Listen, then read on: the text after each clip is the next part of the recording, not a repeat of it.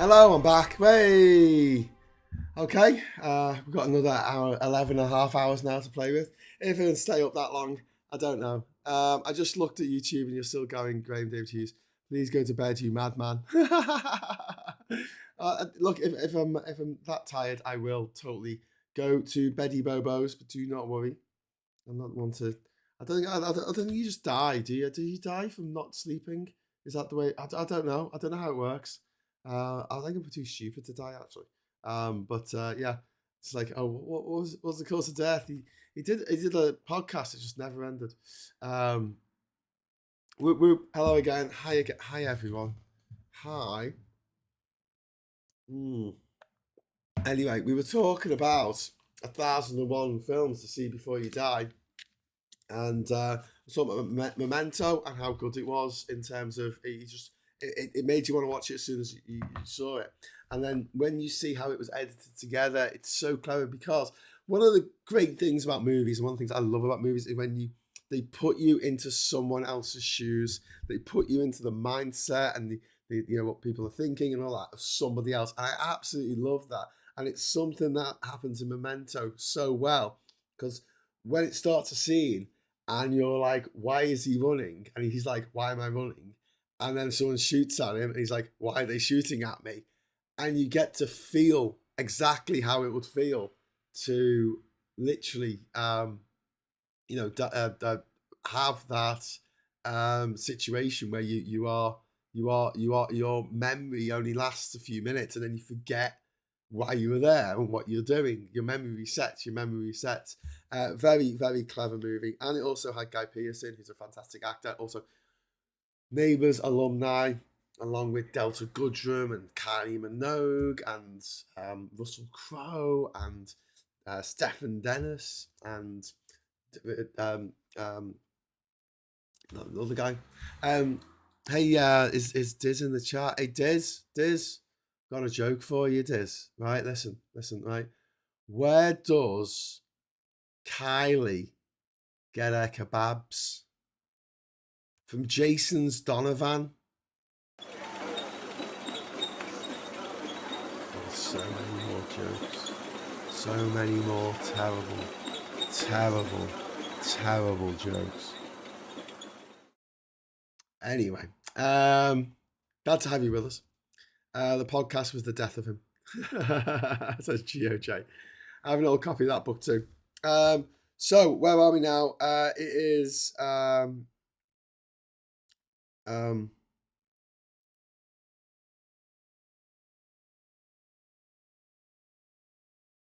so let's have a look. Traffic about Mexican. Do you know what? I always get traffic mixed up with crash because this is like the same sort of thing, isn't it? But do you remember that terrible movie that won the Oscar, didn't it? It's like supposed to be about race relations or something. It's just bloody awful. Did I just say he shaved the universe? Traffic that was based on the British. It was loosely based on the acclaimed 1989 British TV series. That was Channel 4, wasn't it? Traffic. Crouching Tiger, Hidden Dragon, absolutely fantastic movies. 10 out of 10. No notes. Do not watch the dub version unless you want to. Be a dreadful person. Meet the Parents. That is now 26 years old. Meet the Parents. 26 years old. OMG. Still going. Just had another snooze. You snooze, you lose, man. Well, in this case, anyway. Amoros Meet the Parents. Signs and Wonders. Not seen that. Amoros Perros. I have watched this movie when it came out 26 years ago. I can't remember anything about it. Cannot remember a single thing. Requiem for a Dream, Darren Aronofsky's absolutely horrific fable about addiction. And it's so grim. And then you're watching it and you realise that the girl in it, Jennifer Connelly, she's the woman who played the little girl in Labyrinth. It's really helpful just as the credits come up and you're like, what did I just watch? And then and then you can have someone say to you, "You do know that was the little girl from Labyrinth," and you're like, anyway. Then there's a few films here that I've never heard of. If you've heard of them and you've seen them and they're any good, let me know. There was a film called Kipper, spelled as in the hat, little skull caps that Jewish people wear, from 2000 now, and Yi Yi, or A One and a Two. I've heard of it. Actually, no, I think I've heard of it, but I've never seen it. Gladiator. That's a bit too flashy, isn't it? I'm going to give everyone like what's that stuff that epilepsy. Gladiator, Ridley Scott's magnum opus, with Russell Crowe before he found where they stored all the pies. Really good film, great. But you know what? I hate Weekend Phoenix, and I hate the fact that the kid in it had the same bleeding haircut as Anakin Skywalker and the little bastard out of Liar Liar. Why do all kids in Hollywood have to have the same haircut? Someone's explain this to me. You know that moppet haircut? You know that one where it all comes down to the same length and it's all like really silky and it's like a mushroom that comes out the head, and you're like, why have you all got the same haircut? Do you all go to the same barbers? I mean, this kid's in the galaxy far, far away. How did he get that haircut? This kid's in a Roman epic, set 2,000 years ago. How's he got that haircut? I don't know. I hated that film, terrible. Listen, I'm going to be going through films pretty quick. So, Diz, you need to tell me what film you hated. Meet the Parents, I mean. Oh, there you go. Come on, it wasn't that bad. The Lives of Others, best film ever. Yeah, Lives of Others is very good. It's a very, very good film. This is mental, rather him than me. We've got Ali Zula, The Prince of the Streets. Never even heard of it. That's a French Tunisian film. In the Mood for Love, a French Hong Kong film. I've seen it. Another film that I've seen, and I cannot remember a damn thing about it. I think there were some sex scenes in it. Then there's Nine Queens and the Captive. Do not remember them. And then some films called The Sixth Sense and The Matrix. I don't know what happened to those films. I think they sort of without a trace. And no one talks about them anymore, so that's good. And then we had Eyes Wide Shut. Ooh, that'll throw the cat amongst the pigeons, won't it? Eyes Wide Shut, Stanley Kubrick's last film. Divided audiences. Some absolutely hated it. A friend of mine hated it because she said it was so pathetic. He was such a pathetic character. His wife thought about getting off with someone else, and he was like, "Right, that's it. I'm going to go to a very posh orgy now." And it's like, and I'm like, but that's the fragile male ego for you, innit? Yeah, man, rubbish. 5 Day Stream. Yeah, come on, let's keep going. Oh my god. Okay, so 1999, American Beauty, right? Deeply problematic film. Deeply problematic. Right, first of all, Kevin Spacey, problematic. Secondly, it had Thora Birch in, and she had a really deep problematic thing going on with her dad. Like, was it Thora Birch? Am I making that up? But yeah, it was all a bit weird. Also, as Jason Pargin pointed out on a video last year, no one's having midlife crises anymore, so it just dated it straight away. And the relationship between Kevin Spacey and the schoolgirl that he fancies and he fantasizes about is really grim. Like, it's really he's a man. He's in his 30s, in his 40s, and she's in school. She's in school. Yeah, it's supposed to be a black comedy, and at the time, went to see it. I did laugh. I thought it was funny. Bit of homophobia in there as well. Now, if you want a really good film, Being John Malkovich. Being John Malkovich is one of the greatest movies ever made because it's just out there. You want to make a film that makes me like it, right? And like you for liking that film and for making it if you're the person who made it. Take me on a journey. The twists and turns, and I have no idea where it's going. But then, at the end of the movie, make it all make sense why that was the way it was always going to go. Being John Malkovich, the guy is, John Cusack's character is a puppeteer, right? He's a puppeteer. Puppeting been puppeting John Malkovich. It's pathetic. He's a pathetic character. He is an unlikable character. But when you watch it back, you're like, yeah, it was always going to end that way. And 2.25 days is he having breaks or breakdowns? Breakdowns, please. Another great film. So we need to talk about like these films that came out in 1999. Fight Club is down here, right? Fight Club. You see over there. But Fight Club, I don't want to say deeply problematic because it's a really good film. However, the problem is, great film, terrible audience. So I'm going to just hold this here. I'm going to focus my damn camera because that is just not focused. There we go. That's much better. Not much better. Yeah, that's much better. I'm just going to move this. Sorry, Brock. The badger is just sticking his.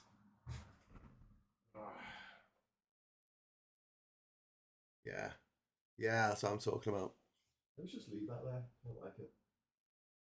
I'll go in there for a little bit. You sit there, Brock. Whee! There you go. See, everyone wins. Got the Guinness World Records behind me. Anyway, where was I? Okay, Binge on Malkovich, Fight Club. Oh yeah, so a lot of people watch Fight Club now and completely get the wrong end of the stick. They're like, oh, give me the wrong end of the stick, I'm going to run with it. Fight Club was written by a gay man about toxic masculinity, and now people use it to justify their toxic masculinity because they get the completely wrong message from it. It's like in The Matrix, they get the completely wrong message from it. The Matrix was written by 2 trans women. And they're like, no, we were not. It wasn't a thing to excuse you from saying, oh, yeah, fascism was great. And we were wondering if you made it through the countries. And yeah, here we are. Well, made it through the countries. Now I've got 1,001 movies to get through. So we will do it. We will do it. Moss Isley says, Ellie's going on. You'll never find a more wretched hive of scum and villainy. Oh, do you know what? Wouldn't it be great? Wouldn't it be great to have a podcast, right? No, not a podcast. Like a movie club called A Wretched Hive. Or a bar, like a dive bar. That'd be a great name for a dive bar when we had to know the secret knock to get the door open. Anyway, Fight Club, great movie. People took the wrong message from it, and there's the temptation to just blame the audience and say, well, you just didn't get it, did you? But at the same time, I think the filmmakers had to take some responsibility for making it absolutely crystal clear. There's a lot of people who are just a bit, I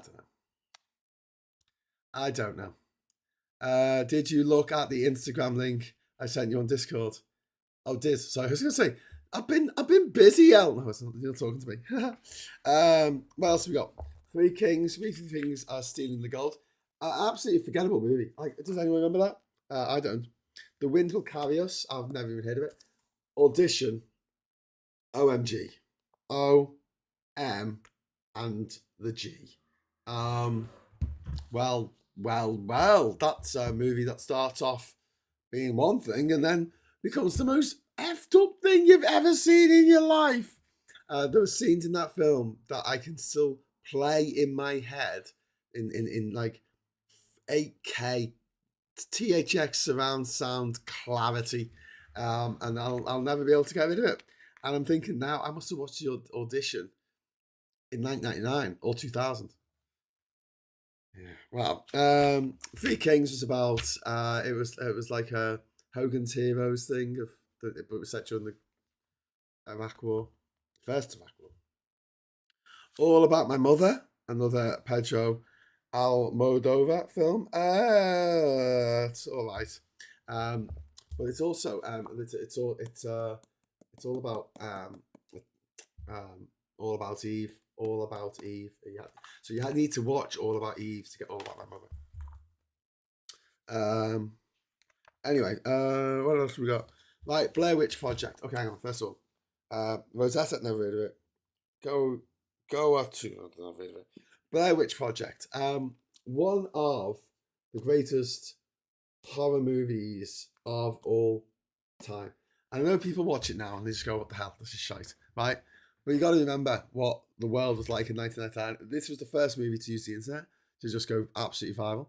They had a $28,000 budget or something. That's nothing, and they took over 100 million at the box office. You know, even if the film movie is a bad movie, I'll let it off if it does really well at the box office because it means that more movies can be made. Definitely not sequels. There was a sequel to that and it was bloody awful. Was it Season of the Witch or something? Or was that Halloween?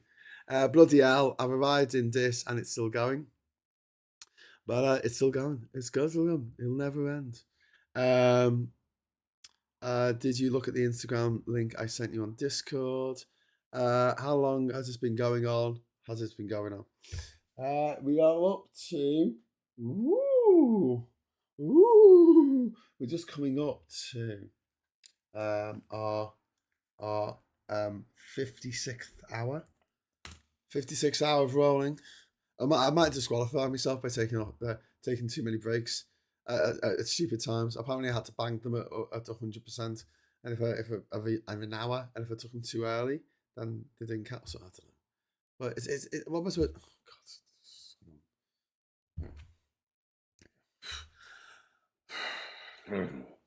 So I just moved my. To see this clown behind me. I'm going to enter into the war. Yeah, I'm sure you are. I'm sure you are. Blair Witch Project. Good idea. Well done. You know, cleverly executed for the tools that they had. It had no big names in it.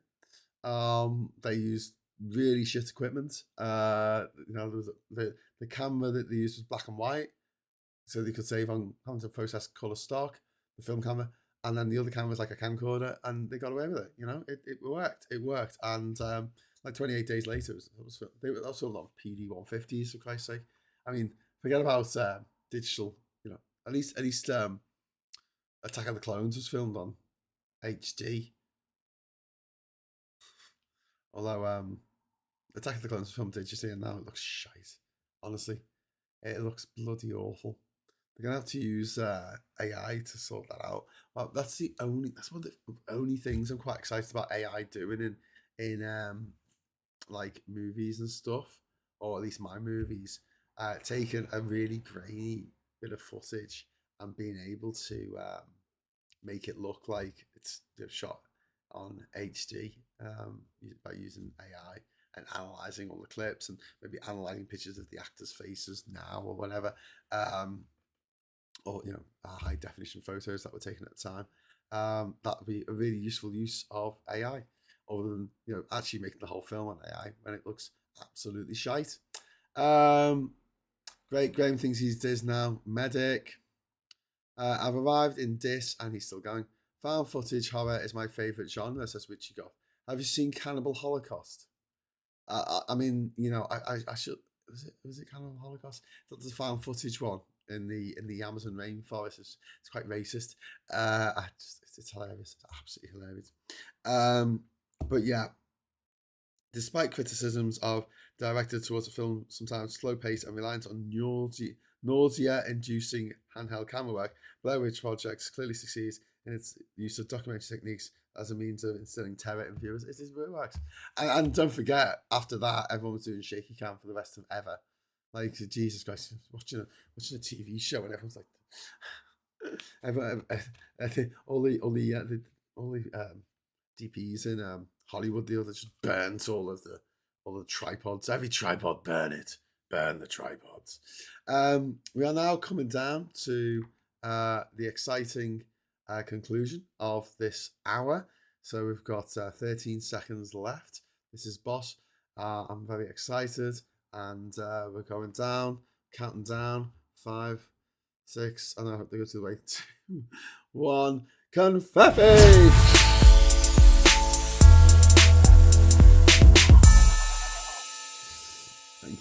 Thank you one, and thank you all for being so bloody awesome. I'll just check what this dickhead's doing. Hang on, I'm with my arms. You can't see. Oh, he's holding a cabinet meeting. Okay, you have it. Hi, Graham. Hi, everyone. Great to see Graham still going. We might get used to this too much, Graham, respecting this level of service of all time. Turn on YouTube, and there's our Graham going strong 24/7. Should we do that? BBC Hughes 24/7. God, it'd be hilarious. Just turn me on. I'll just sleep here. And then what you'll do is you send me a message on like Discord. I'll wake up. Oh, no, Farage! Fuck! Arse! Cunt! Oh, that will be an ecumenical matter. Anyway, Magnolia. Right, this was a Paul Thomas Anderson movie, Magnolia. I saw that at the cinema, right? So Tom Cruise in it. It's got Tom C. Riley, Julianne Moore, Philip Baker Hale. Did it come out the year after, or a couple of years after Boogie Nights? I think Boogie Nights came out first, which I really enjoyed. And Magnolia, okay, it's I don't know. There's something that just didn't mesh with it, but that's a lot of Paul Thomas Anderson's movies. They have a mesh for you, or they don't. His other movie, I mean, I loved One Battle After Another. Don't get me wrong, but I recently watched the Angry Man film that he made with Adam Sandler, where Adam Sandler's this guy who gets so angry he goes around like committing horrific acts of violence, and he's supposed to be the hero in it. Have you seen this? I'm just like, what? What? Do you have to be awake for it to count? Yes. Yes, I looked over the rules when you were away, I think, and I was just checking. Apparently, I am allowed to have co-hosts come on, but they can't talk for more than 5 minutes without me butting in to say, well, actually. So obviously Phil wouldn't be able to do it. Hi, Phil, if you're watching. Mike Dix is the only thing. Is this the only thing on TV now? Yes. All of your channels that belong to us. Also on here is Beau Travail, which I haven't seen, but something about Mary, which was on the Family Brothers gross out comedy films after Dumb and Dumber and Kingpin. It was the best of their comedy films. I gotta say, like of those, Dumb and Dumber and Kingpin, and they did Along Comes Polly or something. Shite. Absolute bloody garbage. Um, Japanese horror movie Ring is in here, 1998. Yes, another great Japanese horror movie about a little girl trapped down the well. So it wasn't a little boy trapped down the well this time, it was a little girl trapped down the well. And then Lars von Trier's The Idiots, right? And this is what happens when you let people like Lars von Trier make movies. They go, why don't you all pretend, right, that you're mentally disabled? And that'll be the movie. What is it? It's like people who just pretend to be mentally disabled, for shit and giggles. Why? Why are you making this film? Because we need the world needs that. Okay. Shite. Thin Red Line. Terrence Malick came back after like, I don't know, 25 years away.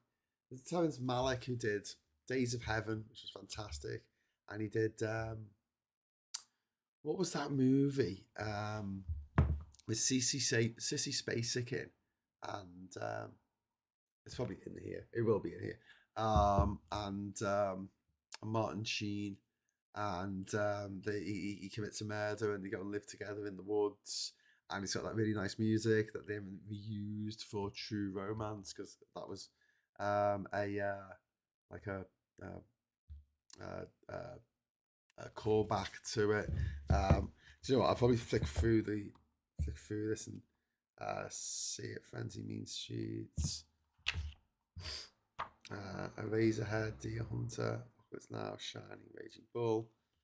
Fitzcarraldo. So I haven't watched Fitzcarraldo. Need to do that. Badlands. Thanks, Custard. Do you know what? I just saw it in my book, and then I saw your comment. Badlands. Yeah. So you've been away for like 20 years, and he adapted the Thin Red Line. So it's set in Guadalcanal in Solomon Islands, right?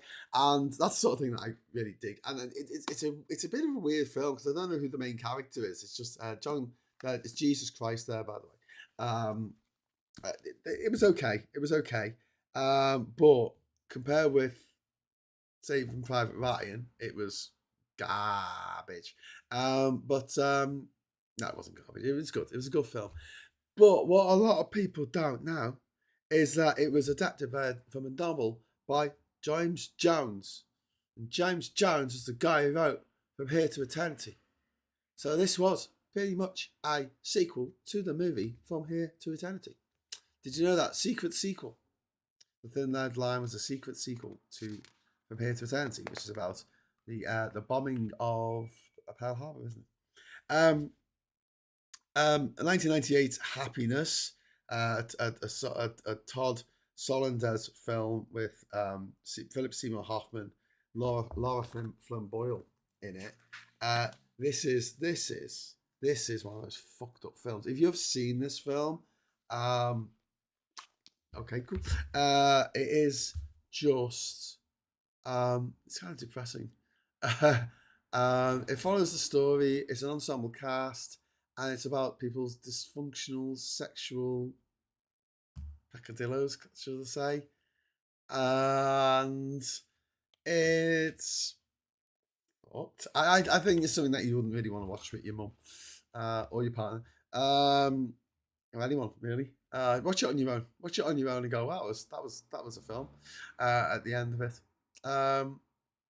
just checked and watched and I watched Cannibal Holocaust back in the 80s on VHS, which is the first found footage film I found. Cannibal Holocaust. It's available for free on YouTube if you want to watch it.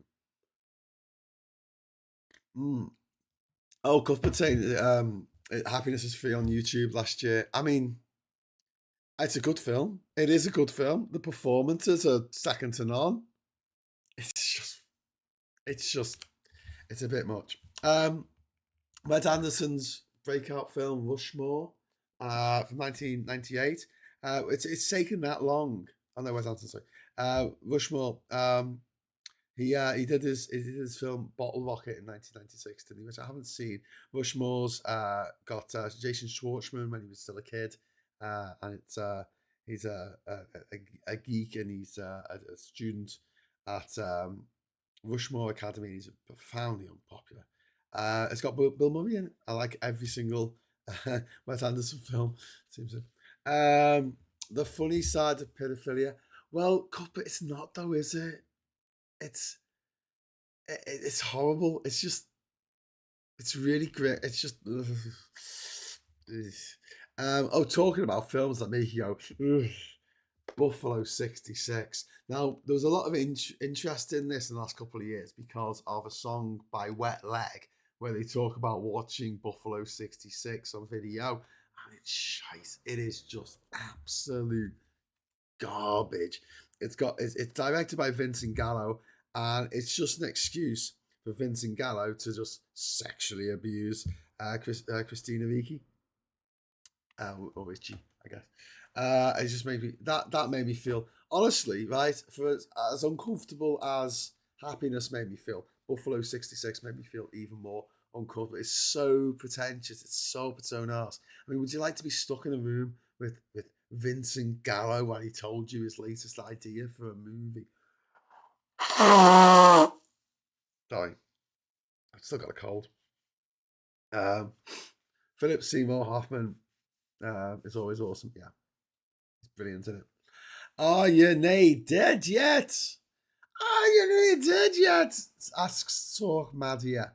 Why would I be dead when I can be alive? Donald Trump, he's gone off the telly. Oh, he's still on the telly. What the hell? Straight from us. Ugh. Thing is, right, I've got to time my toilet breaks very carefully now, because apparently if I go to the loo, so I got back at 9. I got back at 17. At 15:09. So I'm gonna go at okay. I'm gonna go to the loo. All right. Here we go. All right. 3, 2, 1.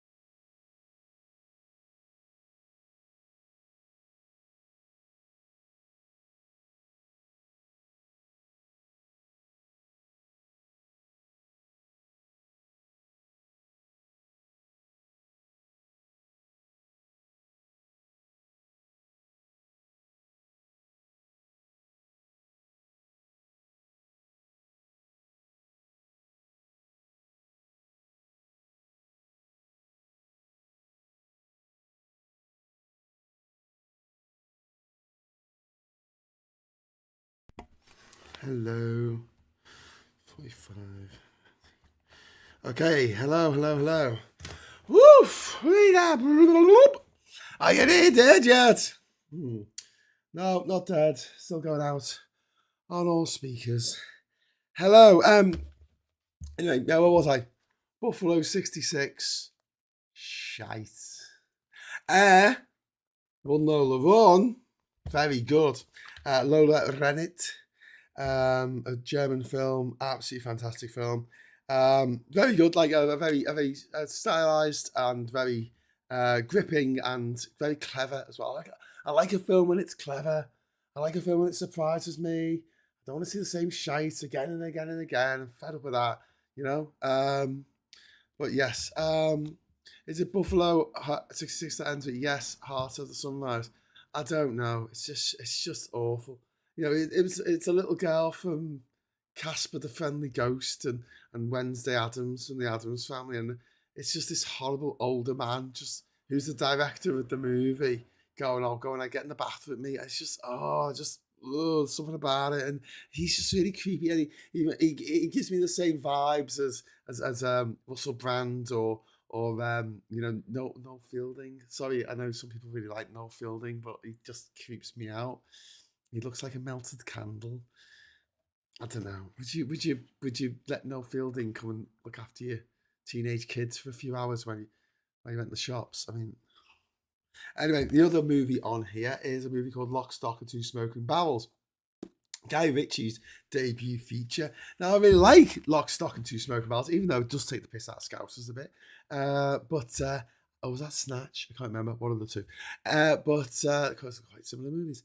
One of the things I can't abide is that Guy Ritchie, he's like proper posh. Like he went to a private school and he talked, oh boy, I want like Mockney accents, go away. Do you know what I mean? Just at least Christopher Nolan, who also went to private school, at least he doesn't pretend to be anything else other than dead posh. It was written by Matthew Vaughn, who went on to write, wasn't he the director of the Kingsman film? Was that Matthew Vaughn? I think he's dead posh as well. But there you go. And then 1988, I'm going backwards from 2002 here. Saving Private Ryan. Excellent film. Excellent. Just really good. That first scene of the D-Day landings on Normandy, on the beaches in Normandy. Absolutely horrific. Brilliant. Excellent movie. And spawned Band of Brothers, the TV series. With who's the ginger who goes like this? It's got Damien Lewis. Do a lot of Damien Lewis. Hello, I'm Damien Lewis. I've come to rescue you. Yeah, is that a good Damien Lewis impression? No, okay. Then we've got Tetsuo, which is a really, again, messed up film. I think it's Japanese, isn't it? It's an exceptionally kinky and violent Japanese experimental feature. Dialogue, it's frequently pixelated account of a man and woman. It's just weird. It's just a weird, messed up film. As is Titanic, a film in which Kate Bush or whatever her name is she plays a woman on a boat who she can down a pint of Guinness, but she doesn't know how to hack a logie off the side of the boat. Yeah, in which she knows how to swallow, but she don't know how to spit. I didn't say that. I just it's just people put words in my mouth. And I'm fed up with that argument about them not fitting on the what's it called, the door. They would have been both slightly under the water and would have froze to death if they'd both been on the door. There might have been a way of just about around it where they sat in a certain way with their backs together, but even then, having spent a lot of time on the water, not freezing cold water, but nice warmish water in the Caribbean, floating on things and testing things out for floatiness. Yeah, I can guarantee it would end in disaster. Or cat kits him out. Wow. Cat will just wheel him out a screenshot. OMG. And then there's another movie here called Fesson, The Celebration, which is another Dogma film with the guys who was the Dogma 95 film manifesto that calls for location shooting, handheld camera, digital sound, and avoidance of special effects. I watched Feston. I can't remember anything about it. It's just one of those movies that just disappeared.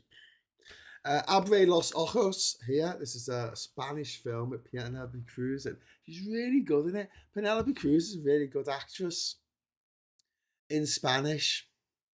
The moment she starts speaking English, it's like, oh my God, no, please stop. Go back to the Spanish, please. Look, Penelope Cruz, subtitles, go for it.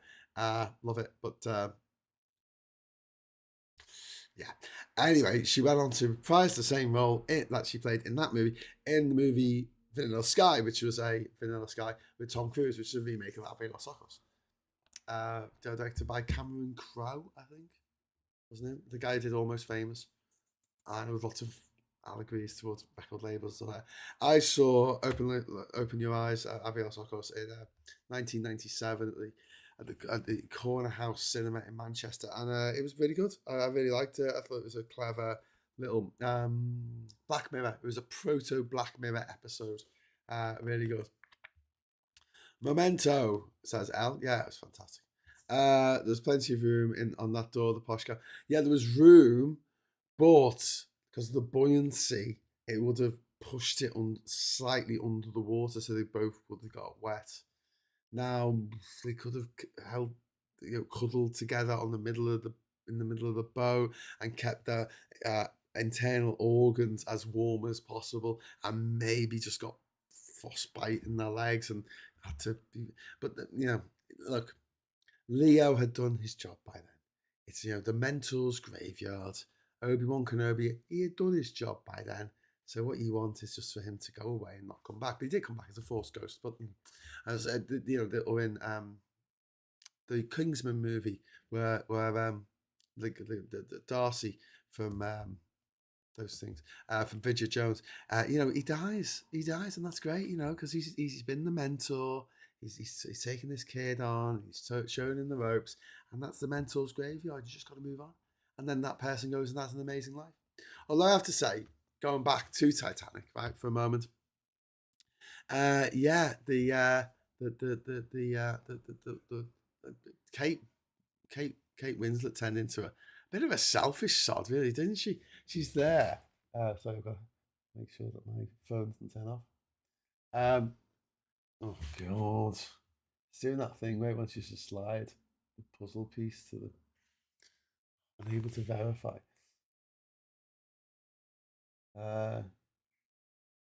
Yay, third time lucky. Hello everyone on Tiki Toki.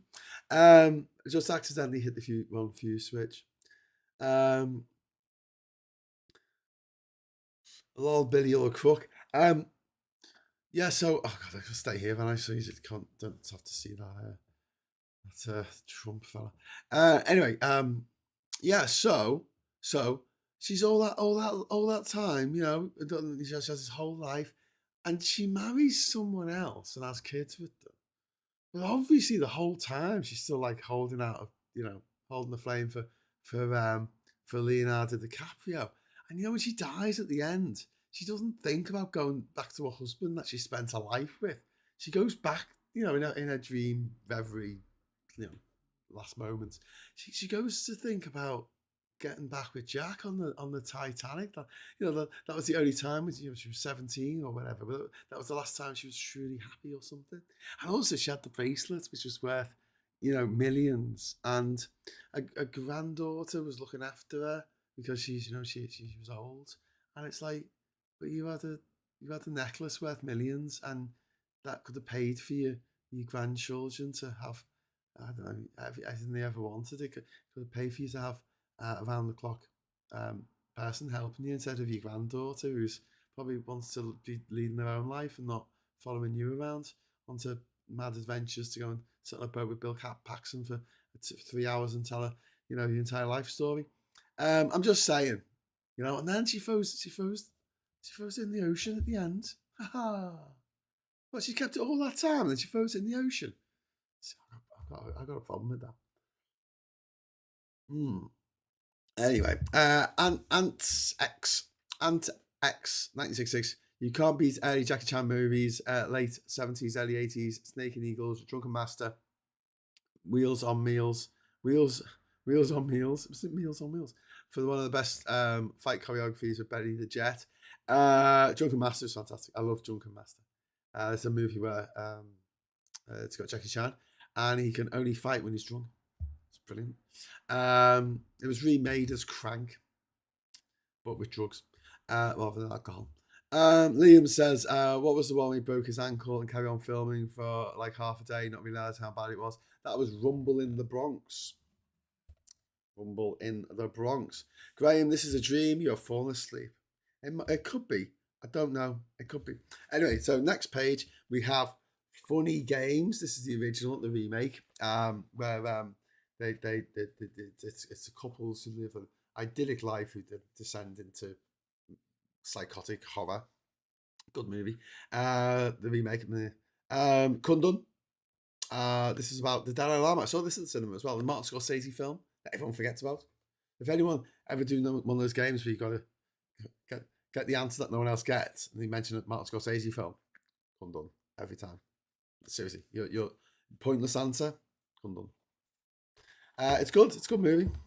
It was when people gave a damn about Tibet. Do you remember that?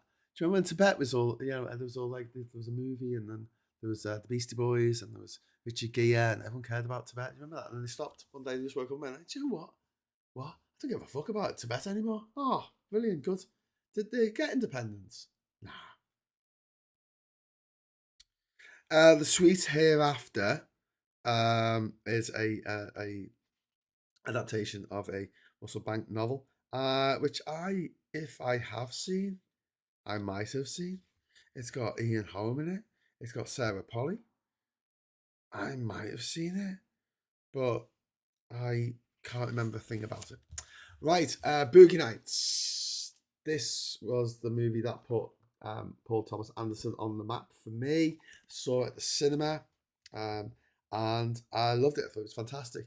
I did really well. It ended up getting nominated for an Oscar for Paul Thomas Anderson for the screenplay, Burt Reynolds for the actor in supporting roles, and Julianne Moore, actress in supporting roles. Didn't win anything, I don't think.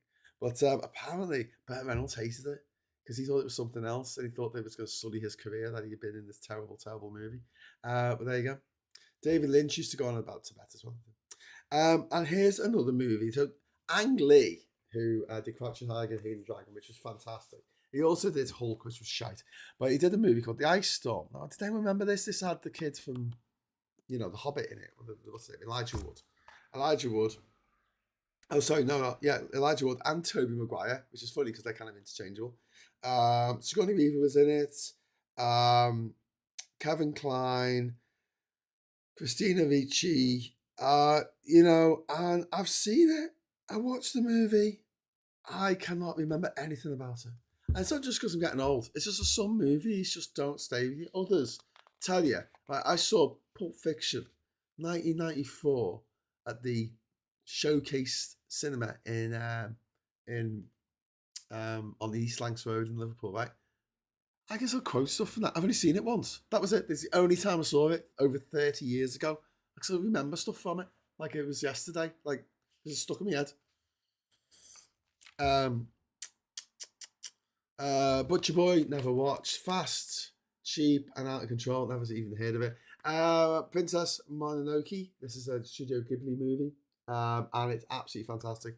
A bit of strong environmental message, as most of the films of Studio Ghibli have, and it's just magnificent. It's just a really, really good film. Then we've got Happy Together, which is a film from, where's it from? It's a Chinese film called Happy Together. Not seen it. Deconstructing Harry is a Woody Allen film, but Woody Allen only had one joke, which was that he was an old man who fancied teenage girls.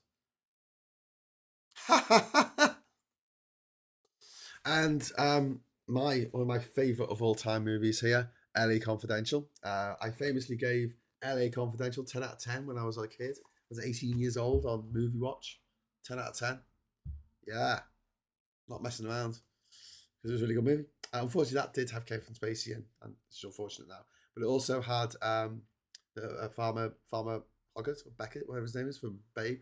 It also had my friend Guy Ritchie. Guy Ritchie, what's his name? Mike from Neighbours. It had Mike from Neighbours in it, Guy Pearce. And also Russell Crowe, who was also from Neighbours. So that's nice.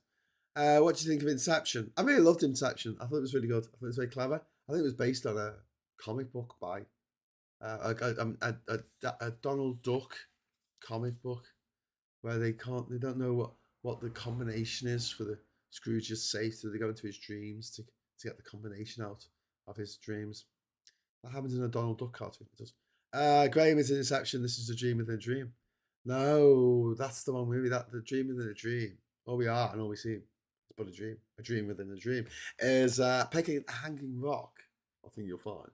What was that? 1974. I want to say Peter Weir. Great movie. Probably in here. LA Confidential. 10 out of 10. No notes except Kevin Spacey. Unfortunately. Next up we have Scream. Fantastic movie. Originally going to be called Scary Movie. But they didn't make it called that. And it was just a fantastic film. Actually, genuinely scary. Directed by Wes Craven, written by Kevin Williamson, who I think wrote 7. I've got a feeling he wrote 7. And Wes Craven, obviously famous for creating Freddy Krueger. He also directed Last House on the Left and I Spit on Your Grave. Some really schlocky 1970s horror movies. But don't forget, with the money that Wes Craven and his friends made with the Freddy films, the Jason films, the Scream films, they got to make, well, not them personally, but they had the money to get to Peter Jackson to make Lord of the Rings. So when you diss horror movies and say, oh, those horror movies are so shit, the only movies I genuinely despise, right? It's not Showgirls. It's not Battlefield Earth, you know? It's John Carter of Mars. It's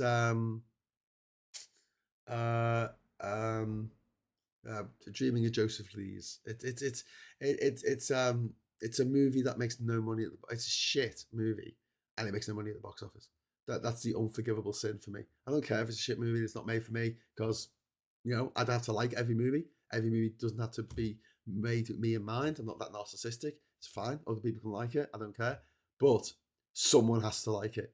If you make a movie and nobody likes it, if you spend £2 million of lottery payers' money that they've given to win the lottery, and you make a movie that takes £12,000 at the box office, so you lose almost all of that £2 million.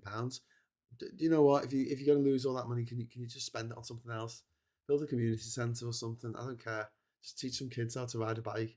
Just don't spend it all on a bloody a vanity project in which, I don't know, there's some woman and she's sad and then she cries herself to death.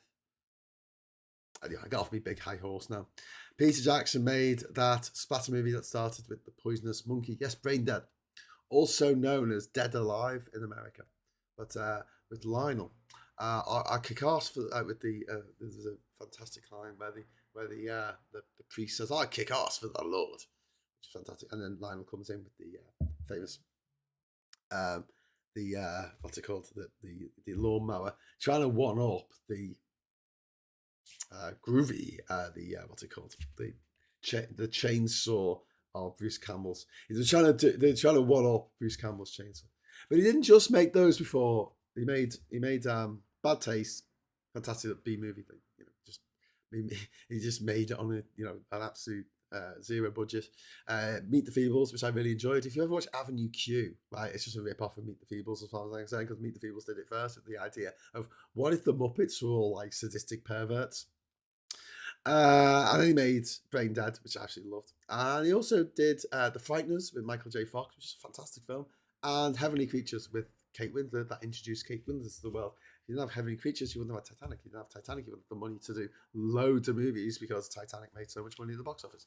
So even if you didn't like it, you got to appreciate the fact it took loads of money at the box office. You know, Sex Lives of the Potato Man, shit movie, didn't make any money at the box office. Fuck off. You know? And like I say, doesn't have to be for me. Doesn't have to appeal to me. That's fine. You know, I'm just your average cinema goer. That's all. Sliding Doors. Sliding Doors was directed by thingy from Bread, wasn't it? Joey. It's directed by Joey from Bread. Sliding Doors. There you go. Little fact fans. I think it was Joey anyway.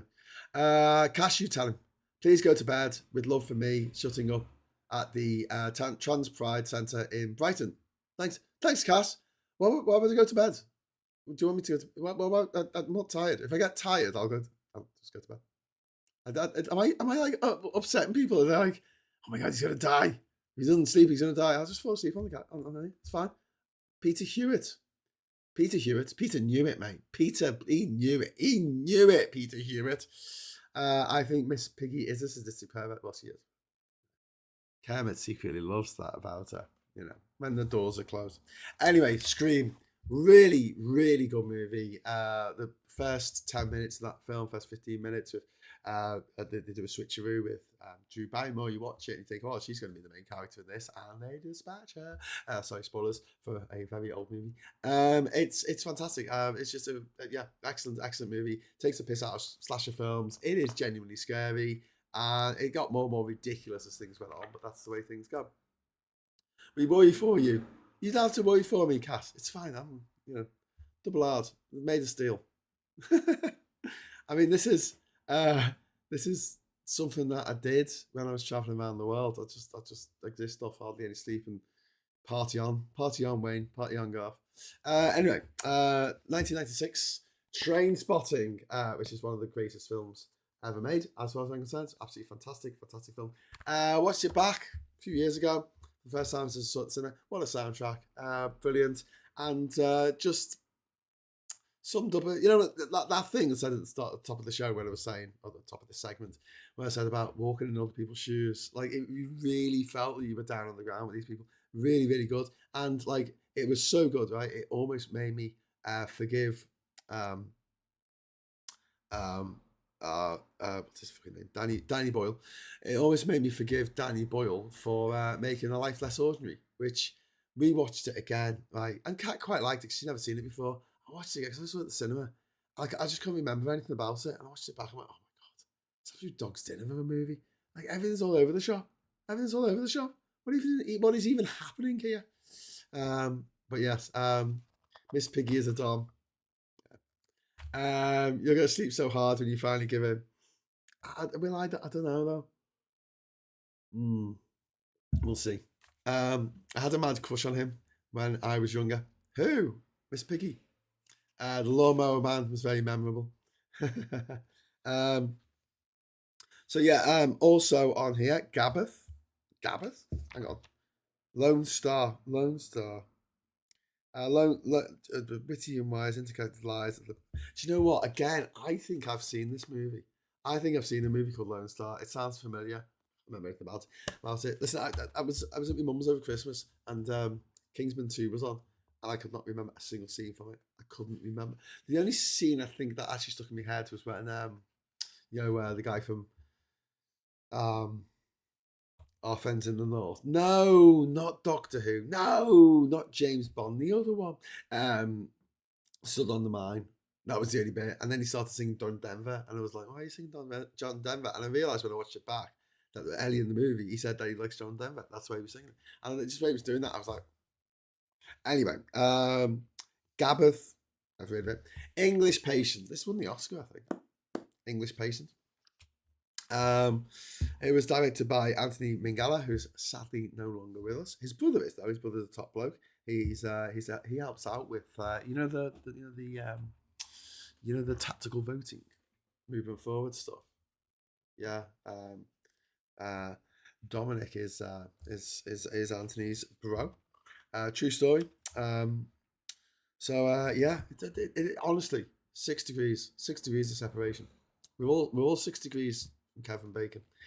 Breaking the Waves, which was the first Dogma '95 film. I don't know if I've seen it. I might have done. I mean, The Idiots. I hated it. It stuck in my head. At least I can remember something happened. Celebration, Feston.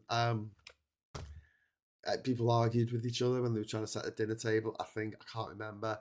Yes, I did remember Dancing in the Dark. Yes, I did remember Dogville.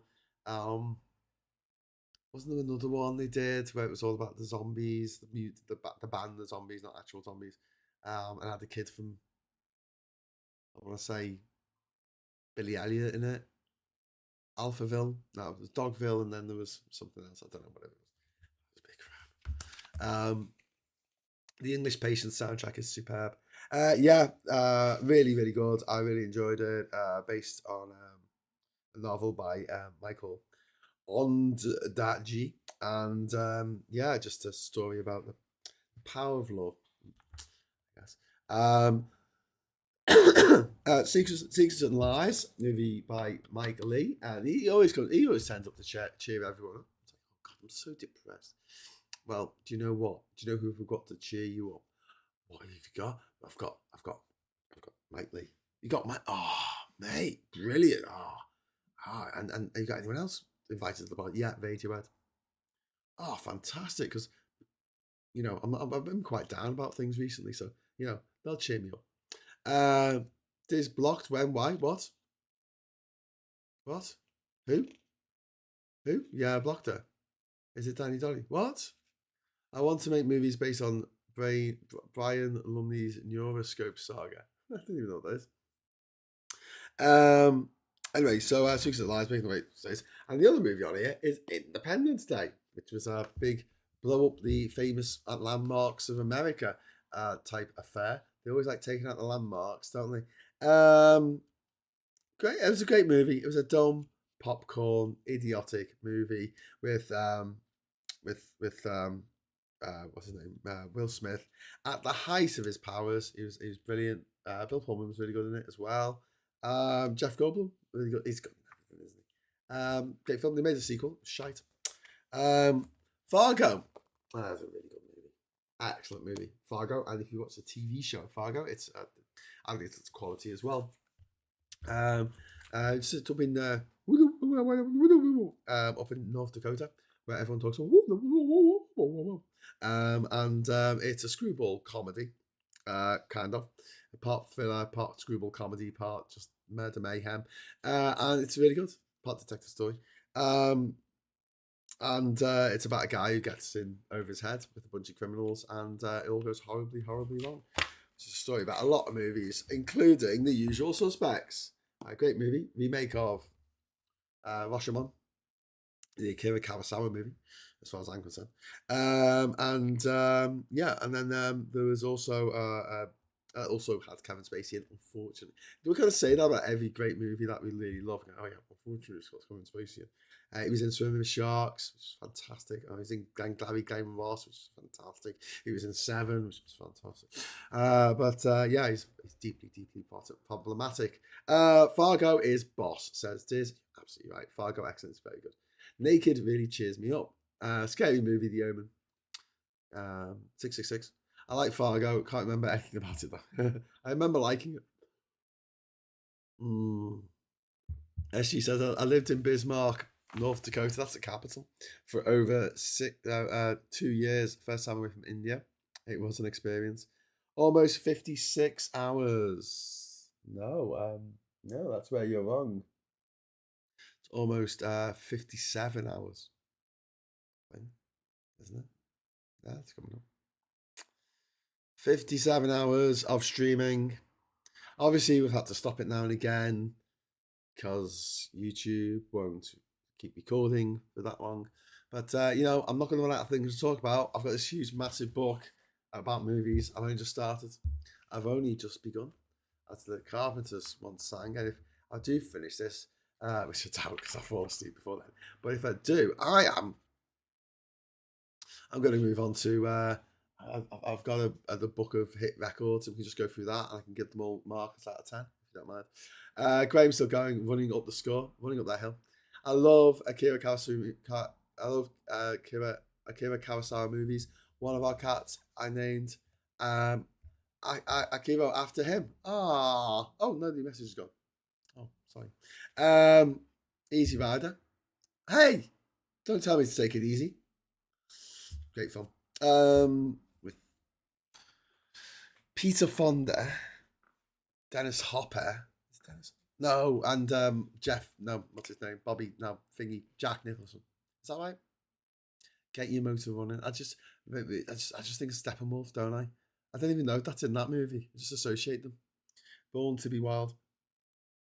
Usual Suspects. Screenwriter Chris McCarthy won the Oscar for it. And Bryan Singer. Oh, he directed it, and he also turned out to be problematic. Easy Tiger. Don't call me a tiger. I'm back, and Graham's still going, says George. Most of Jack Nicholson's films, especially after one, Throw the Cuckoo's Nest, what are you going to say? Oh, brilliant. Easy Rider, a great movie, really captured the scene at the time. Yeah, absolutely agreed. I named one of our kids after Kurosawa. Sorry, you're tapping on mobile while standing down the staircase while listening. Well, cool that you tell me that, because I was hoping that I would have this to hand, but I don't. That's a bit rubbish, isn't it? Hang on. Don't go off camera, Graham. Well, it won't count. Oh no. That's that.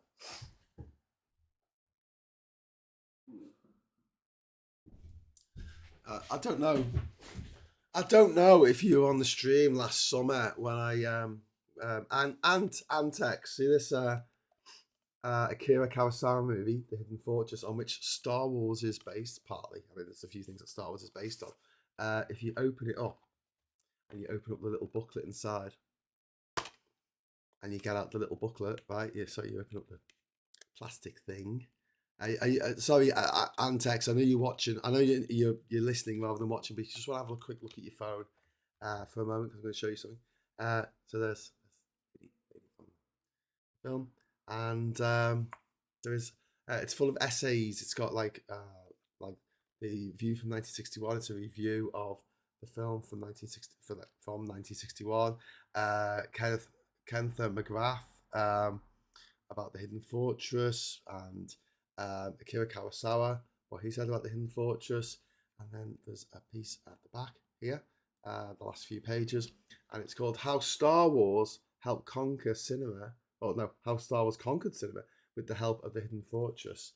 And if I'm very clever, I can actually focus this in so you can actually see the name of the person who wrote this. Look at that! Can you see the name? Can you see who wrote that? Yeah, is that coming into focus? There you go. Look at that.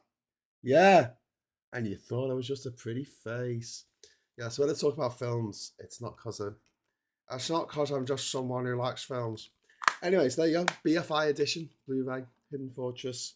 Cool, hey? I should sign that and send it to myself. Right. I hope you have the TV on mute then. What? Oh God. Oh, let me move around. Sorry, I'm trying to. I've got to keep the TV on, because otherwise the people at Lonely Planet might think that's not Lonely Planet. What are the other people called? Guinness World Records might think that I've just like chopped in a bit that I filmed last week of me sitting here in this outfit doing stuff.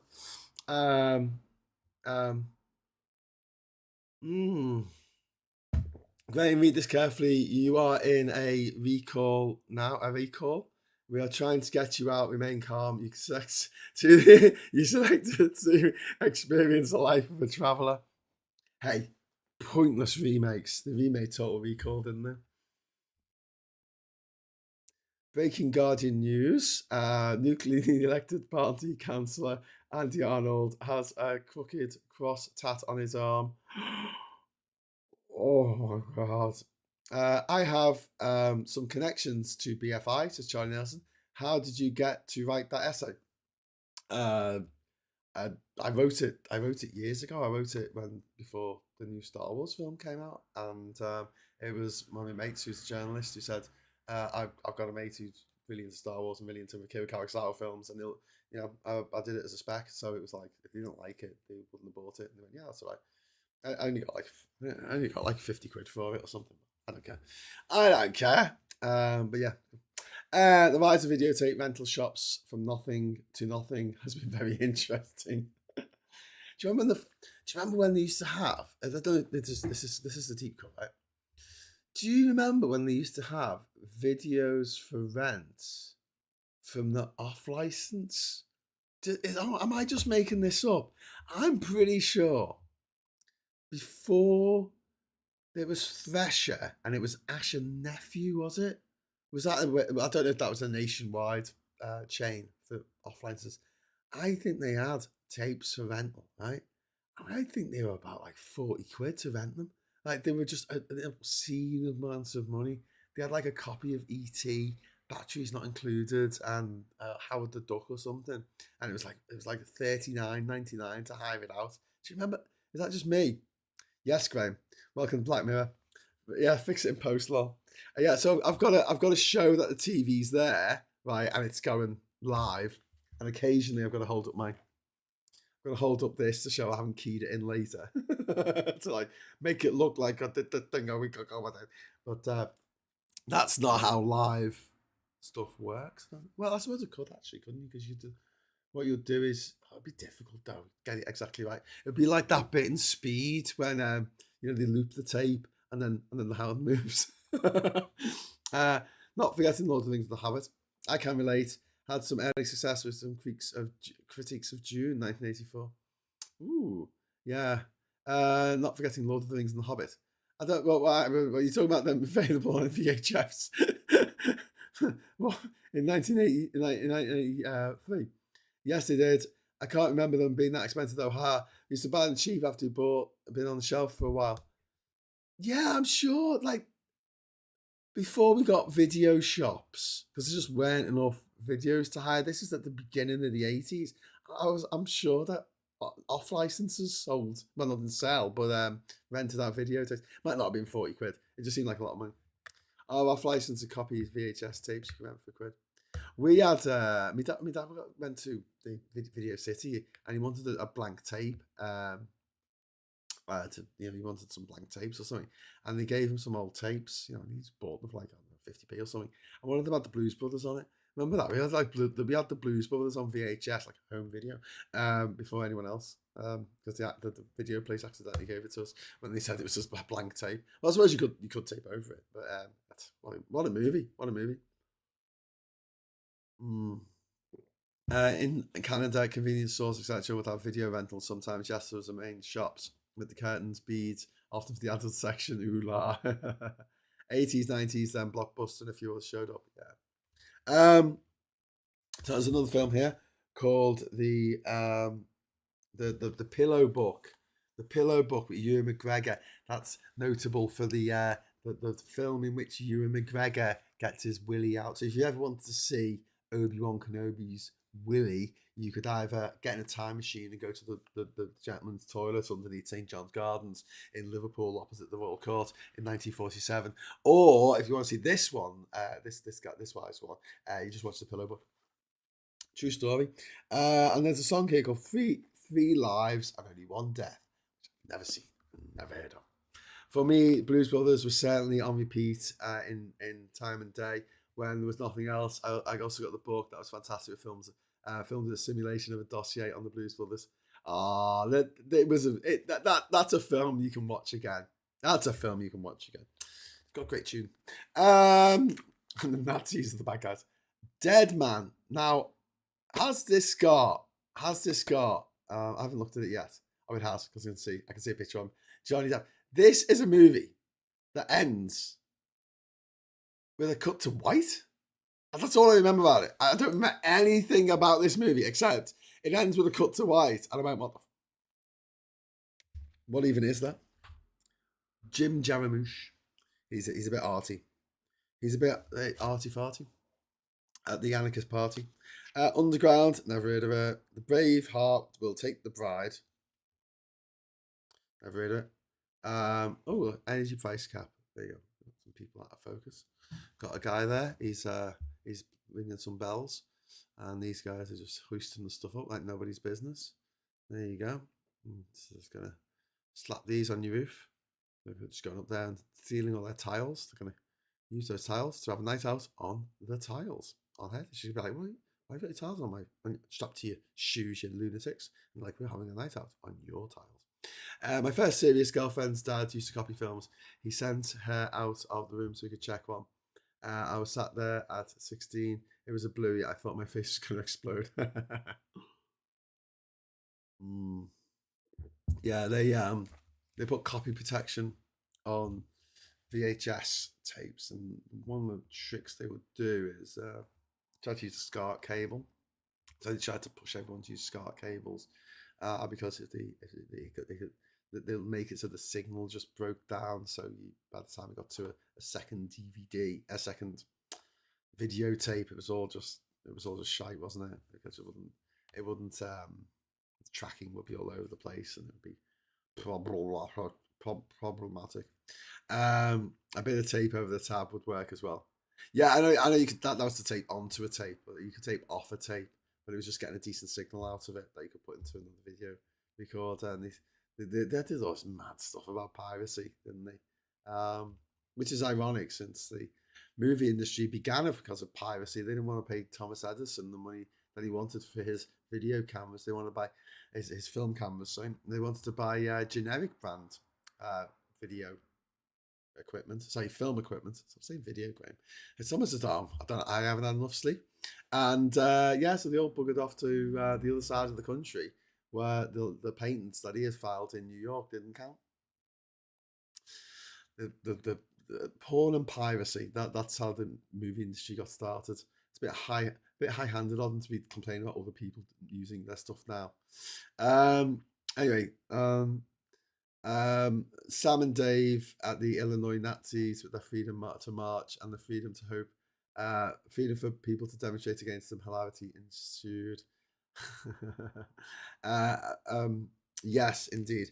So now I'm in the unenviable position of being confronted by 3 separate movies that I should see before I die, and I haven't heard of any of these. There's one called Smoke. I've never heard of that. Smoke. There's one called The White Balloon, and there's another one called Cyclo. Aren't they the baddies out of Battlefield Earth? Aren't they the Cyclos? But then I'm going to make it all better by saying, oh, well, I've seen 7 and seen 8. I haven't heard of this one. 0 Kelvin. 0 Kelvin. Shouldn't that be just, wait, Trump? Shouldn't it be absolute 0? Shouldn't that be the... Anyway, 7, the sequel to 6. Very good movie. Soundtrack with Trent Reznor on the intro. Very dark, very reminiscent of the old Hammer horror movies where the killer had a theme. Like was it what was Theatre of Blood? I think it was called Theatre of Blood, where it was probably Vincent Price or someone went around killing people in the same manner as the 12 plagues of Egypt or something mad. So it was a bit corny, but it took itself very, very, very seriously. Set in a perpetually drizzly, raining every town. And yeah, how many hours have you done now, Graham? Well, we are coming up to 6 o'clock. So let me get this right. So that's 7. Let me see. That's 9 hours I've done so far today. Because I didn't start at 9. I've been rolling through. So it's 48 hours until 9 this morning, and 18 plus 9 is 27. So 27. It was just coming up to my 27th. No, 27. 57. See, I can't add up now. Thank you very much, Elle, for being there and having sleep. Coming up to my 50 hour 57. But don't forget, I have taken a few breaks, and that might disqualify me because I realised that I might have taken too many breaks at silly times because I was only supposed to take them at certain times. Like I've got to bank hours, full hours. So probably fucked that up. Oh well. Mikey and Tim are doing Binner Table. If anyone needs a break, thanks, Billy. We've got Polly Donkey, Smoke, White Balloon, and Cyclone All Night. Those are locked in for me, along with The Godfather. Oh, cool. Oh, Jenny Davis. Hey, how you doing, Jenny? Jenny has joined, and now she is a superstar. She's a superstar. Welcome, welcome, welcome. You're a superstar. You are awesome. You're awesome. You're awesome. Thanks, Jen. You rock. Okay. Where are we going next? Heat. There we go. Next, Heat. Okay. Michael Mann film, the famous first film that Robert De Niro and Al Pacino had that scene together. Obviously, they were in the film The Godfather Part 2, but in different time zones. One was in the 1920s, 1930s, still one was in the 1970s, and they actually met on screen. So this is the big showdown. Michael Mann film. Also had Val Kilmer in, and Al Pacino plays the cop, and Robert De Niro plays the bad guy, who robs banks, and he does it all in 7 seconds or something daft stupid like that. Anyway, hated it. I thought it was shite, and I've got mates who will honestly start a physical fight with me, like for saying that, but I hate it. I don't like Michael Mann. I tell you. Well, I don't know about him as a person, but I hate the feel I get from his films. You know, um, a bit. I don't know if I want to say style over substance. I just don't like his style, and that's fine. You know, like I say, I don't have to like all the same movies you do. You don't have to like all the same movies that I do. That's fine. You know, we can agree to disagree on stuff. I'm not going to say this is an objectively terrible film because it's not. It is a good film. Like objectively, I just fucking hated it. Hated it. Hated it. I just did not gel with any of the characters. Didn't care about them. If any of them died, I'd be like, oh well, no man. Do you remember that bit in in Pulp Fiction when sorry, spoilers, when John Travolta gets it, right? Shocking, right? Because at that moment you really like him. Because you've just been on this party with him, and he's just saved Marcelo Thingy's wife, and all this kind of stuff. I don't know if that happens before or after, but whatever. You've grown to like him, and you thought the story was going somewhere, and there's something that was going to happen, right? And then suddenly he's taken out the equation. You are shocked because you like him. If he was just a goon who had no characterization, you didn't really give a shit. I wouldn't care. That's how I felt. Your mileage may vary. Michael Mann and his Earth Band. I just he did a terrible version of Miami Vice, and I didn't like Manhunter. Do you know what? I'm gonna feel really saying this, right? I'm not gonna say it actually, because I think it was a Brett Spiner who did bloody the new version of Manhunter, the Red Dragon with Voldemort. Was it Voldemort in that?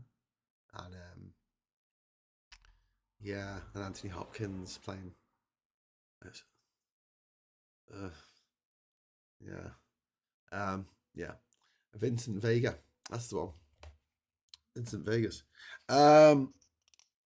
Let's have a look. These professionals are almost automatons, hard-driven, single-minded, married to their unsavory work rather than their teary, long-suffering companions. But they're also proud, stoic men, and in their determination lies a lofty splendor to which man pays immortal tribute. You see, this is the thing: hard-driven, single-minded, married to their unsavory work. I don't want to hang out with that person. You know, I don't want to hang out with that person. I do not want to hang out with that person, whether that's going down the pub or, you know. I think that's it. I think you got to like people. And I think a really good example of this, of how you got to like people, is go see Project Hail Mary, right? Ken is in there, right? At a Barbie. He's brilliant because he's really likable. You just like him. He's a dickhead. He makes mistakes. He screws things up. He makes you laugh. Forgive people a lot and make you laugh. That's why Manhunter is better than Silence of the Lambs, more realistic. Again, like it's a stylistic thing. I just don't like his style. They should let the original Manhunter alone. Brian Cox was far more sinister than Hopkins.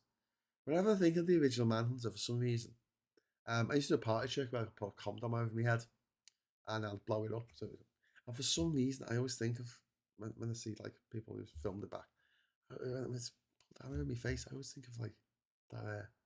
I don't know. From maybe I'm getting American Psycho mixed up with it. I don't know. Next up, we got a very good film called Clueless, which is based on Emma. Is it? Oh, based on Emma by Jane Austen.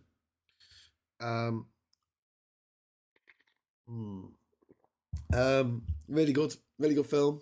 Clueless, Alicia Silverstone, Paul Rudd, when he was a kid, Brittany Murphy.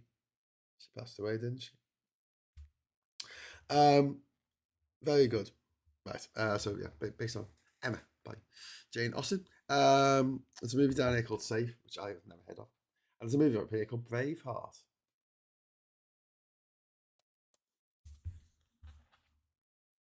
And then they put up a statue in Scotland to William Wallace, and it looked a bit like Mel Gibson.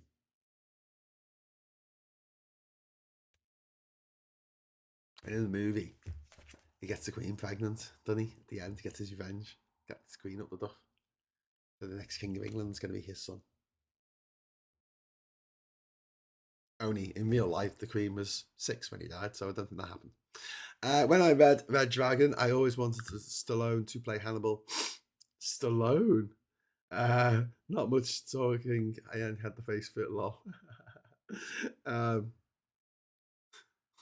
don't like I was trying to question me.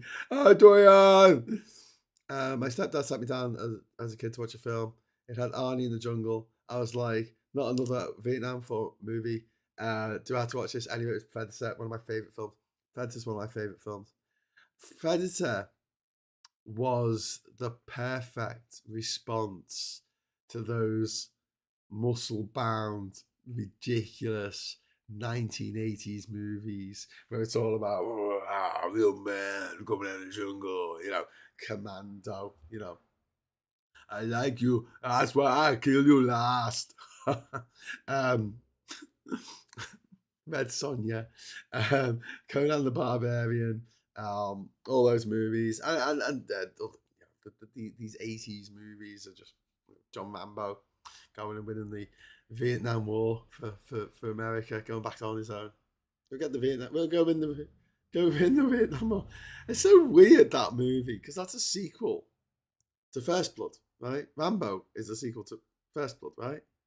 And it's and it just the two completely different genres, like two completely different films. He was supposed to die at the end of the original.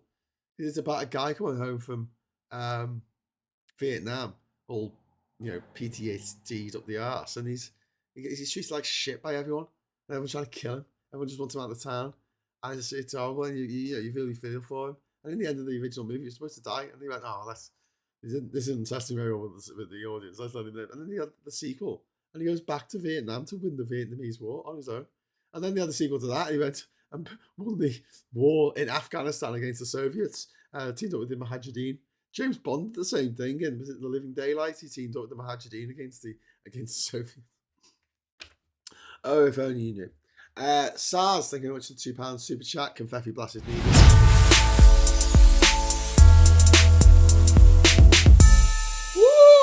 Your fish is my command. Oh my God, we are going on. We are going on and on and on and Ariston. So yeah, we're 9 hours in now. Yeah. My friend's brother choreographed the sword fight scenes for Braveheart, Gladiator, and more. Talking about films he will stream until he falls off his perch. Yes, off my high horse. Anyway, Babe, fantastic movie, Babe, right? And the most important thing you need to know about Babe, it was directed by the same guy who directed Happy Feet, which is understandable because Babe, Happy Feet, you know, they are grounded in the same universe of, you know, wouldn't it be nice if all the animals could just get along?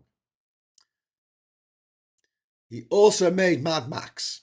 That's right, George Miller of George Miller Mad Max fame, made Mad Max, Mad Max 2 The Road Warrior, Mad Max Beyond Thunderdome, and then he made Babe, Babe 2, Pig in the City, Happy Feet 2, and then Mad Max Fury Road, and then Furiosa, which is really good, by the way. You should watch that. And I love that. That's like Yamaha. He is the Yamaha of movies. Because, you know, like Yamaha make trumpets, because of course they do. And they make speedboats, because, yeah, why not? They make, like, pianos, because that's what you do in it, right? And they also make motorbikes. Imagine going in to the bank and you say, I want to start a business. What are you going to make? Pianos and motorbikes. So what? Pianos and motorbikes? Yeah, I'm going to make pianos and organs. You know, like organs, like, you know, electronic organs. Yeah, and trumpets. Why would you want to make? And we'll make really big fuck off engines. We'll do that. We'll have these engines, you know, outboard motors. We'll make big engines for the ships. You know, the big ships. As well. And also trumpets. He's a bit like that, you know. I love that. I love it when you have a director who can do all this stuff. Don't forget, Martin Scorsese made Hugo, which is a kids' film. It's supposed to be a kids' film. It's pretty good. It's all about the birth of cinema, isn't it? It's about Georges Méliès and the Voyage to the Moon. Looking a bit drunk there, Graham. Well, I haven't slept properly for a long time. Bit like Woolworths then, says Cuthbert. Yes, a bit like Woolworths. Yeah, they're just selling the old shit. Don't know what you're going to get. And Lord Cameron wrote Rambo 2 Electric Boogaloo. He did. He also directed, one of his first movies he directed was Piranhas 2 Flying Fiends or something. What was it called? Piranha 2? Great movie. Okay, so the other movies on here are Babe, very good. About a talking pig. Toy Story, very good. About talking toys. The big first release of the Pixar movies. Started as it meant to go on. Fantastic film. And the other movie here is Strange Days. Strange Days by Catherine Bigelow. Okay, so let me tell you about Strange Days. It's had Ralph Fiennes in, or you guys call themselves Rafe Fiennes, because he went to posh school, didn't he? It's set in Los Angeles on New Year's Eve in the year 1999, and has a plot involving snuff tapes, racial violence, and police corruption. Ray Fiennes stars as a disgraced former cop, Lenny Nero. God, what a great name, Lenny Nero. Now a black marketeer who traffics illicit virtual reality tapes. It's impossible to be bored by this film, and Angela Bassett's charisma as an action heroine is readily apparent. So there you go. Catherine Bigelow, who directed Point Break, and she also directed The Hurt Locker, which was shite. But she won the Oscar for it, which was funny because it was the same year that her ex-husband, James Cameron, was up for an Oscar for Pandora's Box. What's it called? Avatar, The Last Airbender. Yeah, that was fun. I thought that was funny. She won. She beat him. That's great. That's what you need. Nintendo are as diverse as the Yamaha. Yeah. Nintendo have been a company making shit since the 1800s. Yeah, you think like Sega and Atari and Amstrad and things. Oh, they're new. They came along quite recently. You know, have a look when Nintendo was incorporated in Japan. It was like the 1890s or something. True story. So like it's one of those things that you know, one day you'll see that on the Who Wants to Be a Millionaire. It'll be like, how old is the company Nintendo? And it'll be like, 30 years, 40 years, 50 years, or 150 years. And he's like, So next up we have a movie called Dear Diary. Dessert. I don't even know. And we have Casino, Martin Scorsese's remake of his own movie, Goodfellas, with the same people in it for some reason. The same year that Jack the Ripper did his murders, Nintendo was incorporated. That is mind blowing. That is absolutely mind blowing. Anyway, Casino. It's a good film. Don't get me wrong. It's a good film. It is a good film. You never look at Vice the same way ever again. However, I do have to say, first of all, it's blatantly a dummy in the car that gets blown up by the car bomb. And it's really blatant.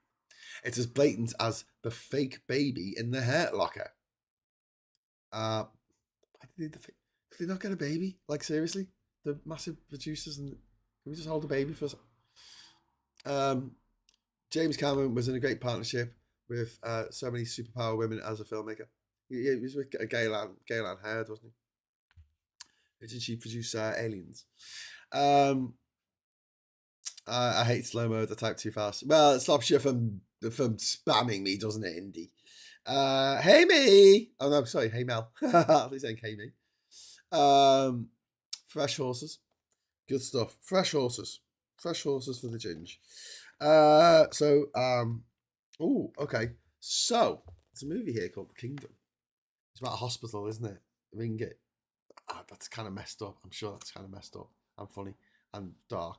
And then there's this movie I've never heard of called Through the Olive Trees. Now, I'm pretty sure that there was something about The Kingdom where Lars von Trier, it was like a dark movie about a hospital or something called The Kingdom. I don't know. Oh, there you go. A medieval horror epic. Oh, sorry, medical. I was like, medieval? What the? I thought it was set in a hospital called The Kingdom. The Kingdom was originally a 4-part mini series sewn together into 2 parts for theatrical showings. It ends tantalizingly on a to be continued. Caption setting up the similarly inconclusive Kingdom 2, which came out a few years later. You're not alone in the slow mode ruined by comic time. Well, don't. I'm sorry, but some people spam, don't they? Like, some people just love the sound of their own voice. Anyway, I hope you all have a nice time. I am. I'm still going. Like a goddamn Duracell bunny. Aren't you glad I haven't got your mum's number? Okay, so moving on. Heavenly Creatures, 1994. Like I said, breakthrough role for a very young Kate Winslet, and directed by Peter Jackson. About two girls, true story about 2 girls in Kiwi girls, two New Zealand girls, 2 little girls from New Zealand. He decided to go around killing people for some reason. And then there was a film called Crumb, and it was just I don't understand this. This film called Crumb. I don't know. Admit it, you read too slow. I do. Chungking Express, which is I don't know, Chungking Express. I don't know. I don't know about that. I don't know. I think I may have seen it. I'm not sure. Definitely not seen this one. I've never heard of this one. The Shawshank Redemption. I think I can safely go to the grave without hearing seeing a movie called The Shawshank Redemption. It's funny now, you look back, people say, I can't believe that Pulp Fiction and Forrest Gump and The Shawshank Redemption all came out in the same year. It's remarkable. I'm like, yeah, good year for films. But I can't believe that people preferred Forrest Gump and that's the one who won the bloody Oscar. And I'm like, it was called The Shawshank Redemption. It's like the diametric opposite of There Will Be Blood or Snakes on a Plane. It's just a shit title. It's just an objectively shite title. And like, look, I couldn't think of a better one off the top of my head, whatever, even though I've probably had over 30 years to think of one. But the reason why it didn't do very well, it had a shit title. So, you need to have a good title. Your movie needs to have a good title. You need a title that is funny and witty and intriguing. The Silence of the Lambs. That's a great name for a movie. Manhunter. Shit name for a film. The Silence of the Lambs. It just opens a bunch of questions. The Silence of the Lambs. Why are the lambs silent? Who silenced them? Did he go around gagging every one of them? What did he do to these poor lambs? What's going on? I'm intrigued. Tell me more. You go to something. I've got a film. It's called Manhunter. It's like, what? What? You want something that's clever and a promise. There Will Be Blood. Perfect promise. Miami Vice. Great name for a TV show and a film. Shit film, but There Will Be Vice. What does the Vice Squad do? All the good shit. Oh, good shit, yeah. They're not going to be giving out traffic fines for 90 minutes of your time. And Shawshank Redemption, don't get me wrong, one of my favourite films of all time. And a better title than Rita Hayworth and The Shawshank Redemption, which was the name of the short story from different seasons. 4 short stories, one for each season. And 3 of them were turned into movies. The Body was turned into Stand By Me, which is a better name. Not great, but it's better than The Body. Shit name. And Apt Pupil, which I think they didn't change the name, about a boy who moves into Magneto. He moves in next to Magneto and finds out that Magneto wasn't actually in the camp in a bad way in the concentration. He was a baddie in the camps. What do you do when you got an old Nazi living next door? Well, you have to watch the film. But yeah, Stephen King's short stories. Green Mile, another one, fantastic movie. Misery, The Shining. I mean, there were for every fantastic Stephen King adaptation, I'm sure there's 10 miserably shite ones. But we'll get to The Shining, I'm sure, before too long. And then we got this is a stellar outing. This particular page, we have Natural Born Killers, written by Quentin Tarantino, directed by Oliver Stone, about how TV, it was a bit like Network meets Badlands, but a bit more violent. Do you know what I mean? Like the way the media hype and all that. Starring a young Robert Downey Jr. before he had all his drugs and then became Iron Man. And Pulp Fiction, which is directed by Quentin Tarantino, his sophomore film, as they say, second film after Reservoir Dogs. And The Last Seduction, which is a fantastic film noir, a homage to film noir, which apparently I was just reading here as I was talking to you. It was made for US cable TV. Company HBO, who broadcast it before giving the film a theatrical release, thus sadly making it ineligible for the Academy Awards. The dickheads. It's got Bill Pullman in it. It's got J.T. Walsh. Remember him? The late great J.T. Walsh. He was a Philip Seymour Hoffman of his day, and he was taken from us too early. Thank God we've still got Philip Seymour Hoffman. Anyway, really good film noir, throwback, great film. Really recommend it. Right. Next up, we've got another movie I've never even heard of. I kind of like cringe when I see these movies. I'm like, I think you're just pulling some of these movies out your ass because no one's ever watched them and you just have to bulk out the number because you want to tell people to go and see I don't know, Stuart Little too. But The Lion King, very good, based on a book by Willie Shake called Hamlet. So it's Disney does Hamlet, and obviously because it's Disney, they changed the ending. You know, everyone doesn't die in the end of this one. They in fact, Simba becomes king, and everyone likes him, and his girlfriend Ophelia, she becomes queen, and everyone likes her, and that's nice, isn't it? It's like when they made the Little Mermaid. You know, the Little Mermaid in the book. Little Mermaid. She gives up her voice for to have legs because she's seen this guy she fancies. She's like, oh, if he sees me, he'll love me. And he looks at her and goes, I don't fancy you. He marries someone else. She's so heartbroken. She goes on, hey, Sea Witch, could you sort me out so I can marry this guy? I said, yeah, well, what you got to do, right? Is go in on their marriage night, right? Go into the bedroom and just sort of stab her up a little bit, you know, kill her to death. And then he'll fall in love with you because of this magic spell that I've done.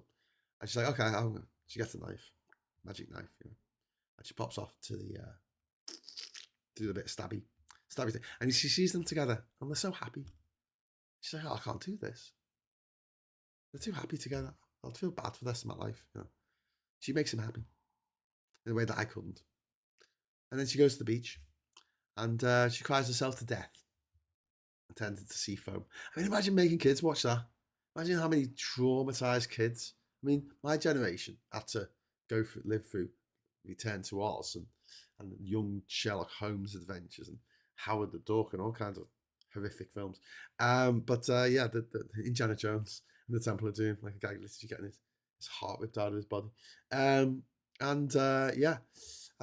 Disney also changed the end of Moana. I told you this one before, but some of you might not have heard it, so I'll tell you again. You know, in the original myths, the Polynesian myths of Maui, the way he died, because he's a shapeshifter, he can turn into different things. And he wants to give humans immortality. And the only way to do that is to crawl into the lady parts of a goddess and then go through it and then pop out of the mouth. And if he pops out of the mouth, the other side, because they're connected, he will achieve immortality for the humans he loves so much. And he's there with a couple of mates, and he said, whatever happens, do not laugh. So he turned himself into a worm and crawled halfway inside her. And they thought it was the funniest thing they've ever seen. They burst out laughing, woke up the goddess. And the goddess, unfortunately for Disney, had teeth down the teeth. She had teeth. She had very sharp teeth down there. And she bit Maui in half. Doesn't end like that in the Disney one. Sorry, spoilers. So moving on. Okay, so here's an interesting page here. We've got 4 weddings and a funeral, which is responsible for Boris Johnson, because Boris Johnson decided in the 90s he was going to pretend to be Hugh Grant's character out of 4 weddings and a funeral. That whole shtick came from 4 weddings and a funeral, written by Richard. What's his bloody name? Richard Thingy from Blackadder. Curtis. Richard Curtis. He wrote Blackadder. He also went to private school. So did Hugh Grant. I don't think everyone in this film went to private school. Yeah, pretty much. Anyway, but you know, it's a good movie. I can't hold that movie against him because don't forget, that's the only character that Hugh Grant played in all of his movies for many years until he started actually having fun with them in the last 10 years and kicking out. Graham, seems like you're pissed, mate. I'm not. I'm very happy. But what have we got over here? Clerks, which is very good. It's a very good movie. Clerks. Kevin Smith's debut feature. Huge on VHS in the UK. We loved it. We watched it over and over again. Laughed at every joke. It was dead funny. Loads of Star Wars, nerdy Star Wars stuff for us to get our teeth into. And loads of really quotable lines. My girlfriend sucked 27 dicks in a row. Just excellent film. Made for a budget of credit card. And it shows the world what Kevin Spacey Kevin Spacey. Kevin Smith could do. And if it wasn't for that, he would have made Mallrats, which was all right. It's all right. So like Chasing Amy was all right. Didn't like the woman's voice in it though. Yeah, the girl who played Amy and she took for her nose. I didn't like her. And Jane Silent Bob, sorry. Dogman was good. I like Dogman. It featured Alan Rickman doing his thing where he talked without moving his teeth.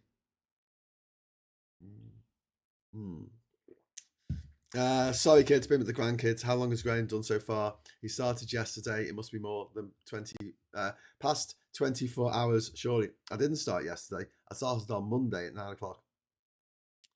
9 a.m. Monday morning. I'm guessing it's because you must be absolutely shattered, says Roger. Well, maybe, I don't know. Loves Clerks, yeah. Hugh Grant played Lord Byron once. Oh, very sorry. Oh, God, yes. I could do that. Anyway, so back to Forrest Gump. Right, let me first say Forrest Gump is a good movie. It is a good movie. It made a lot of money at the box office. People connected with the character. It's well put together. It's well directed by Robert Zemeckis, who's actually one of my favourite directors. He's the guy who did Who Framed Roger Rabbit, which is brilliant. And, you know, all things considered, I shouldn't hate the movie. And it makes me feel bad that I do hate the movie, because I do hate the movie. And I do hate the movie because I think that it made people think it was okay to be thick as pig shit. And it's not. It's not. Up to that point, I think people who are thick as pig shit just kind of kept to themselves. Yeah, I just went out and saw their mates. I'm sure they, you know, in some cases, you went to the bus stop and had an argument with the tree. But they didn't put themselves out in the world. You know, they went there meeting world leaders and playing ping pong and winning the Vietnam War or losing it or something, and leading the civil rights movement, and, you know, getting involved in stuff. It just, lots of people watched it and went, oh, I'm thick as pig shit. I should get involved in more stuff. I start playing ping pong and getting involved in politics. And as a result of us thinking that all these stupid people have hearts of gold, really, you know, a fool with a heart of gold. No, all the dickheads I know are fucking evil, because they're dickheads. And it's a self-fulfilling fucking, like, circle, in it, because they're stupid because they're evil, and they're evil because they're stupid. And they're so arrogant they can't be bothered learning anything. And they think that they're, you know, been the God's right hand or something, because, you know, I got so far in life and I'm thick as pig shit. And it turns them into monsters. So yeah, I saw Forrest Gump, didn't laugh once. I remember the fast show taking the piss out of the cute disabled kid, guys. Cute disabled kid, yeah. Was Forrest Gump funny? I don't think it was meant to be funny. But there you go. Run, Forrest, run. Don't say that in the movie, because you will die. Run, Bambi, run. Run, Luke, run. Run, Lola, run. Run. Anyone who says run, X, run in a movie dies. That's the rule. Hoop Dreams, 1994. Great movie. Never seen it. Then we've got Three Colours Red. Three Colours Red. Three Colours... Oh, I was going to say, is it? Three Colours Blue and Three Colours White. Krzysztof Kieslowski movie. Do you know what? I watched all three of them and I really enjoyed them. They were great movies. I really enjoyed them. I thought they were well acted, well paced, well scripted, intriguing, you know, intriguing movies. Couldn't tell you a single thing about them. I think Three Colours White had Julie Delphi in it, didn't it? That's about all I remember. Time now for the news where you are. Goodbye. The longest single person filibuster in United States Senate history was concluded by Strom Thurmond in 1957. He spoke for 24 hours and 18 minutes in opposition to the Civil Rights Act. Well, I've kicked his ass, haven't I? There was a guy who beat him last year, but it wasn't a filibuster. It was just him making his longest speech. But yeah, he was a racist. I watched Forrest Gump with a very sadistic dominatrix. It took me a week to heal from a night with her. Indeed. But yeah, Look, it's not a smoking gun. You know, it's not the sorry, it's not the only factor in why we are in the world we're in now. Another huge factor. What the hell is going on at the White House there? Oh my God, what is idiocracy? It's not the only factor. Obviously, reality TV shows. It is no surprise that he is a former reality TV show twant. In fact, one of the people on his staff is former. He used to be on the Real World. Do you remember the Real World, the MTV show, Real World Seattle or something? Do you remember that? His wife was also on a reality TV show as well. Um, Jane Lockwood, thank you very much for the £10 super chat. You get confetti. Yes! Anyone else want confetti? Come and get it. Come and get it. I'm old, lost the day, forgive. You are the goat, Graham. Bloody brilliant. You know what year I was born? Do you know what year I was born, Jane? 1979. Year of the goat. I thought it was quite crap until now. I think it's fucking cool. mm, mm. Like Mr. Magoo. He irritates the piss out of me. Anyway, 3 colours red. The blue kite. The banquet, the wedding banquet. That was Angly. About a young Taiwanese businessman. 3 colours blue. The second in the 3 colours trilogy. The piano with piano, which is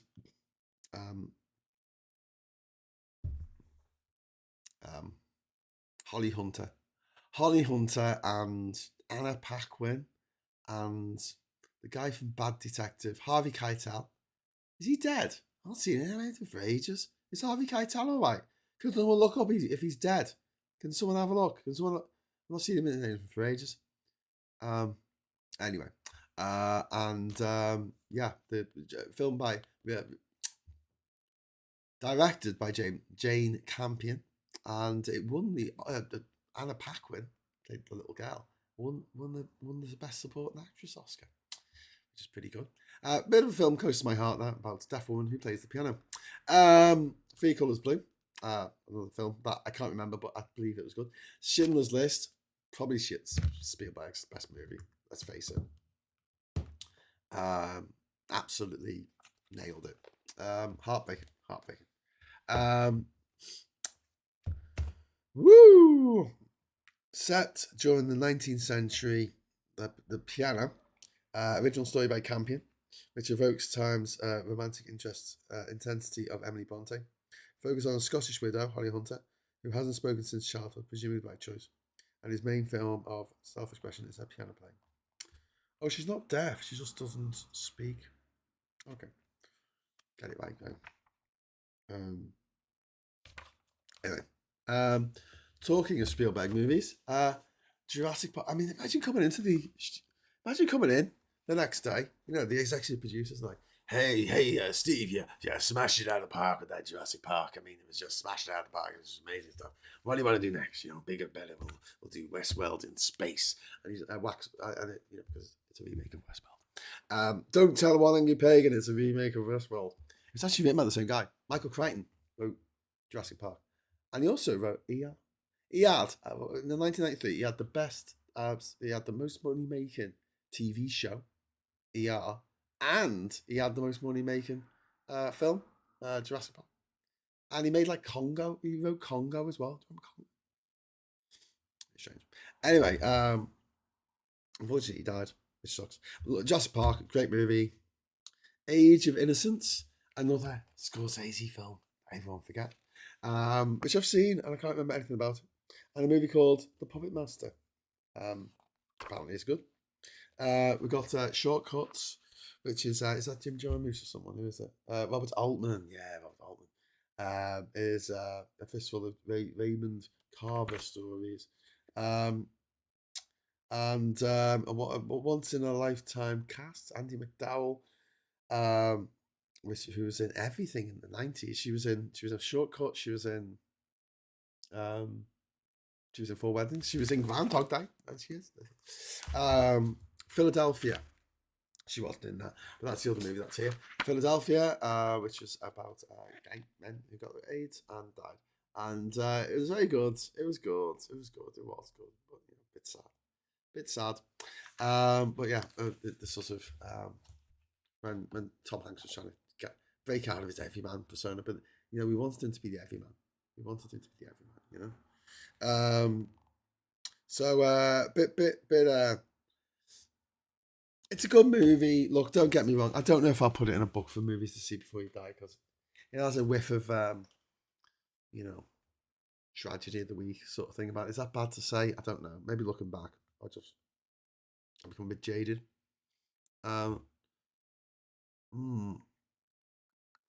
Schindler's List and Jurassic Park in the same year may be the best year any director ever had. Yeah. I'll say that.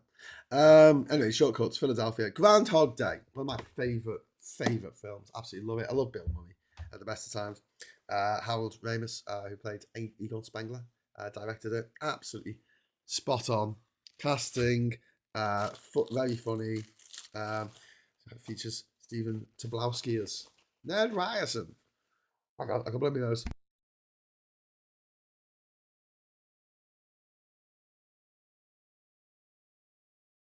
Aha. Okay. Groundhog Day, fantastic, really good. Original movie. That's what you want. I'm just sick and tired of like watch a film and it's based on something else. I don't get too many original movies these days. I don't think I ever did. Farewell, My Concubine. 32 short films by Glenn Gould. And The Actress. 3 movies I've never seen. Might watch them one day. Do you know what I love watching? Foreign films with subtitles, because they only take an hour to watch. I just put them on double speed. I know that's a little bit. That's what I do. I stayed awake for a week once with chemical help, admittedly. Never did me any harm. Says coffee. I don't have any medical help in this. I just got coffee. You've got Mum Bites Dog. Right, this is a movie that came out. It's a Belgian movie.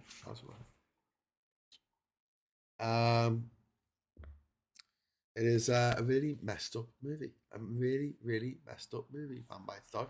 And but because it was in a foreign language, right, and had subtitles, this didn't get banned on VHS, but Reservoir Dogs did. Right? Reservoir Dogs, yeah, it is violent, but there are consequences to the violence. You know, the consequences hurt. The censors don't want consequences to violence. The censors want people to go, oh, I've been shot, and fall over and die. Hello. Yeah, what have we got? I did a bit too much last night from the enemy, so I've got a few bits I can heat up. What bits? Leftover chili from the other night. Chili would be great, yeah. Any difference? Beige is it's sitting funny in me. I don't know. I'm working backwards from the start of this book at the end of this book, so I've just got that much to do. Just FYI, I'm on the 10 past 6 train. Okay. Just press. I've got to take you. May still be going. I've got to take you to the. Sorry? I'll be finished before that. Anyway, yeah. Did you say Cat was deaf? Yes, Cat's deaf. So she can't understand me unless I'm looking at her, and she can read my lips. Which makes it fun for when we're doing phone calls and stuff, because she'll repeat. I'll repeat what they said on the phone call, and she'll read my lips. People get really weirded out. I have to explain every time. It's like, why are you repeating what I'm saying? And do you know what's really fun about it? You know when you got someone who just says 1,000 words where like 10 will do. It's just and I just go, they said yes. or just yes. And I'm sitting there buzzing because I know they're going. Anyway, Man Bites Dog, really messed up film, but the pretentious people at the British Board of Film Classification. Look, I don't mind classification. I don't mind having someone see the film before me and say this film has TNA in it. This film has giblets in it. This film has demonic possession in it, or whatever it is. Spiders. This film has spiders in it. Watch out, this film is full of spiders. I do mind when I, as a fully grown adult, which I wasn't in 1992 to be fair, but as a fully grown adult, I am told that I am not allowed to watch a movie that someone from France or Germany or Canada or America or Australia or South Africa can just watch. No. You can tell me there's a load of messed up stuff in it, right? And I might go, oh, I don't want to see that. That's fine. But don't tell me that I can't watch a movie that my mate in Denmark saying, hey, you watch that movie? And I'm like, I'm not allowed to. I'm British. I might watch it and go out and kill other people. You never know.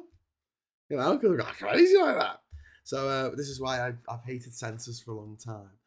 This is a found footage movie. It's about it's about a documentary makers who follow around a serial killer, and he kills his victims in some really fucked up ways. And some of the victims he chooses to kill are failed him.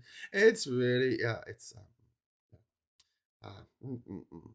Graham. It's not like she's a professional dominatrix. She's just really into it. She's a doctor. What? So I might have missed some of the movie chat. It's not like she was a professional dominatrix. She's just really into it. She's a doctor. What are you talking about, Benny Larson? Benny Larson? I'm totally missing this. Poor cat, G-Man hugging.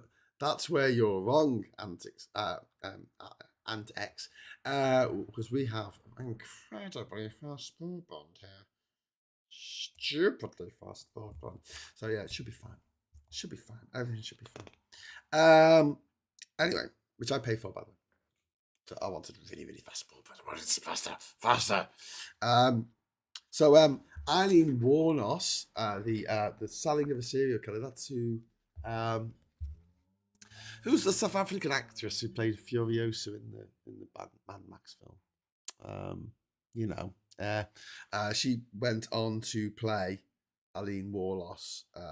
But this was a documentary by Nick Broomfield, who is a documentary maker. I haven't seen him make many documentaries these days, but he used to be a really good, quite famous documentary maker in the 1990s. And then, Furiosa. Oh, what's her bloody name? Come on. She was in Mulholland Drive.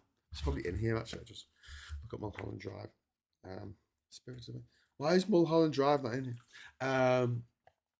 Maybe it came out too late to be in there. Bloody Chicago.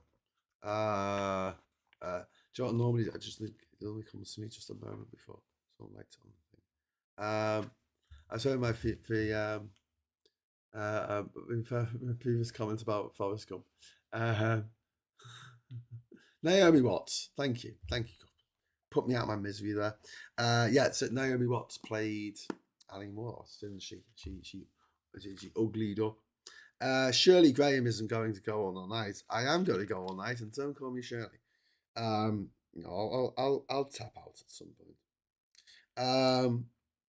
And also, the other movie on this list here is a movie that we should probably talk about, actually, because The Crying Game was one of the few movies that came out in the 90s that wasn't utterly horrible about trans people.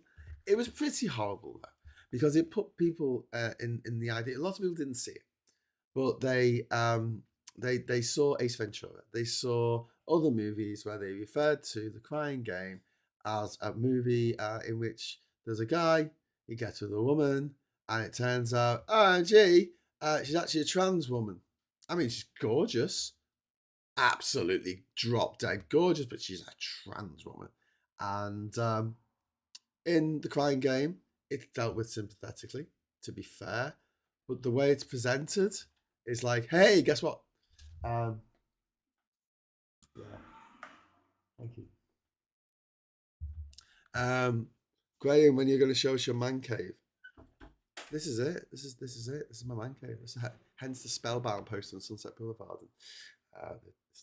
Cat hates them. They're the posters that she wants me to take down. Might replace them with something else.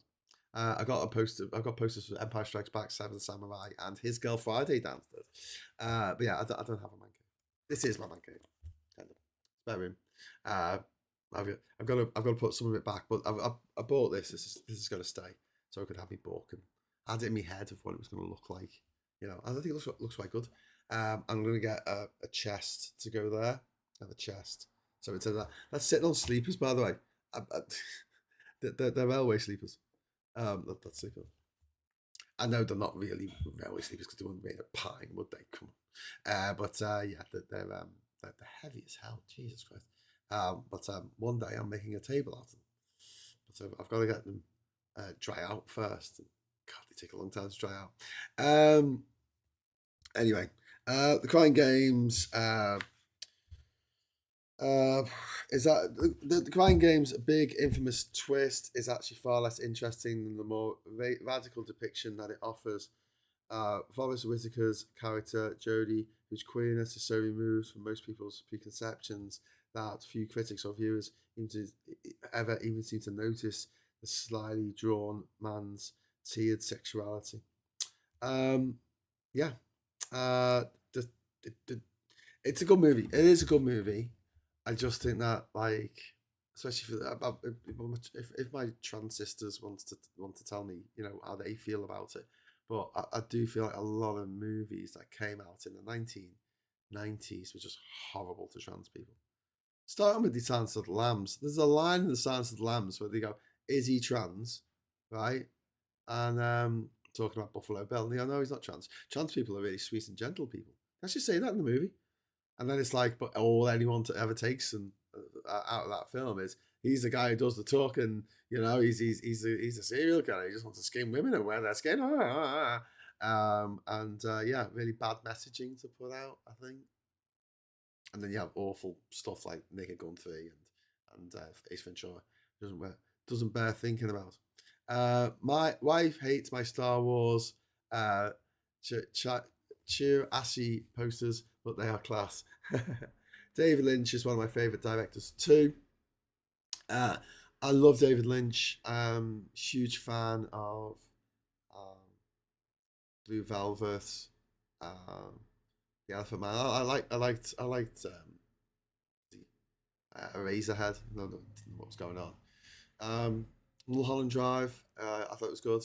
I liked it more than I liked Lost Highway, which was okay. Lost Highway was okay. I hated Inland Empire. I did like Twin Peaks to Return. I like The Straight Story. I did like the 1984 June. It was, you know, it's alright. And then he had much bigger dreams for that. He wanted to do something massive, didn't he? Wilder Heart, great movie. Fire Walk at Me was really good. One of the things I really loved about Lynch was that he absolutely nailed that uncanny valley of the white picket fence suburban America. I think that the scene that summed up his oeuvre, if I want to sound like pretentious, there's a bit in Twin Peaks: The Return where Laura Palmer's mum, some sleazy guys trying to chat him up in the bar, and she just takes her face off and reveals like a black hole where her face should be. And it's fucking terrifying. And it's just like he predicted AI. Like everything that I think of as AI, it's all that uncanny valley.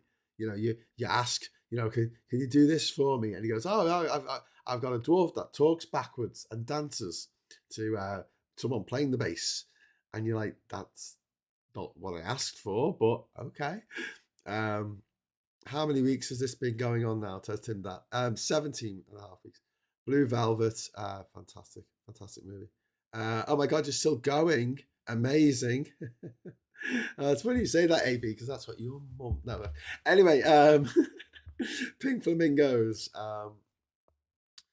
Pink Flamingos, the John Waters film with Divine. I never watched it. I never watched it because I don't want to see that scene. That's it. I just want to see that scene. And you know about Pink Flamingos, you know what I'm talking about. I just don't want to see it. And now you said that, bloody thinking about that scene from Unshan Andalusian that they bloody fucking put in an episode of The Bear for some reason. Graham's Amazing Journey online. 6 months. Well, I've stopped talking about Amazing Journey. I'm talking about 1001 movies to see before you die. Can I have something to talk about? So anyway, Crying Game. Yeah. Okay. So here's some good movies. We've got Conte de Riviere, which I've never heard of, but also we've got Candyman. Right. This is based on a book by Clive Barker, who's a Scouser, by the way. I used to go to school with his nephew. Hi, if you're watching, Alex. And Bram Stoker's Dracula, right? Now, Bram Stoker's Dracula, I think a lot of pretentious film snobs kind of cocked a snook at it when it came out. But I think it's worth revisiting. I really do. Except for the fact that it has got the most tragic bit of miscasting in human history, that they decided to get the person to play the quintessential upright British English gentleman. They thought, I know, we'll get the guy from Point Break and Bill and Ted's Bogus Journey. And I'm like, what, the surf guy? Yeah, from Bill and Ted's Excellent Adventure. Whoa!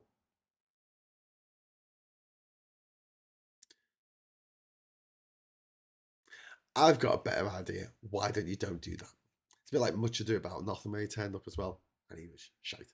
I mean, don't get me wrong, I do like John Wick, and I do like The Matrix, and of course, I absolutely love Bill and Ted's Excellent Adventure and Bogus Journey. Face the music, but you know, I've got nothing against Keanu Reeves. Although I did see him at Glastonbury once, and he's not very good at playing the guitar, or at least the music wasn't very good. Yeah, Graham will be more of a Samuel Beckett chattering head. I would actually. I got sensitized to films in the 80s. Before that, King Kong, Looking Through the Window, creeped me out. Talking about Silence of the Lambs, didn't Hannibal talk about how Buffalo Bill was turned down for gender reassignment surgery? Yeah, I think that's in the film, yeah. Priscilla Queen of the Desert is a good film with a trans character, and I was obsessed with it. Hey, listen, I hadn't watched that in absolutely years, right? And I finally got a copy of Strictly Ballroom, right? And Kat had never seen it before, so I thought she'd even heard of it. And I'm like, this is why it's called Strictly Come Dancing. And we watched it, and it's brilliant. It's so much fun. It's Baz Luhrmann's sort of breakthrough film. And I'm like, do you want to watch another really good Aussie film? It came out around the same time.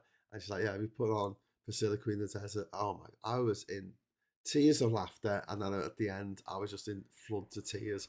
I just forgot how absolutely brilliant it is. It's one of the best movies of all time, end of, as far as I'm concerned. And yeah,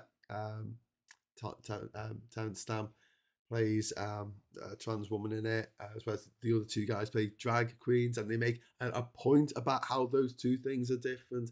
And there is some problematic scenes, not least the ping pong bit. I mean, that made me wince a little bit watching that back after all these years, going, oh, that's a bit racist. The makers of Priscilla Queen of the Desert. You could probably cut that out. I mean, it's not as bad as Mickey Rooney in Breakfast at Tiffany's, but it's getting there. But what a movie! Like, honestly, when his kid is just like when you know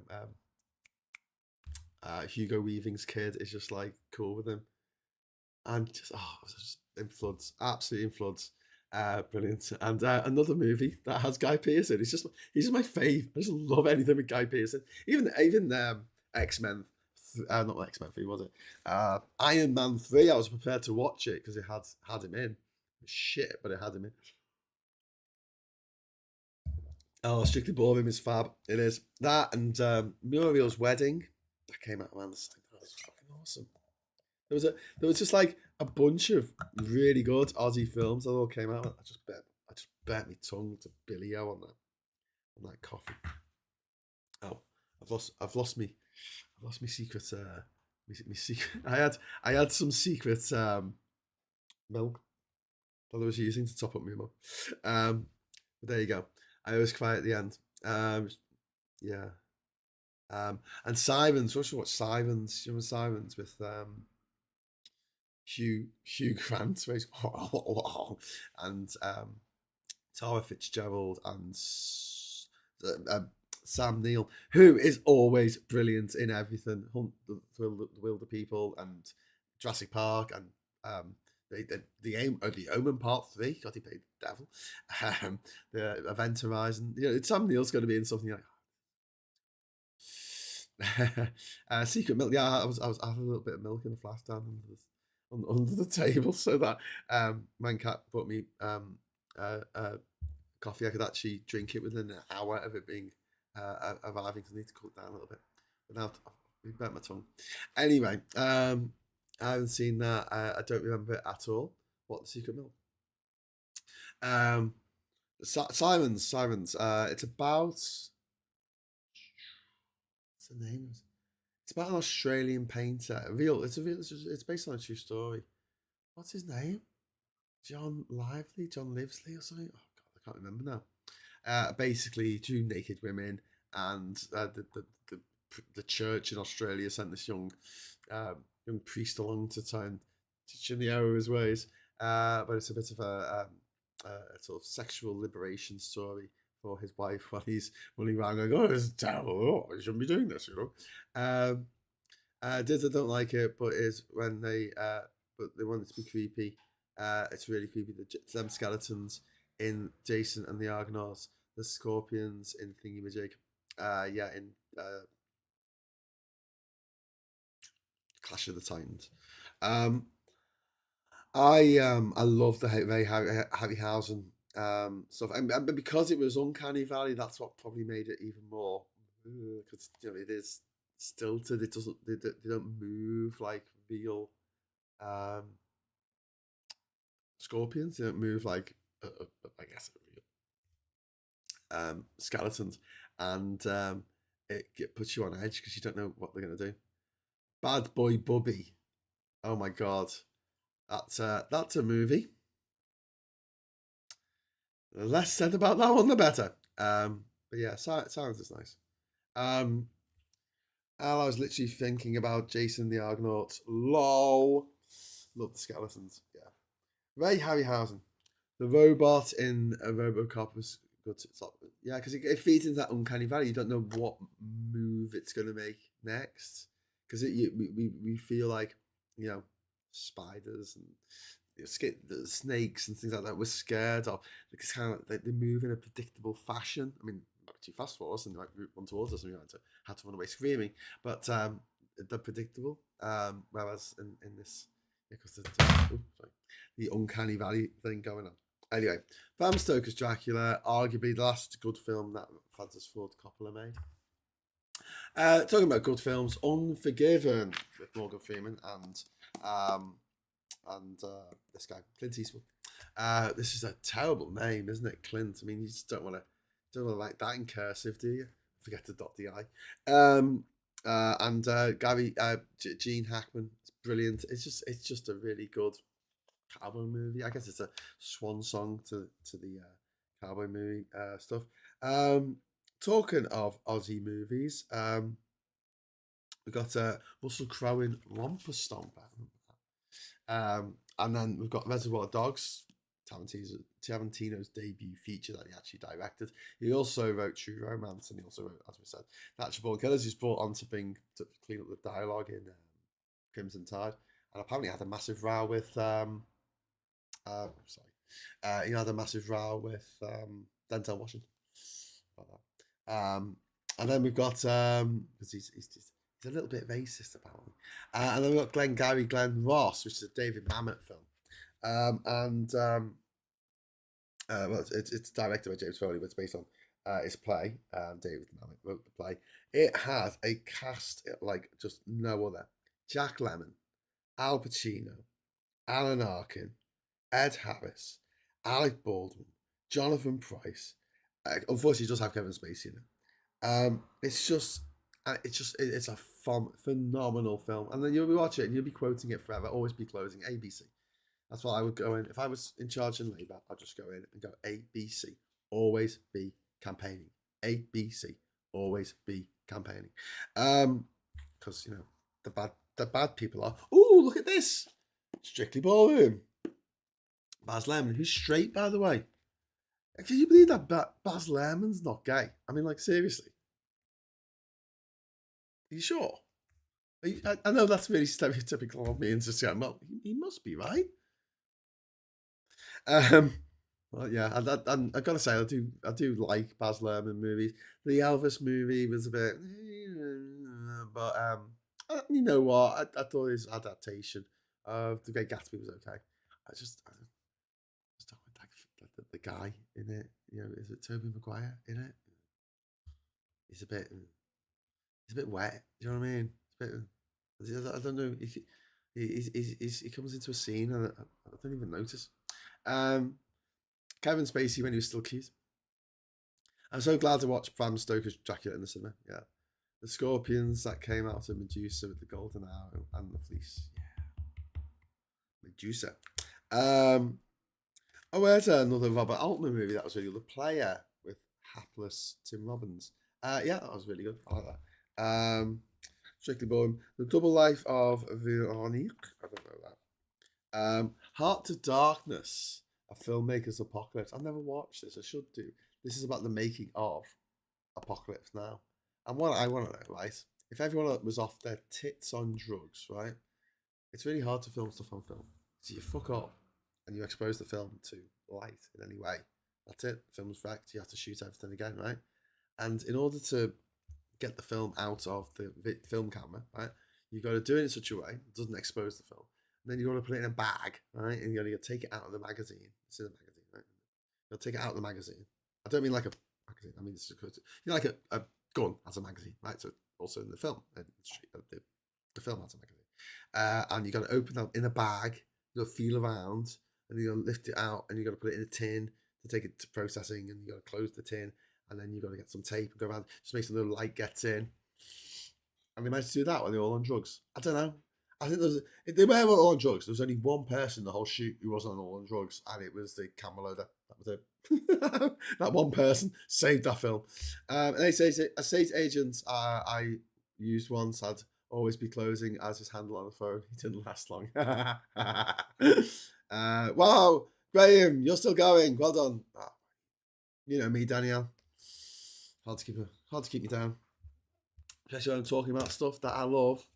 See, I'm not talking about politics, you see. Wait, Trump. I'm talking about stuff that I actually, care about. Sorry to people on TikTok there who are a bit confused or why I'm keep leaning back, and it's because Trump is on the TV behind me, and I'm trying to cover his ugly god awful face so people don't see it. By the way, if you do want to watch this with the chat that I'm actually noticing, I can see on the screen. Please go over to YouTube. Okay, so if you go over to YouTube, it's youtube.com @Graham David Hughes.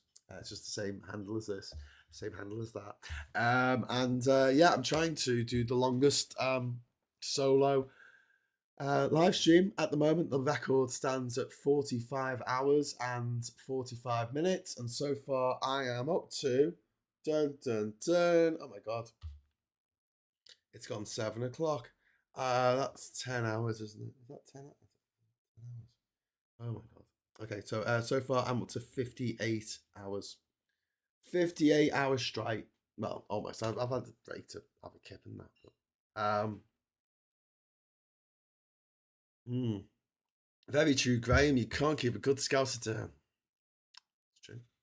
Down, boy. 2 more hours, and I'll have 60 hours. God, that's going to be a record to beat, isn't it?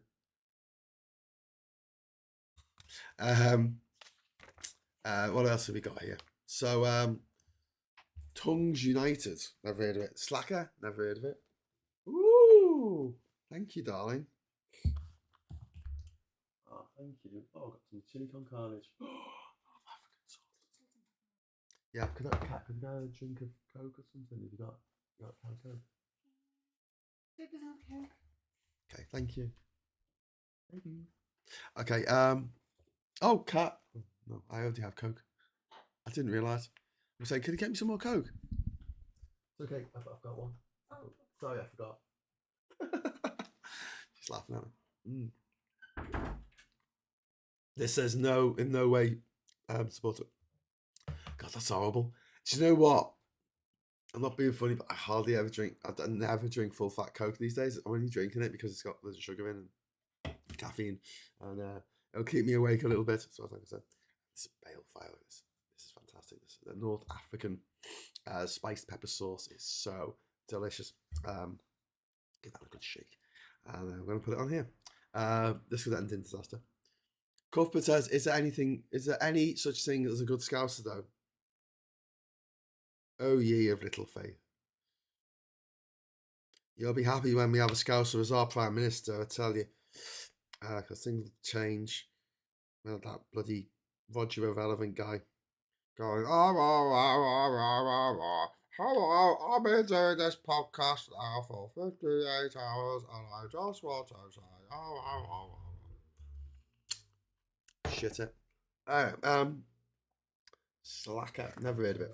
Right, this movie here by JFK, right?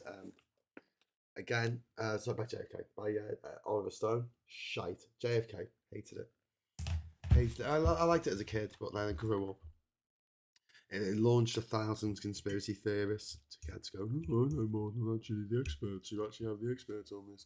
Because I'm an amateur sleuth. I watched some video on it. I watched some movies. So, and then all the documents that related to JFK's assassination have now been released. Was it the FBI? Was it Fidel Castro? Or was it the ghost of Jack the Ripper? No, it was shot by some dickhead. Famous people die every day. Just if someone shoots them. 60 hours is a long time. I've never worked longer than 23 hours. Says Benny Larson. This might send me to sleep. I don't know. Oh, Richard Linklater. Was that him? Oh, yeah. Actually, no, it's his second feature, it says here. I'll have you know. I've been to the book depository in Dallas. Were you there? Were you there on the day? Oh, wow. Okay.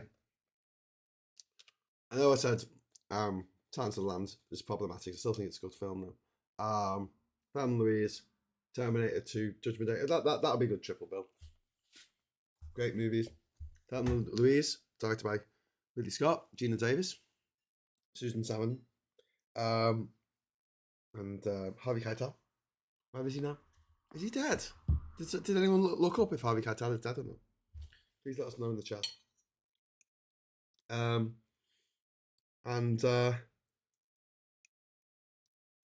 Brad Pitt was in it, wasn't he? Brad Pitt played the drifter who stole the money.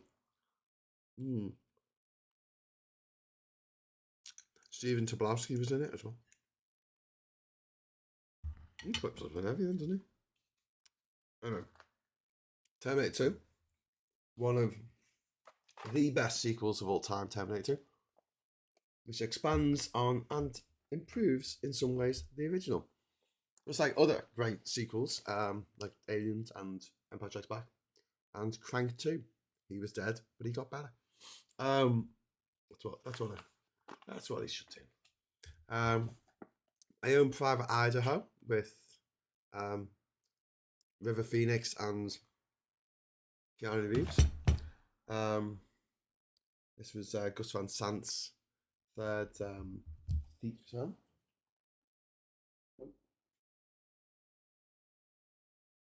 Don't worry, I didn't die. My bookmark fell out. It was his follow-up to 1989's Drugstore Cowboy.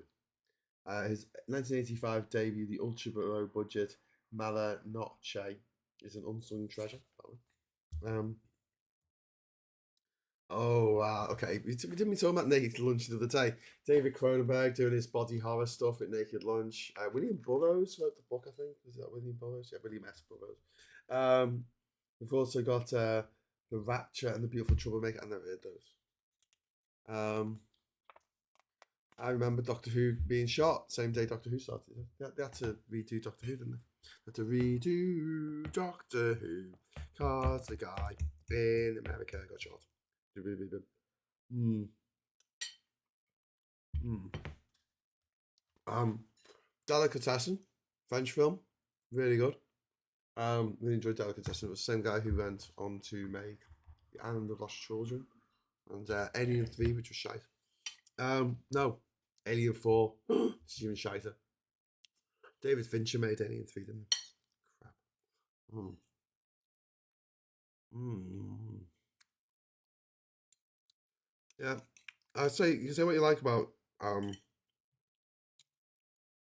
you can say what you like about David Cameron. I'd say not like him. The other one, James Cameron.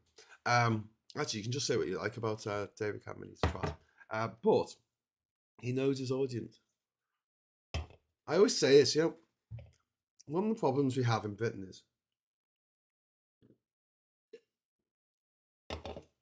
our brains are hardwired to think of everything in terms of like how much money is in the pot in the middle of the table. Like everyone has this little pot, this little, you know, like in bread when you had the porcelain chicken.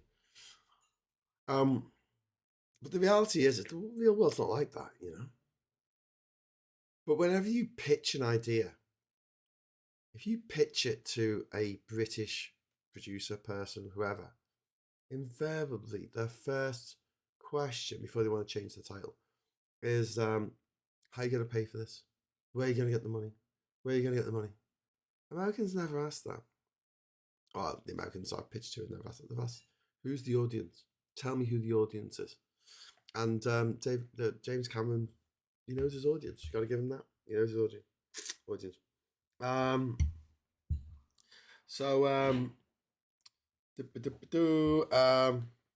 Delicatessen, great film. I really enjoyed that. Hang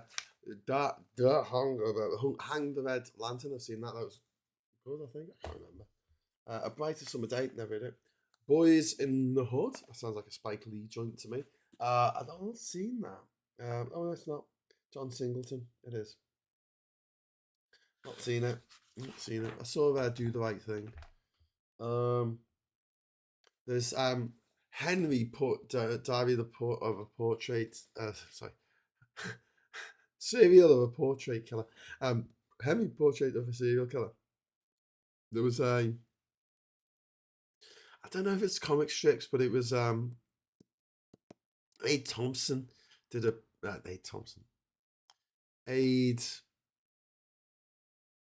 Edmondson did a piss take of this called like Barry or something, Diary of a Nutter. Does anyone remember this? It was really, really funny. I remember that. I don't remember this film at all. I remember the piss take that it inspired. Diary of a Nutter. Once Upon a Time in China came out that year.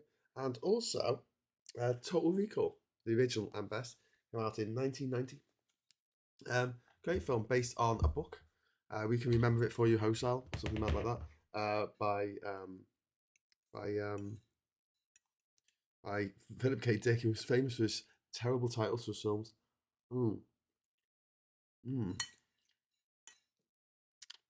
If you ever watch the comedy The Fall and Rise of Reggie Perrin, when Reggie Perrin makes all this money selling grot, it's just all crap that people don't want. Basically eBay. Invented eBay long before eBay. And he has this advertising guy who just has his terrible ideas for advertising, but everyone loves it because it's so different and weird. Okay, Dick's about that, isn't it? Yeah. Total Recall, screenplay by Ronald Suchet and Dan O'Bannon, who also wrote the screenplay for Alien and Dark Star.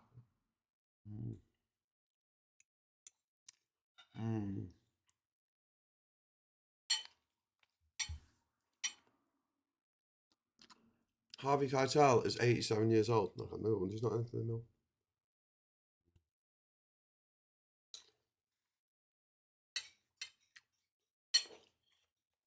And Blade Runner.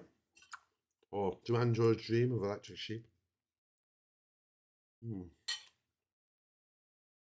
mean, do humans dream of sheep? Is that a thing? You make hand sheet before you go to sleep, but.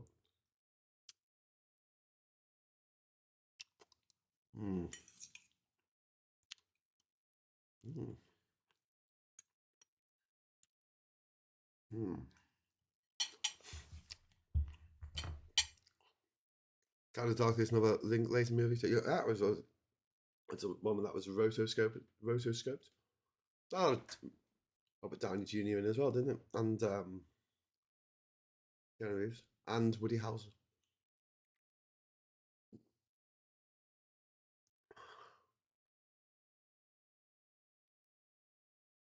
Mm.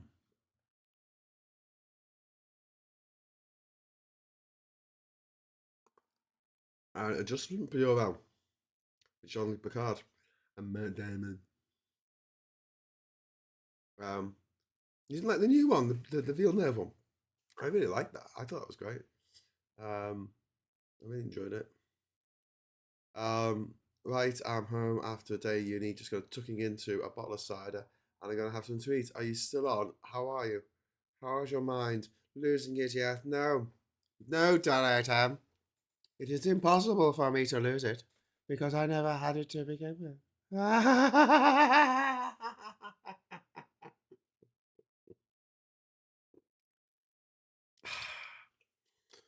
Right. You have to burn my tongue. That's really spicy. Okay, so moving on. Edward Scissorhands. Why is Edward Scissorhands in it? Why is Edward Scissorhands? Why? Just no, no, no, no. I mean, Tim Burton did do some good. He did do some good films. He did. He did. There was a time when Tim Burton, the Lumberjacks' favourite director, Tim Burton, made some really good movies. He made Batman, which was great. Pee-wee's Big Adventure, that was great. Batman Returns, that was great. Mars Attacks, love that. Ed Wood, love that. Hmm. Um, and he produced Nightmare Before Christmas, even though everyone thinks that he directed it, but he didn't. It was Henry Selick. Hmm. Is that Donald Pleasance? I feel like. Hmm. Graham Scissorhands. Um, I've not watched Graham Scissorhands, but I'm so excited. Hmm. Hmm. My favourite inflatable hospital droid. Baymax in chat. Graham, you're a sadist. Well, listen, right, what we're doing, Baymax, is we're going backwards through every single movie ever made that you're supposed to see before you die, and I'm deciding whether the movies deserve to be in here or not. And I don't think I just. Do you know what?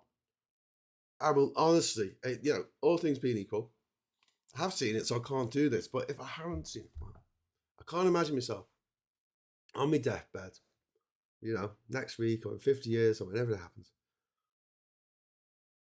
going, but I never got to watch Edward Scissorhands.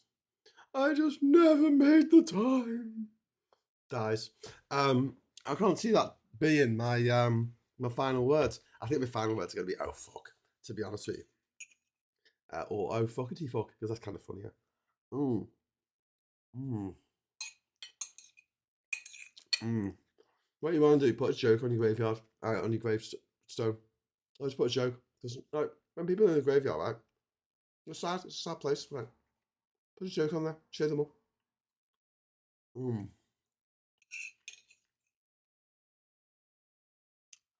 Mm. I'll buy that for $1. See, we're talking about films. Mm. Can't talk about films without Robocop. Mm. Mm. Might have to change that so it doesn't say attempt on it anymore. I've done it. Okay. It's all over apart from the screaming.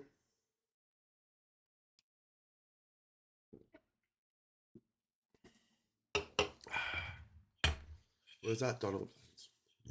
No, it was Donald Unpleasance. Anyone see a Donald Pleasance film called Deathline, where it was like about a bunch of mutants who had been born to people who'd been trapped under this rubble in the. I think that during the war, when there was loads of people, like trapped under the rubble in the when the tunnels were used for the underground tunnels were used for air raid shelters, and they ended up like the mutants cannibal son. Going down there. I know the only words you had to say was mind the doors, which is hilarious. Um, in London, Angel Islington, there's a grave you can dance on and bells ring. That's kind of cool.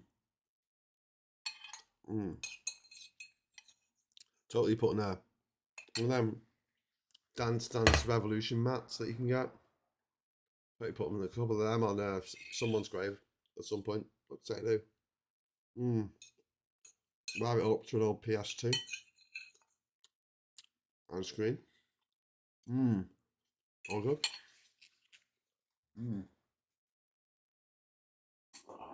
Right. I have to. You know what? That's really annoying.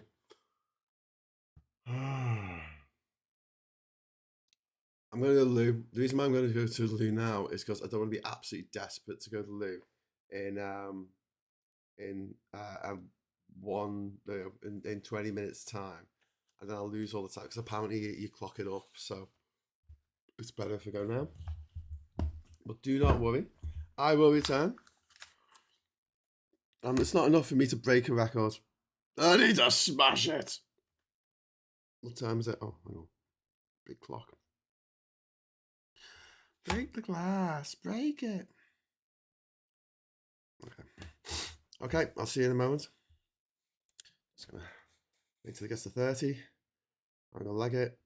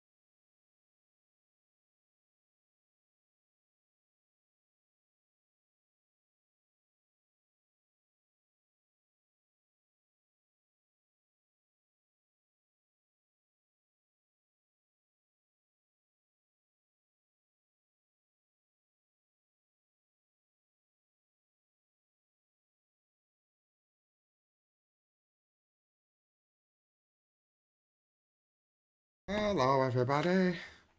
29, 20, 19. Okay. Oh, I don't like that avail. Hello. I'm back. I got spots on my head from the hat. Saw them in the mirror. Then took my hat off to splash my face with some cold water. Cool. What's been going on here? Badger. Okay, cool. There's a badger. Right. Where was I? Did anyone see the remake of Get Carter with Sylvester Stallone? Do you remember that? This is the remake. They remade Sleuth. They remade Alfie. They remade. They remade bloody Zulu. The Man Who Would Be King. Don't remake that. That was great. Right. So we're heading into the 80s now. Which is cool. Got a close up editor's hand, like I said. And then, by the way, the Tim Burton then made that Planet of the Apes rehash. Did anyone see that?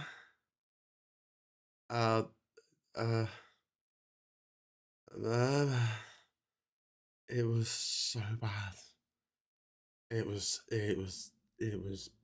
so bad, and he's not really got back to where he was in the 80s ever since. I don't think. Did you see the original 1960 time machine with Rod Taylor? Amazing effects with no electronics. No, I hadn't.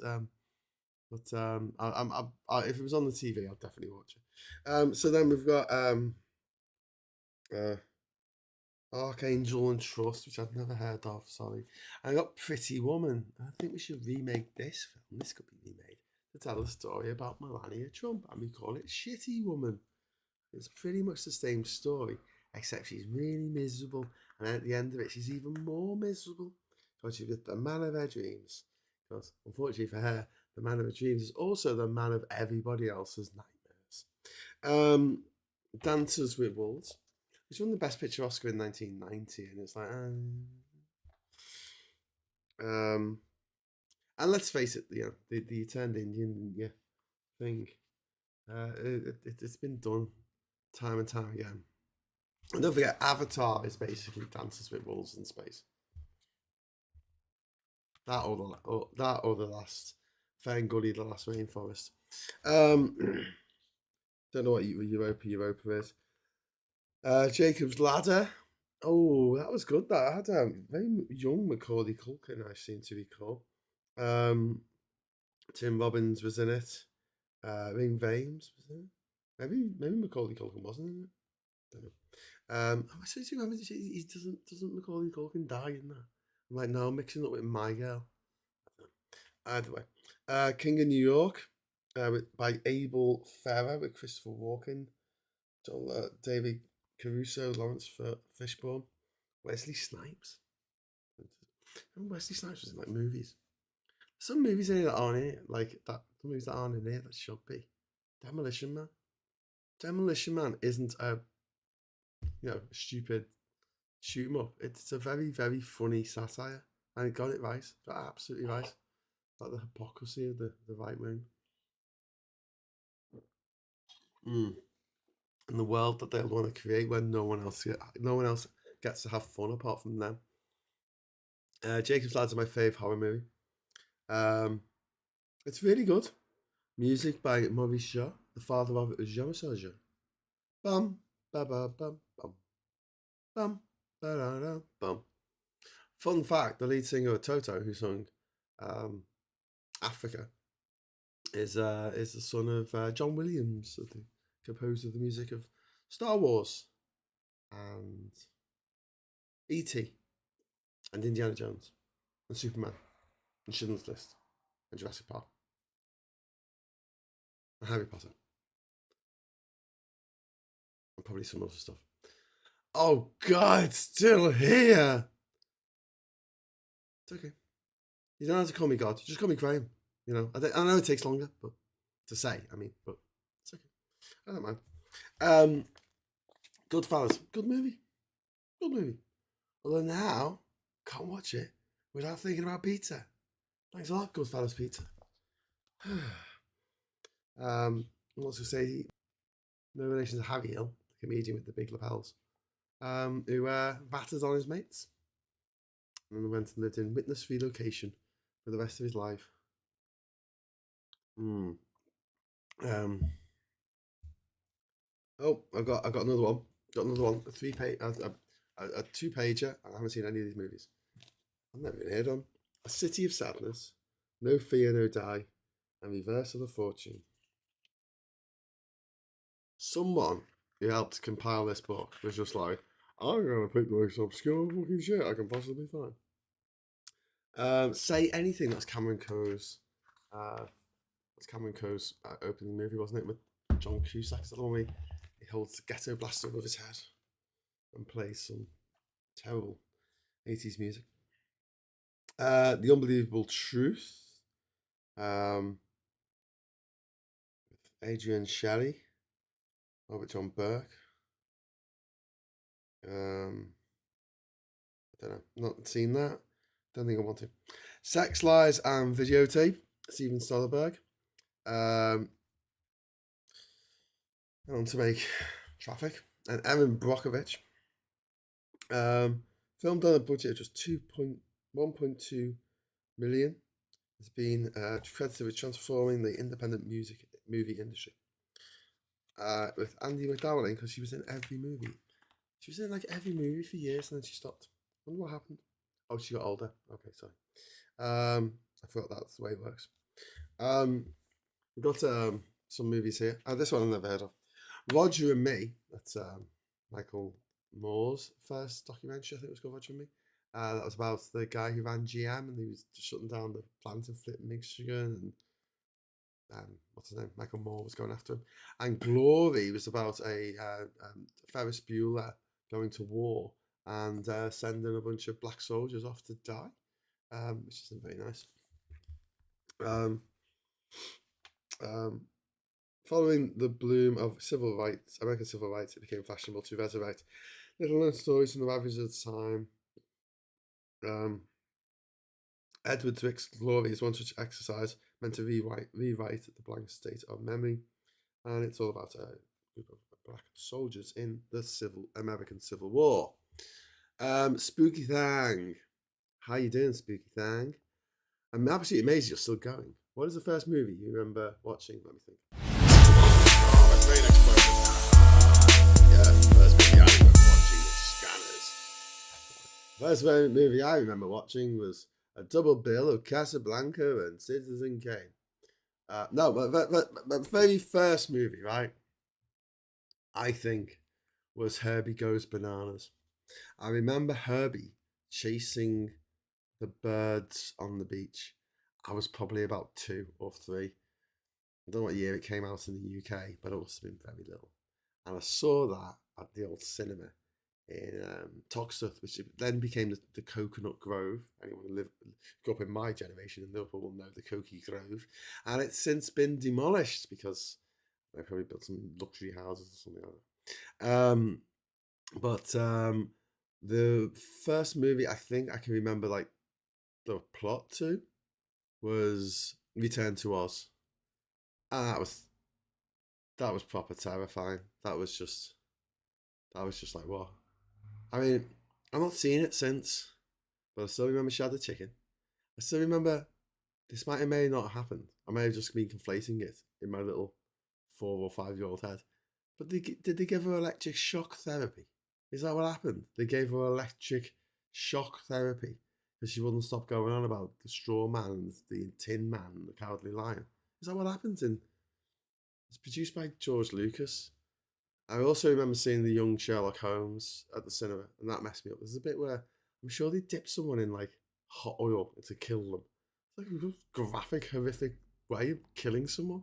I might be making that up, but it made people the people got poisoned and they had hallucinations, and one of the first digital animation on in film was in that the image was a process of computer created images, was the stained glass night.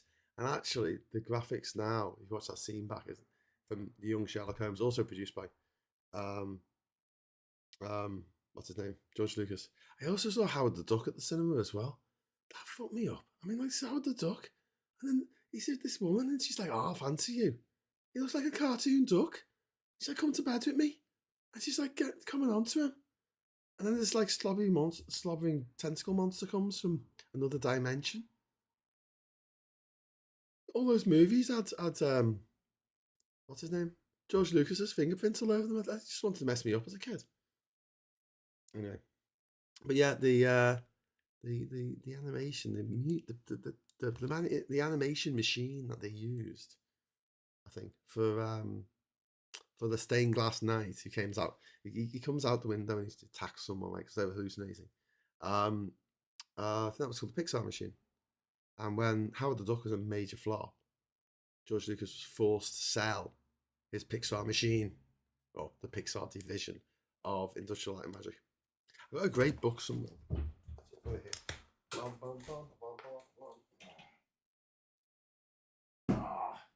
This is one of my favourite books. I've had this for years. I got this when Star Wars wasn't cool. Do you remember when the only people who liked Star Wars was, like, I don't know, me and Kevin Smith and Ash, and that was it. Everyone was like, "I don't like this, is rubbish." But yeah, they have all the drawings and stuff at the start. I think they did a sequel years later, Into the Digital Realm. I wasn't really interested. I liked all this. I liked all the real stuff that they made to actually, to but yeah, that's a gatefold there. This is a picture of the warehouse at the end of Indiana Jones, and obviously they just had the person walking there. That's a matte painting. More matte paintings. And you got this one here. It's pretty cool. There you go. Star Wars, based on the drawings by Ralph McQuarrie. I've got there's like a folder you can get. I got that as well with all the Ralph McQuarrie conception pictures, conceptualizing the artwork of Star Wars. Absolutely amazing.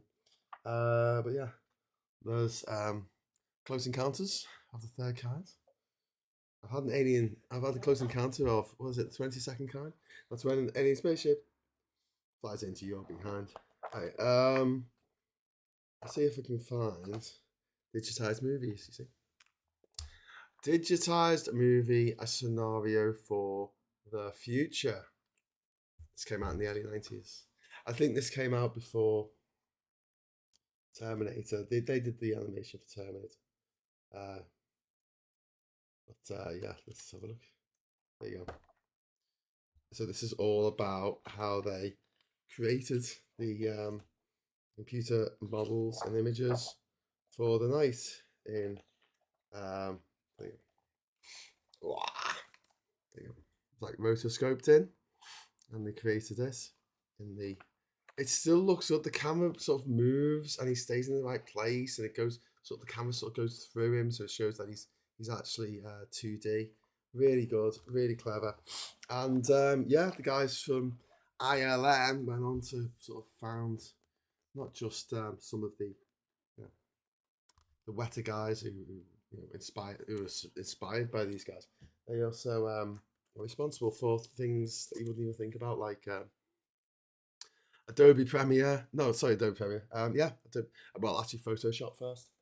Adobe Photoshop, non-linear editing, digital filming, the digital camera in your phone. It has its root in technology that was put together by the people that are incredibly talented artists and engineers at Industrial Light and Magic. Yeah. Uh, Star Wars is the first three films, Rogue One and Andor, in my opinion. Yeah, I'll go with that. Honestly, if all other Star Wars property got destroyed tomorrow, just got like I don't know, like there was a big solar flare, and it just happened to wipe out every single bit of Star Wars stuff on every single bit of media all over the planet, except for the original trilogy, Rogue One and Endor. Yeah, I'll be like, oh well, like, my devastation will not be too overwhelming. I did really like this first series of The Mandalorian though, up to the bit where Boba Fett turned up. Was that in the first series, or let's say I don't know? When soon he turned up, I just rolled my eyes. Stop it! Stop killing people off in your bloody films and then bringing them back. They should be dead. They should be dead. You know, dead. Like that's it. They're gone. They're out of here. The whole point is like that the main character has to learn and develop, but they keep bringing them back in the sequels. Oh, let's go to the Dagobah. There you will meet Yoda, the Jedi Master who assaulted me. I instructed. Did I say assaulted? Um, yeah. So when the revelations come out about Yoda. Spooky Thang, thank you very much for the £5 super chat. Yay, Herbie. Mine was Herbie Goes to Monte Carlo and Godzilla versus the Smog Monster.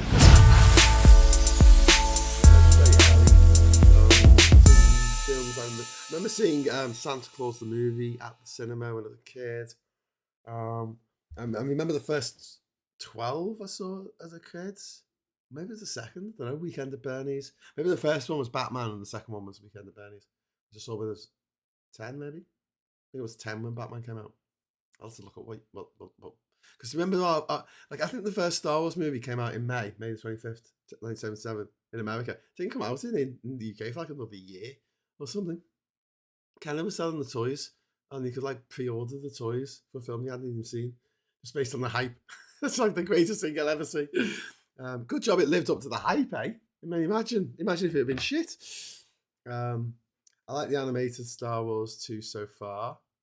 You know what? I don't mind the animated stuff. But I do find that it's like really badly written, and I feel this way about a lot of animated stuff. The I think again, you know, I was talking this morning about I've been spoiled by the Taj Mahal, because now I look at any building, I'm like, why isn't it the Taj Mahal? I think I'm being spoiled by like BoJack Horseman and the first couple of seasons of Rick and Morty. And the writing was really, really, really clever, and they usually nail other stuff in animation. You know, a pacing great, characterization pretty good. You know, the concepts, the ideas are usually brilliant, but the dialogue is fucking dire. I watch cartoons and I'm like, have they just fed that into an AI machine or something? It's like, ha, I've been expecting you. Oh, too bad you wasted your time when you could have been sewing. I know it's not that bad, but I mean, it feels like really stilted. You won't know pain until like. I think maybe there's a bit of influence of Japanese manga in that, where in Japanese manga they have to tell you how they're feeling. You can never see, no, you never ever see it in. Well, I've never seen it. I mean, I should. It probably does exist, and someone's going to put me to it now.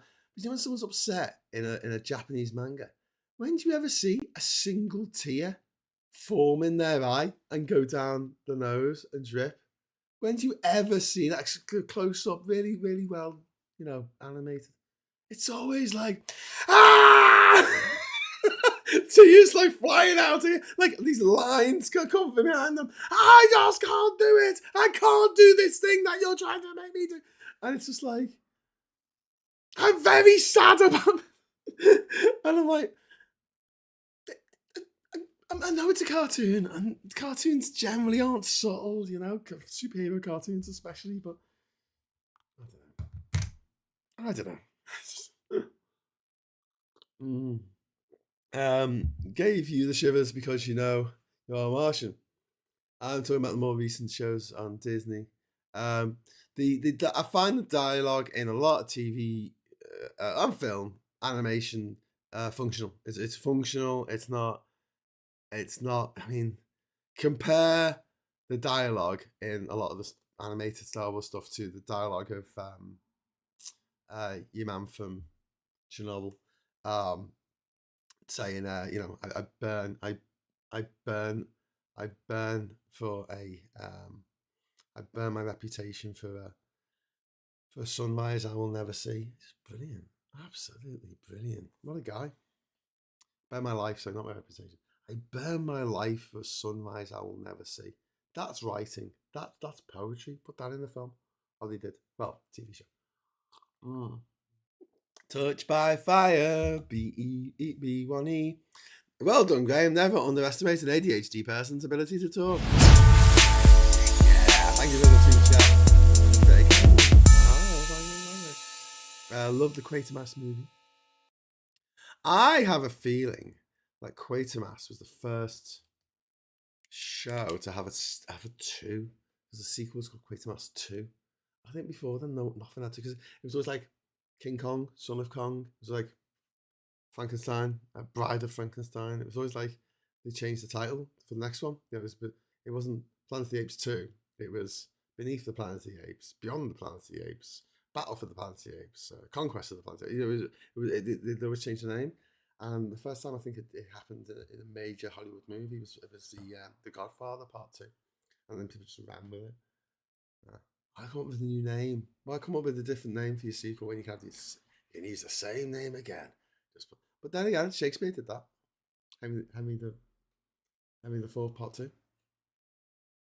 Anyway, Forrest Whitaker was great in Andor. He was actually, wasn't he?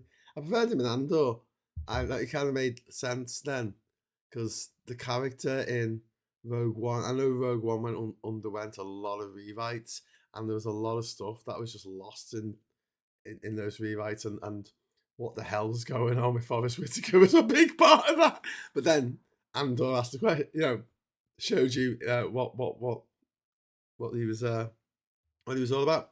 Anyway, next movie up, Do the Right Thing, about race relations in America, with a very young, very, very young. See this guy here with that haircut. Do you know who that is? Does anyone? I mean, it's probably a while since you've seen it.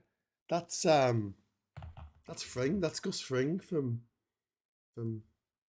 Breaking Bad and Better Call Saul. What's his name? What's it, Ernesto something? Giancarlo Esposito. Giancarlo Esposito.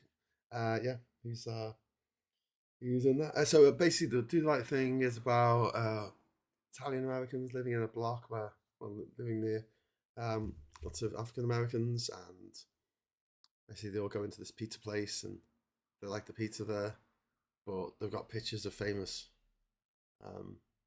Italians on the wall. And that, when you put pictures of famous black people, and he's like, well, didn't think, and they end up having a riot and burning his shop down and stuff. And it's good. It's a good movie. Except, like, there's one scene in it, right? It's always bugged me, this. There's one scene where it has two of the characters, right?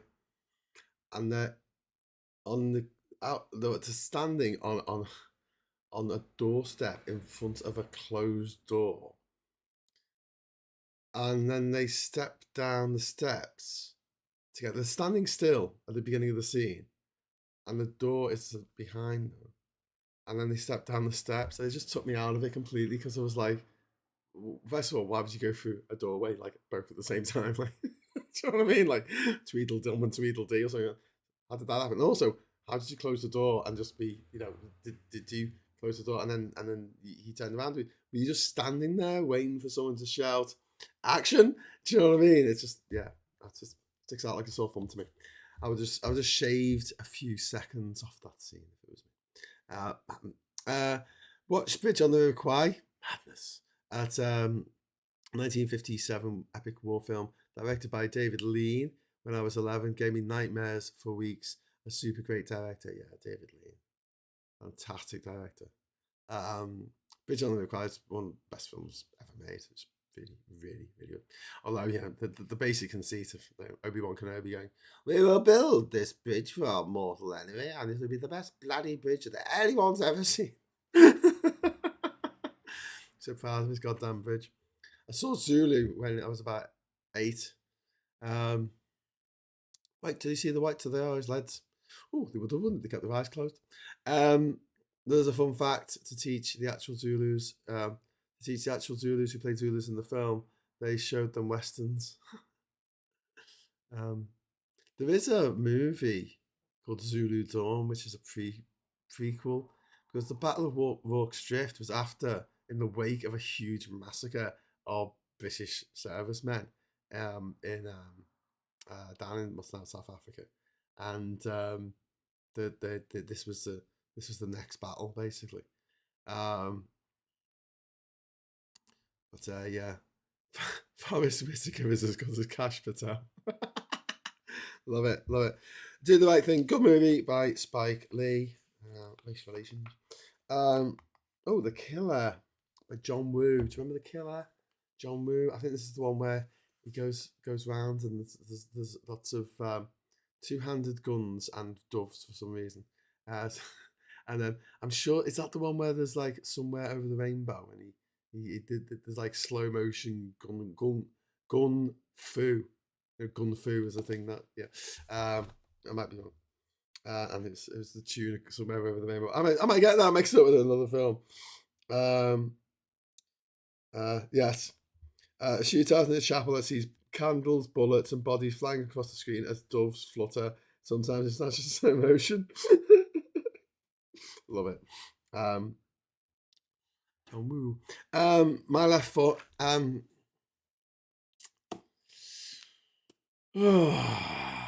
do I feel about My Left Foot? It's really problematic.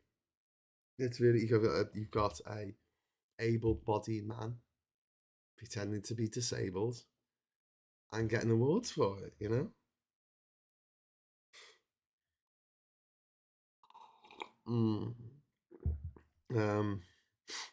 I played Christy Brown, who had cerebral palsy. And I know nowadays you'd probably actually get an actor who has cerebral palsy to play the person with cerebral palsy, but back then it was a quick way to go. I know it's very cynical of me to say this, but apparently Daniel Day-Lewis is a bit of a tit, and he decided that he had to stay in character the whole time, and so he had like young people who were working on the film, it's probably their first film they've ever worked on, carry him around. If he needs to be on set, they'll have to pick him up and carry him. Anyway, or so I've been told. John Woo, hard-boiled, always does stuff in this movie. I wonder if Graham has worked out that this is all a hallucination. Maybe. Why is what is that doing here? Why is there a badger? Island Wanna? Well, you island if you want. This island is not for islanding. For walnutting. So there's a few movies here. We've got Drugstore Cowboy. It's a Gus Van Sant film. This is really good. Crimes and Misdemeanors, which is Woody Allen. Okay, problematic. And a really, really, really, really good British film called The Cook, the Thief, His Wife, and Her Lover, which is I think was it Peter Greenaway or somebody who directed it? Yeah, Peter Greenaway. It's got Michael Gambon, Harry Potter. Not Harry Potter, no, Dumbledore. Dumbledore. It's got Helen Mirren. It's got Tim Roth. It's got Kieran Hines, who played,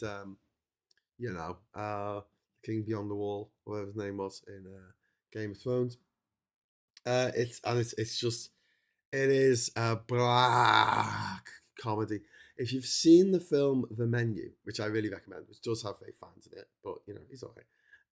And you enjoyed The Menu because that's a jet black comedy, you will like this. Honestly, I recommend it. A lot of fun. A lot of fun.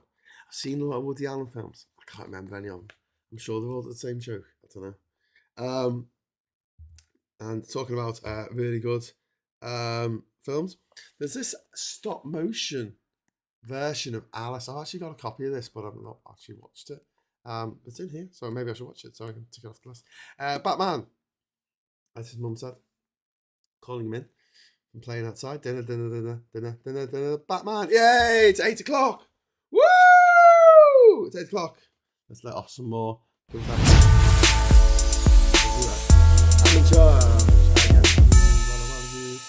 59 hours, my friends. 59 hours. 59 hours. 59 hours of me. God, Jesus. Do you know what, though? Has someone from Guinness Book of Records been tuning in or checking on you? Or do you have to send links to all 6, 7 vlogs? I have to send them in. My contact at Guinness World Records, who sorted out me coming down to London to do the interview a few weeks ago, he's on holiday this week. But I mean, I'm a bit worried about them not realizing that it had to be a full hour to get to unlock the 5 minutes you're allowed to take off. And I'm looking at my timesheets here when I've left it because I'm writing down when I leave the table, the desk even. I don't know. All those Guinness sites have had surveillance. They report on its progress to their imperious leader. Is ADHD under or overdiagnosed? That's Tony. I think for many years it's been underdiagnosed. We just didn't know what it was. They just thought people being annoying. They thought that people who had who were autistic were rude, and they thought that people who were ADHD were annoying. And this is why ADHD people tend to attract each other, you know, because everyone else can't fucking stand us. We just don't shut up. Just stop talking. Ugh. Just stop talking. Anyway, where were we? Okay, so Batman, Tim Burton, probably at the height of his powers. Great movie with a Batman villain in Jack Nicholson's Joker, who played Joker as a gangster Joker. Different take to Heath Ledger.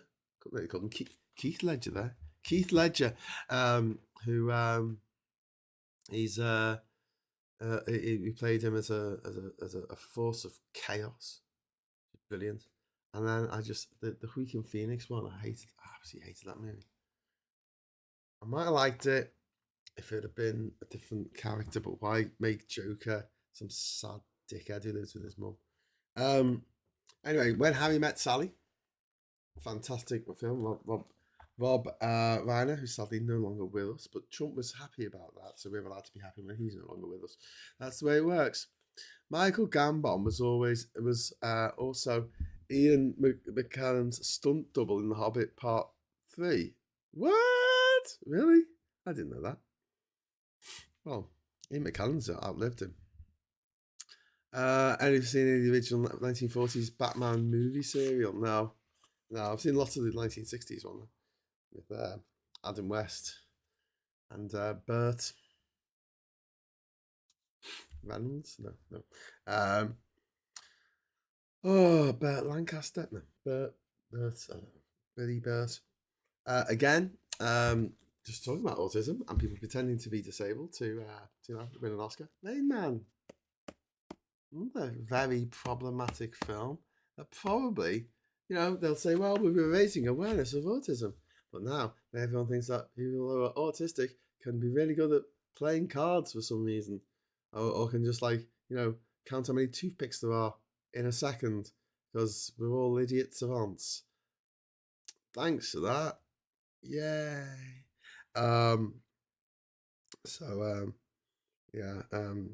Dustin Hoffman won the Oscar for that, for playing someone who was disabled.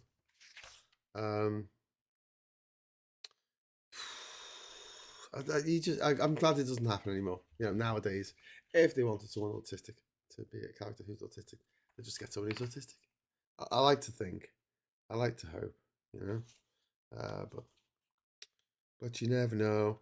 But yeah, Daniel Day-Lewis won the Oscar for My Last Foot, and and you know, Dustin Hoffman won it for Rain Man, and what's his name? Tom Hanks won it for Forrest Gump. And then they lampoon this like hell in the movie Tropic Thunder, which is like what they should have done because like it is ridiculous. But I always wanted to do a movie. It's too old for it now. Called And the Oscar Goes to Bill Murray. And what it is, it's a bunch of filmmakers. It's a bit inspired by Cecil B. Demented, if anyone's seen that. A bunch of young filmmakers kidnap Bill Murray and force him to appear in their movie about a disabled doctor who goes to Africa to save little boys, little girls from dying from this horrible disease. And he cries a lot, and he cheers them all up with his, his. And they force him to be in it against his will because they know it's just pure Oscar bait. And just put everything in there that the Oscars always go for, just absolutely, just mull of it. That's what I would do. Probably been funnier 20 years ago, but Sean Penn, says Ernie Burns. Yeah, is he dead? Well, why are you saying Sean Penn? Don't like Sean Penn either. Don't like Weekend Phoenix, and I don't like Sean Penn. I just don't know. They don't come across to me as nice people. You know, they're the kind of people who just like you say, "All right, mate," and they'll be like, "You know the type, yeah." My better half is ADHD, and I'm autistic. It's an interesting combination. Yeah, Kat's definitely not ADHD. Tell you that now. Trump is Jabba the Slug. He is. And in now, I've just turned the page. 1988, best film, directed by Robert Zemeckis. Possibly the best movie ever made of all time. Yes, I'm talking about Who Framed Roger Rabbit, the secret sequel to Chinatown and the Two Jakes. Absolutely phenomenal film about a bunch of crooks who decide to lock down Toontown so they can build a motorway through it, which is essentially what they did to all the black neighbourhoods in America. They also did it in Liverpool. Do you remember Scotty Road? No? You didn't grow up there. Unless you're a lot older than me, you didn't grow up there. Why not? Well, you know, they knocked it down. Like it's not there anymore. Why? They put a motorway in. The stupid motorway coming out the Kingsway Tunnel. They took an area, like a really vibrant area of Liverpool, and turned it into a desolate concrete wasteland. Only when it was funny. I like using that one. 1988 also brought us one of the greatest action movies of all time. Die Hard, much imitated. It's Die Hard on a plane. It's Die Hard in a submarine. It's Die Hard in a space rocket. It's Die Hard up a tree. It's Die Hard in the sewers. It's Die Hard in a school. It's Die Hard. Yeah, that was the first one. It was good. The Decalogue by the guy the Three Colours trilogy. Never seen it. Apparently it's pretty good. Best vampire film, in my opinion, is Near Dark. That's Catherine Bigelow as well, isn't it? Catherine Bigelow. Don't know why I said it like that. So we've got three films here. We've got Dangerous Liaisons, which was remade as Cruel Intentions, which was a good film. Dangerous Liaisons is a good film as well. It's got John Malkovich.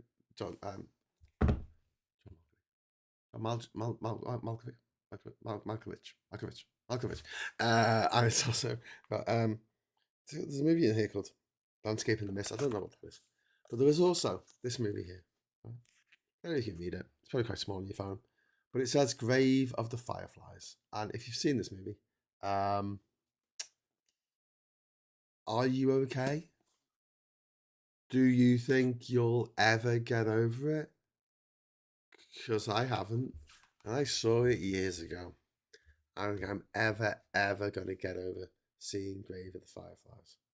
It is, especially if you watch it in the original Japanese with subtitles, because it was the They got an actual little kid, a little girl, to do the voice of the little girl in it.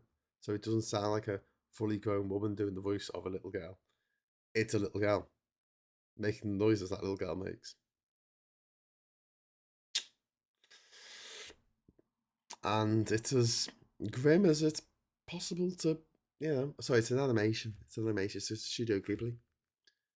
And one of the maddest things they ever did, they actually did a double bill in Japan with My Neighbor Totoro, which is a heartwarming film about magical creatures that live in the woods and help these little kids go and see their mum who's ill in hospital, and she gets better at the end, and it's all good. Imagine My Neighbor Totoro, but instead of that being the ending, the mum dies, and then the two little kids who are out in the forest realize that their woodland friends are actually a human-eating bear and a human-eating wolf, who then turn on the children, and the last frames of the film are the agonizing screams that they are devoured alive by these creatures. It's a bit like that. Cave of the Firefly is grimly amazing. It's a fantastic film, but oh my god, I'm never gonna get over it. Never gonna get over it. Is ADHD a learning disability or a mental illness? I don't think it's either. I don't think it's it's certainly an obstacle. I wouldn't call it a disability because there's ways around it. So, I think it's just that your brain works differently. Your brain responds differently to stimuli that someone else would respond one way and you respond another. I don't know. It's a neurotype, says Russ. Yeah, something like that. I Am Sam won Best Actor for a character with learning disabilities. The parody was American Dad, where the Roger the Alien was writing a film called Oscar Gold. I mean, I Am Sam again. Sean Penn. Guy who, do you remember when he tied Madonna to a chair and beat the shit out of it? No? I do. I like to mention it now and again. Oh, Hannah. Hi, Hannah. How you doing? To have Hannah on board. Good to see you hanging in there going, boop, boop. Coming up to the 9 o'clock mark, which will mean that I have been speaking pretty much non-stop for 60 hours. Well, not non-stop. I've had breaks. Couldn't believe. Hey, Martin. Hey, Hannah. Oh, that's nice. Three really good comedies there, actually. Fish Called Wanda. I might have to see John Cleese there. Naked Gun. Very good. And based on the Files of the Police Squad. And Big, which is a funny film. Well, it's is it funny? I don't know if it's funny. Watched it recently. That and Splash. I watched Big and Splash. Big Splash. And Big's quite problematic. He's a boy. He's a little kid. He's like 12. And then he goes back to being 12. With the one and who's had sex with. Don't know. Bit odd. Wheels, Darren. £5 super chat. Graham, I'm taking you off the air. I think you're having a breakdown. Good work, my friend. Why did you take me off the air when I'm doing so well? So it's neither illness or learning difficulty. What about autism? I don't know. I don't know enough about it. I'm not a psychologist or a psychiatrist or a psychopath. I just know that my response to certain stimuli is different from other people's. If anyone is concerned, pro tip: pause for a little bit and then play high speed. And Graham is singing Dexy's Midnight Woman. Am I coming on Eileen? What? Poor Eileen. Just thinking this is more than 48 hours now, showing that it's 59 hours and 13 minutes. Cabaret was a sinister visual depiction for the rise of fascism and racism. Do you join, fight, or run? Yeah. Benny Larson. Honestly, Graham, I can't believe you're still keeping it going. Yeah, it's like Mrs. Brown's Boys all over again. Anyway, so moving on. Okay, so just there's a movie here called The Life and Times of Klaus Barbie, which I haven't seen. About 4.5 hour movie about a Nazi. So let's forget this one. But oh my god, some of my favorite movies, like Akira, a movie that launched Japanese manga into anime, into the imagination of a lot of people. Obviously, I first saw it when I was like 10 or 11 or something. And then we've got Cinema Paradiso, but in the Italian it's called Cinema Paradiso. What a beautiful film! What an absolutely beautiful film. And I think that I saw the director's cut. I think I saw the director's cut before I saw the non-director's cut or something. I don't know. Or like maybe when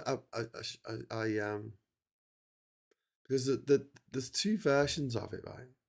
There's one where it's made very clear that the old guy, is it Santiago? Is it the old guy?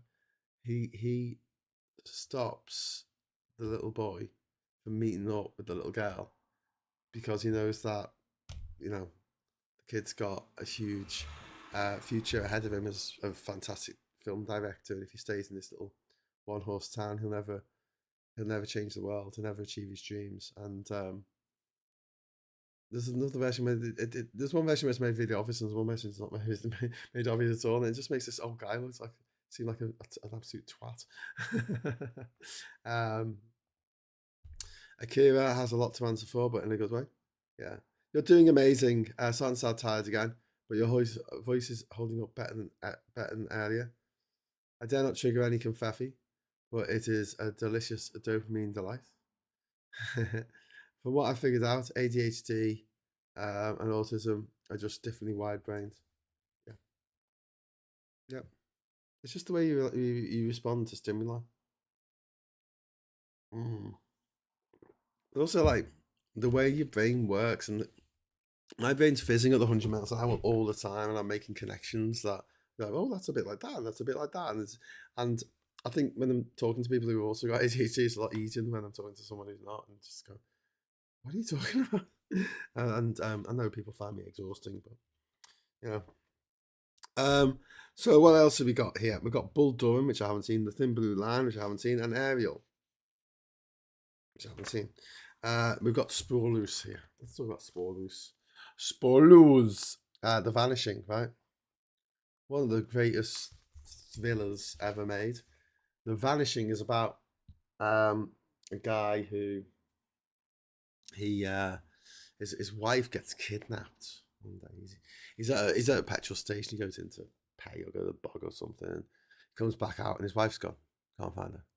And he spends all this money. He spends millions of dollars or whatever, millions of florins or whatever the currency was back then, millions of florins trying to get guilders, maybe a guilder. He spends all his money and all his time trying to find out what happened to him. Drives him mad, drives him insane. And then by the end, the person who abducted his wife says, I can tell you what happened to her, but you have to drink this. And he's been driven so mad because he just can't live not knowing. He can't live with the not knowing. He drinks the concoction. Now I'm not going to spoil the ending for you, but in the American version, well, let's just say it doesn't have a happy ending, right? In the American version, which was directed by the same guy, who then went on to direct what's it called? Oh no, that wasn't another guy. The American version was directed by the same guy, and it had Sandra Bullock in it, I think. Sandra Bullock was in it, and I don't know, was he Bill Pullman? No, not Bill Pullman. What's his name? Big Trouble in Little China guy. Kurt Russell. Was he in it? Kurt Russell? Was it Kurt Russell? I don't know. Anyway, so the the original Dutch version is dark as proverbial FUCK. Whereas the American version, they have a somewhat happy ending. Talking of happy endings, the original Fatal Attraction ending had ended with Glenn Close um, taking herself out. And audiences didn't like that, so they had to get murdered instead. Sorry, spoilers. Fun fact, the American version started as a rom-com. Well, I mean, it might as well have done. Kind of agree. Graham, I'm worried it might be harmful to your health if you carry on until you drop. You've gone far enough. Please stop soon. What? Well, no. I'm just, I want to try and go as far as I can. I'll be fine. Don't worry. Don't worry. Honestly, mate, this is nothing. I'm not saying that to be big myself up, but I'm not finding this particularly difficult. I'm talking about things that I find interesting.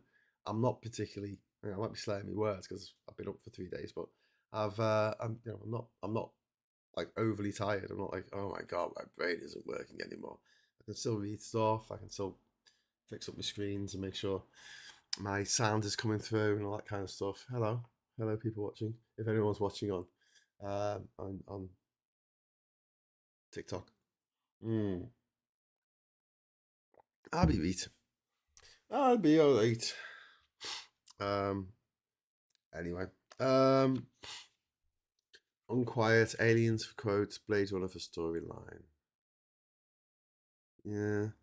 But do you not think that Blade Runner's a little bit problematic? That scene where Deckard like essentially pushes Rachel against the wall and like forces a kiss on her. I watched it back and gone.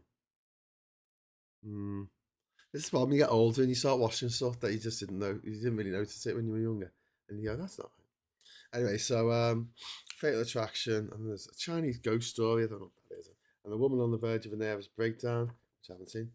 There's a movie called Red Sorghum. Never even heard of it. The Dead, like John Huston. Okay. The late John Huston devoted the better part of his career to cinema predated what? On the adaptation of literary works. Oh, he did The Man Who Would Be King, didn't he, John? The African Queen.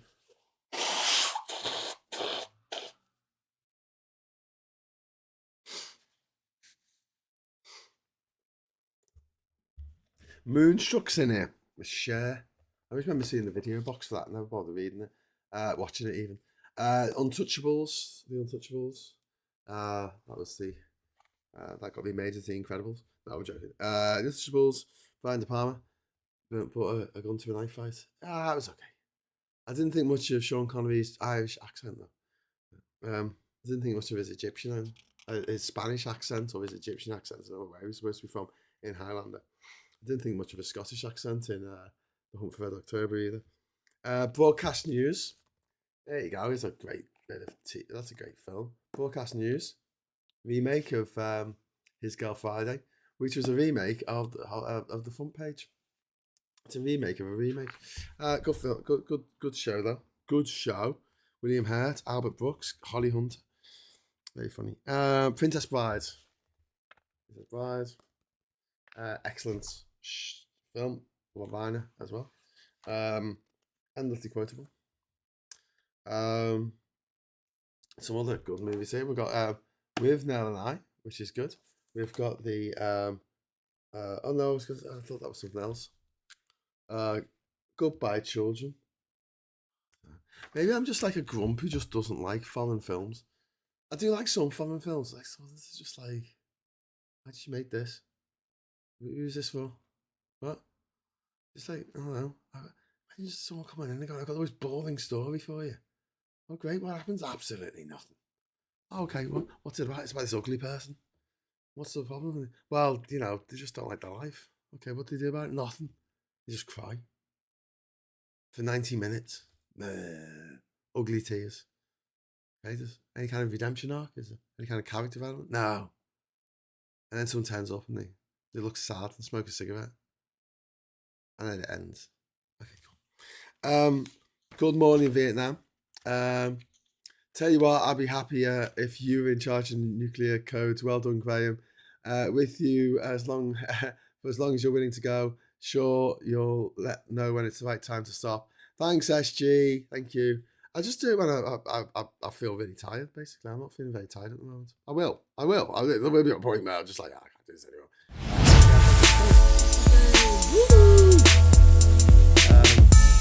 I hope they will. I hope this all works. 3 days, rain in 30 minutes, I suppose. Another fave horror film is John Carpenter's The Ring. The Thing, sorry, I read that wrong. Yes. Which is a remake of Thing from Another World, or Thing from Another Planet, whatever it's called. Remakes can be fun. We've got, traditionally a straight edge pub mate would want to keep a drinking mate in check, but if they're having a great time at the pub quiz or having an extra scotch or two medical spotting. Yeah. Full Metal Jacket. That's a Kubrick film that kind of divides people. I think the first half's great. I think the second half's shite. I like it. And he actually goes to war. I think if it makes a movie feel a bit disjointed. Do you know what I mean? Is it a story about a guy who learns to be dehumanized and then he goes to war and then I don't know. Raising Arizona, great film by the Coen brothers. Very funny. Screwball comedy with Nicolas Cage and Holly Hunter.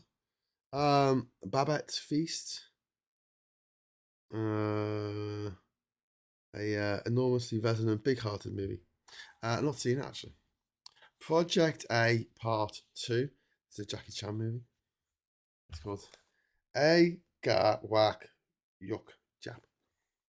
There you go. Oh, Wings of Desire. Not seen it. The Horse Thief, Brightness, Sherman's March, Peking Opera Blues. Oh, I saw about Salvador with James Woods, which was written by Oliver Durden, no, Oliver Stone. It was directed by Oliver Stone as well. And some movie called Top Gun that disappeared without a trace, didn't it? You can ride my arse. I mean tail anytime. What else have we got in here? Platoon. There's a lot of movies that came out around this time, like War is Hell, didn't they? Casualties of War. Tampopo. I'm not seeing that. Caravaggio. Derek Jarman. Remember him? Room with a View. James Ivory. Merchant Ivory production. Children of a Lesser God. Which is on paper, it sounds like a Disease of the Week TV movie, but a skillful adaptation with William Hurt in it. Down by Law. Jim Jarmusch. I've not seen that one. 3 great movies there. Look at this. Over here we've got The Fly, David Cronenberg. Over here we have Aliens, James Cameron. And over here we have Ferris Bueller's Day Off by Uncle John. Really great movies. Hannah and Her Sisters, which is a Woody Allen. Like, honestly, when they redo this and they can just take all the Woody Allen films, they can put so many better movies in there. And then She's Gotta Have It. Decline of an American Empire. I don't know that. Manhunter's it. See, this is my problem. Manhunter's in it, right? I just wouldn't. Blue Velvet, absolutely, a fantastic film. I love it. That bit when Dean Stockwell sings "In Dreams" by Roy Orbison into a light bulb. It's the creepiest thing I've ever seen. It's absolute genius. Al from Quantum Leap freaking me out, and Stand By Me, which is Will Wheaton. Shut up, Wesley, and River Phoenix, and The what's his name? That fella. Come to me in a moment. Corey Feldman. And who's the last one? Kiefer Sutherland.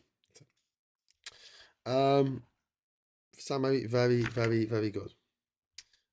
Based on the book, the short story "The Body" by Stephen King. I don't think there's going to be too many other Stephen King adaptations in here, apart from maybe The Shining. The Colour Purple. This was it's Oprah and Whoopi Goldberg. This is a Steven Spielberg film, and there's Shoah, which is about the Holocaust. Didn't really cut through in a way that Schindler's List did, though. John Huston films, Prizzi's Honor. I've not watched these. I need to watch them. This Quiet Earth, Kiss of the Spider Woman. Terry Gilliam's Brazil. It's Jonathan Pryce there. He went on to play the High Sparrow and also played the Pope in The Two Popes. And a dystopian. But I love the fact it came out in 1985 as well. The year after 1984, as if it was a sequel to it. You do know that the Handmaid's Tale book also came out in 1985, almost like a sequel to 1984. Both of them sort of came out as sequels, as possible future scenarios. But Brazil is very dark, very funny, very Kafkaesque. It's all to do with losing your identity into the what's it called? Being fed into the machine. The World According to Garp. Attack on P613. Talking Movies trailer on the TV behind. Lol. They Live is also fairly disturbing, even if it feels a bit B-movie, until you get into it. I'm here to chew bubblegum, kick ass. And I'm all out of bubblegum. Brazil is a great movie. Brazil is a fantastic Brazil. Tom Waits is in Down by Law. I like a bit of Tom Waits. Who doesn't? Out of Africa. I don't think this movie would get made these days. Out of Africa. I owned a farm in Africa. It's got Meryl Streep in it, and or Glenn Close. Just they're kind of interchangeable, aren't they? No, that's not very nice. Meryl Streep in it. I thought it was, it's about a woman who sets up a farm. White woman who sets up a farm in Africa, and I don't know. I think this was Akira Kurosawa's swan song, Van. It's based on King Lear. That's very good. About a king who decides to sort of abdicate, and then it all goes horribly wrong. The Breakfast Club here. John Hughes again. Fantastic. The Killing Fields. Really, really good movie about Pol Pot and, well, not. It follows the story of a journalist who is in Cambodia seeing all the horrible shit that's going on. You could argue that it's a bit manipulative in the way that it uses the John Lennon song Imagine at the end, but it's perfect. It's absolutely perfect. And apparently, according to the person whose life it was based on, it was genuinely playing on the radio when they were reunited. So there you go. Natural, Barry Levinson. Not seen it. About the career of Robert Redford, whose gift for sport shows at an early age. Okay. We've got Stranger Than Paradise, which I haven't seen, and we've got A Passage to India, another merchant Taylor, bloody what it's called. Ian Forster. Oh no, that Passage to India. Sorry, I'm getting mixed up. I'm getting mixed up with Room for Review. That was Merchant Ivory, wasn't it? Sorry. Passage to India was David Lean. Sorry, David. Not that he's listening. This is Spinal Tap. Yeah, Bob Viner at his hilarious best. And Ivan Reitman's Ghostbusters, which is actually a bit of a shit movie. I hate to be, but it's great. I grew up loving it, and it's got some really clever, funny ideas. But the underlying message in it is that if only the Environmental Protection Agency would allow us to run an unlicensed nuclear particle accelerator in the middle of downtown Manhattan, we'll be able to go about our lives. It's a big capitalist screed against health and safety. I'm like, actually, as I get older, I'm more on the side of Walter Peck. They call him Gregory Peck then. Peck by name, Peck by nature. Beverly Hills Cop, also a really funny movie, really good movie about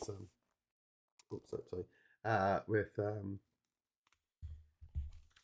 Donkey and with Eddie Murphy and who about just a guy who's just a cop who comes to Beverly Hills and he's a black cop. I think he's from like Chicago. He's from the East. And he comes over to see his mate or something, or go to a wedding, I can't remember. And he gets involved in a murder investigation. Everyone treats him like shit because he's black.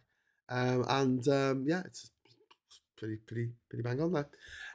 There you go. A Nightmare on Elm Street. And I will put this in here. I mean, it's shit. A Nightmare on Elm Street is a shit movie, but it's a great shit movie. Of course, it became just parody down the line, and each Freddy movie became more and more ridiculous as it went along, and culminated in Freddy versus Jason, which is a fantastic movie. Don't get me wrong, but it's shite. But yeah, what a great setup for a film. A guy comes in your dreams and kills you, and if you die in your dream, you die in real life. I mean, when you're coming up with terrifying ideas to terrify people, it's pretty fucking terrifying. Wim Wenders with Paris, Texas, with the late great Harry Dean Stanton in it. A very good movie. I love that. Terminator, enough said. And he will not stop until he needs to go to bed. Scarface, which I'm again, you watch it now, like watch Scarface, it's so fucking 80s and a bit problematic. Meanwhile, Amadeus, rock me Amadeus. Sorry, Kubrick was American. Well, was he though? I think we adopted him. He didn't like America. He left America when he was like, I don't know, 30 or something. He never went back. He lived in Britain. Hmm. Hmm. 2010. Spinal Tap is funny, but they're fully beat to it by bad news. Look up Bad News Tour, especially more Bad News. Best heavy comedy ever. Was that the Comic Strip Presents? Kubrick was a Yank who lived in England. Yeah. David Icke thinks they live is real. Has he got a pair of those funky glasses? Ba, ba, ba, ba, ba, ba, ba. Right, I'm going to nip to the loo because I'm not going to lose too much time if I go now. Because I was on 2:29 when I came back. I'm losing precious seconds. Back in a moment.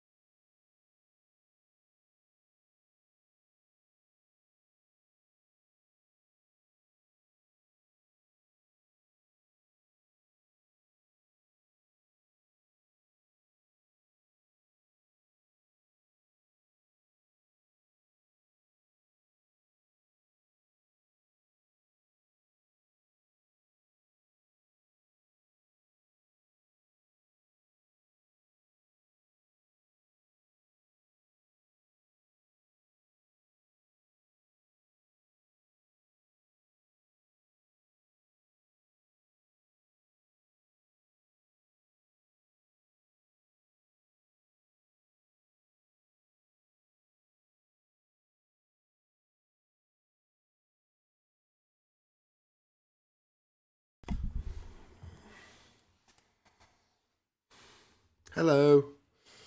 20. Woo! Okay. Wasting me time, like going off. I should be stacking this up so I can have a sleep tonight. Not that scene. Hello, am I going out yet? Oh God. Ooh. This the one that's going out on hello. The one that's going out on TikTok. Say what? The Bomb City in Full Metal Jacket is the Docklands after they don't London Docklands. In fact, the whole of Eyes Wide Shut was shot in the UK. Like none of it was shot in New York, was it? Just made it. Yeah. Has anyone pointed out to you that the only way to measure the distance run is for the runner to stop running? Why does everyone want me to stop? I mean, I'm a dying. Do you know what I mean? It's like you see these people do these things, right? And would you go up to like I don't know, I'm not Usain Bolt, but would you go to Usain Bolt? Oh, you're running too fast, mate. Or, you do yourself a mischief. Do you know what? All these sports people who do like mischief to themselves all the freaking time by doing their job, which is running around. I'm just sitting here talking. I stop doing this. I go in the other room and I sit down on the couch and I just talk. No, or play on my bloody Switch too. Either Graham will fall asleep or the Guineas people will get bored of. The Guineas people? What is the Guineas people? Has Graham become the Forrest Gump of live streaming? No, I will have to get some sleep at some point, clearly. Also need to get rid of all this crap off my, off here. I thought it'd be a good idea to have loads of biscuits and things to eat. But do you know what was best? Like nuts, like because you can eat them while you're talking. So I didn't give out biscuits at the pub. So, I mean, crisps wouldn't be any good either because they're. But yeah, popcorn would be good. Don't mean to stop your excellent background news while I'm writing. Background news, background noise. That's background noise. That's background news. I'm background noise. Kubik's a child Wickbury, chilled Wickbury estate is down the road from me and Christine, his widow, used to give painting lessons. Oh wow. What were the shining internal shot? Where was the shining internal shot? Pinewood, wasn't it? It was Pinewood or Shepperton or something. Had someone said Graham's done over 58 hours now. Well done, but a bit mad. Yeah, I'm on 59 hours now. 59 hours and 43 minutes. When I get to 9 o'clock, it'll be 60 hours. Bloody hell, just scratching an itchy spot on my back. Now the bed looks. I did that the other day. Damn it, you just made me want biscuits. Oh, I'm sorry. Scarface. Yeah, Scarface is a really good shit film, right? It's a really, really good shit film. Very quotable. Amadeus, right? Amadeus is an absolute masterclass. I think they'll be doing Amadeus, aren't they? Making a new version. Absolute masterclass of how to do a biopic. Because here's the problem with a biopic, right? Like, I'm one of the reasons why I don't like biopics usually. Very, very rare that I like a biopic. Because in a movie, someone's going to have a problem and they've got to overcome that problem in order to get somewhere. But every biopic, especially about a musician, it's always like they achieve fame and fortune, and you're like, oh, okay, you're happy now. It's like, no, I'm going to take loads of drugs and be horrible to people. I say, okay, don't do that. And you're like, okay, I'll stop being horrible to people and taking all these drugs. And they're like, okay, cool. And that's the end of the movie. And it's just like, how about you be a bit smart about this? And there's two biopics that I think are really, really, really, really good at doing this. One is Immortal Beloved with Gary Oldman, and the other is Amadeus, because neither of those movies has the main character as the person that the story is about. Amadeus, the main character, is not Amadeus. The main character is Salieri, and Immortal Beloved, the main character is not Beethoven. It's the guy investigating his will to find out who he left all his stuff to, and when he said it was for his immortal beloved. And in doing so, he pieces his life together. Because here's the thing, real historical people can't change. They don't tell their story. It's a boring story. It's a shit story. I can't, if you think about like every single like biopic that's out there, it's like they become famous, take loads of drugs, and then they stop taking the drugs. Or occasionally they keep taking the drugs and they die in the toilet like Elvis. Or occasionally you have a biopic where it's like they cut it off where all the bad things start to come out. So you don't have to mention the bad things, like with the new Michael Jackson film and biopic. It's like, oh, he just wrote all these great songs. There's a scene in there apparently where Quincy Jones, he wrote all the fucking songs, and he's just sitting there. And so that sounds really good. That sounds really good, Michael. Yeah, do that. And that's his entire contribution to the movie. When that guy wrote so many of Michael Jackson songs. Say hello to my little friend, says Cuthbert. Yeah. Mississippi Burning, the film focused entirely on white characters and sidelights the black community and civil rights activists in Mississippi, reducing them to passive victims. Remake.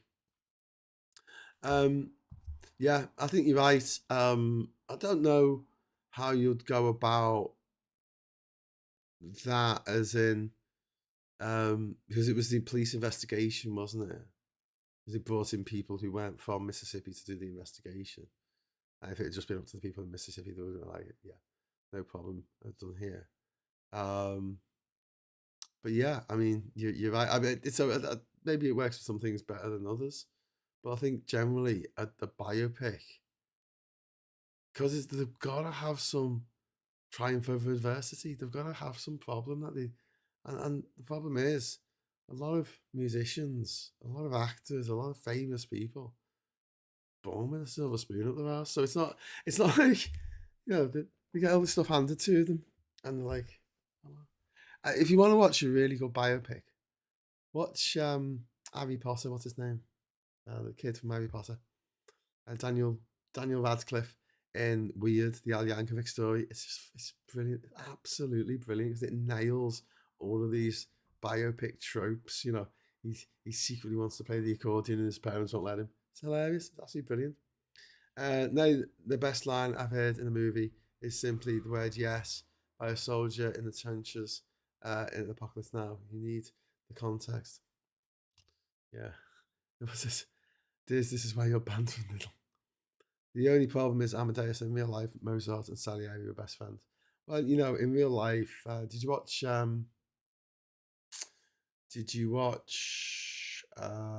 Rush, right, with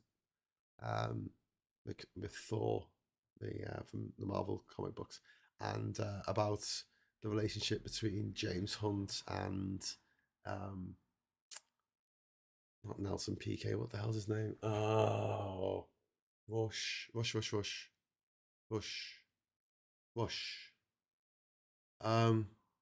Oh, the German, Austrian. Damn, what's his bloody name? Niki Lauda. Just saying it before it comes up on the screen. Niki Lauda. Thanks, Cuthbert. They were friends. They lived together. Do you know what I mean? And they really hyped up the rivalry, but it worked in the context of the film. And James Hunt's no longer with us, but Niki Lauda is, and he was a consultant on the film. He's like, yeah, it's fine. He understands the power of the story. There's no drama. Then it's hard to mine a story out of it. I really didn't like Ray, the movie. I didn't, I just thought like it played to stereotypes, especially his mum. And then Walk the Line just felt like a remake of the same movie. It came out quite close to each other. And I was like, how are these different movies? This is basically except obviously in Ray he was subjected to racism, which made it a bit different. But yeah, I felt the same way with the Queen biopic and the Elton John one, which came out at the same time as well, and were directed by the same person. What's his name? Dexter Fletcher from Games Master. Benny Larson says, I can't watch Thor, I'm Scandinavian. Yeah, no, it's probably very insulting.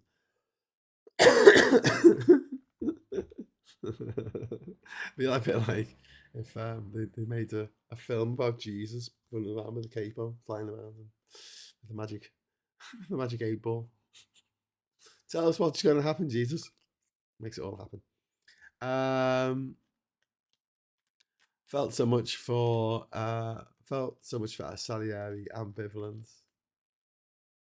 But it works. It works in the context of the movie. Like, this guy's driven mad by this brat who's just so good at what he does. He's just disgustingly talented, and you know. Paulie Donkey, thank you very much for the £2. Sorry, the £1 super chat. Thank you. It's okay. I found some spare change in the couch. Yay! Thank you. Thank you. Very kindly. So let's go on. I'm not going to go. I don't think I'm going to go on like mad tonight. I'll get to a point where like, but I think if we do over 60 hours, I mean that's blowing the previous record out the water, isn't it? And if they quibble about like, oh well, you didn't build up this hour long enough to spend 15 minutes running around the block, I'll just be like, yeah. There's a channel called Rose Tinted Spectrum that makes videos about Games Master and stuff from that era. He has a lot to say about Dexter. Dexter Fletcher and Press Gang, yes. He played the American kid for some reason. I always thought he was American. And then he's on Games Master. He's got a quality accent. I'm like, what? There are crocodiles. So Once Upon a Time in America. Now, this is Sierra Leone. Sierra Leone. This is Sergio Leone's, if I say his name right. Sergio Leone's swan song, Once Upon a Time in America. And this is the guy who did spaghetti westerns with Clint Eastwood. He did Fistful of Dollars, $3 More, Once Upon a Time in America, Once Upon a Time in the West. He did Good, the Bad, and the Ugly. And I really like this film. I know a lot of people find it slow, and there's just something just really beautiful and nostalgic and a bit weird, a bit trippy towards the end, isn't it? Where what happens? Is it all just a dream? Is it all just an opium dream? Some fantastic performances. It's James Woods in it, isn't he? And Robert De Niro as the gangsters all growed up. Joe Pesci's in it as well. I keep forgetting Joe Pesci's in it. And also, do you know who's in it as well? Jennifer Connelly. She's in it. They're playing a little bit part.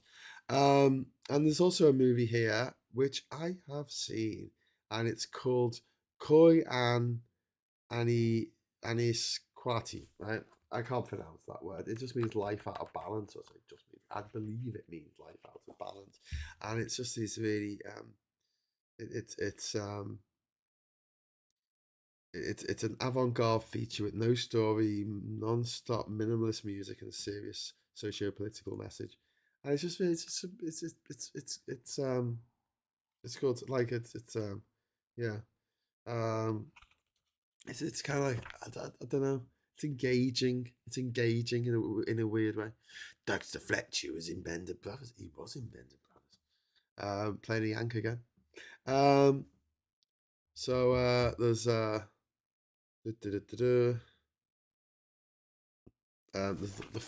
the Fourth Man. Is that like the Third Man? Is that the sequel to the Third Man? King of Comedy with Bobby De Niro. This was a Scorsese movie, where there's a lot of similarities between that and the Joker film, and so much so that they actually cast Robert De Niro in it, and maybe they just done it as a straight up sequel. It might have been better, but then it wouldn't have got so many people to go to the cinema to watch it, I suppose. Graham Haller, is the plan to go for another 12 hours? Not really, mate. I'll just see how I feel. Thank you. I'll just see how I feel. If I start feeling like, oh, I'm dying, then I'll sack it off, matey. Don't you worry. I'm not insane.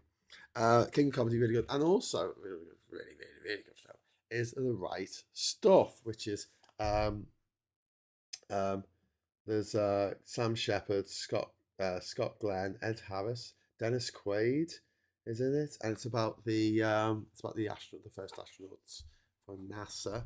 So the Mercury 7, it's about the Mercury 7, and it's really good. It takes the story all the way from the Mercury 7 to the Gemini, uh, up all the way up to the Apollo missions to the moon.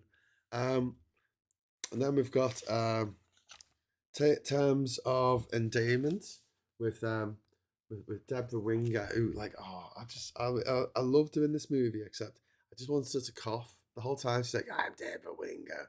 So she's smoking like 27 Marlboro every hour. But it's a good movie, and it's funny. James L. Brooks, obviously one of the creators of The Simpsons, and it's got Jack Nicholson in, who we like. Utu, I've never heard of it. It's about a Maori tracker. And then we've got Rojon, money. We've got Sans Soleil, we've got the Dernier Combat, the last battle of them. And we've got some little movie here called this is a bit graphic, this picture here. Star Wars episode, I don't know, I can't do Roman numerals backwards. I think it's 6. Return of the Jedi. And then we've got the big chill as well underneath it. Lawrence Kasdan's nostalgic film about a handful of 1960s college friends. So yeah, episode Return of the Jedi, the weakest of the original 4, but it's still good. I mean, it's still a good movie. It's got some really amazing scenes in it, and just that battle at the end. You know, you got the battle in the framework room. You got the battle out in space. You got the battle down on the battle on Endor. You got all these 3 battles going on at once. And it's really just it's a nice, fast-paced movie. It's the only 2 things happen in the movie. They pick up Han Solo, and then they go off to blow up the Death Star. That's all that happens in those in the Return of the Jedi. That's it. There's some plot. It's just like, okay, that happens and that happens. Videodrome. A picture of this nice stuff. David Cronenberg's story about the horrible transformations wrought by exposure to television violence. A Christmas Story. Like, this is something that Americans go on about, right? It's about this kid who wants a BB gun for Christmas. It's shite, absolutely shite, and people are like, oh, it's great, and it's because they watched it as kids. And like, there's a point where you can go, you know what? There's this film that I really loved as a kid, and I recently watched it as an adult, and it's shite. It's fine. It's fine. Talking of shit films, has anyone bothered watching that Fanny and Alexander?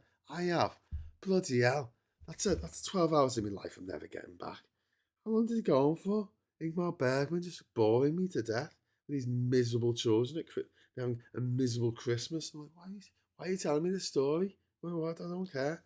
Um, it just goes on and on and on. 188 minutes. That's 3 hours and 8 minutes. That is. They're just kids who are miserable. I mean, kids are bad enough. I don't like kids in movies at the best of times. I mean, occasionally they can be quite good. Like I like Daphne Keen, is it, in Wolverine? Because for most of the movies, she didn't fucking say anything. That was great, Daphne. Do that in future. And you grow up now, you say what you like, but when you have a kid in the movie, just cast them as a mute. Go on, do it. Just do it. Go on, you know you want to. Anyway, then we have Gandhi, Richard Attenborough's incredible movie. I mean, it's really insane. The biggest in the Guinness Book of Records, so the biggest, the most number of extras in a scene. It'll never happen again. It'll all be just done on AI from now on. Even it's like Star Wars, where they had the pod race in Star Wars Episode 1. They just had a small crowd, and then they copied and pasted the same crowd. So if you watch it back slowly, you can see the same person standing up at the same time in like 4 different positions and putting his arm up, like, you know, to cheer. And it's a bit, it's a bit cheap, isn't it? But yeah, people have a go at the fact that he had Ben Kingsley playing Gandhi. And it's like, but Ben Kingsley is Indian, you know. He is. I think he was actually born in India. Anyway, to be fair, he doesn't have a very Indian name. James Wood, transphobic Trump later. Yes, Jenny, I don't disagree with that. We don't like James Wood anymore. He's a bit of a twant. In Toronto, Gandhi was the first film, and the last I think I ever saw that had an intermission. It's a bit of a shock. Do you think Graham could do the equivalent of what the Brethrens do? I don't know what that is. Is the sound cutting out for anyone else? Ooh, let me know if it is. I will try and do something about it. Now, you know when there's a movie that you know that you need to watch and you never quite get around to bloody watching it. Yeah? This movie has sat on my laptop, I swear, for like 20 freaking years. And every time I sit down, I think, ooh, I might actually watch that. There's always something else that, oh, I'll watch this first. And this movie is Werner Herzog's Fitzcarraldo, about them taking a boat over the Andes. And that sounds like something I would do. So I really, really want to watch this movie. And the relationship between Klaus Kinski, the main guy in it, the main actor, and the director Werner Herzog. It's just, yeah. Anyway, so Diner, after the landmark of George Lucas's American Graffiti, moving on the zeitgeist, wanted all these shows about, in the 50s. That was really cool. I thought this would happen with the 90s. It hasn't really happened. We had one movie that was set in the 90s, didn't we? Captain Marvel. Everything else, we don't really seem to be going back to the 90s very much, which is a bit weird. I love the fact that so we've got also The Evil Dead in here, which should totally be in. I don't know what y'all is. I've never even heard of it. Evil Dead, Sam Raimi and Bruce Campbell, and the Deadites. Made on a budget of, I don't know, £2.50 and a packet of crisps. Brilliant stuff. And launched the career of Sam Raimi, who's not just a really good director, he's a really good incubator. He's the type of director who takes people under his wing and builds them up, so they can direct movies themselves. He's good in that way. And Sidney Pollock's Tootsie, which has Dustin Hoffman in it, or Dusty Ben as I like to call him, playing basically learning to love himself. But it's James. Is it James Tootsie along with the bristling with subplots. Bill Murray's in it. Gina Davis is in it. It's a southern version of Dame Edna Everage. And to be clear, Dustin Hoffman is not a trans woman in it. He's a man who dresses up as a woman. And there is a difference. Unfortunately, in the same way. Oh wow, we just clocked another hour, by the way. Woohoo! I'm going to set off the confetti cannon. You see if I don't. Confetti!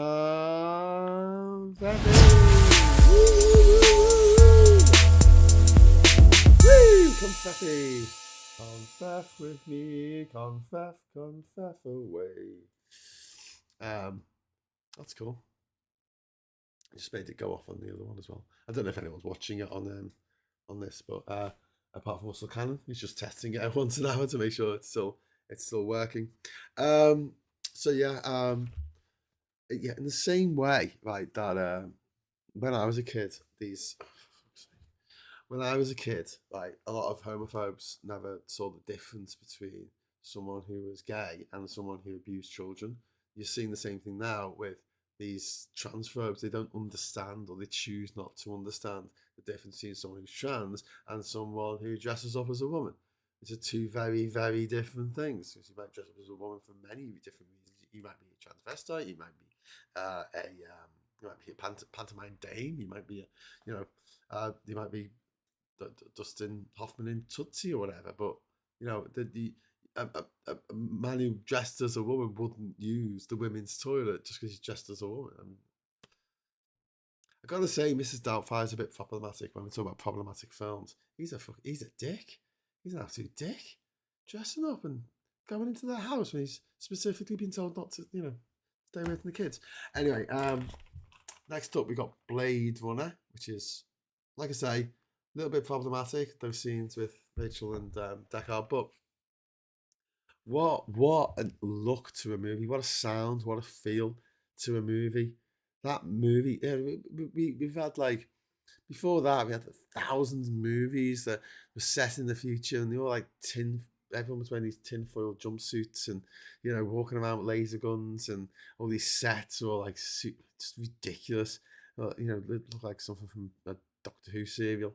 And Blade Runner came along, just blew it all out the water. Just said, no, what if we make it look boss? Hey, what if we drenched Neo LA in permanent rain, shot it as a neo noir, and just absolutely phenomenal bit of work by Ridley Scott on one of our greatest directors, probably one of the best directors of all time. I'll put him up there with Lean. I'll put Nolan up there as well. I'll put Hitchcock up there. I'll put Charlie Chaplin up there. All of whom are British. I will put Sidney Lumet there as well as Billy Wilder, while I'm at it, and John Huston, um, without a doubt. But yeah, there's a lot of there's a lot of really, really, really talented people who were born on this in this rock, and all we ever do is tell them, "No, don't do that. Don't do that. No, that's an idea with your station. No, you sure you don't want to get the posh kid to do it? Go on, get the posh kid to do it. That'll be all right." I watched Jaws way too young. I'm refused to get in the bath for a week in case a shark came up the plug hole. Childhood logic. It could happen. I'm afraid they do understand the difference, to choose to hate instead. I think a lot of them do, Jenny. I do honestly believe there are some people who are hardwired. My dad's generation, I met people. I mean, a lot of them are not with us anymore, but I genuinely met people who, to their dying day, they just thought that gay people were paedophiles. They didn't see there was any difference between, and you see it coming out when, like in America, where you get an American politician, you'll say, well, if a man can marry a man, what's stopping him marrying his dog or his horse? And you're like, the fact that no one's going to even want to do that, and it's an issue of consent, obviously. What if someone turns up with a dolphin? Yeah, do we just allow that? No. I have a small unknown movie I have on my laptop that was 6 times called The 13th Floor, a cool sci-fi with no stars. I can't say what it's about with no spoilers, but worth watching. I'll keep out. I'll look out for it. Stan Laurel. They have a weird tourist obsession. Makes you wonder what the right would do if they had the chance. There's the cartoon that goes round of like someone sticking their head under the cubicle saying, "Can I have a look at your testicles?" Because sorry, I can have a look at your genitals because I don't want you to make me feel uncomfortable. And you're like, yeah, it is just a bit weird. It's just something that most people obsess over. But yeah, anyway, bit of Caligula, bit of politics. Okay, so it's the good and the bad and the ugly. I don't know. E.T. the extraterrestrial, right?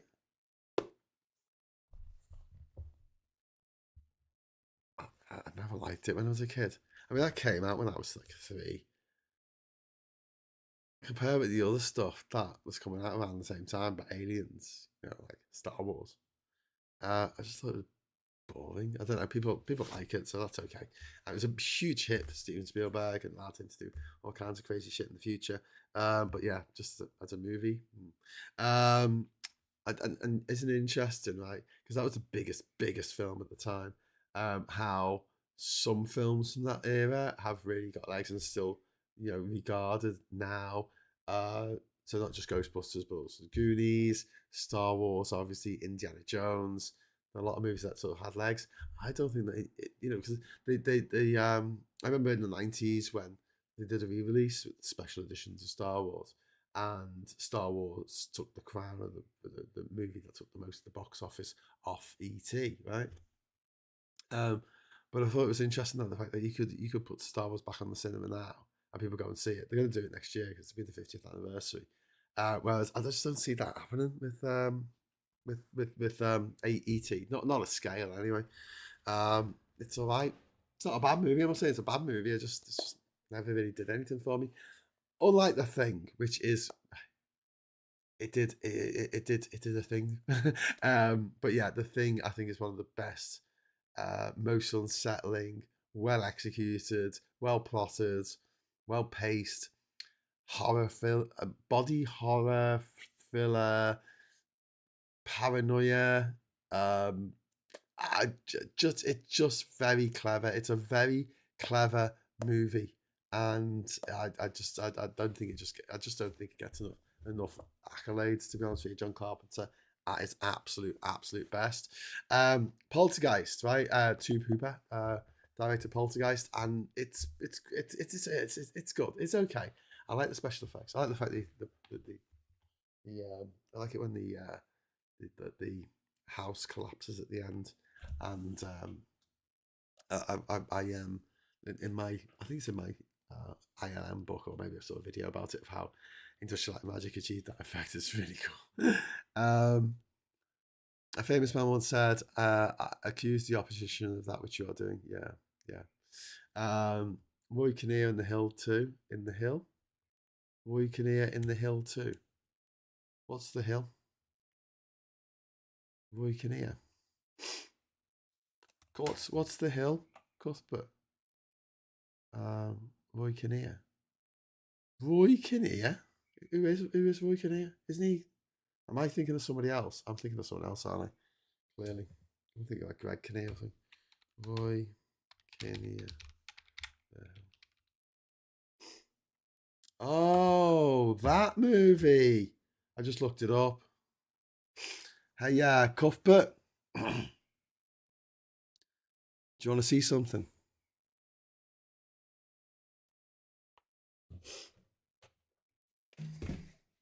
If you're just listening, Cuthbert,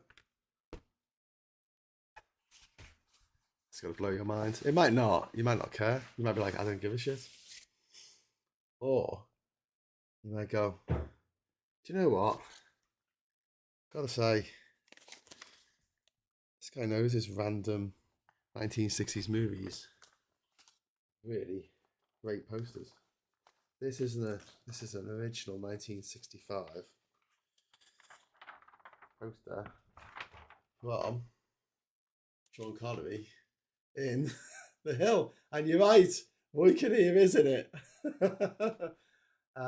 They went up like men, they came down like animals. Come on, that is a tagline.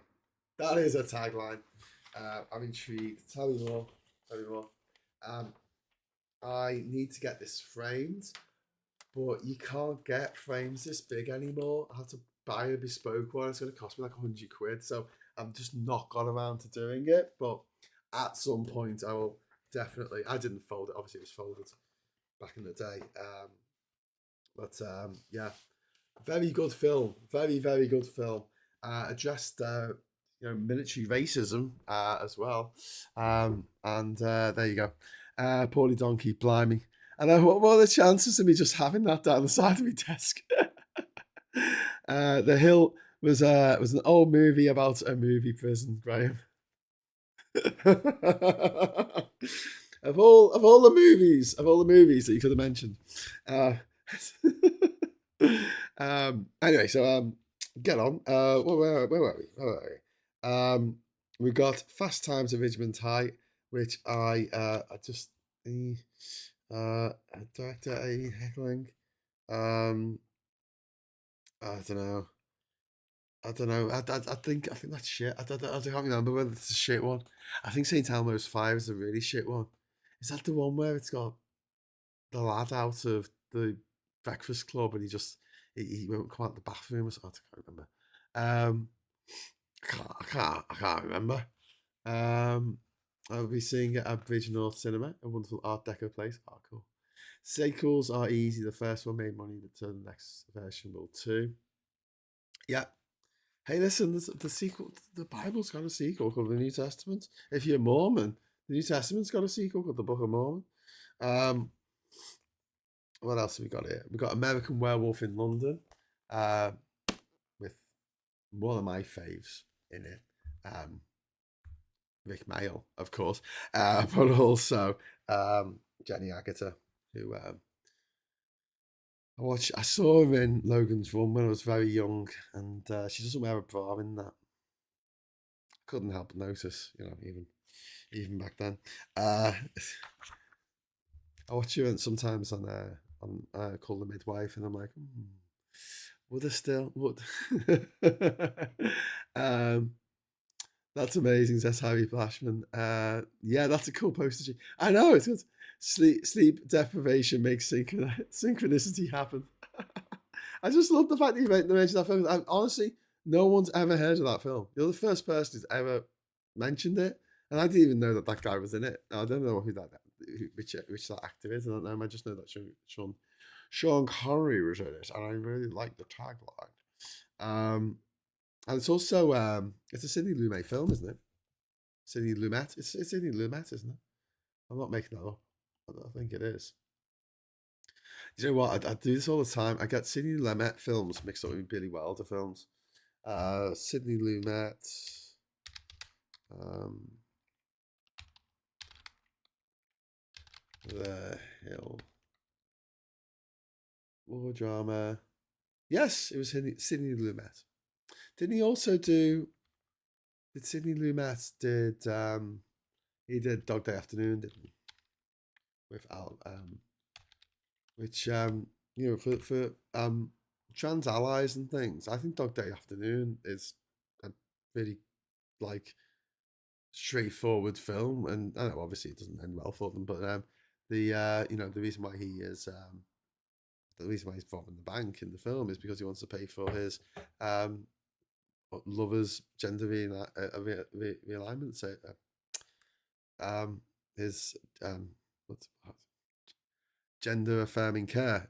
I don't want to use the wrong term and be crude about it, but yeah, they treat it quite, for the time, I guess they treat it quite straight, And then after Sean Connery film, I don't even know about the film. Definitely one for the list. Um, Roy Kinnear was the dad of Veruca Salt. Oh, I know. You know what? You say that, and I just exactly know who you mean when you say that. Sidney Lumet, did he do 12 Angry Men, or was that Billy Wilder? Who did The Apartment? That was Billy Wilder. Some Like Your Heart was Billy Wilder, wasn't it? As a Canadian American, that movie in London with the werewolf was pretty cool. I'm going to get you, sucker. Can we discuss the joys of With Now and I? Yeah, there's something very comforting about watching With Nell and I with someone who likes With Nell and I. Crazy Sean Connery film is Zardoz, because he turns out to be the Wizard of Oz. Um, that's the one where he runs around in like a like he's got this cross braces, this bright red, shiny cross braces, and a giant nappy and a gun. What the hell is going on there? So next up, we've got two fantastic films from 1981. We've got Steven Spielberg's Raiders of the Lost Ark, which launched the iconic um, archaeologist, adventurer Indiana Jones, and also Das Boot, Das Boot, Das Boot, Das Boot, directed by Wolfgang Peterson, who went on to direct The Never-Ending Story, which is a harrowing film about how shit it is to live on a submarine. And if you haven't seen it, maybe put your fingers in your ears, but oh my God, like seriously, you go through all that and then that happens. Jesus. Lumet did Failsafe, which was amazing. Yeah, Failsafe was amazing. But Failsafe was based on the same book, wasn't it, as Doctor Strangelove and How I Went to Stop Worrying and Loved the Bomb by Stanley Kubrick. But he read the book and went, "This is ridiculous. We need to do a satire." Whereas Lumet did Failsafe with Jack Lemmon, wasn't it? No, it wasn't Jack Lemmon. It was oh, it was thingy Houston, wasn't it? Was it one of the Houstons? Was it Henry? Henry. It was. Am I just getting this wrong here? It was the guy from 12 Angry Men, wasn't it? No, Das Boot was. Um, Henry Fonda. Henry Fonda. Henry Fonda was in Failsafe, wasn't he? Henry Fonda, I think. Am I getting Henry Fonda mixed up with Jack Lemmon? I don't know. That Spoon's excellent. Cuthbert didn't see it. He was good in Black Mirror. Good submarine film.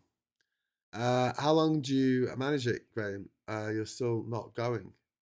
How long did you manage it, Graham? You're still not going. Am I not going? What?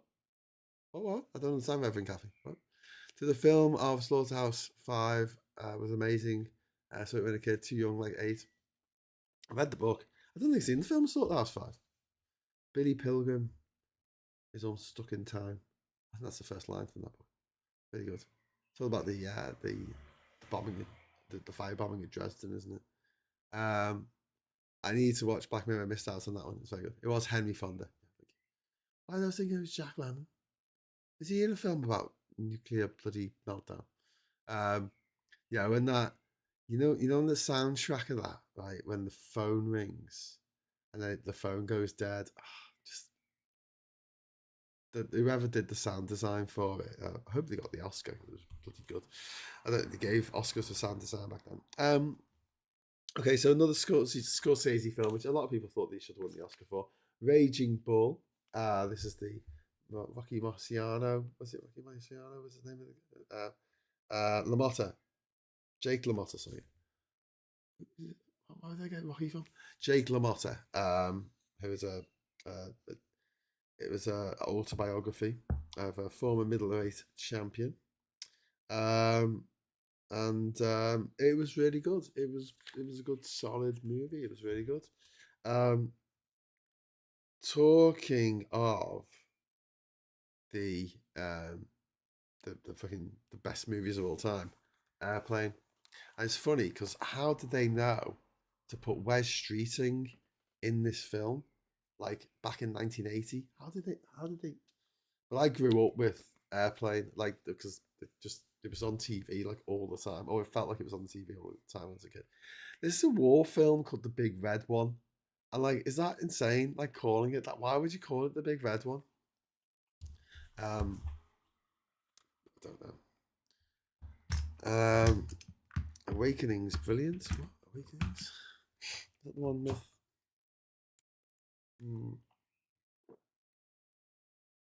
Is that the one with? Is that when people have that particular syndrome where they can't move? Locked in syndrome, and then they wake up. Um,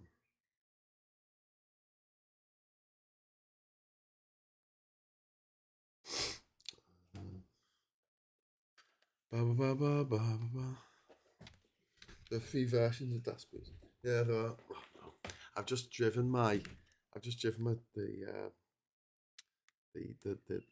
bottom of my chair over this USB thing. Oh god. Thankfully it's still working. Okay, where were we? There's a film here called Lulu. I don't know. Big red one. It's two movies that are just like crazy to put together, right? First of all, you got Star Wars Episode 1. Sorry, Episode 5. The Empire Strikes Back. And also you got the Alpha Man.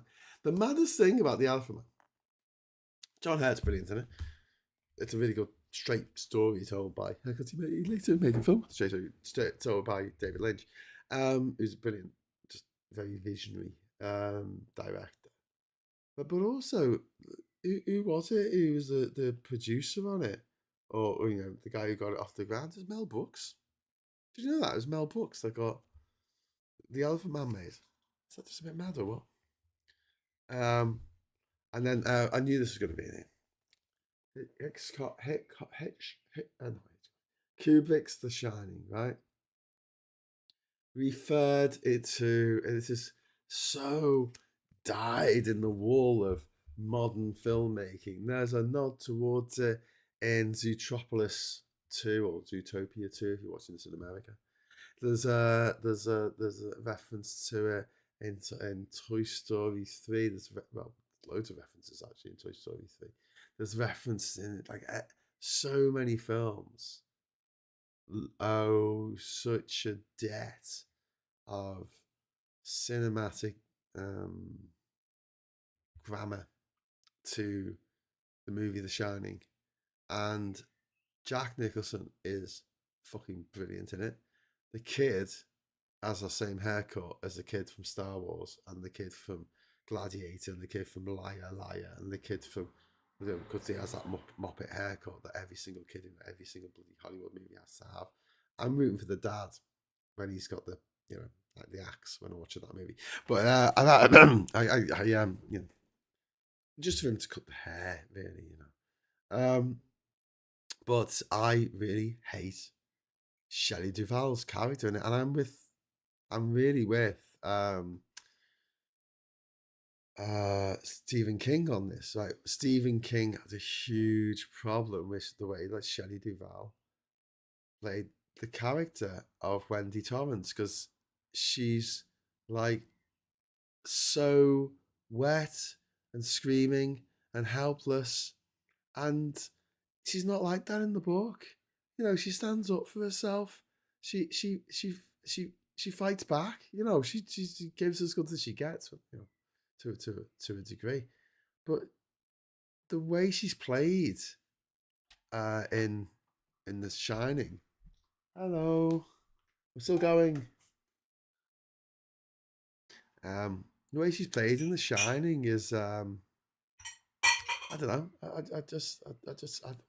I can't stand it. I really can't. It's the one thing about The Shining that I think, when someone says, "Oh, let's watch The Shining," I've got to leave it a little while between viewings. It's not something I can just sit down, because I know I get myself agitated about it, about the way she's portrayed.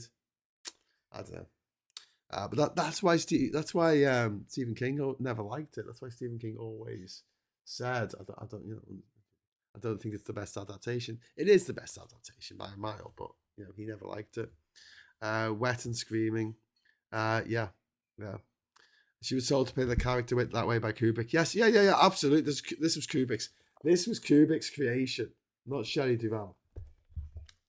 But yeah, this. Shit film. There you go. Ordinary People won the Best Picture Oscar. Just people hugging and crying and don't care. Atlantic City, The Last Metro. We were going to our son's funeral, and you were worrying what I wore on my feet. I mean, okay. Am I going to pay $10 to go and see this movie about some people who their marriage has fallen down and they're angry at each other and they're sad now? Do you know what? I'd pay money to go and see Waiting for Godot if it was, I don't know, Patrick Stewart and Sarah McCallum, or if it was David Tennant and Michael Sheen. Yeah, I'd pay money for that. Yeah, that sounds great to me. I'll pay money to go and see Who's Afraid of Virginia Woolf. I'll pay money to go and see. Oh, hello. Thank you. Well, all kinds of stuff where it's all about the drama on the stage, but I think there's a tendency with filmmakers and with people who create stuff, let's call us the creators, to think that just because something works in one medium, it can work in all mediums, and that's not always true. Sometimes they say something is impossible to film.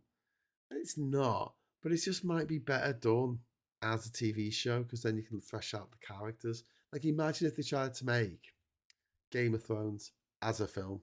It just wouldn't work. It just would not work. There's different formats, different, places. And I often see movies and think, why is this a movie? Nothing happens. It's all set in one room.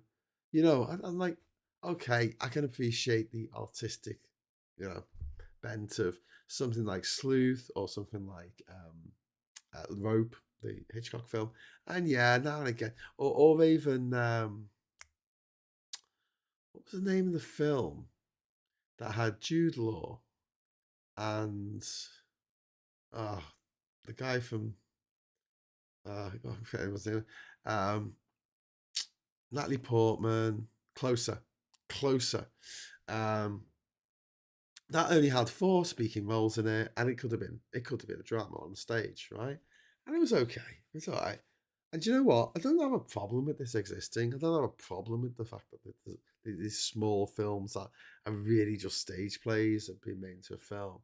It's just when they win awards, and I'm like, but they just set some cameras up on the stage and press record.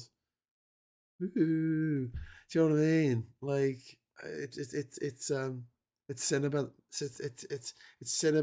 It's cinema by numbers. It's not doing something daring or bold or whatever. And like I say, I'm not saying that the film shouldn't exist. I just when someone comes out and just does something very, very different and it shocks and not in a good way, and keeps the audience on their toes, and you're absolutely engrossed. You don't know what's going to happen next, but you want to find out. Um, and those films get passed over for these films that are worthy. It just pisses me off. I'll honestly, I'll give an award to a comedy, right, that actually made a lot of people laugh than I would to something that was simply a stage play that they, you know, about. And my take on it is, if it was my money, right, if it was my money, and this isn't about just going to the cinema, but say it was a Hollywood executive, right, and someone came up and said, "Hey, we want you to give us $5 million to make this movie, right?" And I'm like, "Okay, who's the audience?" I think, "Okay, well, it's gonna be what answer do you want to that? You want to say uh, men aged 13 to 35 and their partners, whatever." And then music to the ears of these execs, and then you read the script, and my question would always be, could this happen in a soap opera? Because if the answer is yeah, don't make a movie out of it. Don't make a movie about someone who's sad and has a fight with their husband or their wife because their kids died. It's okay, whatever. Um, if you're gonna do that, do a stage play. It's fine. And people will go get people who are famous to be in it. People go to watch it. People go to watch a drama.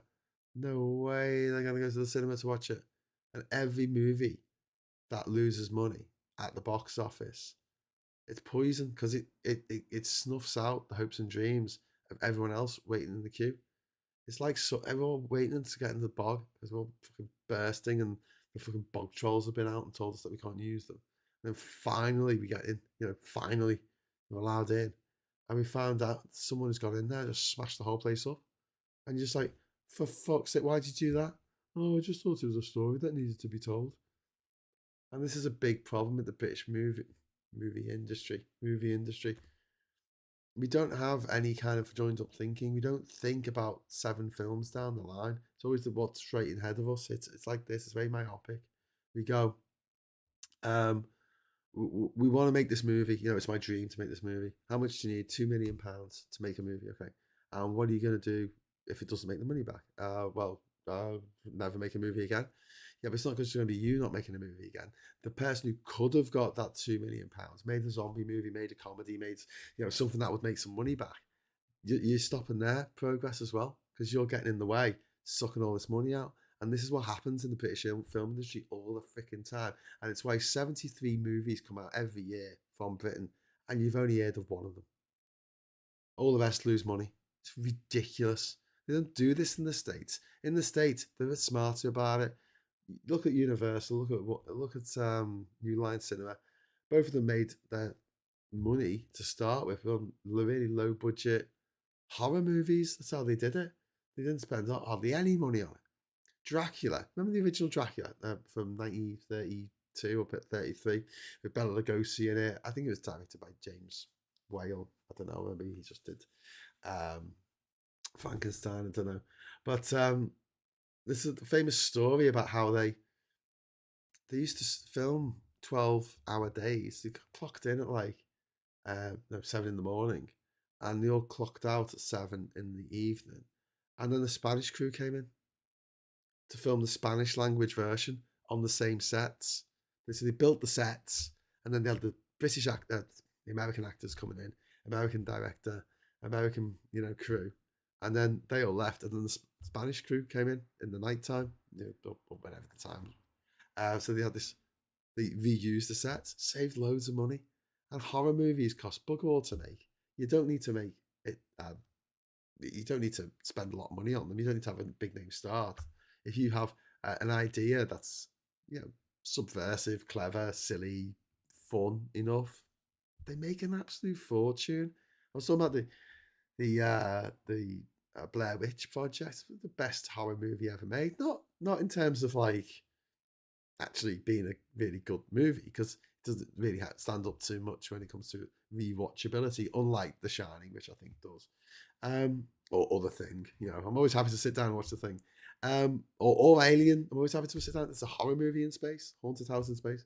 But yeah, I sort of I always feel like when you make a movie and like Blair Witch Project and you spend 30 grand on it and it takes over 100 million at the box office, just think about all the extra movies you can make off the back of that. And start thinking of it as show business. Okay, yeah, I like the idea of doing your artistic thing, and I wouldn't want to stop artists from making movies that they know aren't going to make any money. But I'd like it to be a pyramid system, not a pyramid scheme, but where you make horror movies, you make cheap films, you make comedies that take loads of money at the box office. You use the money that you generate from this stuff, right? Making loads of them, to then, this is what they do in Hollywood, this is what they do in Nollywood, this is what they do in Bollywood. And then they take the money from that and they make the sort of mid-level action movies where they have a bit of special effects, they have car chases and stuff, that cost a bit more money. And then with the money from that, they put it into like big names, getting some big stars in to appear in some rom-com or something. And, it all balances out. And then with the money from that, you put it into, I don't know, bloody Marvel comic book universe or Star Wars or your summer tentpole release. And yeah, I mean, people aren't willing to take a risk because they need to know the money's going to come in. But on those big releases, but in America, those big releases pay for the art house stuff. Those big releases pay for the horror movies, like I said earlier, the horror movies like Freddy and Jason and the Scream series, Hellraiser and all that. That pay for Lord of the Rings. Pay for Lord of the Rings to be made. Wouldn't be made without that. I said, well, you know what? And even if I wasn't like really into horror movies, I do like horror movies. I mean, even if I wasn't into it, I'd be just like, good. Let those films exist. We should be making more money. Not for me, right? Not from me. I mean, making more money, making movies like Mamma Mia. Mamma Mia making an absolute ton at the box office. How? Women over the age of 40 go to see one film a year. One film. That is it. On average, women over the age of 40 go to the cinema once a year to go and see a film for themselves. Usually, I mean, they might go more often if they go take their kids to go to the cinema, but generally speaking, cinema attendance on women over the age of 40 is cool. If you can get women to go and see your film, women over the age of 40, you cracked it. That's what James Cameron did with Titanic. It's what he did with Avatar, actually.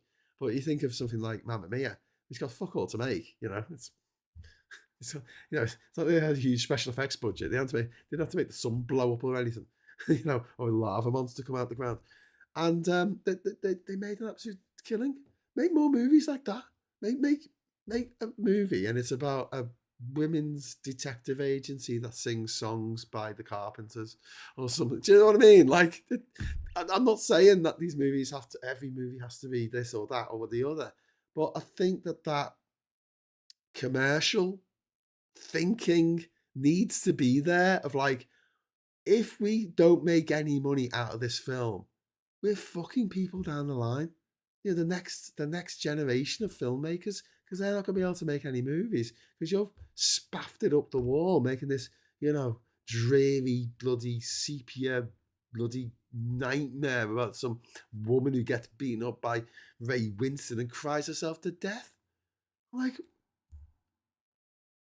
that's when I come to sort of cinema, where I like to go, right? And I'm not like everybody else, but like, one of the reasons why I like Lynch is because he did have a bit of his films were something that people could just can put this. He had a good balance. He had a good balance. Don't forget when you saw what was the movie Twin Peaks. You go back and watch the first season of Twin Peaks. It's a soap opera. It's almost like a parody. They've got moments where they're like, I'm so sad about Laura dying, and the guy goes, should we sing a song about it to cheer us up? And you watch it going, are you kidding me? And then they had like some really loud incidental music coming on, like to try and manipulate you into feeling that way. And it's very much like that's what he wanted to do because he knew it would bring in like more people than just doing a bunch of weird shit, art house, pretentious stuff. And I think, some of Ninja stuff didn't hit with me, but like I never saw him as pretentious. That's why I always thought like I never got to meet him, but I always thought that David Lynch would be a really nice guy to go out and have a drink with. Do you know what I mean? Whereas people who I see as pretentious, like Sean Penn and Joaquin Phoenix and Daniel Day-Lewis, I don't want to go out for a drink with them ever. I don't want to hang out with them. They'll salt their own arse. Well, the kid from Empire State of Mind, the Empire of the Sun. Do you remember the kid from Empire of the Sun? I don't know what he does these days. I think he grew up to be Batman. Also, Christopher Bale, that's his name. Is it Christoph Bale? Christopher Bale? Simon Bale? Don't know. Anyway, that fella. Do you ever hear his meltdown when he was on the set of Terminator Salvation or whatever? Christian, that's his name. Christian Bale. Do you ever hear his meltdown? It's absolutely unhinged. It's like, how dare you talk to the people who are trying to do a job like that? I can understand people getting frustrated on a film set because it can be quite stressful. To do that in front of everyone, absolutely humiliate someone who's doing their job, even if they have fucked up. It's just, yeah. Anyway, I see what you're saying. In the chat now, the Spanish version is apparently much better and closer to the book about Dracula. Yeah, but what a clever way of doing it. I mean, imagine, right? So we do a film and it's about Wales. It's telling a incredibly interesting, Wales or Ireland would like for this, or even Scotland, right? We're telling a folk tale. We're telling a story that's been handed down generation to generation, a fairy tale, but or a legend, right? So Finn McCool for Ireland, and we make this film, right? And what we do is we build the sets for it, and in the morning, the Irish crew turn up, and they make an Irish language version of it with Irish speaking actors, and then next 12 hours it's taken over by the English speaking crew, or maybe it's like 12 till 12 or however you want to do it, and for me that would be why not? You've got to build the set gets broken down at the end of it. You can make 2 movies and then you can get away with making a movie that has a limited appeal because it's going to be in Irish, but the alternative is no movies get made in Irish. No movies get made in Welsh. No movies get made in Scots Gaelic. Do you know what I mean? Like, I just, yeah. Anyway, I'm going to read some things. Oh my, we're still here. Is it the time psychosis and hallucinations kick in? I don't know. While you're still talking, I guess I shouldn't be surprised, says Matt. This is when he starts seeing moths. Laurel and Hardy, there are actual moths in here because it's been hot and I've got lights on. That's a fun fact, Andy. What? Laurel and Hardy recorded films in actual German. Yeah, Monty Python did as well. Monty Python re-recorded. The fellas from Monty Python re-recorded a bunch of their sketches in German. Why not? Had to pick people for redundancy. Most I'd worked with for 20 years. Best advice I was given by HR was imagine you are paying for this project. Made it a lot easier to select people, but didn't ease the guilt. Yeah, I think a lot of people in HR think that way. I think a lot of people in finance think that way. Especially like trying to get paid for something. Big cinema has become lazy. I disagree. I make big criticisms for. I do have my criticisms for big cinema. I don't think it's become lazy necessarily. I think it's become risk averse.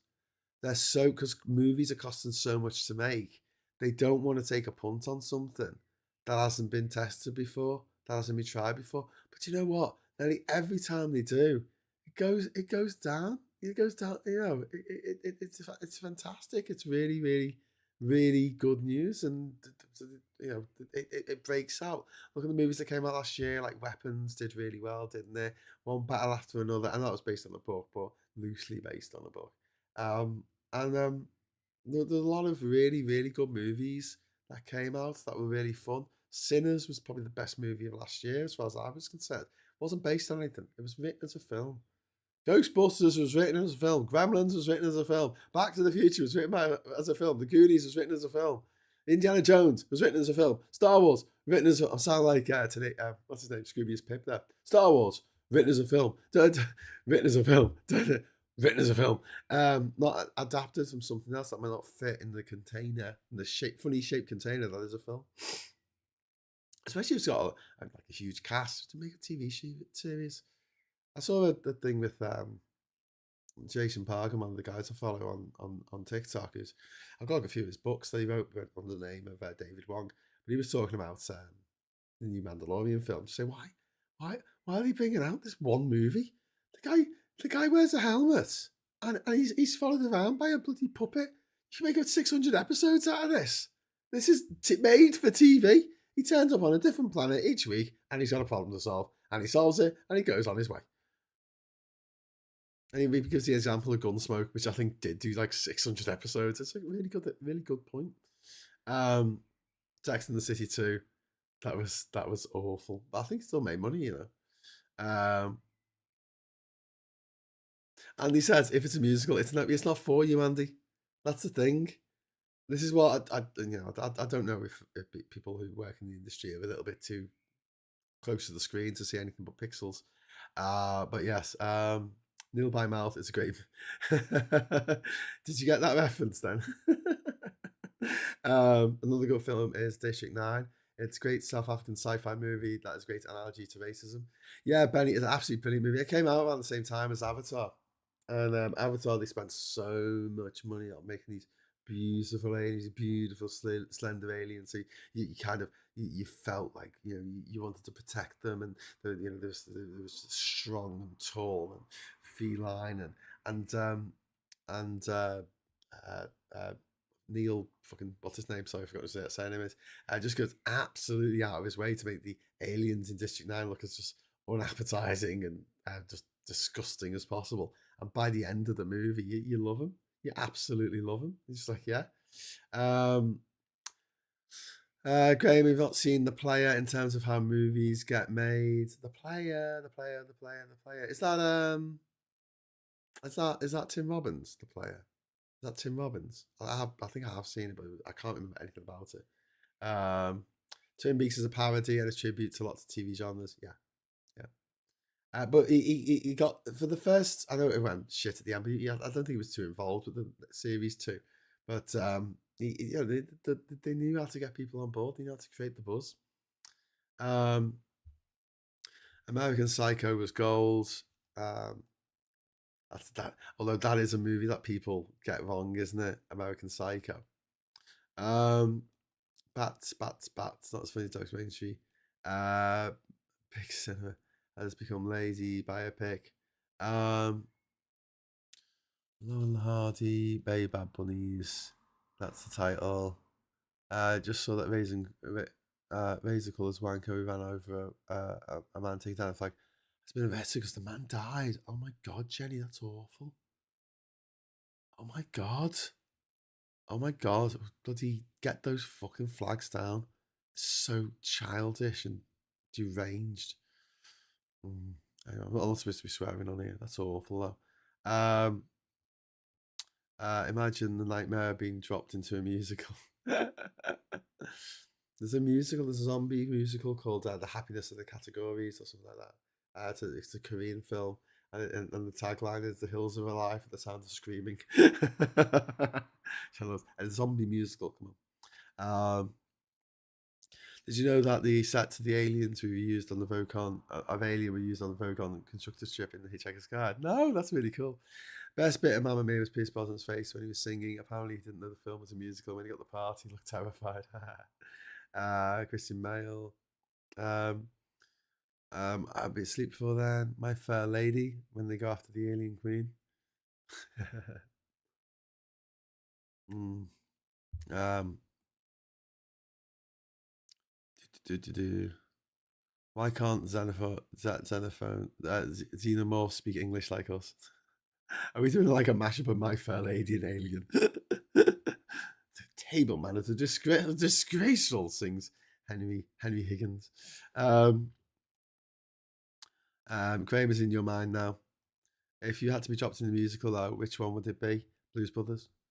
I'd love to do a musical, right? And I wrote this years ago. It was called Beat Rock City, and it was like a film noir, kind of like Sin City, but all about music. And I wanted to do it like there's a word for it. It's whether you have music, but it's not it's not just something that the audience can hear. It's something that the characters in the show can hear. There's a special word for it. Same with lighting as well. You have some lights in shot. So I'm sure someone's going to tell me what it is in the chat. Yeah, to have all the different venues in the city where it's all about music. You have real bands like the Arctic Monkeys and they'll actually be playing like rock and roll classics. You put together that album and everyone buys that album because it's just like your favorite band singing all these like absolute, legendary songs from back in the day.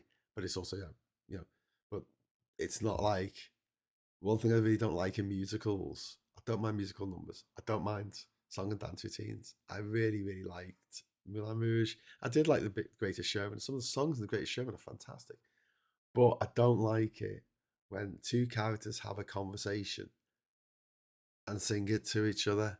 It's just weird. It's just, why are you going this way? Because I'm going this way. And you're just like, why are you singing? What's going on? I don't know. You got that heightened sense of reality where you let them break into song because that's whatever. But that's the only bit that I really don't like when people have these conversations where they sing the words of the conversation. Unless it's in the lead up into the song. But I much prefer the Blues Brothers way of doing a musical, which is you have the music in the film and you stop the film, and the main characters in the film stop and watch James Brown do do a routine. Yeah, okay, and then they go and talk to James Brown after he's finished his routine. Yeah, I'll have that. That works for me. There was an Evil Dead musical. That sounds great.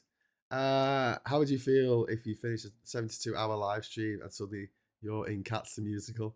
Oh God, I'll feel awful. Not least because I hate Charles. What's his name? James Corden. James Corden. I hate him. American Psycho has to be read. The film is shit. I think that American Psycho was very telling about. Hello. Could I have some more milk? Could you like like you did yesterday when I got the milk you filled up? Could you do that again? That'd be possible.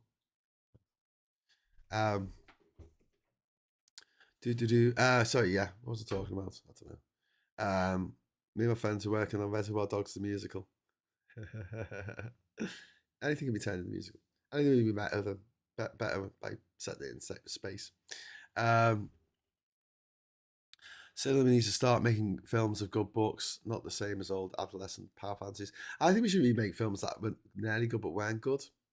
Do you know, like films that were based on a really good idea but didn't find its legs for whatever reason? Maybe shit director, maybe just some things didn't gel, but it was a strong story. I'd much rather that than people remaking classics. I'm sick of that. Oh, this film was really good. Let's remake it. It's just a bizarre thing to do. But yeah, American Psycho. In American Psycho, right? In the film, anyway. It's a bit different in the book. But in the film, someone's cleaning up after him. He's either mad or someone is cleaning up after him. And when I was younger, I thought, oh, he's just mad. It's all in his head. It's all in his head. It's just his fantasies. It's his weird, fucked up fantasies that he wants to go and kill everyone because he's a weirdo. I don't believe that anymore. Looking back on that movie. Oh, hi. Oh. Thanks, babe. Oh, thank you. Oh, oh, oh, how long have we been doing this now? Jesus. Oh. Uh,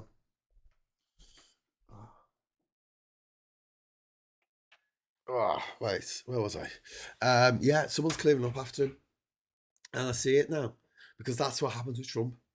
Trump can do whatever he likes, and there's someone walking behind him, clearing up after him every step of the way. Have you noticed that?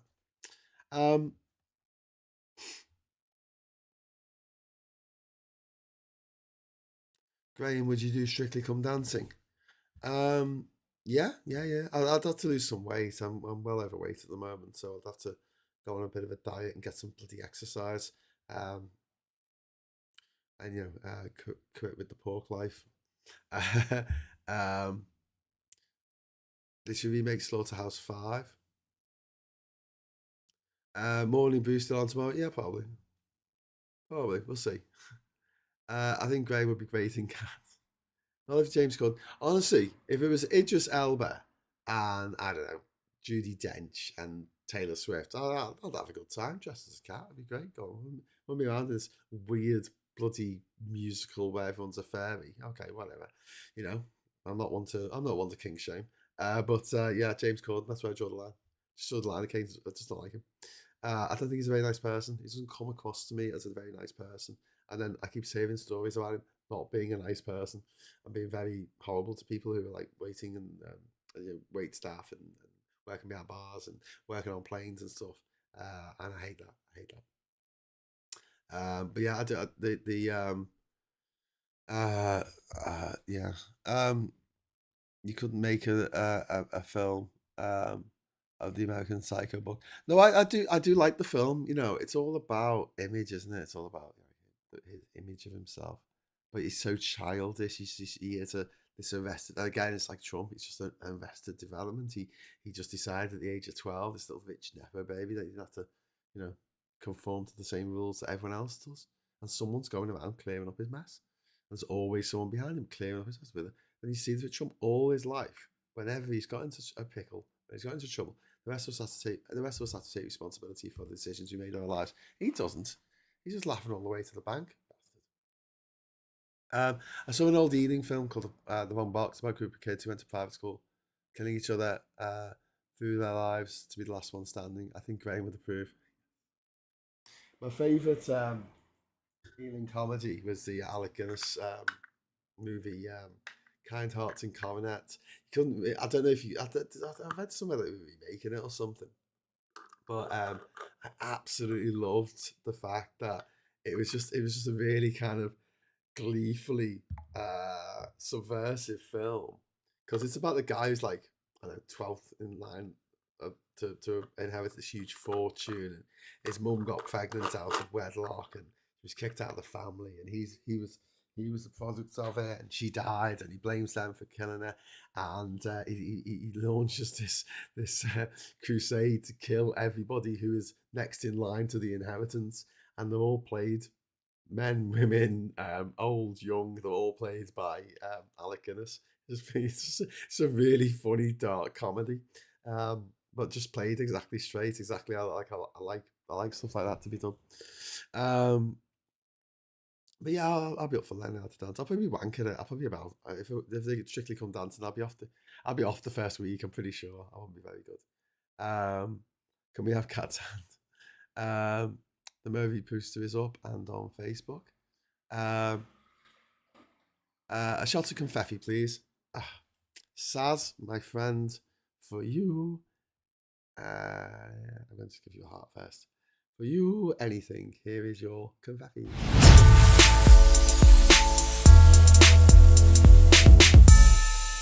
How to Make a Killing. I thought I heard about it being remade.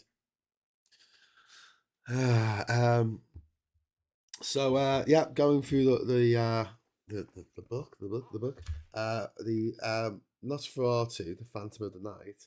This is Werner Herzog remade Nosferatu in 1922. F.W. Murnau film. I think it's F.W. Murnau or whatever. And I don't know why he remade it, but whatever. I'm glad he did because it's a bit mad. But Nosferatu is a really interesting story. Like, they made that movie again, piracy. They made that money without asking Bram Stoker's estate if they could make it.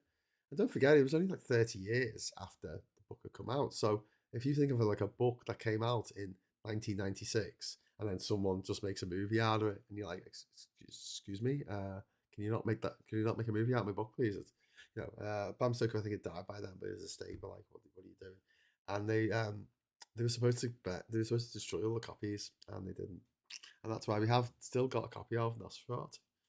It tells the story slightly differently, but it's, it's like the Great Guyana Sisters on the on the Amiga. It's like it's just Mario. So thanks very much, Saz, for the £5 super chat. Are you started seeing Tyler Durden? Oh, I see Tyler Durden everywhere I go. But yeah, there is a problem with people watching The Matrix, American Psycho, and Fight Club, all of which came out in 1999, and just taking exactly the wrong message from what it's trying to say. Mad Max is on this page as well, the original, by a guy called George Miller, who would go on to direct Happy Feet 2. And again, low budget movie. It was just a really good idea, and he made the look of what a particular future dystopia would look like, that, like Star Wars, and in terms of special effects and things like that, fed into the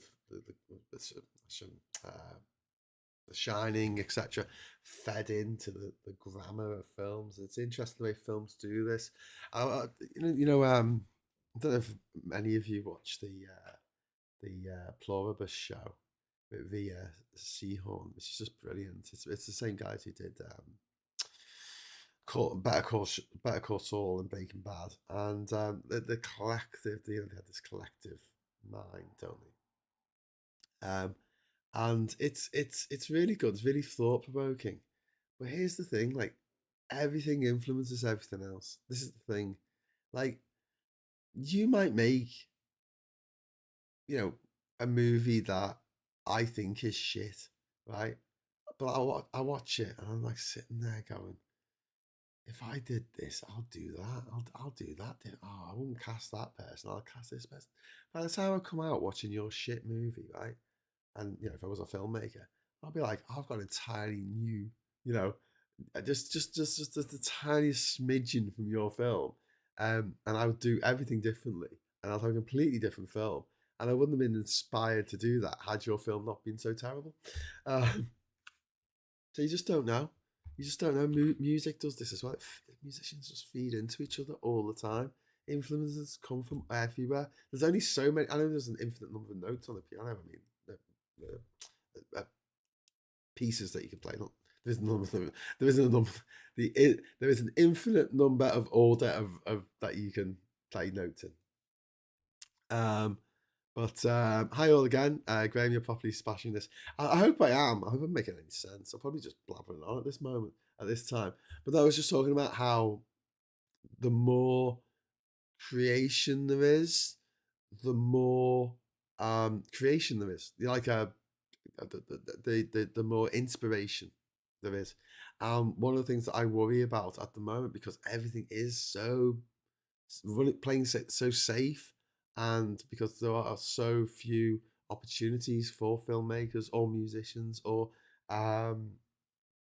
actors even to be a unique voice, or even politicians to be a unique voice out there. And I think that's sad. We need trailblazers. We need people to think differently. We need to not all conform to groupthink and go, oh, this is the way everything should be. And we need to help inform each other of like the best ways of doing stuff. But yeah, that's, man. I honestly, I could bang on about this all night. I'm not going to, but yeah. Hi all again.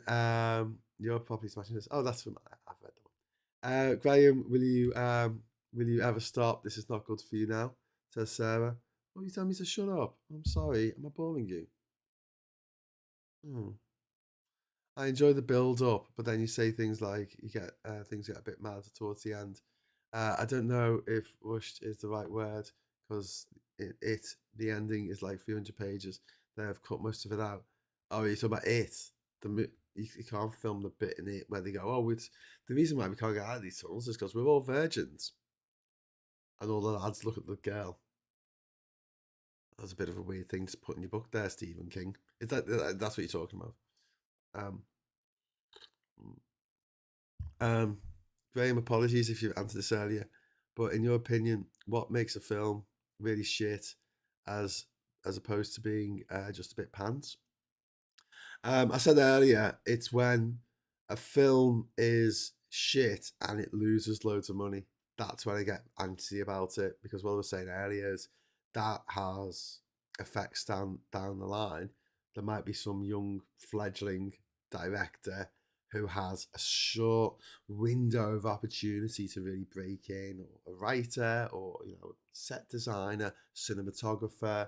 Someone who's really good at doing uh, artwork or whatever it is. And because your film has lost all this money, you're not in a position to make another film now.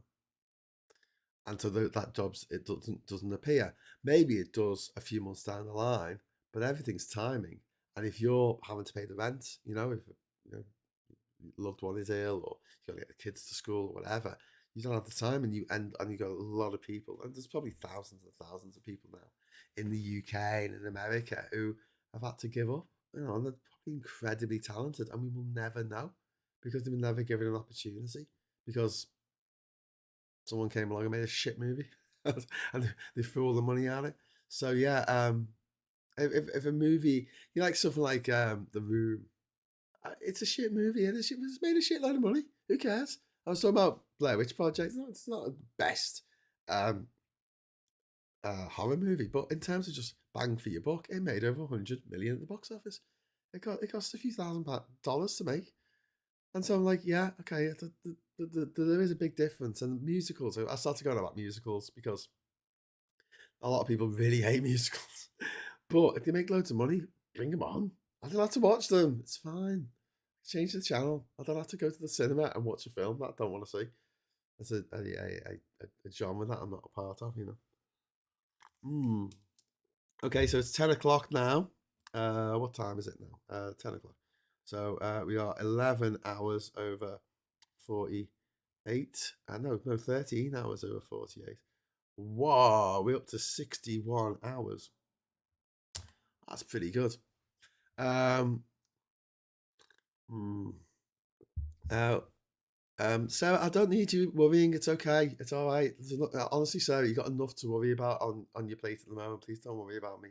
If I'm feeling ill, if I'm feeling like I'm gonna pass out, I will. I know when I'm gonna pass out. I don't just pass out. Well, I haven't in my life so far, but yeah, never fallen asleep at the wheel. Um, the devil of a double bluff. He convinced people he did not exist by not existing.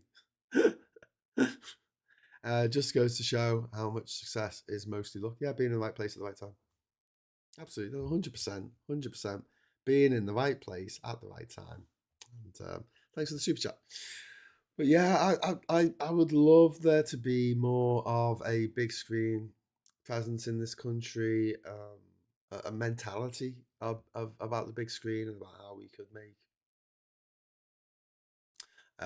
it work in a way that in America, the movie studios own, well, it's all got a bit mad now because these tech bros have turned up, but for a long time, it was the movie studios that owned the TV stations, right? In the UK, it's the TV stations that own the movie studios. BBC Films, it's Pathé, it's sorry, Canal Plus, it's Channel 4 Films. ITV Films. A lot of the stuff that we watch that is a film. Gets as a theatrical release. You hardly ever see any British movies that haven't got a TV company or broadcaster involved in it in some way.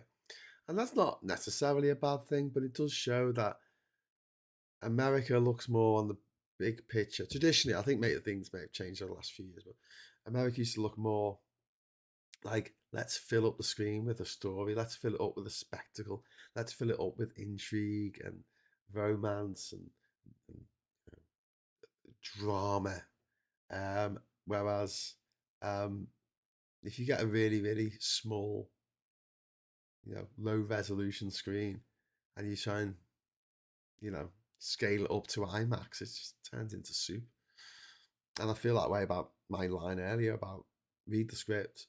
Would that storyline work on EastEnders? Would it work on Emmerdale or I don't know, even Hollyoaks or something? Would it work?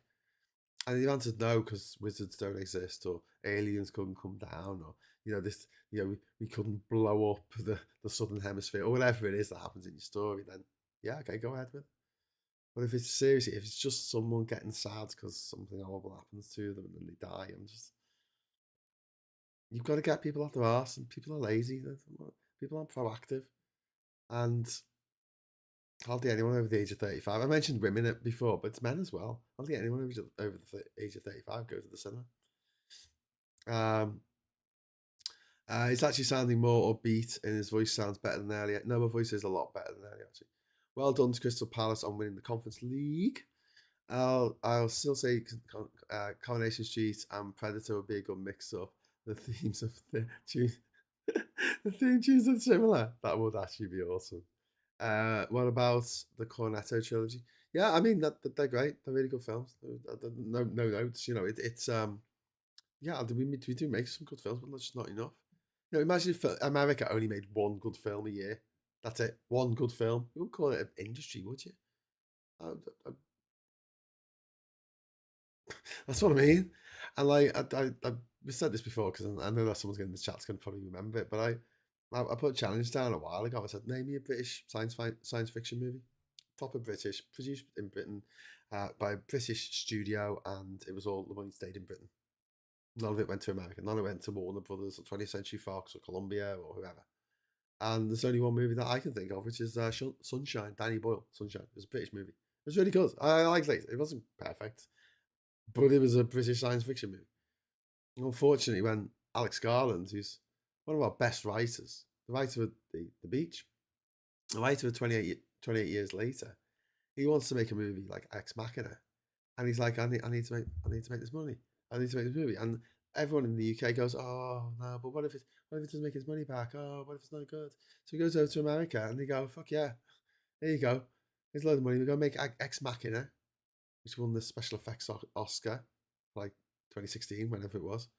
Brilliant, And then you got Charlie Brooker, who comes up with these amazing ideas for um, for science fiction, and Channel 4 can't afford it, so they have to go over to Netflix and say, Netflix, can we have some money, please?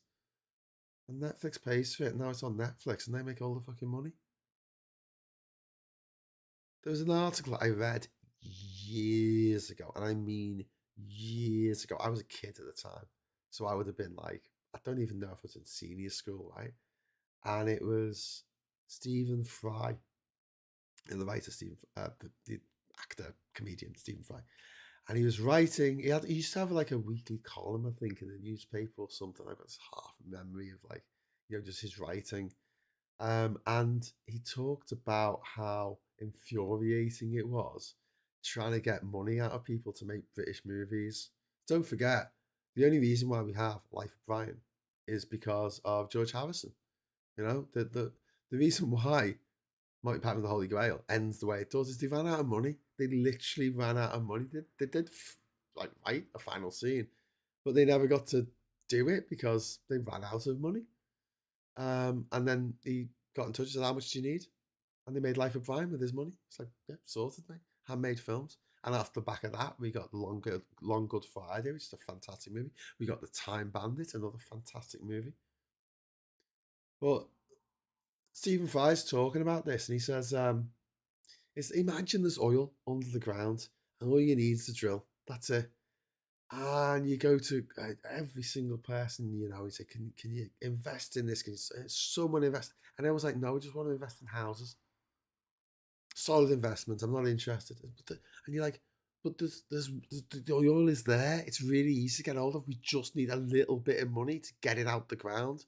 No, sorry, it's too risky. What if the drill breaks? What if the oil goes everywhere? What if this? What is that? What?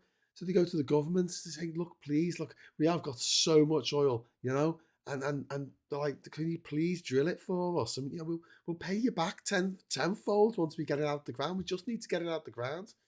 And the government's like, well, you know, I don't see it as a big vote winner, and is it going to really benefit people? Is it going to? And they're like really, really risk averse.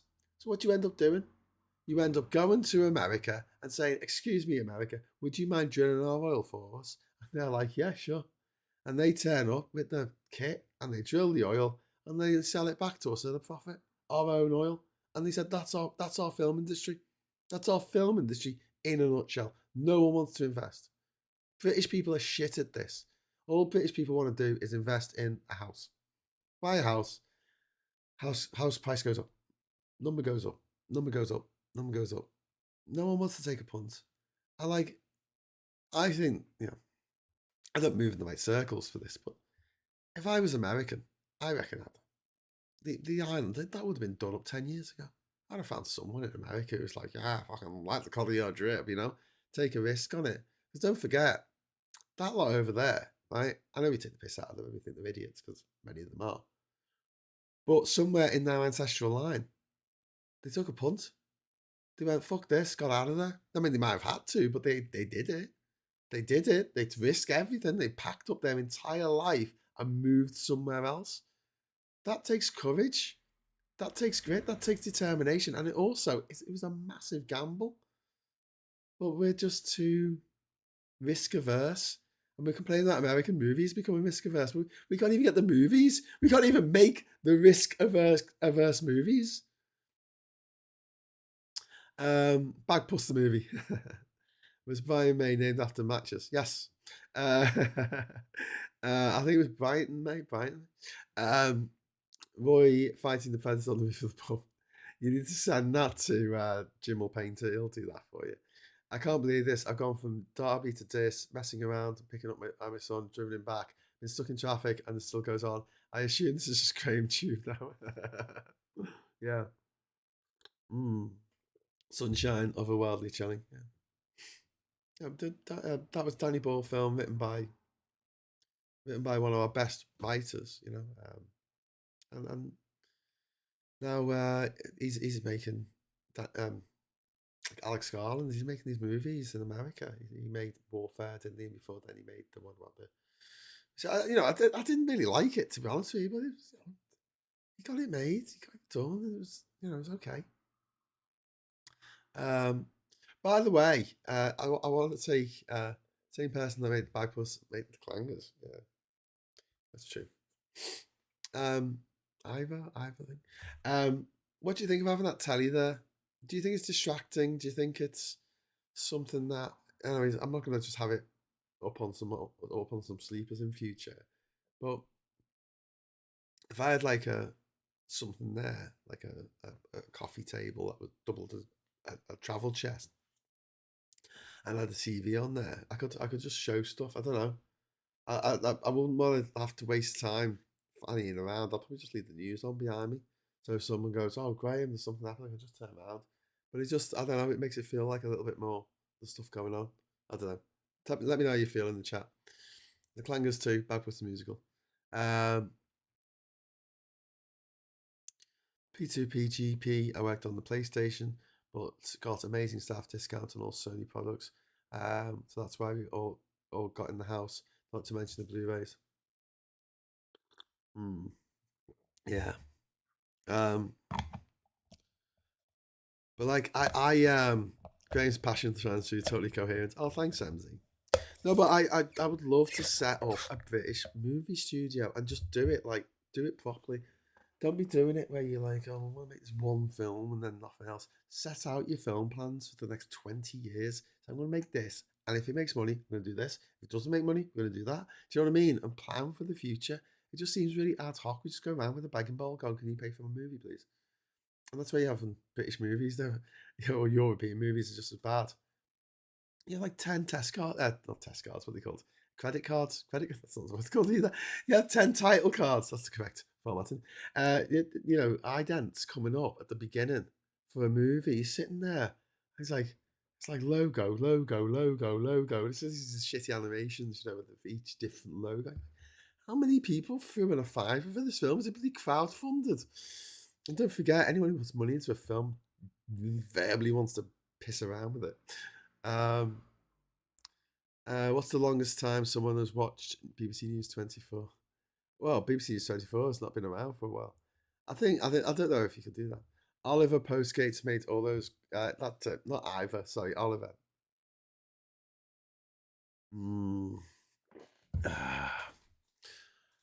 Oh, so how am I feeling? Feeling good. I want to make this a bit of a challenge for someone to try and beat me. So yeah, I might just press on till I'm getting to the point now. I don't want to be going all night. But at the point where I can go, okay, I will stop at such and such a time, and then just press on till then, and then set the, set the what's it called, the record. I don't want to get the record and then someone beats me a week later because it's a bit easy. Honestly, this is like the Odyssey for me. Everyone's like, how did you do that thing? That seems really difficult. I'm like, I didn't find it difficult. It's like, this isn't a struggle. I'm not in lots of discomfort and pain. If I was in a lot of discomfort and pain, I wouldn't be doing it. I'm quite pain averse. I'm quite lazy, to be honest with you. Well, I wouldn't say I was lazy. I'll say I'd rather take the path of least resistance. Portland, Bill, because there's nothing down there. Are we talking about the trapdoor? There is something down there. Anyway, I've got some more movies for you, including the Muppet movie, which is excellent. The Jerk, which is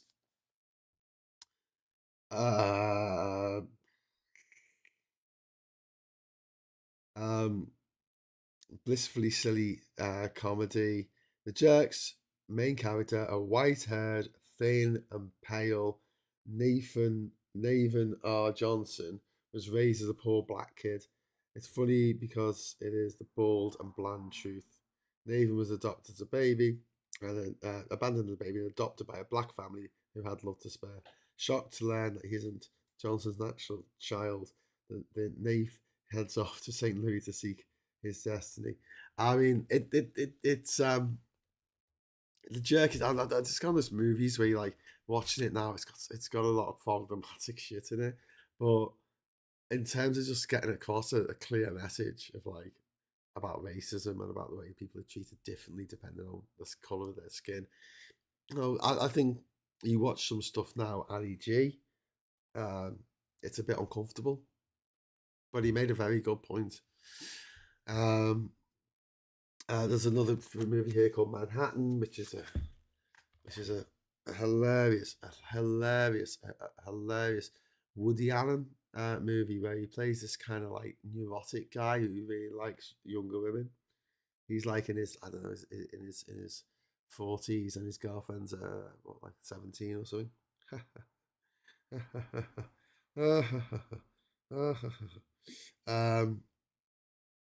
Anyway, the Muppet movie is good as well.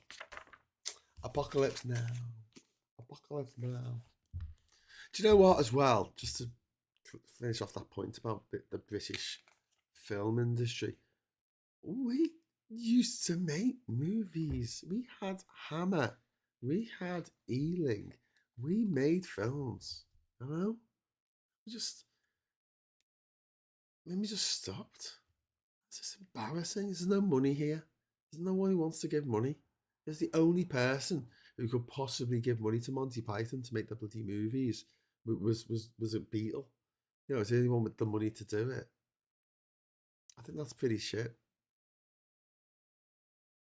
And do you know what's really frustrating as well? Actually, making movies is cheaper now than it's ever been before. You're talking about creating something that you can do on your phone. Might not look $1 million, but they filmed 28 years later on phones.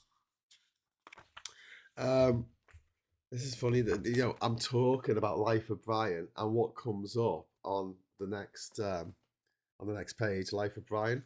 Also Kramer versus Kramer, with me talking about doing dramas on the big on the big screen. The lovies love it, and Kramer versus Kramer won the Oscar in 1970 for the the 1979 instead of, I don't know, The Deer Hunter or Alien or whatever. The other movie here is Being There, and me and Terry Christian really use this a lot when we talk about the previous leader of the Labour Party. And if you've seen it, you'll know what we're talking about. If you've not seen it, give it a go. Give it a go. But it's I think it's pretty bang on. Oh, thank you so much, Strats for us.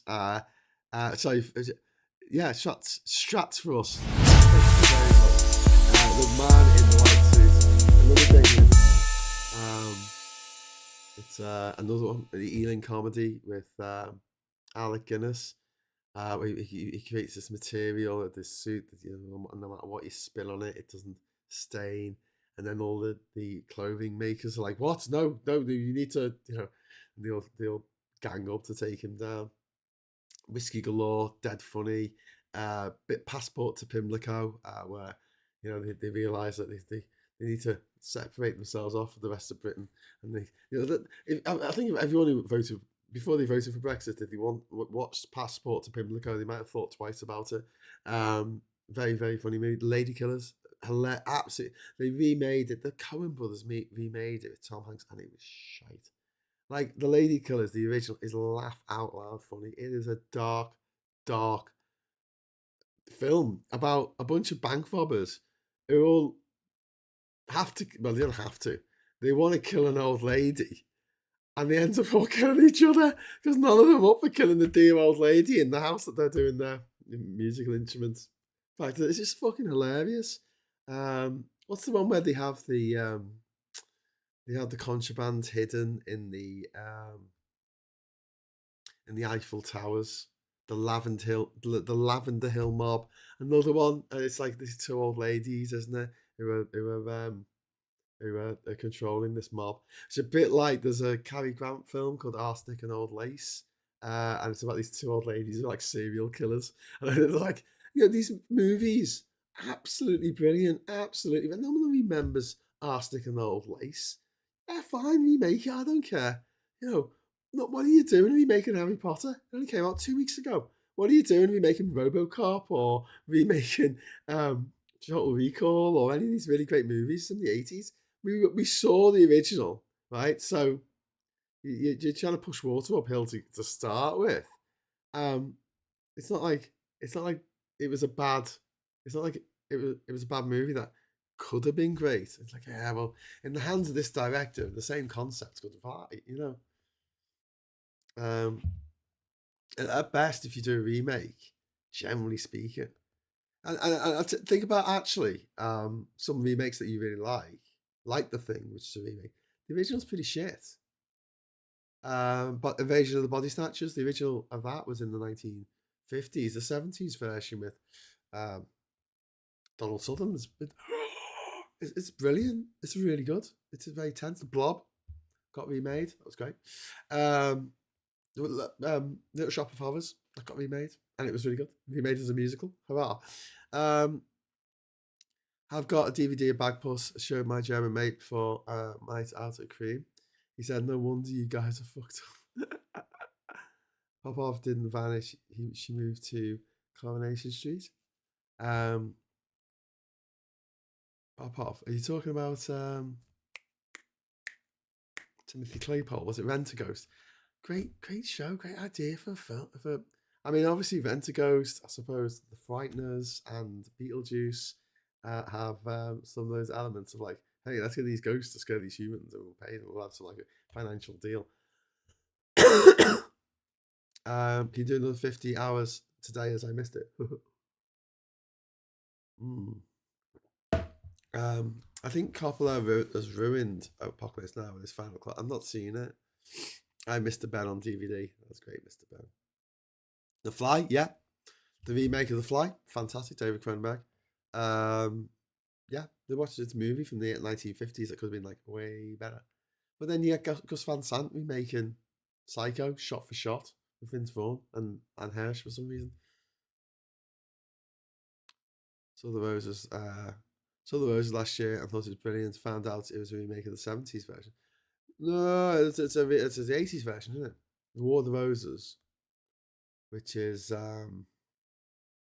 Kathleen Turner and Michael Douglas and Danny DeVito. It's the same three from *Romancing the Stone* and the *Jewel in the Nile*. They're two of the first movies I saw at the cinema because there was a double bill. So when did *Jewel in the Nile* come out? 86, 87. Hello, little lady. Why are you doing that, bobbing up and down? Why didn't you make a live action movie of Wacky Races? Well, why not just make an animated one? Make it animated because they're more funny. They're more fun with it. You can move it around more, you know. I don't know what angle of films we're discussing, so I'm going to say Kelly's Heroes. Good film. Got remade, didn't it? Three Kings. So next up, we've got All That Jazz, which is a Bob Fosse musical number, which is influenced. If anyone listens to Wolf Alice, they've been very influenced by Bob Fosse and yeah. Alien there, if his little friend. John Hurt there, who's a bit hurting. Absolutely phenomenal movie, and yeah.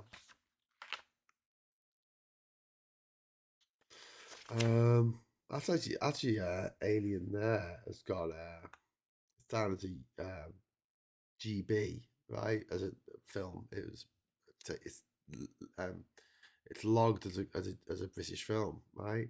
But it says Fox, Brandywine. So Brandywine, like Heyday Films or any of these producers, they produce the films, but the money comes from Fox. And they won't pay him back, and the residuals go to Fox. You know, maybe the top actors might get some royalties or something. If you worked on the set of a movie that's funded by the Americans, they take everything that you get paid for doing your work for 6 months, and then that's it. They get residuals down the line. Whereas if we had a film studio that was run as a bit more of a cooperative, where everyone wasn't working basically themselves to death, hoping for the next project to come along, and I think having a cast of actors that you can draw from, I think is a really good idea. And people moaned about the studio system being this dreadful draconian thing, and it was at the time because it's the way it was set up. But at the same time, if it was one more of a cooperative, why the fuck not? Why not have actors on a retainer? So on the 6 months of the year that they haven't got work, they get some money. And if they do get work working for the rivals or whatever, who cares? Then you don't have to pay their retainer. It's fine. It's okay. You're getting gainful employment. It's just sometimes I just have these sort of moments where it's not an out of body experience so much. It's kind of like an out of society experience where I just kind of want to take a step back and try and take a really, really, really ultra objective view on the stuff that we just think is normal, like smearing oil all over our fucking all over the ground. We've got to smear oil all over the ground. Why? Because you got to do it. You got to smear the oil everywhere to make the roads. It's the only way to do it. Is it? Is it the only way to do it? Okay. Maybe. Halloween is the next one here. John Carpenter's great film. He also did the music for that. It really set off the whole stabby genre. I know there was some stabby films before then, but that was the one that really kickstarted the whole slasher film craze, which came at the perfect time, really, because they made the most of the technology that they had, which was VHS tapes. You found movies that did really badly at the cinema found their legs on VHS because word of mouth, or they had a really cool cover, and every single you think about um, cinema takings, your film would only be on the cinema for a few weeks, and then it'd be taken off because Smoking the Bandit 2 was going to be put on. Whereas in a video shop, your film could be there for years and years and years, and every time someone takes it out, you get some money.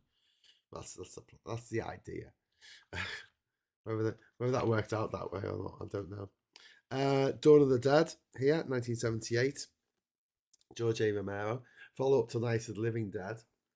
And one of the things, Night of the Living Dead's probably in here as well.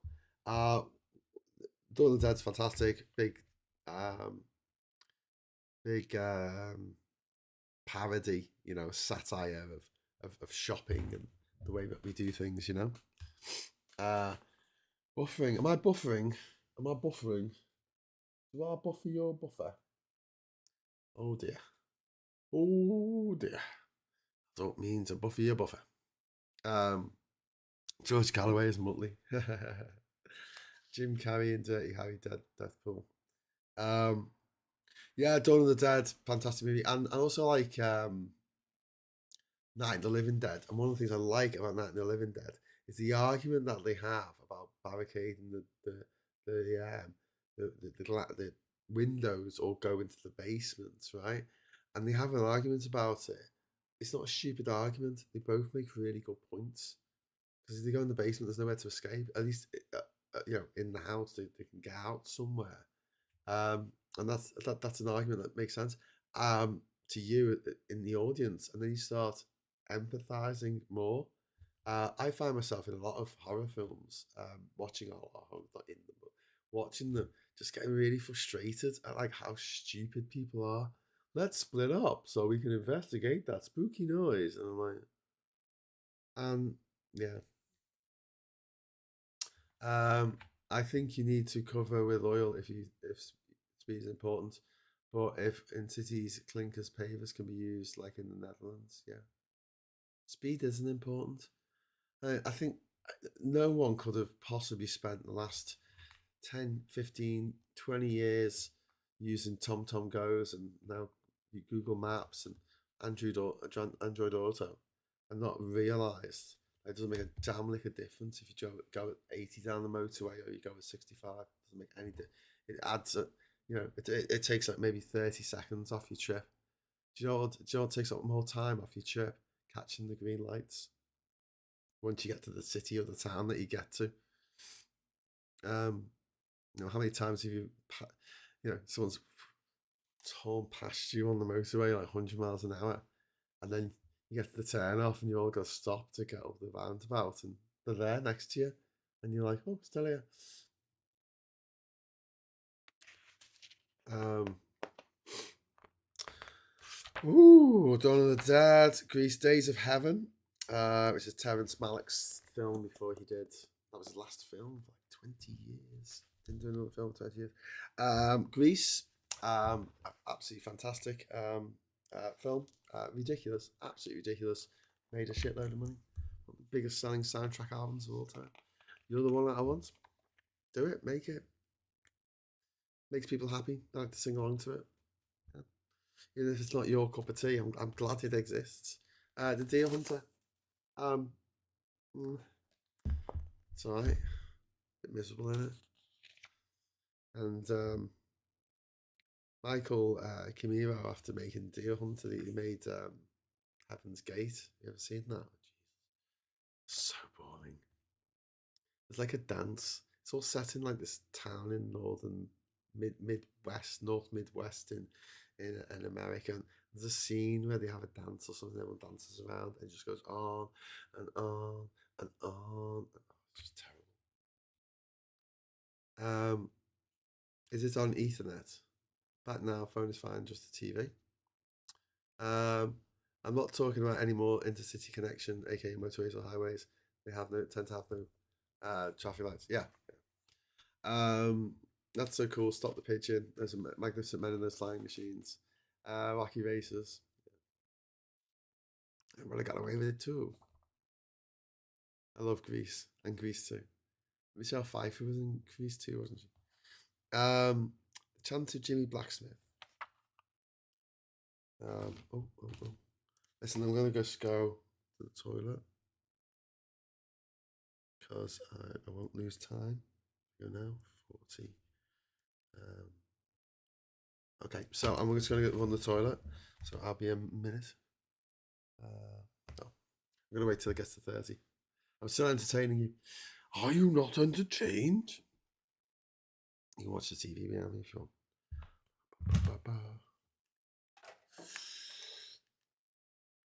Been waiting for that to get to clock over.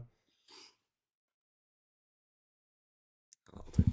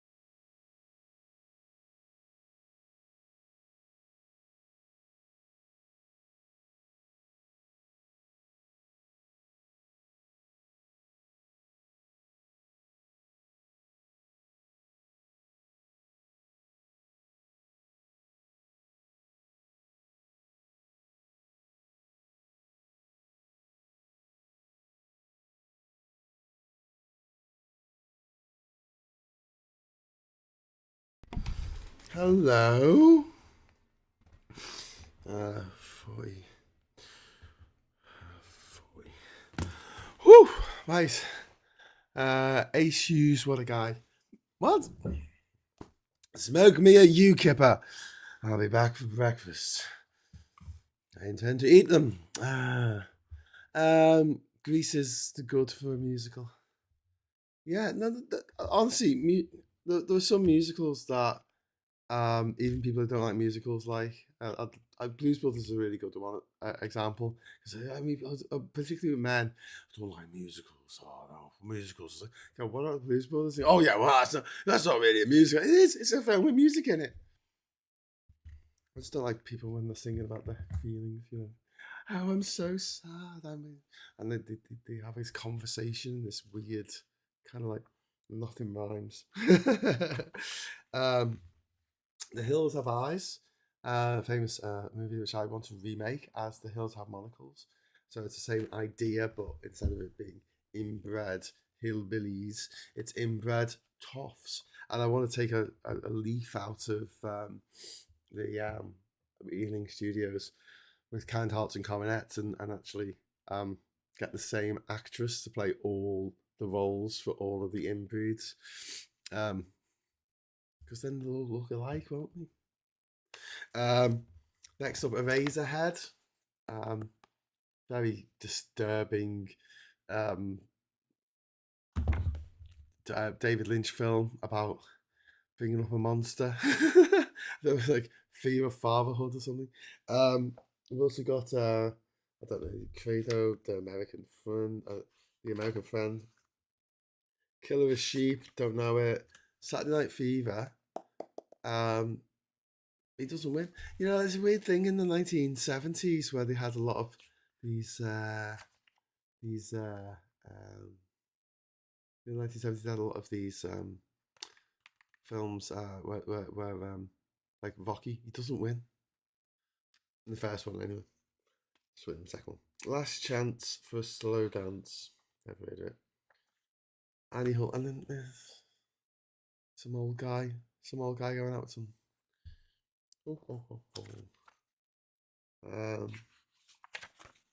It's like, do you know, like when I'm watching some shows, right, that I laugh out loud funny.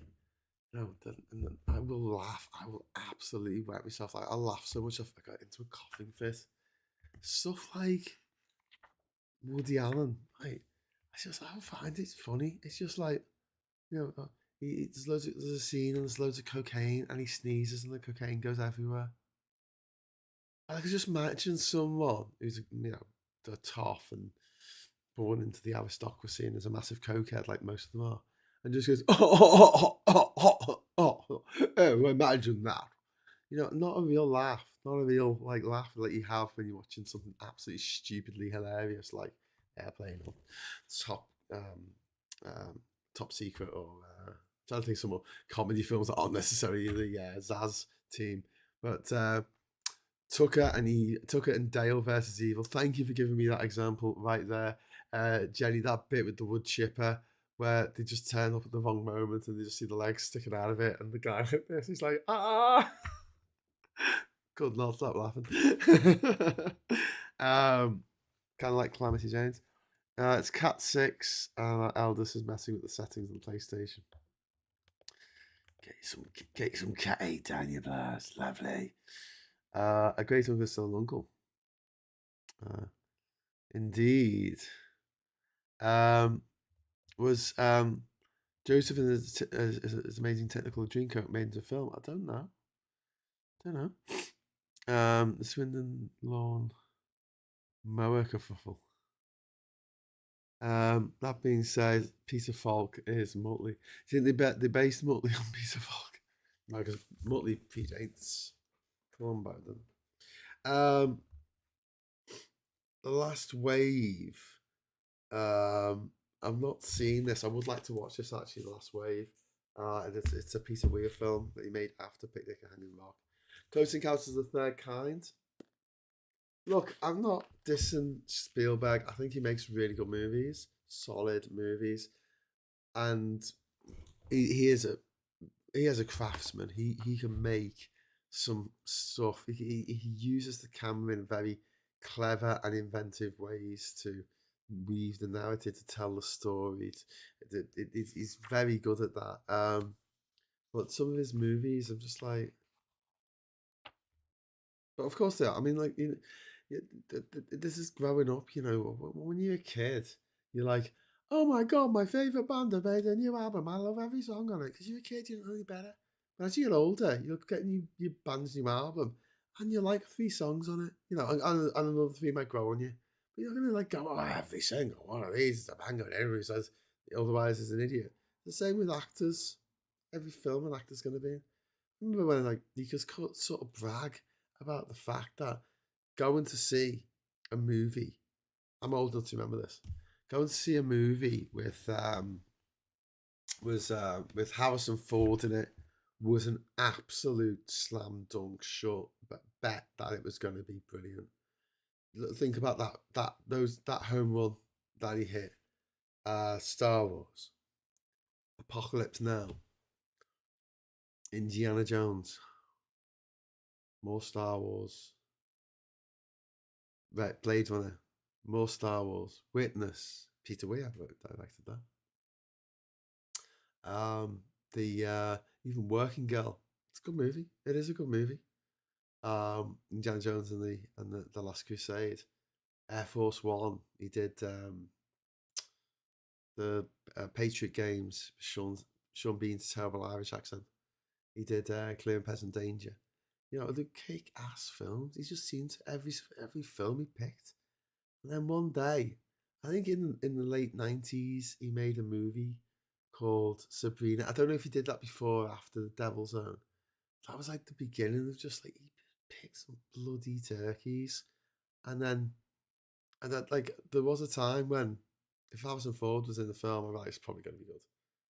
And I just see it now as like he just had a lucky run. He just had a very, very lucky run. The projects that were put in front of him just all worked out, and then one day they stopped working out.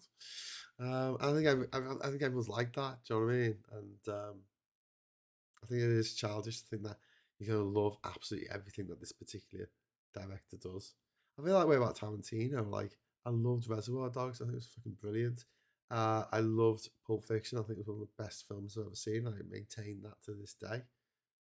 Jackie Brown just left me cold. I was like, I don't care about any of these people. I didn't really like Kill Bill 1 and 2. I didn't like Death Proof. I didn't like Django Unchained. I really didn't. It's like, I didn't like Inglourious Bastards. The reason why I didn't like Inglourious Bastards, because in that and in Django, which came out afterwards, didn't it? Christoph Waltz is brilliant. Oh, I just want to see more of him. Everyone else is shite. Everyone else is just being a dickhead and spoiling the movie by not letting Christoph Waltz be Christoph Waltz.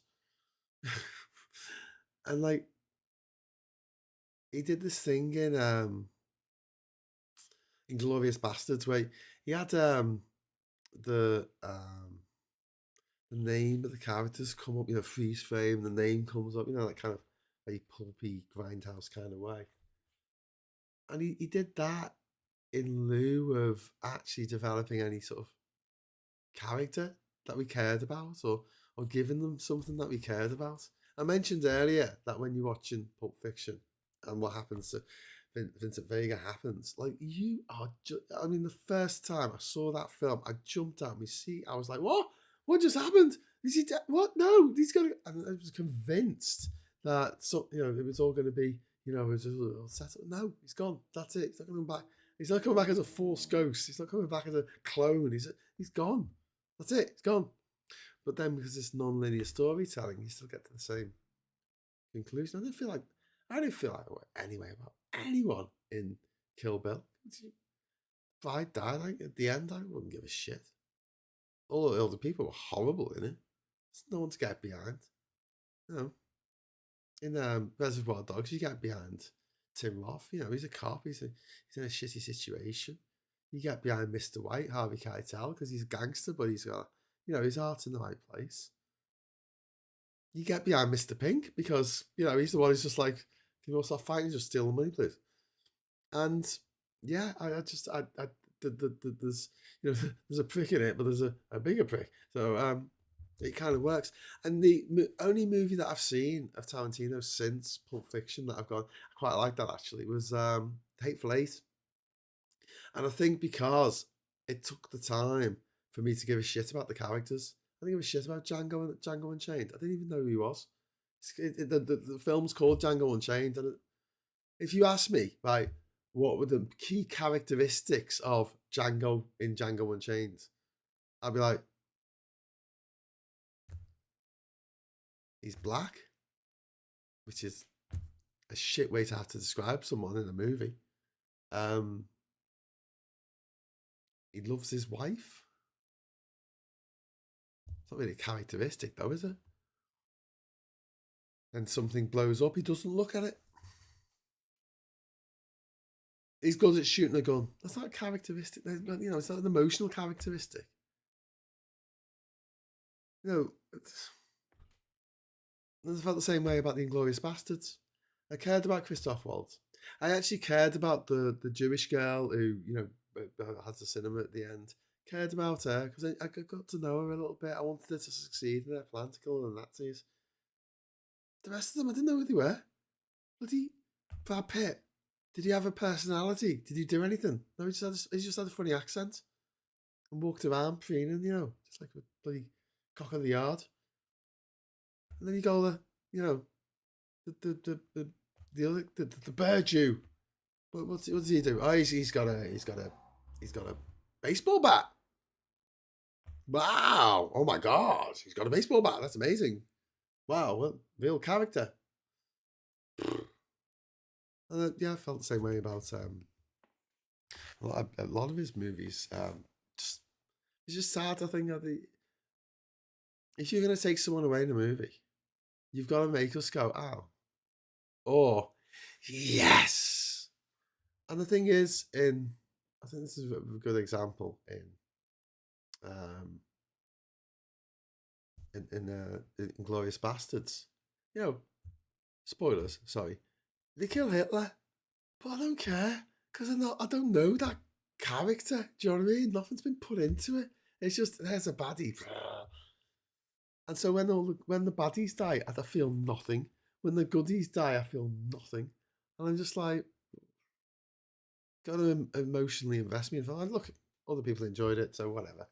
Um, maybe Quentin Tarantino doesn't make movies for me, uh, clearly, but I know that he can because he made The Hateful Eight, and he made it so that by the end of the movie, you kind of did care about the characters. I mean, you wanted some of the horrible ones to die, but you had an emotion towards them, whether it's positive or negative. You had some kind of stake in what the result was. I don't want you watching a film, and at the end, I do not give a single shit who lives and dies, except for Christoph Waltz. I don't want him to die because he's brilliant. Even when he's playing like a really horrible character, he's brilliant. Danger 5 was more realistic than Inglorious Bastards. I have to agree. And kill Hitler!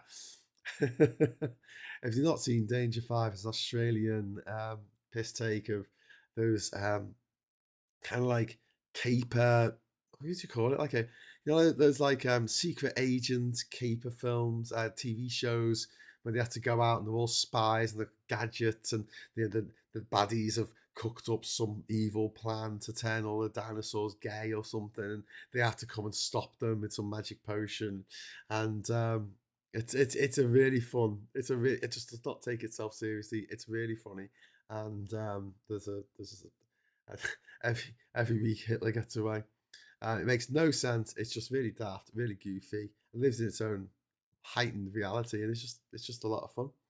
I really love that program. It's good, isn't it? It's good. Second season's not as good as the first, I would say, but yeah, the first season is just very, very quotable, very quotable. And as always, kill Hitler. The only bit I like in Hateful Eight was they kept having to nail the door shut. Yeah.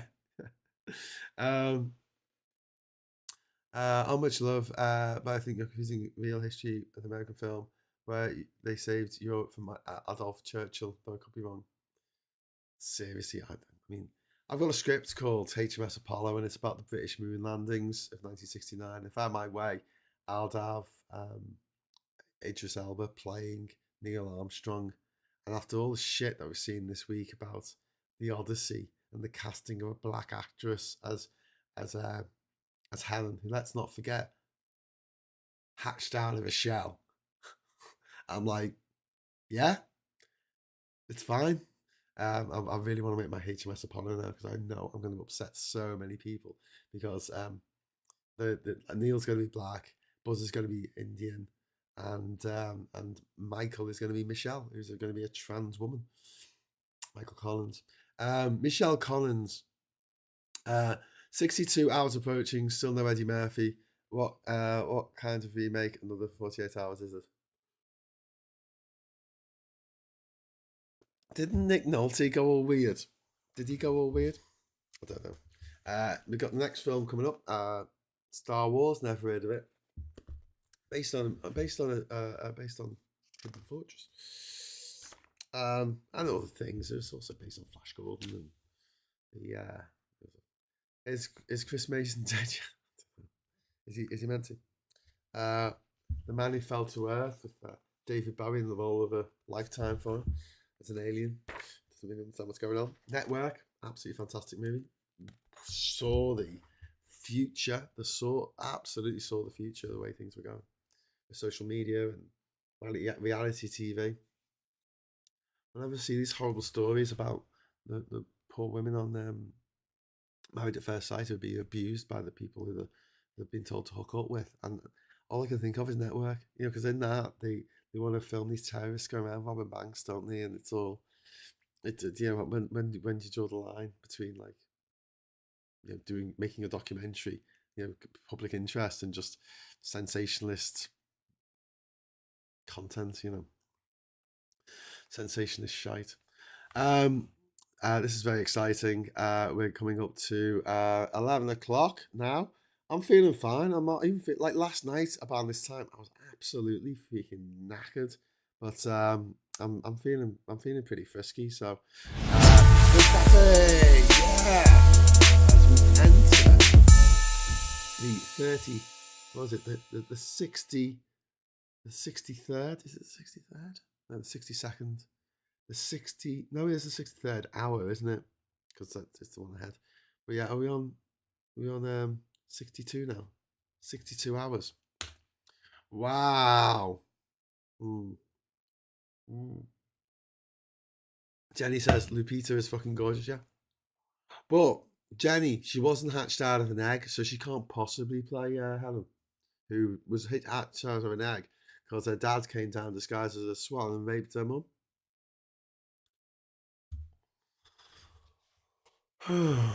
Oh. You should see the biblical the biblical description of a hippopotamus. That'll make you question your masculinity. I'm not a big fan of my own. This, men should be a particular way. I just think just try to be nice, try to be funny. Taxi Driver, Scorsese film. It's all right. Seen it. It's okay. Rocky. It's all right. Won the Oscar. Won the Best Picture Oscar. All the President's Men. Outlaw Josie Wales. All solid films. Oh, Trump's there. Let's get to them. I don't know, Killing of a Chinese Bookie. I have heard of this, but I don't know what it is. John Cassavetes.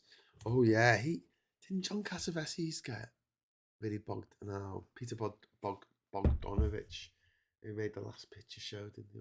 Last Picture House. I don't know. Carrie. There you go. There's a good Stephen King adaptation. That was the first one. Actually, Carrie with Sissy Spacek in it, and there's old Jaws there, which helped launch the idea of the summer blockbuster, and may have saved the whole bloody movie industry from all going on to TV. And this is why I'm not overly concerned about the people talking about, hey, people are going to stop going to the cinema. They're not. Bring the prices down, and still want to go to the cinema. There's something the experience of being in a room with other people and reacting to the movie. They do, especially if it's a horror movie. It's great. I just prefer it than sitting on my own. And, and humans are communal animals, And then some of us don't. Some of us want to watch things on our own. That's fine. And don't want people hassling you. I'll tell you what though. If you want no one to hassle you, the last 7 years, 8 years now, I've been with Kat, right? I've not been to a single showing of a film where there's been twats behaving like little bastards and throwing stuff around and making loads of noise and all that kind of stuff. Do you know why? We always go to the subtitle screening. They're not going to go to that. This is why I think that all films should be subtitled. Nashville, Robert Altman. I don't know about that. The Sallow, or the 120 Days of Sodom. I don't know why that is a film. It's just exploitative, to say the least. India Song, never heard of it. Manila and the Claws of Brightness, never heard of it. I have heard of Picnic at Hanging Rock, which I think is a fantastic little wonderful film from Australia. All we are and all we seem is but a dream. A dream within a dream. Barry Lyndon. Okay, this I think is Stanley Kubrick's weakest film. I would watch Eyes Wide Shut over Barry Lyndon. I just would. Christopher Nolan films had to be seen for the first time on the big screen. Yeah. Do you know what though? I went to see Dunkirk. It was the last movie I ever went to the cinema and brought my dad with me because the dementia was there, but it wasn't too bad. And the print was awful. We went to see like the 70mm print, and it was just dirty. And I'd kind of forgotten just how dirty and mucked up the film used to get. There always used to be artifacts all over thing, and when it went to one bit to the other, there was like one frame of glue bubbles and stuff. It was just like, I can't remember how bad it was. It's like going back now to a CRT television, like, putting a VHS tape in and going, this is what we used to watch. This is you got like 4 8K in your pocket now. Monty Python, the Holy Grail, The Wall, the Rocky Horror Picture Show. That's a musical. I know a lot of people who don't like musicals who absolutely love the Rocky Horror Picture Show because it's brilliant. One Flew East, One Flew West, One Flew Over the Cuckoo's Nest. Jack Nicholson. That movie, actually produced by Michael Douglas. True story. Whose name isn't Michael Douglas because he was his dad was Kirk Douglas. He changed his name, didn't he? But it meant that a guy called Michael Douglas had to change his name to Michael Keaton after Diane Keaton, who also had to change her name because her name was Annie Hall. But she changed it after Buster Keaton, and Buster Keaton wasn't even his name. He was given the name Buster by Houdini, and Houdini wasn't his name either. I think his name was Bob or something. It's like having to change your name, Inception. Dog Day Afternoon. Hang on, I've done that one. Did I just give that as an example earlier? Yeah, I did. It's actually in here. Bring Me the Head of Alfredo Garcia, Sam Peckinpah. I've never seen that. I will at some point. Godfather Part 2. Do you know how I feel about The Godfather, right? It's like having to read a classic novel. I mean, you feel better after having read it. Like, you feel like you've achieved something. But it's not. It's not like fun to watch. I just find it a bit of a slog. Maybe because I know what happens and whatever. And it's funny that sometimes you can watch a film for the second time, and you just go in with a whole new take on it. So, do you remember the film that came out a couple of years ago, Anora, and it was about a sex worker who fell in love with this Russian oligarch's son? The first time I saw that, I was on edge the whole way because I thought it was going to end in violence. I thought someone was going to die, I didn't realise it was a comedy, really. And I got to the end and I sort of let out a breath of a sigh of relief that nobody died. Second time I watched it, I was rolling around laughing because it didn't have that tension,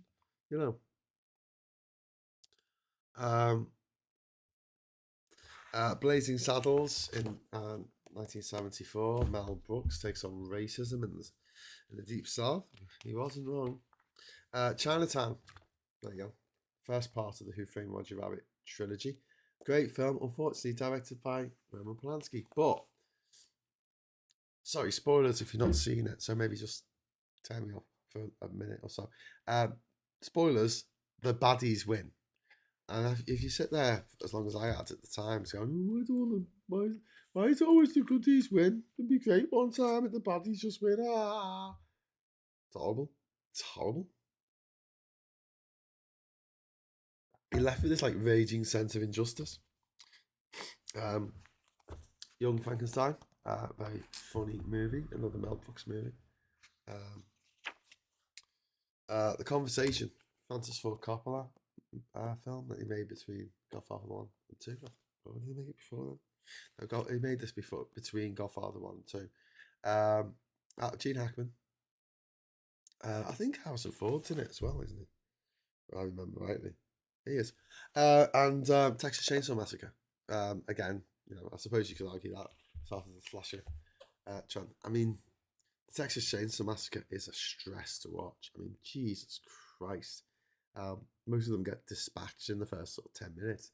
The woman, the sole survivor, spends the last 3/4 of the movie running and screaming and screaming and running and thinking she's run to safety, and then just things get even worse. It's quite a traumatic thing to watch. Pat Garrett and Billy the Kid, it's a classic movie. Sam Peckinpah, and of course by Fellini. I've seen that one. Oh yes, La Planète Sauvage. This fantastic planet. About it's a animation. It's a Czech French animation, I think.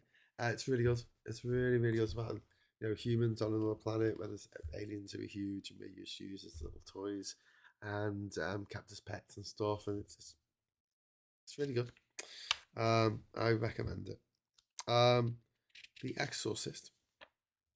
Let's see where are we up to on the time now. So did 48, and then we did 12 to 9, so that's 60. So anything over 9 is 1, 2, 3. So if I went to 1 o'clock, I could say 64. 64 hours. What do you think? Girl on Me Talk stays with you forever. Yeah, yeah, yeah. Space balls, ludicrous, speed, stop. We can't stop. We have to slow down first. Smokes if you got him. That's a jam his radar.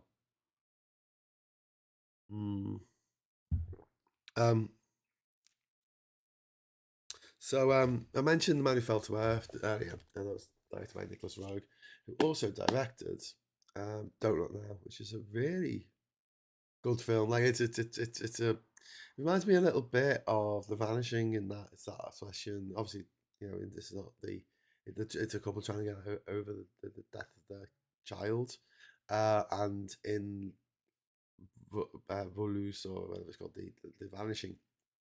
He's trying to get over the loss of his wife, and both end in sort of tragic circumstances. And there's a lot of parallels there.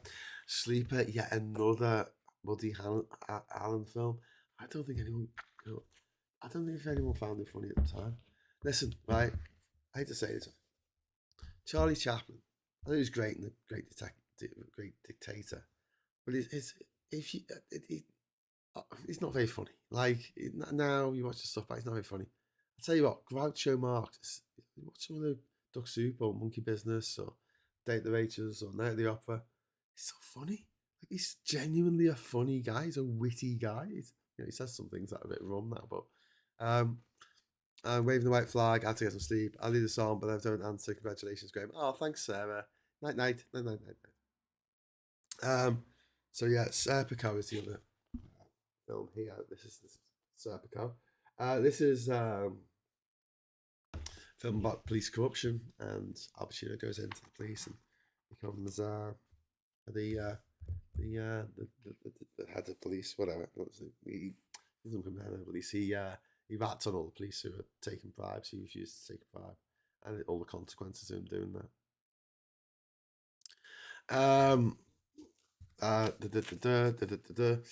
Next up, we've got The Long Goodbye, which I don't think I've seen. Maybe I have seen it. Has it got Elliot Gould? Yeah, I've seen that. The Long Goodbye. That's a film noir. It's pretty good. And Wicker Man. Wicker Man's one of the best daylight horrors of all time. That and Midsummer. Daylight horrors are folk horror. It's a very kind of there's not much out there. Maybe The Witch, maybe, but it's I don't know. I just thought it was fantastic, absolutely fantastic. Scorsese film Mean Streets. I once went to a Mean Streets Badlands double bill, and to be honest, I like Badlands, but Mean Streets just left me a bit cold. To be honest with you.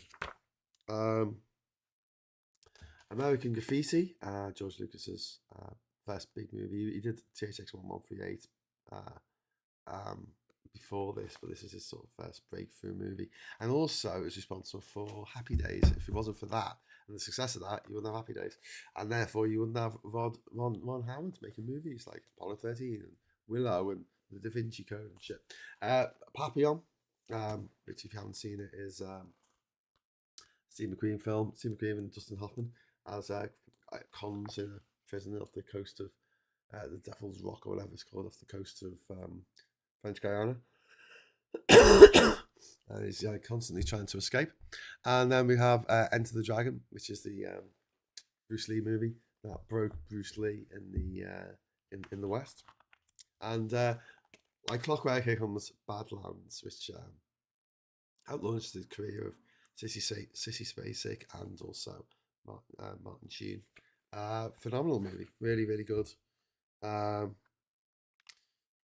it's like I don't really think that Mean Streets is not a good movie. I think it is a good movie. Just some movies just chime with me, and some just don't, and that didn't. Um, Superfly, absolutely brilliant movie with music by Curtis Mayfield, blaxploitation at its finest. Superfly, and then we had Sting, which was I think it won the Oscar actually. Did that win the Oscar? 1973. Absolutely brilliant movie with Robert Redford and Paul Newman teaming up as they did quite often. Butch Cassidy and the Sundance Kid together again, and it's a heist movie. It's a Sting movie. It's con artists who manage to con the con artists. It's very there's a lot of it in the DNA of Ocean's 11. And I know that Ocean's 11 is a remake of a Rat Pack movie, but there you go. My Mother and the Hawk. No, I've not seen that. Pink Flamingos. We talk about this John Waters film with Divine there, which I haven't seen, but I know what it's about. It's about these two couples who they had to duke it out to be the most disgusting human alive or something. And Frenzy. This is the last Hitchcock film before he died, and it's is it about the necktie the necktie killer? Yeah. Frenzy, right? The last Hitchcock film. It's about this serial killer, the necktie killer, and it's shite. And when he's killing people with his necktie, he goes lovely, lovely. And it's more funny than anything else. More funny than awful. Fat City, never heard of it. The Godfather, 1972. Making an Offer You Can't Refuse. Solaris, this is a USSR film that came out. It got remade by like George Clooney or someone. But it's about a living planet that messes with your head. It's quite interesting. Deliverance, obviously, it's got John Voight in. Your mileage may vary how much you hate him these days because of the way he turned out. Also, Burt Reynolds. And it's an all allegory for what happened in Vietnam. This group of city slickers turn up like the big man I am, and they end up getting ripped apart by the locals. John Borman, Charlie Borman's dad, directed it. Sam Peckinpah's Straw Dogs, and Wes Craven's Last House on the Left, sort of. With sort of this about this kind of idea of competent middle class folk getting into a situation that is beneath their beyond their ability to control. Pardon me. There's also another movie that's a bit like Deliverance called Southern Comfort, which follows the same sort of idea of guys who think they know it all going into a place where they don't know it all. Got Sleuth here, which is another fantastic film with Sir John. Let's say Laurence Olivier and Michael Caine. And it's incredibly good. It's just a good movie. Marco Caine. Oh no, here's Marco Caine. And if you know that, if you know it, if you've seen it, don't give it away. High Plains Drifter. It's a Clint Eastwood movie. He's an anti-hero. I think that's got the great line in it where he says,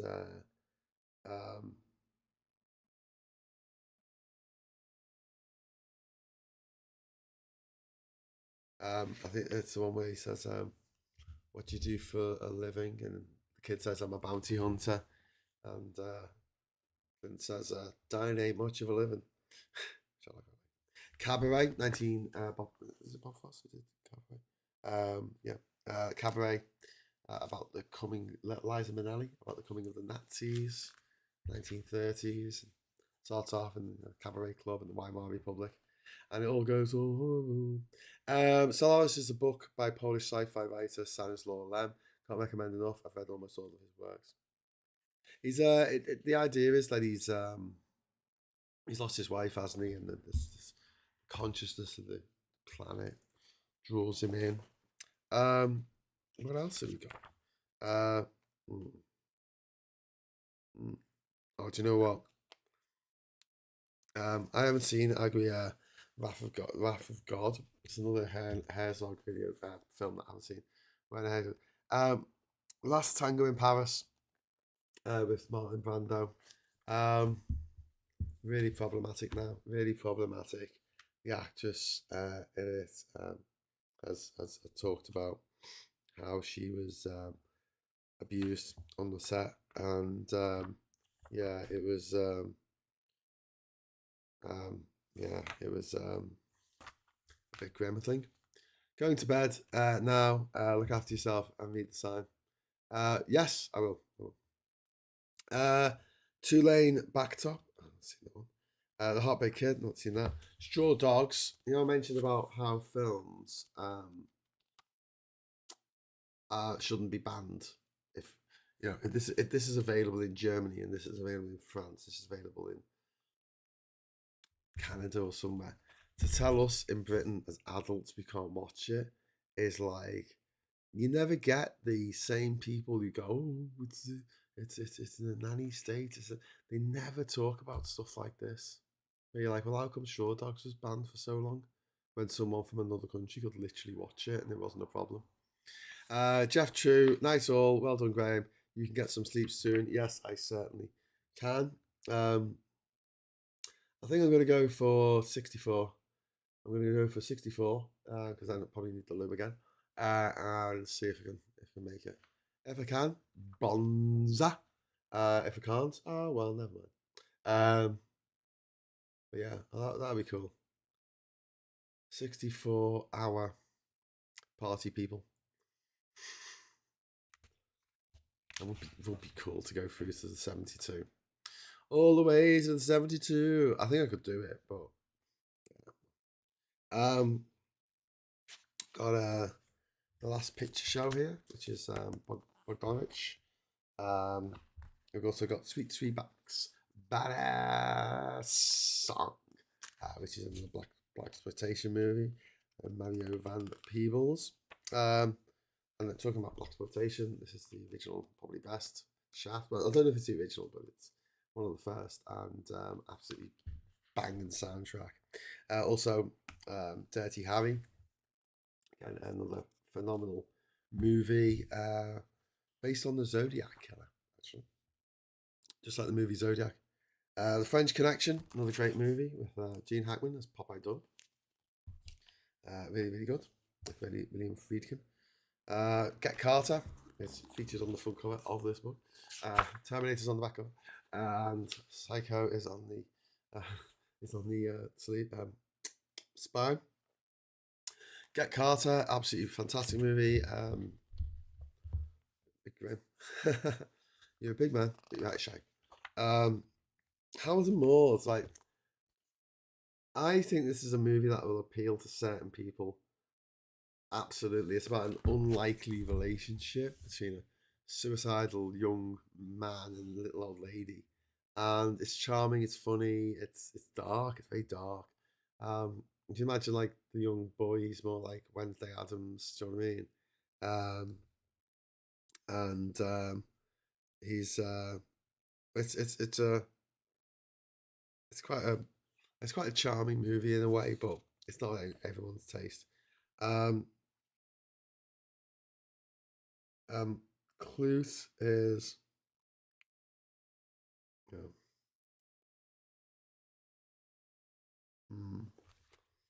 this is a movie. Oh shit! I got a build up on my lips. Sorry. Oh, I should have got more tissues to blow my nose when I went upstairs. Clute is a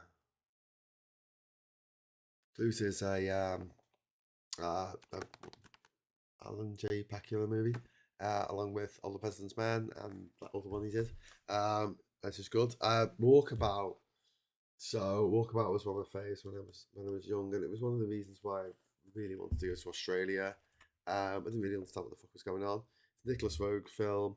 It just looks absolutely beautiful, and it tells the same story as a lot of these movies which appeal to me, where you get someone who is absolutely wrong for the terrain in which they're in, and weird, horrible, strange things happen. And there's a recurring motif in Australian movies of sort of people going out into the outback, and then bad things happen, mysterious things happen, and I think it's connected to this unease that a lot of Australians feel about how they stole the land from the Aboriginals. Simple as that. Yeah, the people who are not set up, for here. Night, folks. Still watching you, G-Man. Hey, Ants. Glad you're still with us. Still got a lot of films to get through. We've got here McCabe and Mrs. Miller. We've got Willy Wonka and the Chocolate Factory, which is 99% Gene Wilder's performance.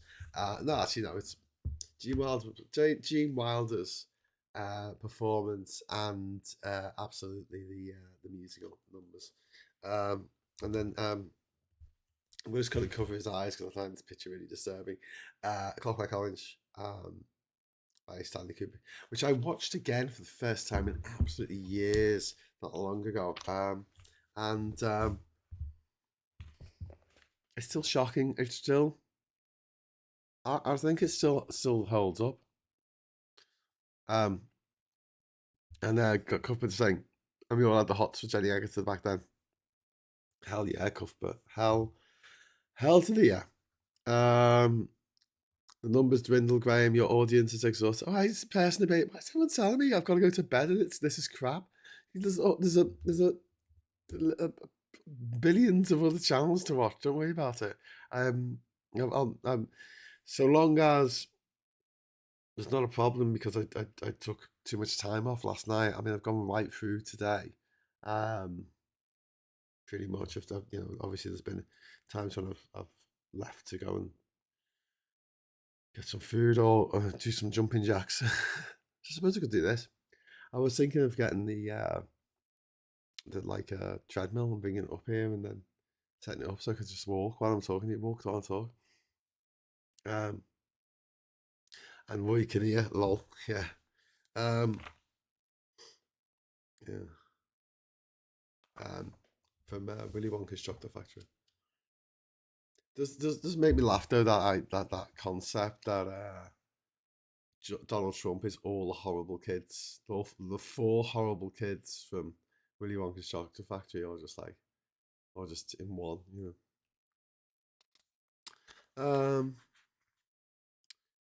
Give Me Shelter, rock documentary, performance. This is another Nicholas Roeg film with his name, the guy from the Rolling Stones, Mick Jagger, in it. Patton, George C. Scott, and Patton, MASH.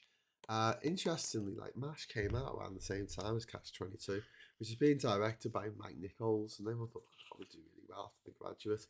But actually, it was MASH that really captured the imagination. And Robert Altman wrote it. Apparently, the song "Suicide is Painless" was written by his 13-year-old son or something. Is that true? Does anyone look that up, or did I just mishear something? Little Big Man, Deep End, Woodstock, 5 Easy Pieces, El Topo. Yeah. We're entering the realm of the 1960s movies that no one's seen, like Tristana, The Colour of Pomegranates, Kes, seen that. The Wild Bunch, seen that? Sam Peckinpah. Wild Bunch. He liked blowing things up. Sammy did.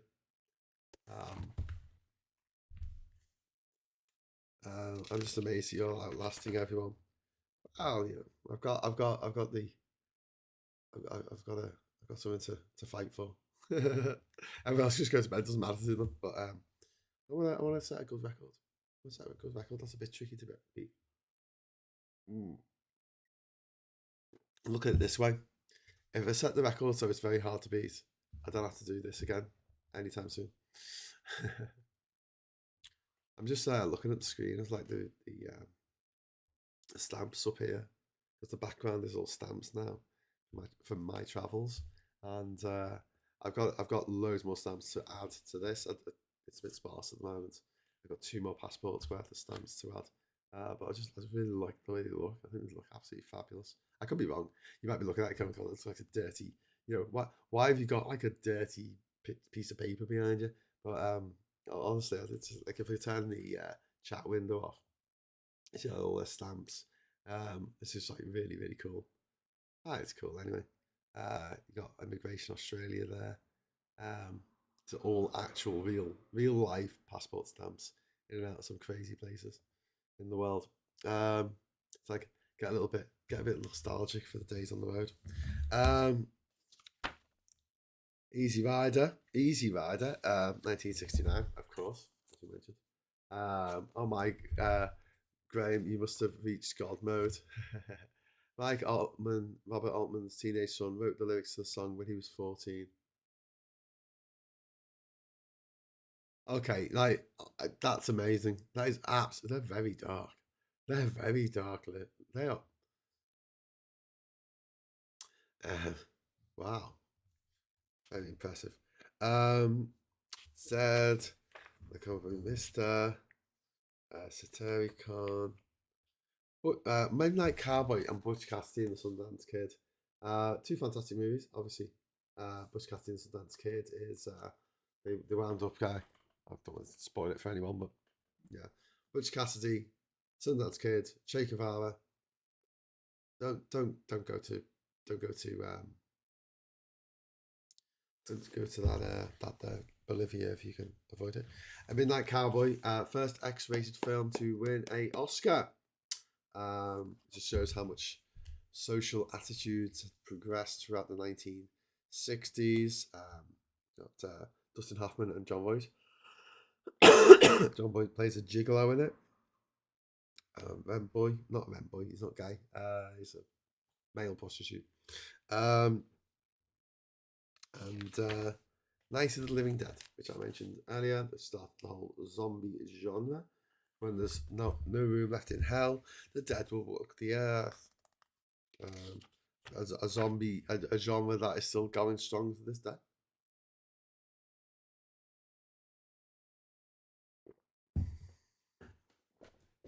Robert Altman asked him to write deliberately stupid lyrics after failing to do so himself. Is it to be or not to be? And I replied, well, why ask me? I won't call him stupid. Was it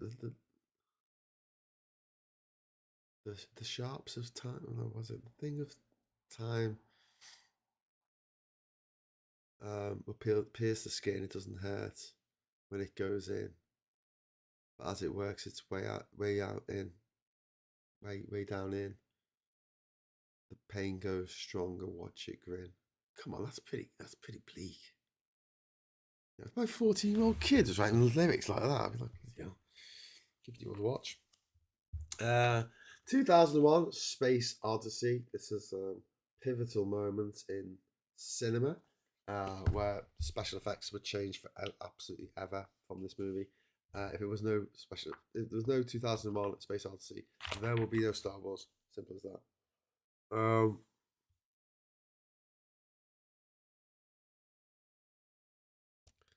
The producers, 1968. Springtime for Hitler. Don't be dumb, be a smarty. Come and join the Nazi party. So the producers follows the story of Gene Hackman and Zoe Mostel, who need to make a flop in order to write off a load of money in tax.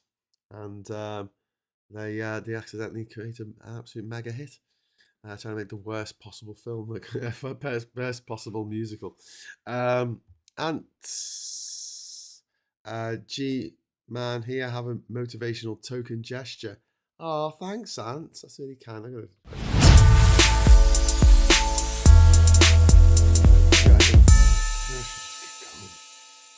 Kind of torn. I would like to go to bed.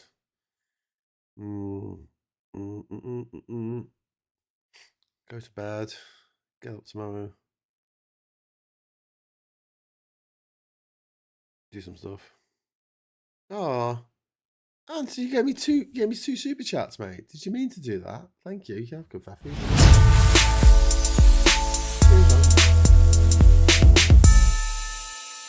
Ooh, yeah, yeah. Have a look at this.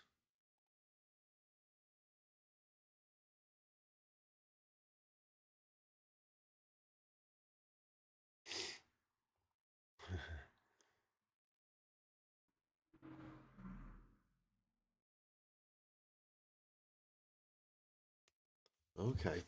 Okay,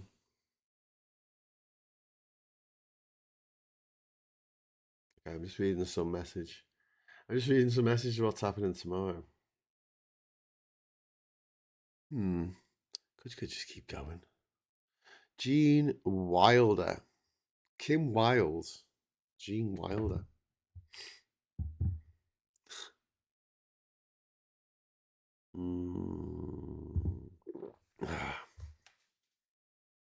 Next up, we got If. If, not based on the Kipling poem, but a fantasy about, a surrealist fantasy about killing everyone in a public school. Imagine that. Rosemary's Baby, 1968, criminally overlooked when it came to awards. It got an Oscar nomination for Roman Polanski, and he got an Oscar for Ruth Gordon in a support role.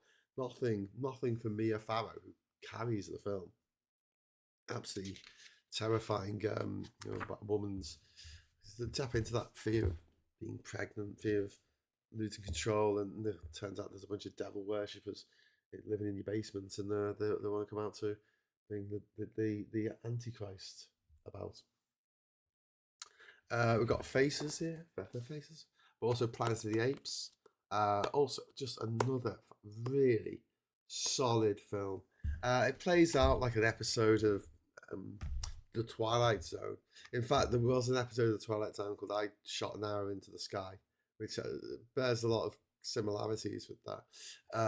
And it was this some of the ideas that were coming out thick and fast in the 1950s and 60s, science fiction ideas, ways of telling stories, ways of telling like modern parables about how we lived through this lens of spaceships and space travel and going to different planets and strange new worlds. It was just a really, really revolutionary, and the technology was getting better to make this stuff look real. The sad fact is, though, that Planet of the Apes came out in the same year as 2001: A Space Odyssey, and yet it was Planet of the Apes that gave the Oscar to John Chambers, who got an honorary award for the makeup. Planet of the Apes, right? Because the ape costumes, right? They look great, don't they? Yeah. You know the apes at the beginning of 2001, A Space Odyssey, right? This one throws the bone up in the air, yeah. You know they're not really apes. You know they're like men in suits, right? Men in costumes, and yet the Academy watched that movie and genuinely thought that that they were actual real animals that they had managed to corral to do what they wanted to, which is kind of funny, really. Um, we got here Once Upon a Time in the West, and I mentioned One Time in America, and one of the things that I absolutely fucking love about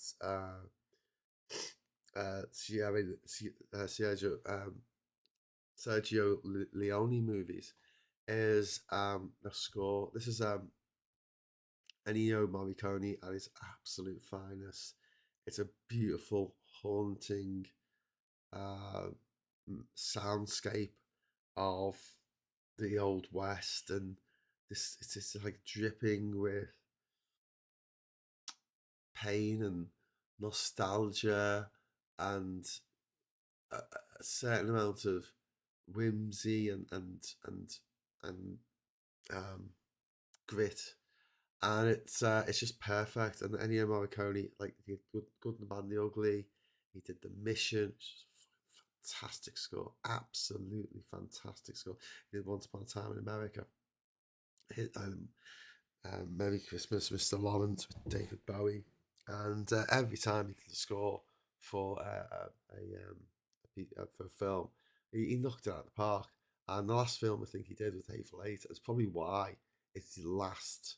Um, it's the last. What's his name? It's the last. What's the guy's name? Quentin Tarantino. It's the last Quentin Tarantino film, or the first. Actually, it was the first Quentin Tarantino film for quite a while that I really liked. Probably had a lot to do with it. I love the fact that music can take you to another place. And it was only very, very recently that I discovered that some people don't react to music the same way that I do. Like I get proper goosebumps when I listen to music, and I have a physical reaction to it, especially if it's like something shite. I feel physically sick, and then I'm in a bad mood all day. So that's never a good idea. Um, but yeah, one of the things I love about movies and why I think movies are so just wonderful as a concept is it that you get this sometimes a singular vision from a writer, a director, an actor, and you create this whole world which employs 1,000 people to do this stuff, put it all together, and it's like imagining I can't think of anything else. Like a book isn't like this. You don't have 1,000 people making a book. You don't have 1,000 people making a painting. You don't have. I struggle to think of artistic endeavors that have so many people. Even if you talk about theatre, so you don't have a cast of 1,000 people. You don't need that many people. I'm sorry, not a cast, a crew and cast of 1,000 people for a theatre production, unless it's something like opening of this, the Summer Olympics or something. But so it's a quite a unique thing, and then it's all to have that conversation with you through the screen in a room filled with other people. So you're getting this. I saw an interview with Christopher Nolan where he talked about this, and I completely agree with him on this one. You get the best of the theatre in that you're there with other people. They're laughing when you are, they're sighing when you are, they're screaming maybe, whatever reaction it is. And we're social animals. We take our social cues from other people around us, and so you have that same reaction. Like if you went to see a comedy act, doesn't matter how funny they were, if you went to see them one to one, right, and you're the only person in the audience, it'll be shit. It would be shit. It just wouldn't be that funny. But because other people are laughing, that's why they still use common, laughter tracks on certain things. if you hear other people laughing, you're more likely to think, oh, okay, that's funny. Oh, right, yeah, okay, I get it. Yeah, that's a joke. Otherwise, you miss half the jokes. You don't even know that they're supposed to be funny. And so having that shared experience is just so important and part of the human experience. But what you can't do on a stage is have that close up, is have that emotion in your face, have the tear build up in your eye. Because the people at the back in the cheap seats, they can't see that tear in your eye. You know, if you're doing a side, you've got to say it really loud. You can't actually whisper. In a movie, you can actually whisper. In a theatre production, yeah, okay, you can have a theatre production that has an orchestra, especially if it's a musical. But a lot of them don't. It is just silent. It's just actors, players on a stage, and they talk to each other, and things happen, and they work things out, or they don't, whatever. But you got music. You've got being taken to other places. You can pretend on a stage. You can have a wonderful backdrop, whatever. But going on location to actually film these places in places that actually exist. For instance, one of the reasons why I first went backpacking is because I wanted to go to that place from Indiana Jones and the Last Crusade. I didn't know where it was. I didn't know anything about it. You know, I remember having a conversation with mate Dino about it, and I was just, that's a real place, you know. I'm like, is it? I'm like, yeah. Do you want to go? I said, hell yeah, I want to go and see that. That sounds boss. But I wouldn't have been introduced to that unless it had been for Indiana Jones. Maybe it was in the for one of the Transformers movies years later, but I never watched them. David Mitchell says he finds the music much like the weather, something that happens around him, but has very little to do with him. Yeah, yeah. Everyone's different. Do you know what I mean? But I think that having that ability to go, not the ability, but the way that movies are set up, the way that the idea is set up to project this light into people's lives, and I think it's so important, and it breaks my heart that I think there were so many talented people in this country who just do not get the first chance to really shine and tell their stories. When did working class people get to tell their stories ever in this country? Every time I turn on the TV and it's posh people doing posh things. Oh, I don't want to marry Mr. Pig. I want to marry Mr. Grapefruit. Oh, okay. Oh no, I've got to go to the society ball, and I don't have the right coloured stockings. Oh no, my heart breaks. But I don't want to marry him, Mummy. Cool. Well, you know, I can relate to that. You know, because often I get forced to marry someone. It happens to me 17 times a day normally. I'm right in with you on that one. Well, we do get a working class film, but they're half the people who work on it, sometimes even up to like 90% of the people who work on it, are not working class. In fact, now they come out with numbers of how many working class people work in the film and TV industry. It's only like 8%. So 92% of people working on a given project have no idea what it's like to live that life. And yet they're the ones making a movie about it or a TV show or soap opera or whatever. I find that just infuriating. I like the fact they get away with it. Do you know what I mean? The Transformers movies are all terrible, and I say that as someone who loved Transformers since 1984. Fuck Michael Bay. Michael Bay can't tie his shoelaces without having to blow something up. He's very shit, isn't he? I mean, I just don't think he can tell a compelling narrative. He makes movies that are fetch quests. Quick, we have to go here and get this thing in order to get that thing before they get that thing. And it could, well, do you know what? You could argue Indiana Jones is a fetch quest. Quick, we need to get the MacGuffin before the Nazis get the MacGuffin. Oh no, the Nazis got the MacGuffin. We need to get it off them. But I think there's a clear uh, um, line of sight with an Indiana Jones film. Well, the good Indiana Jones films.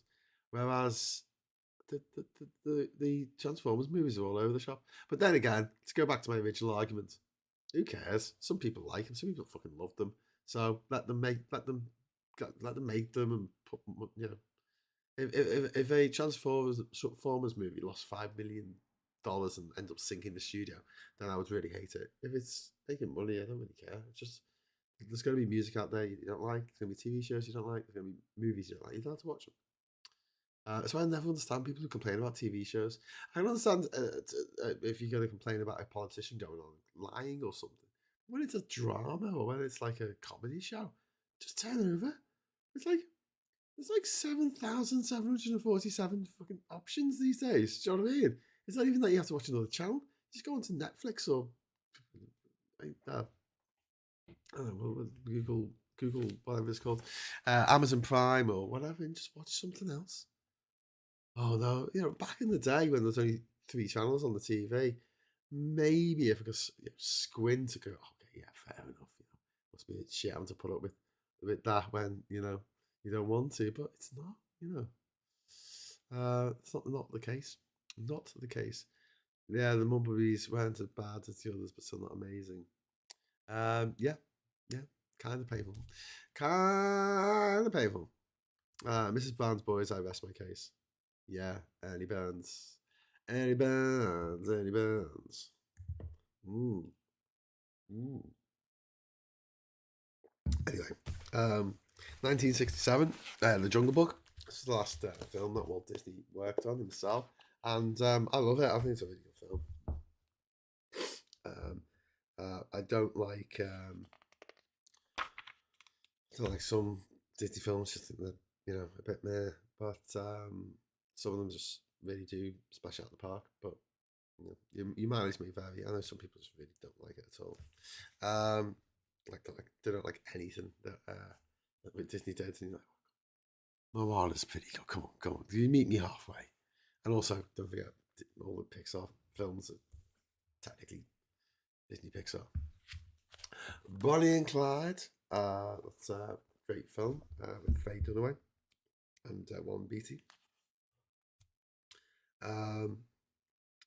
Point Blank Waveland. I've seen that. Cool Hand Luke. It's the weirdest film I've ever seen. With Paul Newman being put into jail, and then they have a competition where he's going to eat 500 eggs or something stupid.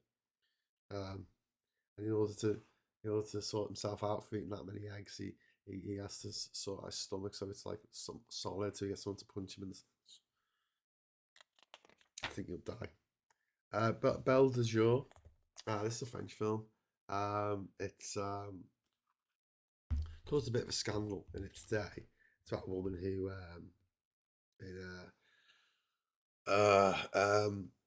who basically fantasizes about things that possibly shouldn't fantasize about, and she decides to become a prostitute to find out what it's like to be a prostitute, because she wants to explore her sexuality, and it's and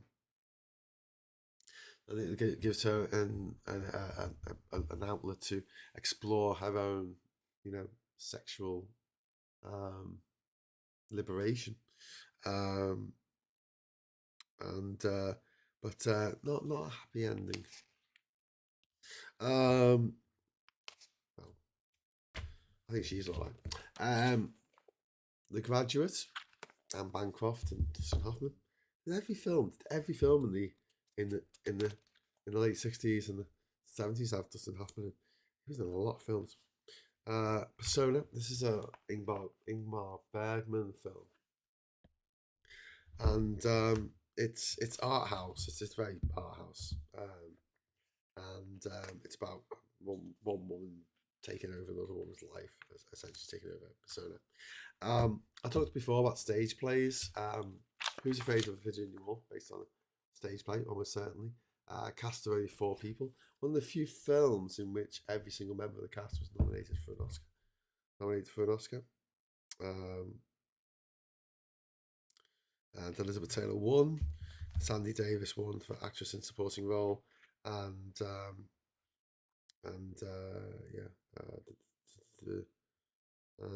director Richard Burton was nominated for the Oscar, and so it's the elderly couple an older couple who are just constantly arguing, and then a younger couple who are roped into their domestic. What's the opposite of bliss? Like they hate each other.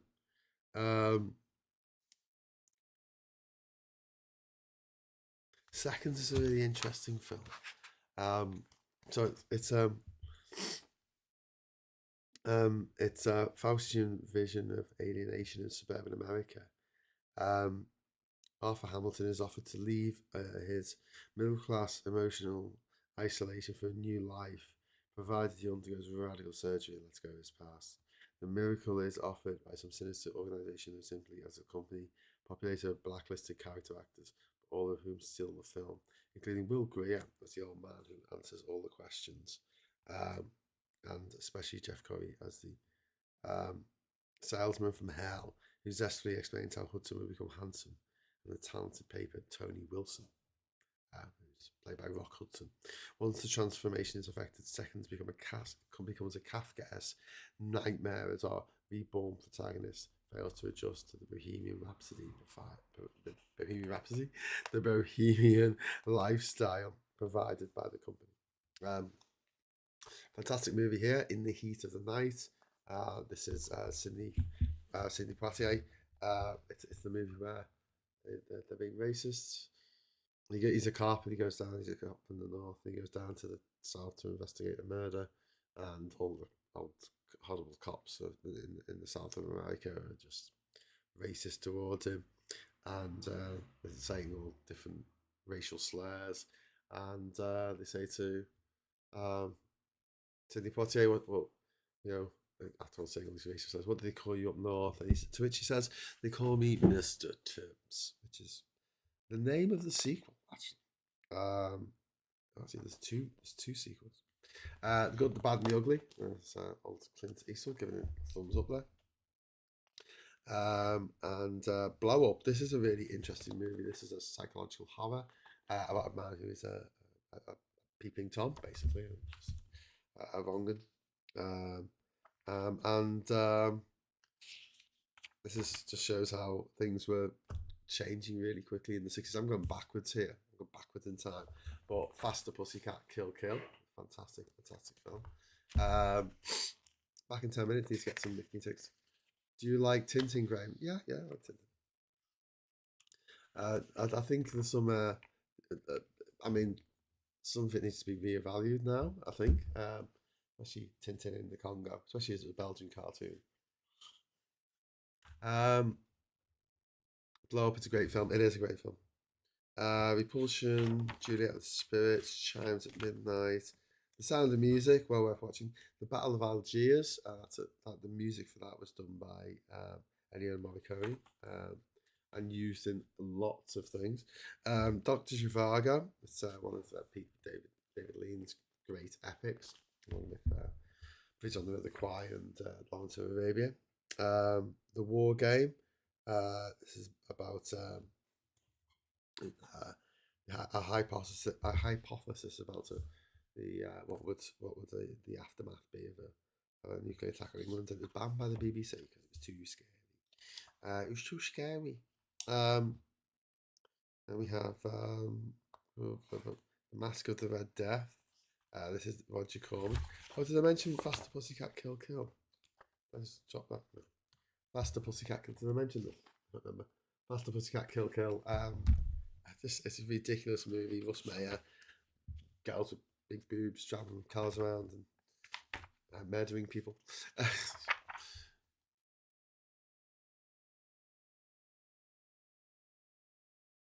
Yeah.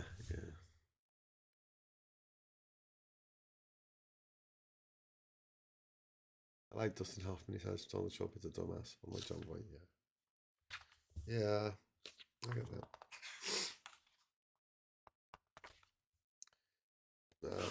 I'm just skipping a load of pages here. I keep forgetting I'm supposed to be presenting. The Sound of Music, 1965.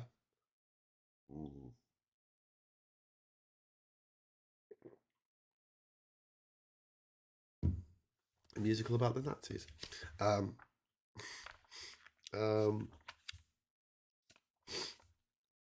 know.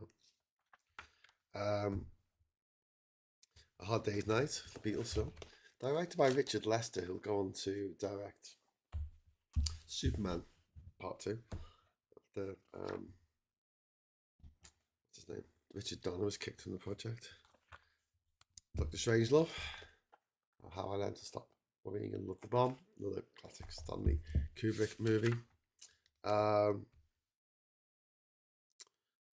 Tippi Hedren in Arnold. What's his name? Alfred Hitchcock's Marnie. It's not that great a film. He was a real bastard too on the set of that film. He was a bastard too on the set of The Birds, and I think there's like a documentary about it, or like a film. This is a film. It's called like That Blonde or something like that, and it's if someone wants to have a look for it, and it's about the relationship between Tippi Hedren and Alfred Hitchcock. He to put her through hell.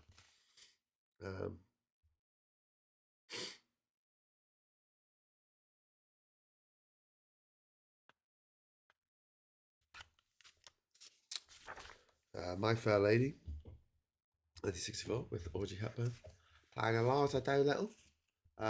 Pretty good. doesn't go. And the accent at the beginning is a bit too much. Famously overdubbed, voice was overdubbed by Marnie Nixon, which was leaked. No one's supposed to know. And there's a lot of rumour that it might have been Julie Andrews who actually leaked it because Julie Andrews played Eliza Doolittle in the stage play, and she's a better singer than Audrey Hepburn, but Audrey Hepburn at the time was a bigger box office draw. You know, mileage may vary. Apparently, Julie Andrews and Audrey Hepburn become mates. So, Goldfinger, 1964. Exciting, I'm going backwards. The best, the James Bond film that perfected the formula with the intro sequence and looking down the barrel of the gun. And I'm really good kiss off lines. And do you expect me to talk? No, Mr. Bond. I expect you to die. We're gonna have some. Woo! Yeah. The chances of someone beating me, doing something, talking about stuff forever, ever. The Haunting, 1963, Robert Rice film. This has been really good. We've got Barren Lives, Mediterranean, I've never heard of it. The Leopard, not heard of that. Flaming Creatures, The Great Escape. Obviously, we've heard of that. John Sturges directs. Steve McQueen, James Gardner, Richard Attenborough, James Donald, Charles Bronson, Donald Pleasant, James Coburn, Hans Misseber, David McCullum, and some other people. Just stock. Based on the true story of a massive getting out of a big top's looking awful. Getting out of a big horrible POW camp on my Nazis, one way or another. Passenger Hood, 8.5. Can I just say I don't like Fellini? I just don't like Fellini. I don't know. Maybe I'll watch his films again, but I watched them many moons ago.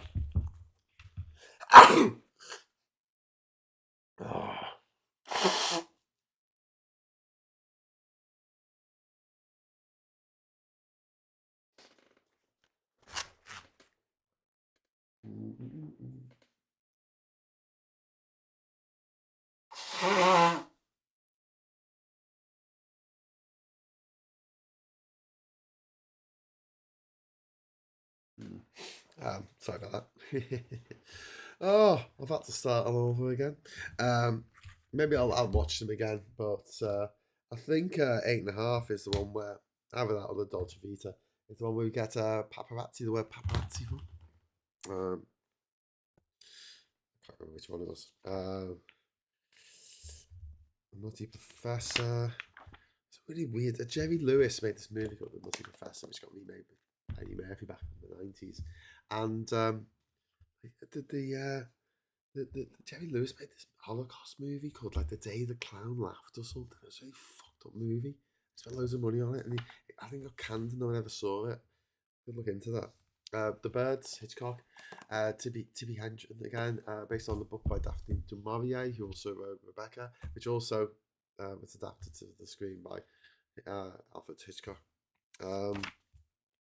One of my favourite all-time films. Whatever Happened to Baby Jane.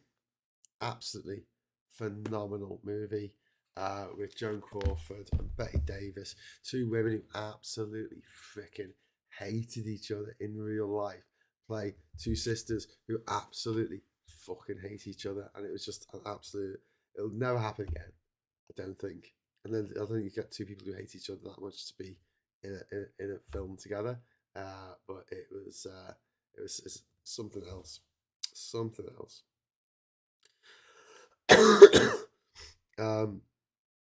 The Man Who Shot Liberty Valance is it? It's a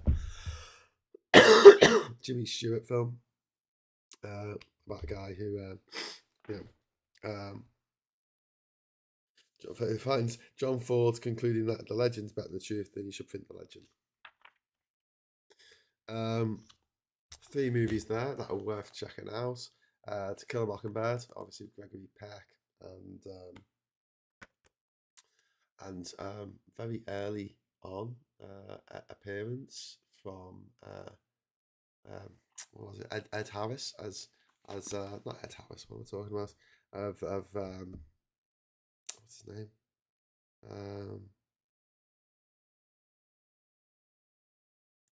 damn it, he died recently, an actor who played Boo Radley in the film, who also played the family lawyer in the Godfather. Oh God, what's his name? Oh, it's going to do my head in. That. Someone's going to tell me in the chat. Is my mum in the chat? Hi, Mum. Hello. Hello. How you doing? Good morning, Graham. Good morning, Mum. I'm well on the way to. I don't know. I've set a record. I think. I hope I have anyway. The only thing I'm worried about is if I haven't left enough time between, going out and coming back in and stuff. We will see. We will see.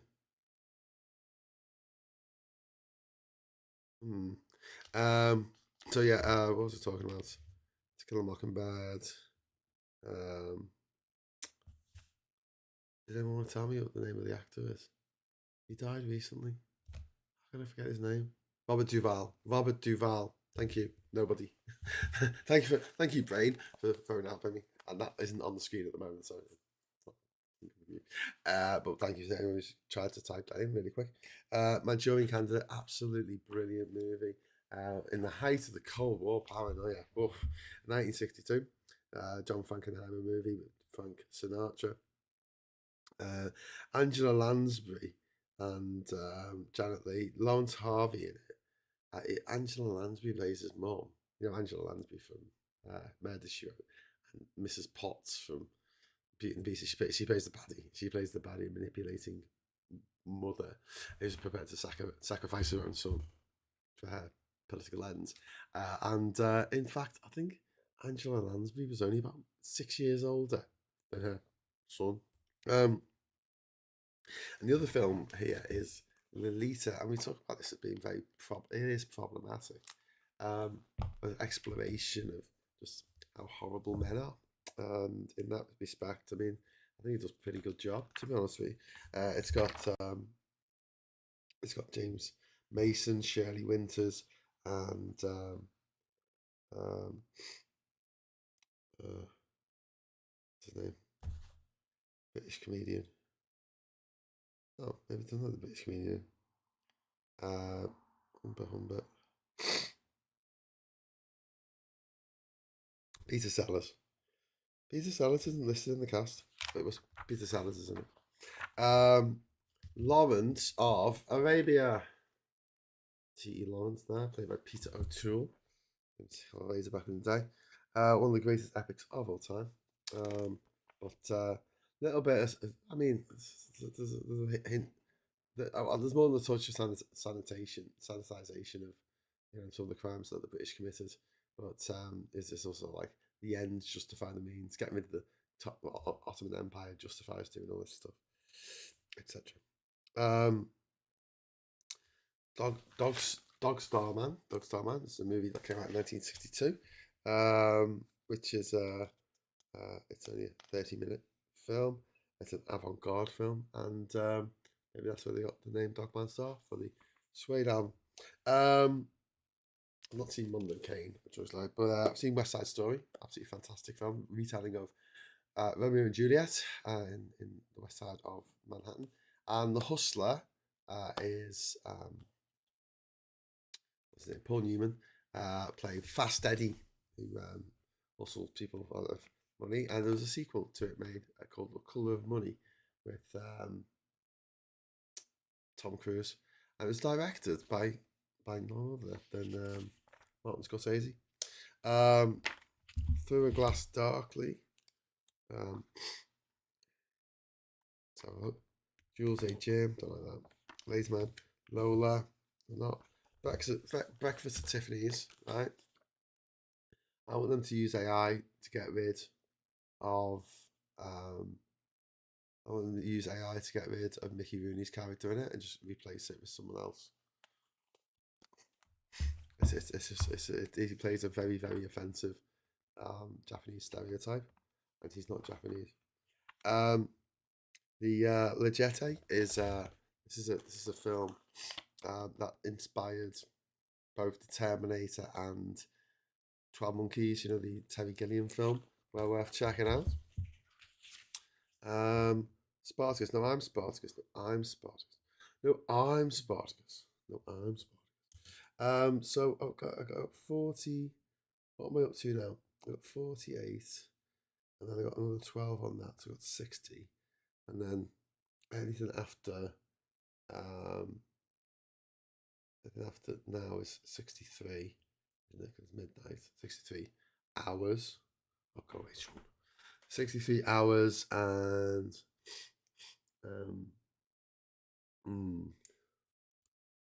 how many minutes? How many minutes?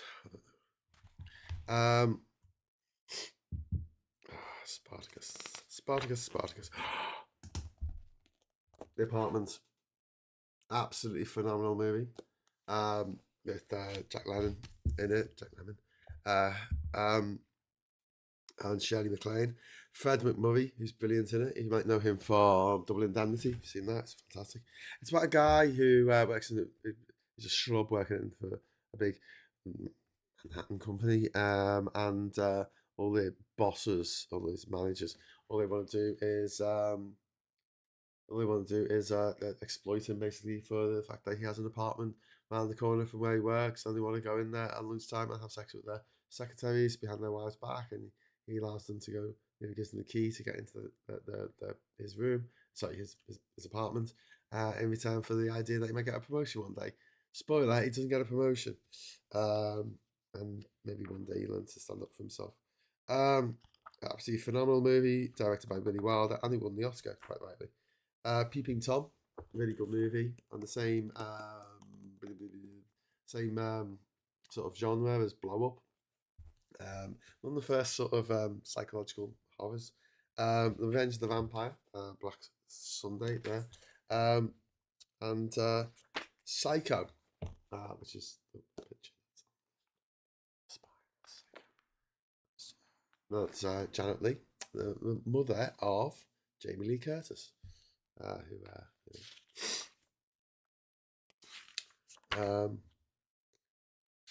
Star, The Adventure, Saturday Night and Sunday Morning is a movie with Albert Finney in when he was young, and it's about working class lads. And if you ever see the artwork inside the Arctic Monkeys first album, Everything You Say I Am, That's What I'm Not, which is a quote from this movie, you'll see that there's reconstructions of scenes from the film, but kind of with the theme, reconstructions of themes in the film, which is kind of cool. And they're just one of the scenes that they shot for the first album. Well, I mean, the Arctic Monkeys didn't shoot in the art directors, the art designers did, was shot in my flat. I completely forgot this happened, but it was. And they ended up using it, which is a bit of a shame. La Dolce Vita, another Fellini film. Sorry, La Dolce Vita, even. I think this is the one that the word paparazzi comes from, after a character in this. His name is Paparazzo, and so, or maybe it's Paparazzi. No, it's Paparazzo, and that's why we call him, because he goes around photographing all these fabulous people, whether they want him to or not. I'm not that enamored with it. I might go back and have reassess. I might go back and reassess at some point later in my life, but at the moment, not that lost. And Rio Bravo, it's a pretty good movie there. Rio Bravo, which is Howard Hawks' movie. One man's it's about John Wayne, and he's by a local drunk and singing cowboy, and a deputy nicknamed Stumpy, clear Walter Brennan. Together they must fend off a group of desperados who have laid siege to the town. It's quite a good film. Pickpocket, never heard of it. French film. Ben Hur, the original. Well, you talk about remakes. This Ben Hur, the other one everyone thinks of with Charlton Heston. That's a remake of a 1920s movie, or maybe even like a 1910s movie. I'm not sure. And then we've got Abu the Shuffle, which is also known as Breathless. It's a Jean-Luc Godard film, and again, it just left me cold. I don't get it. I'm just really stupid. Yeah, I'll give it a go. Anatomy of a Murder, a fantastic bit of artwork there from Saul Bass, who did a lot of the opening sequences for Alfred Hitchcock. Some Like It Hot, fantastic movie. Billy Wilder again, just being absolutely awesome. Tony Curtis and John Lemon, Jack Lemmon, knocking it out the park with a little help from Marilyn Monroe. North by Northwest. This is what would we call it? A chase caper, wrong man film. This is Hitchcock. Hitchcock loved doing wrong man films. And the 400 Blows, another film. This is about a kid. And Rami Grange Jill, I thought it was shit. It's about a kid who runs away from home. Just got bored. When's this going to end? Dracula. This is Dracula 1958. It's a Hammer horror film of Dracula with Peter Cushing, Christopher Lee. Absolutely brilliant. Vertigo, another Hitchcock classic. With Jimmy Stewart and Kim Novak. He keeps. It's all about. Is he going mad? Oh, no, what's happening? Is he being set up? Gigi. Touch of Evil, really amazing movie. The only movie that I think the last big movie that Orson Welles got to make. He did obviously Citizen Kane, Magnificent Ambersons, and then it was this. I don't think he did much after that. He just spent the whole time trying to get things off the ground. Anyway, listen, I've got to go to the loo, so I'm going to go, even though I don't really want to, because I'll lose. I'll lose points and points mean prizes. So I'll be back in a moment.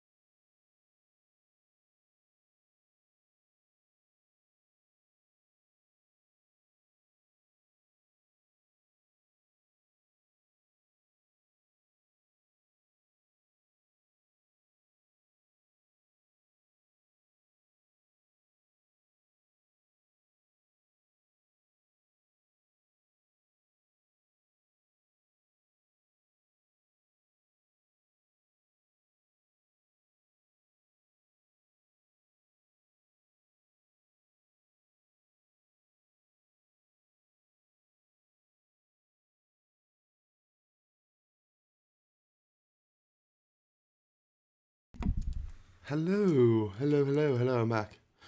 How you all doing? Okay, still going? Yeah, Darren, I'm still going. Just about, mate, just about. It's, was I gone away for that long? Oh, well, never mind. FIFA order to explain. Well, cool. Ticket pricing, good luck with that. Hiya, how you doing, mate? Something worth checking out. It's hilarious House of Frankenstein. Actually, a kids show from Canada, and Vincent Price is one of the characters. Pretty good. It's pretty good. Actually, pretty good, but I'm biased lol. Fun fact: in the post-Soviet theatre, some like a hut, translated as "only women in jazz." I heard Grapes of Wrath was translated as in was it South Korea as Angry Raisins, I think the book was. And I believe that there was a promo poster for a Japanese release of Doctor No, the James Bond film. And I don't think Doctor No was called James Bond, and he doesn't need a doctor, which I love. I think they caught that before the film came out. Sneaking along last is dastardly and psychically our number not to do the right thing. Cool. Whoa, where was I? Touch of Evil. Wait, let's go get some coffee.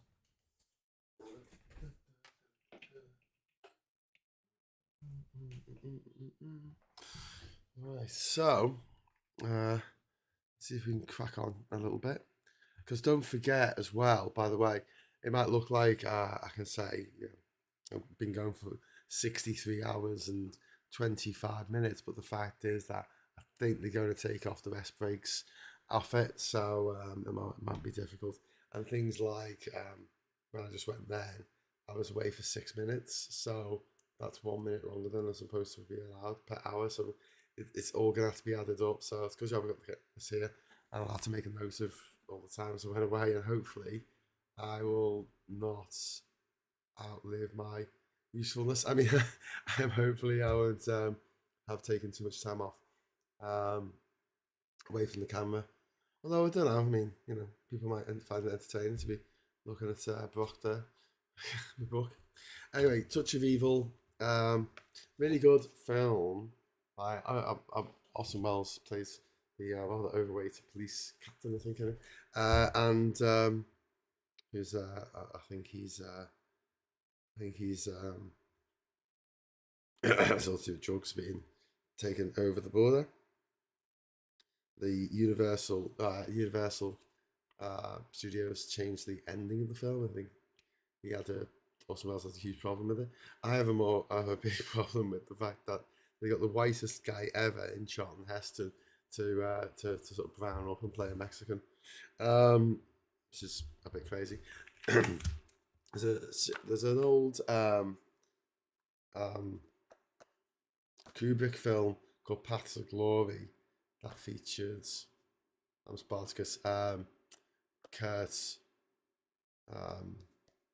Douglas, and it's about the officer class and the French officer class during the World War One, and the inept generals, and it was banned in France fairly recently. Gunfight at the OK Corral. It's supposed to be the definitive film of the Wyatt Earp and the classic Doc. What was it? Wyatt Earp and Doc Holliday and all that lot. Bridge on the River Kwai is there as well. Another Alec Guinness film, with which is one of the best war films probably of all time. Set on Death Railway in Thailand, where Burma, set in on the Death Railway, where they're trying to POWs are put to work, and they're made to build a bridge, and they build a really good bridge, and then the Allied forces need to destroy it, and they're like, but we don't want to. We've built a really nice bridge, and it just goes to show, like, how descent into sort of madness because of all the torture. In it, Alec Guinness plays the officer who wants to protect his men, and he knows what the ramifications of the bridge getting destroyed are going to be for his men. so you kind of can see it from both ways. Wild Strawberries is a bit it's an Ingmar Bergman film. I've seen it. I can't remember anything about it. It's about an old woman, a young woman and an old man go on a road trip or something. Can't remember. And the first to remember is about the Titanic. I don't know why they didn't just call it. I don't know why they just call it a movie about the Titanic. Oh, is it actually? Remake of a. Am I just making this up? Okay. Oh, no. Okay, sorry. A Night to Remember is the one about the Titanic, and A Fair to Remember is a completely different kettle of fish. The Seventh Seal, this is the really famous Ingmar Bergman film, which has been lampooned in cinema for countless eons with the Crusader Knight here playing chess with death, played by Max von Sydow, who, if you watch Game of Thrones, that's the guy who was the one-eyed raven, half tree, half one-eyed raven. mm.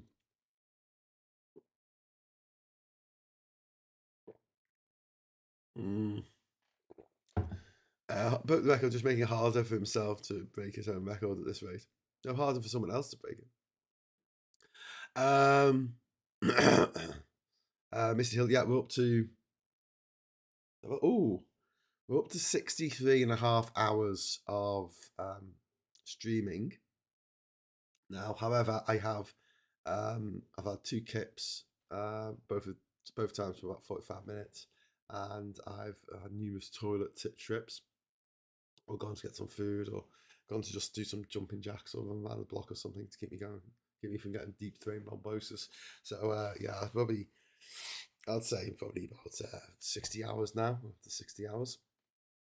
Oh, I just want to make sure. It depends. They might not take time off. I don't know. They might say, well, it was only 5 minutes per hour, and you were allowed to do that. So we will see. We will see. Night, folks, will be listening till I'm not. Oh, night, ants, antex. Seven Seal, very famous movie. High Society, which got remade, I think, as Sabrina. I think High Society. They get remade as Sabrina. And the Ten Commandments, Cecil DeMille, big production. But more better than that is 12 Angry Men, absolutely phenomenal film. Directed by Sidney Lumet, who directed The Hill, if you've been watching. Oh, my live has been disconnected. That's sad. Oh well, at least I've made 3 cents this week. Wow. Yay. In money. I've been money now. No, I don't care. I don't care. Stop telling me. Stop giving me updates. You don't want updates.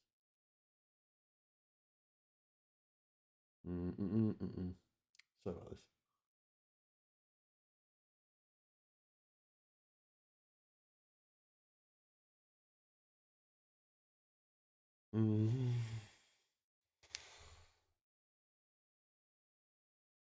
It's funny. They have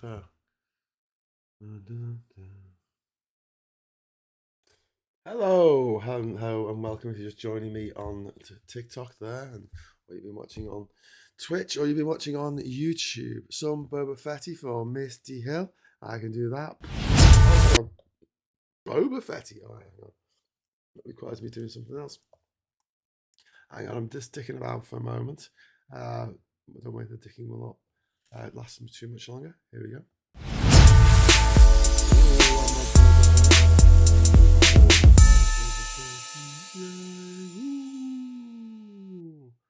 Boba Fett. Okay, where's me? Oh, hope you're all right out there in Teleland. I'm going for every country in the world. I talked about that. Then we played some video games, quiz games, and then I shook the table. It didn't stop shaking. So then I picked up the book of 1001 Movies to See Before You Die. I'm just kind of going through it and saying, I've seen that, it's shit, or I've seen that, it's really good. I've seen that, I don't get it. Talking a bit about movies and, you know, the movies we like, the movies we don't like.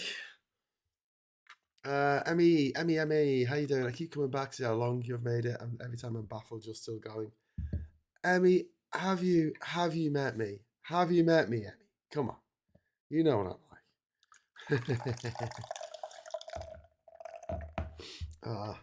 What's the first one in, last one to leave, usually. um, at least that's the plan. That is the plan. Oh no, that's way too much hazelnut syrup. Need a little drop. Give a little heart. Give a little heart to what? Dark 4x4. Okay, let me get my.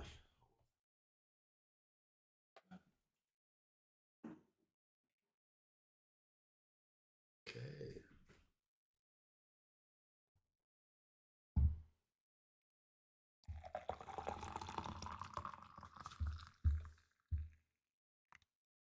Ooh, okay, got some coffee there.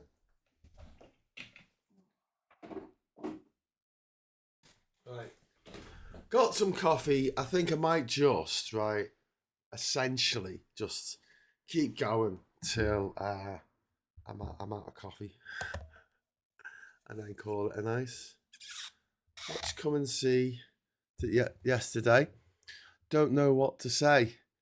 What the Russian movie about World War Two. It's a bit grim, isn't it? Broke the record, just making it hard for himself. I don't know. How long have you got to go? Says Josh. I don't know.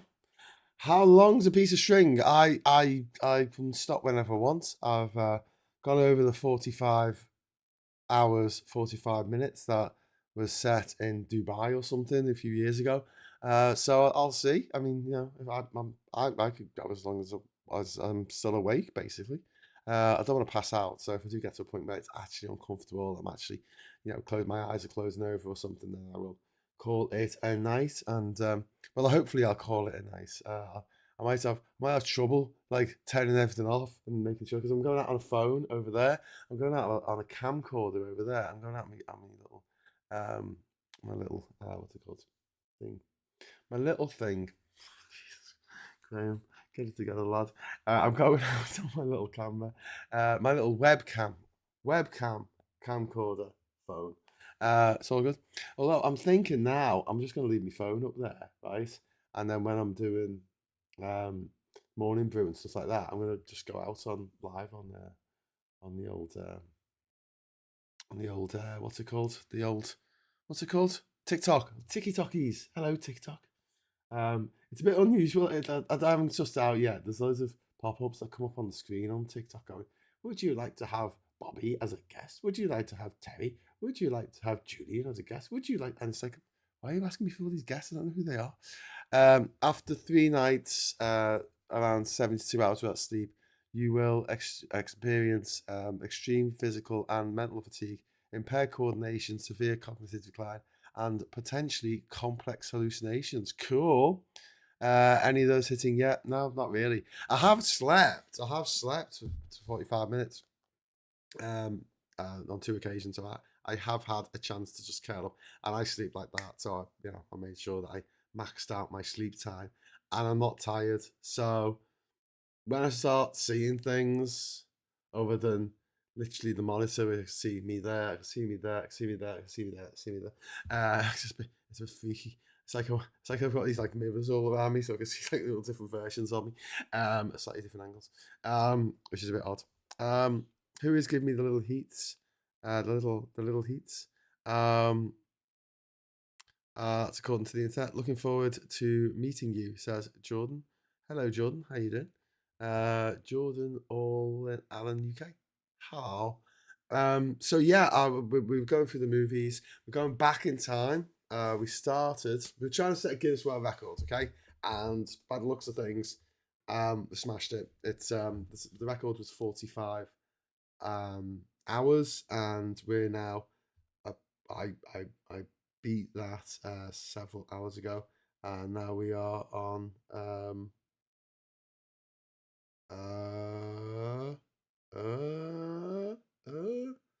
I beat that this morning, actually. Got up to 48 hours by 9 o'clock this morning.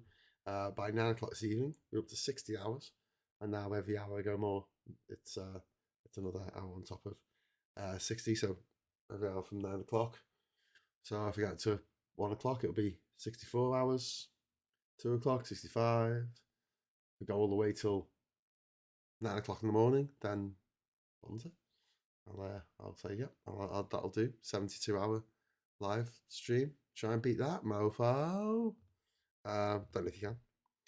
But if you want to give it a go, yeah, I think going through 72 hours without sleep, I've had a little bit of sleep. I might be alright. I don't know. I've started hallucinating. I'm not driving anywhere. I'm not going anywhere. I don't think it's going to be a problem to anyone. And if I'm getting really uncomfortable, I just seriously just go to bed. Anyway, so 10 Commandments. Read that one. Oh, the original Invasion of the Body Snatchers, which I don't think is as good as the version with Donald Sutherland did.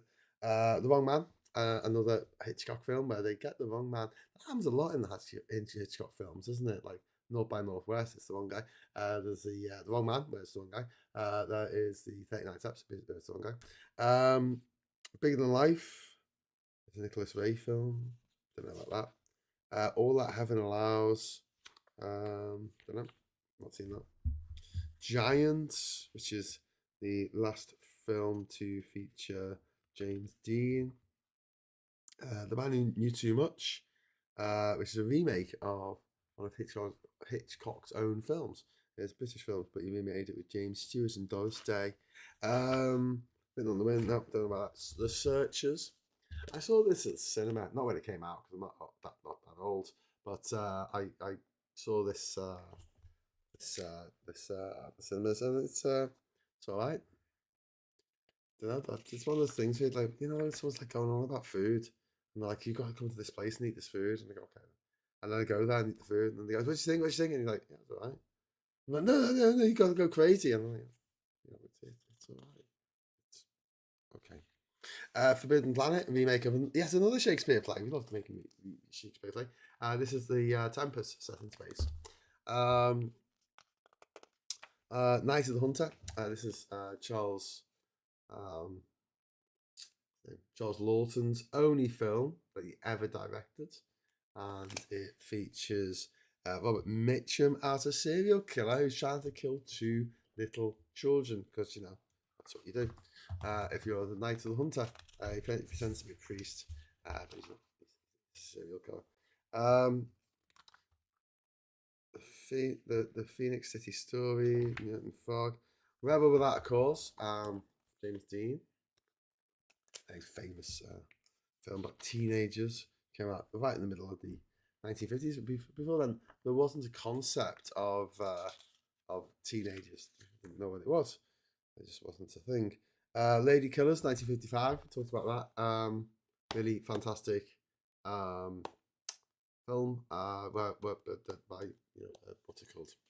The Ealing comedy, black Ealing comedy about a group of would-be bank robbers who muck up and they end up having to take out the only person who could ID them out of a lineup, and it's a little old lady that they've all come to be quite fond of. So they all kill each other instead, one way or another.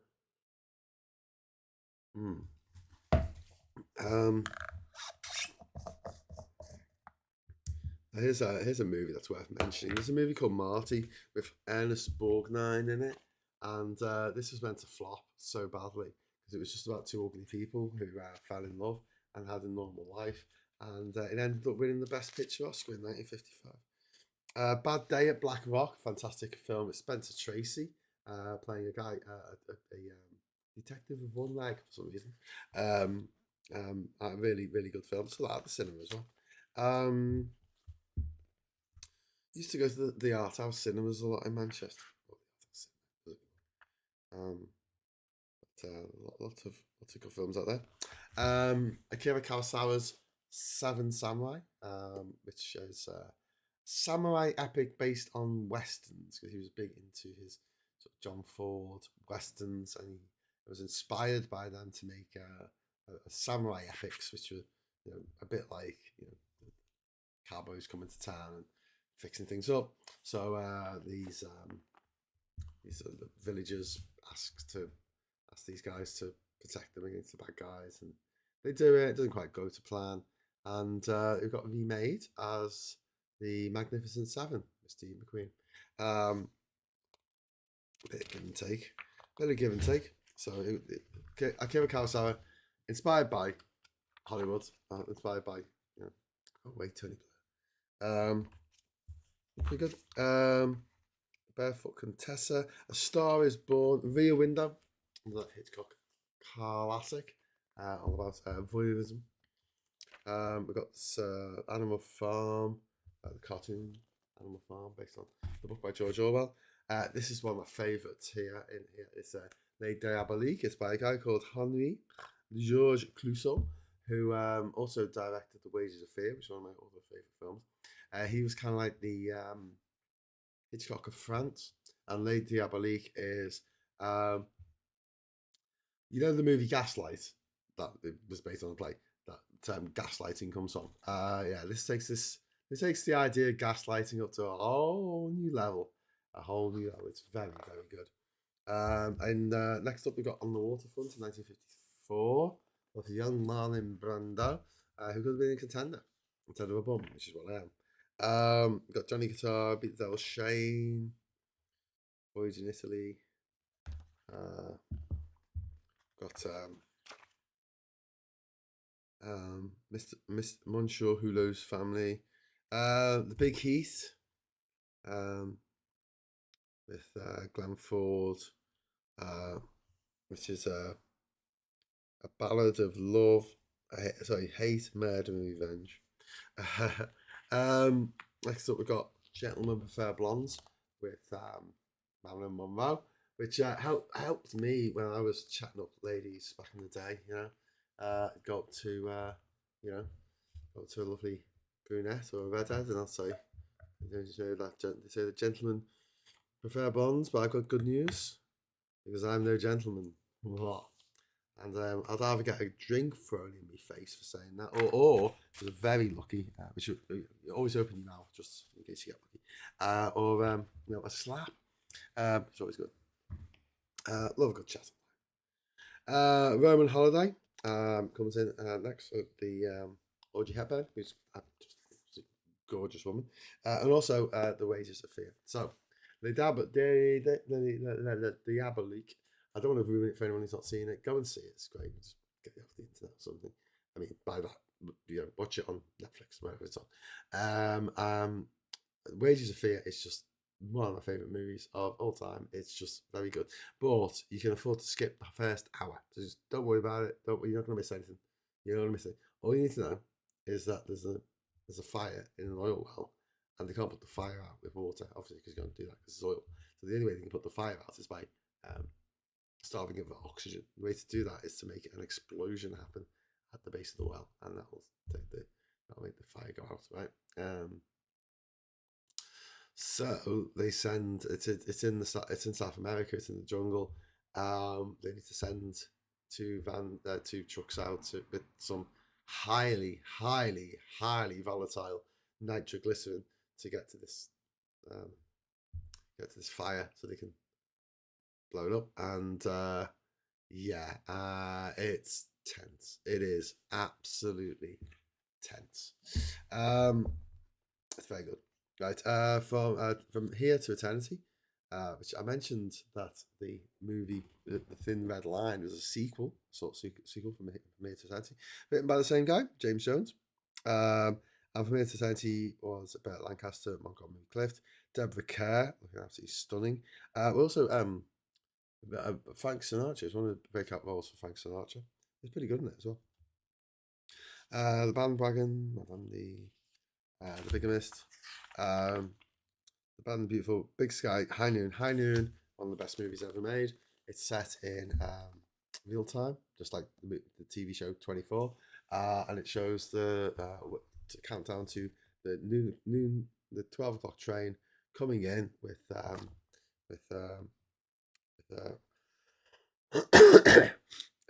wrong uns on board, Lee Von Cleef, Frank Miller, sorry, Ian McDonald. The Psycho Kane, previously put away, has been pardoned and is due to arrive on the train at 12 p.m. and he's going to kill the sheriff who put him away. And the sheriff runs down the town and says, "Hey, listen, remember I did all those lovely things for you? Would you mind helping me out so this guy, the psycho, don't kill me?" And they'll go, "Oh, sorry, I can't. I'm doing something today. I'm brushing my teeth. I'm combing my hair. I'm doing," and they'll come up with like shit excuses why they can't help him out. And the whole thing is a massive allegory about the what's it called? The McCarthy witch hunt. They hunted the what they called the communists in Hollywood, and then the communists were outed, and then he ran around and said, "Hey, you were my friend last week. You said you would help us," and they're like, "No, sorry, you're on your own, mate. If you die, oh no." Akira. This is Steven Spielberg's favorite movie. It is a Akira Kurosawa movie from Japan, and it's about a guy who is a salary man whose life is dull and unfulfilling. His greatest achievement, when he takes it seriously, is that he hasn't missed a work at the citizens section of the municipal office in 30 years. And then it all changes when he has cancer and he has a short time to live. Singing in the Rain. It's quite a fun movie. There you go. Gene Kelly giving it all that. Singing in the Rain is quite a fun film because they wrote the songs before they wrote the film. They wrote the films and then they just wrote the songs about. They made the plot of the film go around the film instead of the other way around. Angel Face, Forbidden Games, Quiet Man, The Day the Earth Was Still, Place in the Sun, American Paris, African Queen.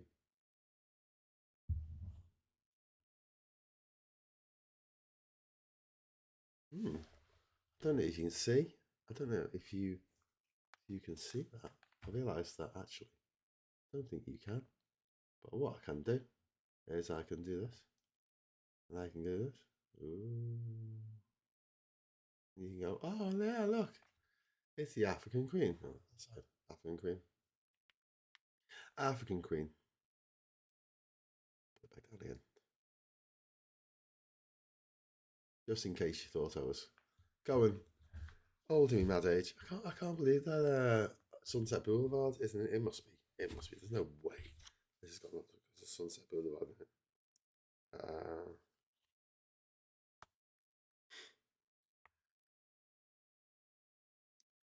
Sunset Boulevard. 200 and... Oh, we haven't hit it yet because it came out in 1950.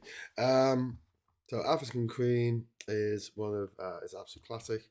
It is quite funny and it's like a bit of a swashbuckling event, a bit of a madcap swashbuckling adventure, and it involves a very tightly wound woman and going down the river in Africa, and she's got to put up with the Charlie, who is a very slobby steamboat captain, and she's very prim and proper, and he doesn't care. And they form a bond against the Germans. It's set during World War One in Africa, and there's a guy in what's it called? That thing. What's that thing called? White Hunter, Black Heart, which is a Clint Eastwood movie about the making of that. How much caffeine are you on? Well, I'm on nothing at the moment because it's too hot. It's too hot to drink. It's too hot to handle. The Lavender Hill Mob, fantastic movie, healing comedy involving a group of criminals who try and smuggle something out in the Best laid plans of mice and men and all that jazz. Strangers on the train. Or stranglers on the train. Two men swap murders on the train. You do my murder, I'll do yours. And then there'll be nothing to connect us. A Streetcar Named Desire.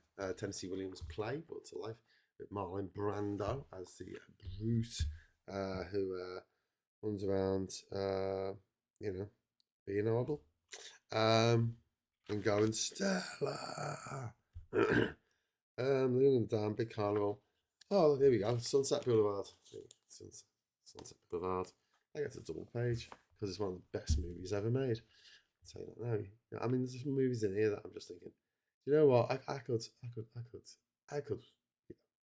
Seriously, I'll be alright. You know, you don't have to if you don't want to. But Sunset Boulevard is one of those movies that if someone's into movies, they should have seen Sunset Boulevard. And if they haven't, I'm a little less trusting of them. Another Billy Wilder film. Honestly, Billy Wilder, Sidney Lumet, David Lean, Alfred Hitchcock, Henry Georges Clouseau.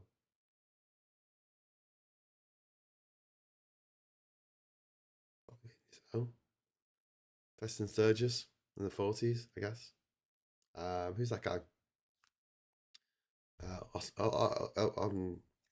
Orson Welles, I suppose. He only did a few films. He wasn't as prolific as Lumet or Wilder. Next up we have. Hang on a sec. We have All About Eve, which won the Best Picture Oscar in 1950, which is a fantastic movie. And if you ever watch the movie All About My Mother, you have to have seen this, but you won't get it. Well, you will get it. Who cares? Rio Grande. It's a movie for John Wayne. Oh, his real name is Marion Morrison. Rashomon, another fantastic film by Akira Kurosawa, which was then later used to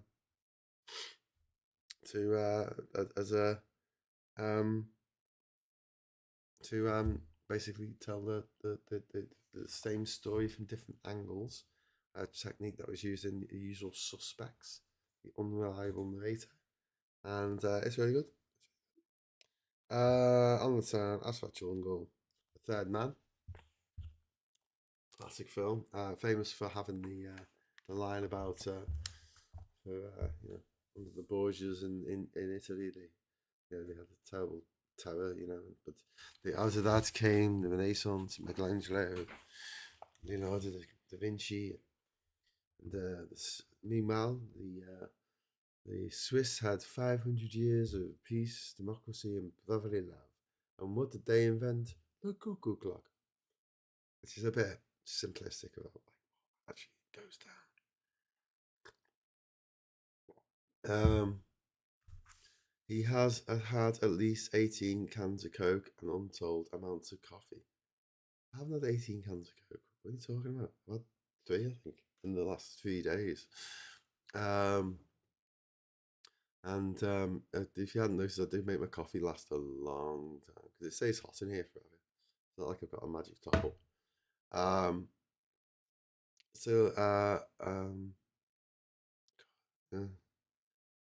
I took my 4 days car into space. After 4 days, took my car off into space. Decided it would be better not to drive. Take big long word to sort it out and get some sleep. Not recommended. Okay.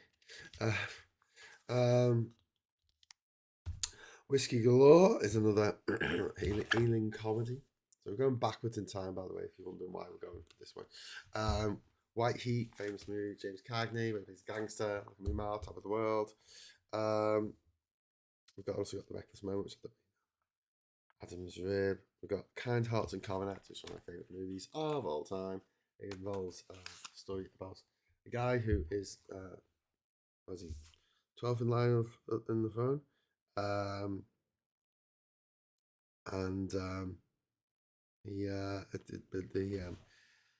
He's like 12th in line to inherit a fortune, so he kills all the people who are in front of him, and they're all played by Guinness. It's very funny, very dark. Talking of dark, the treasure of this Sierra Madre, which is about greed and how people go mad because of greed. Humphrey Bogart in it, Walter Houston. It's very good, directed by John Huston, the son of Walter. The Red Shoes, quite famous Powell and Pressburger movie. Not seen it actually. I do like Powell and Pressburger generally. Paleface. We've got Jane Russell, The Lady from Shanghai, The Snake Pit, Red River. This is great. Those are two great movies there. There's Red River, which is a retelling of Mutiny on the Bounty in space. No, not in space, in the Western. And Rope over here is one of Alfred Hitchcock's movies, which is a bit of a stage play, but it's very clever technically. Because the sun going down. It was all filmed in the studio set, but you wouldn't know that. And it's all filmed in one continuous take, or at least it looks that way. Or at least it looks that way. Nice. Oh! Look at this. We're getting to 1 o'clock now. This is very exciting. You know what this means? I think we're gonna have to let off the confetti again. So can I get? Oh, can I get a? Yay! Can I get it? Ooh! Can I get it? Yeah! We're gonna hit the 10, 9, 8, 7, 6, 5, 4, 3, 2, 1. Confetti!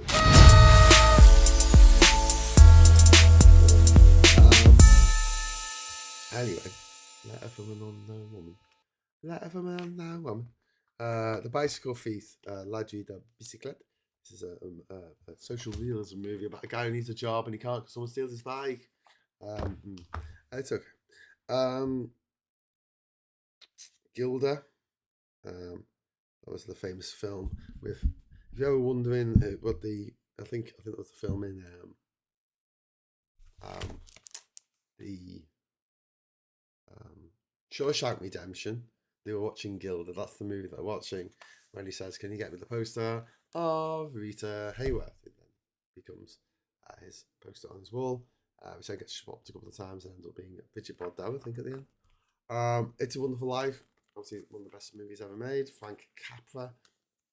Jimmy Stewart, about to top himself. An angel comes and shows him what life would have been like if he had never existed.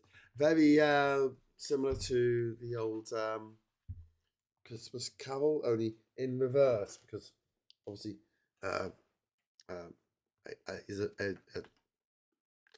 would have been better if Ebenezer hadn't done all these horrible things. If he'd been a bit more generous and a bit less, obsessed. I tell you, obsessed. Okay. Have you done today's Wordle? That's facts. No. I haven't done yesterday's Wordle either. I don't think. Kind of odd. Last time I checked in, you'd done 48 hours with breaks. That was like 10 hours ago. Yeah. I'm just kicking ass now. Just kicking ass and taking names. So we're up to 100. We're up to 64 hours now since I started this. 64 hours, my friends. That's all right. It's a Wonderful Life. Black Narcissus, Notorious. Great Expectations. It's pretty good. Got oh wow, look at this.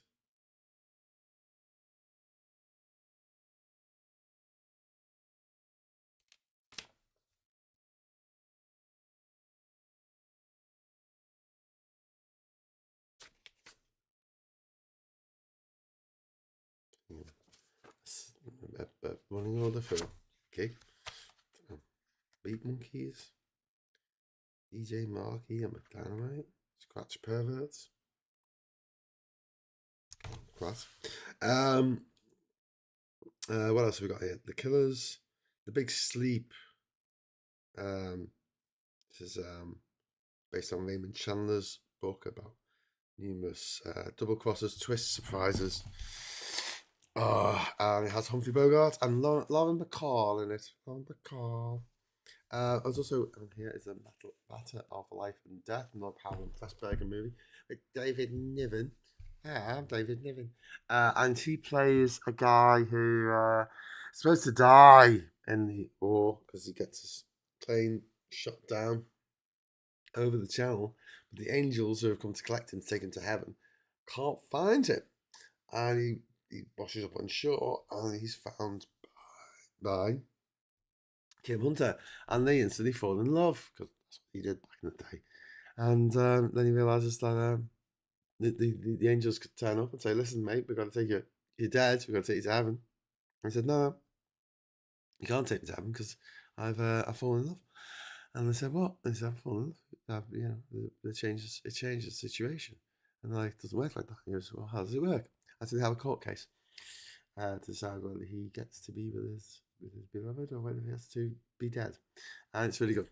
You know the big, you know the staircase, you know the staircase you see in lots of Hollywood movies to represent going to heaven.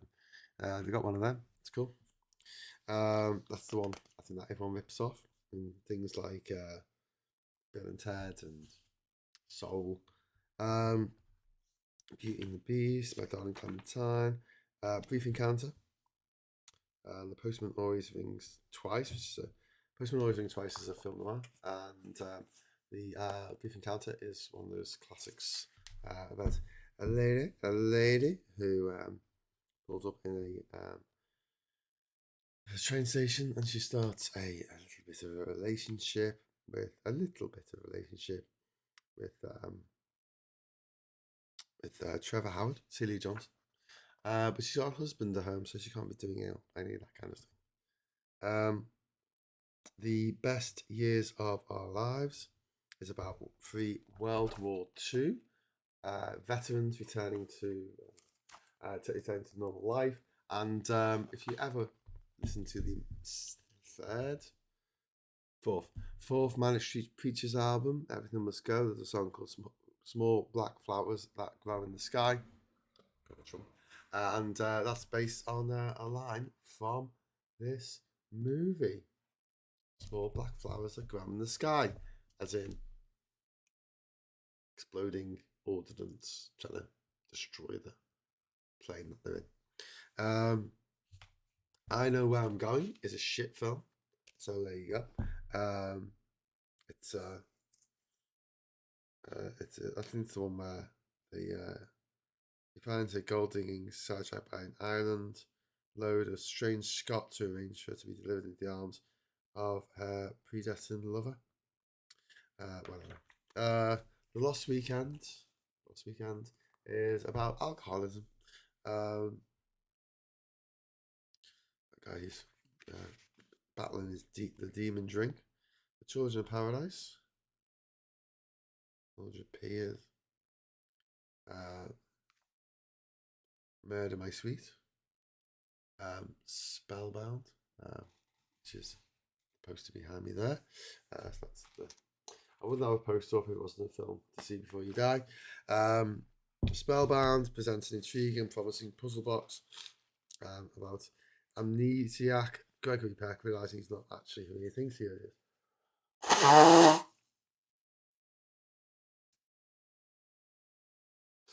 He enacts Ingrid Bergman, the most beautiful woman alive at that time, to help discover his actual identity.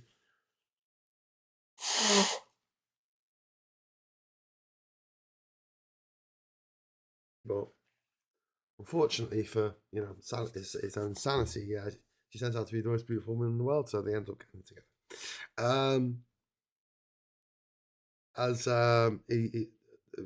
In this to help discover his own identity, as well as the fate of the person he's apparently impersonating, but fascinated by the novelty of psychoanalysis.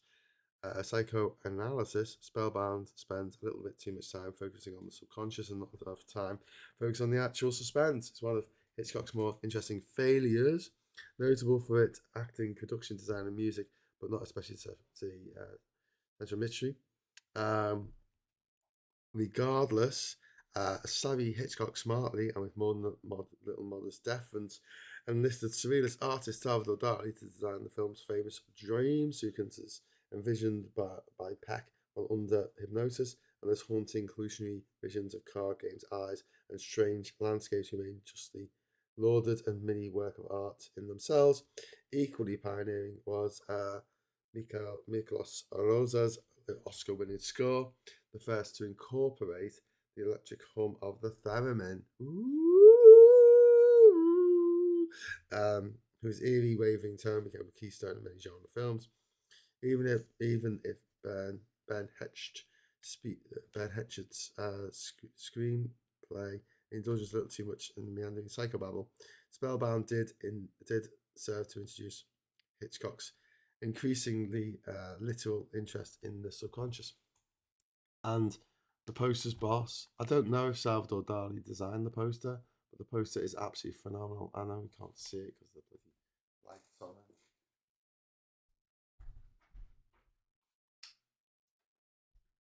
I can see it.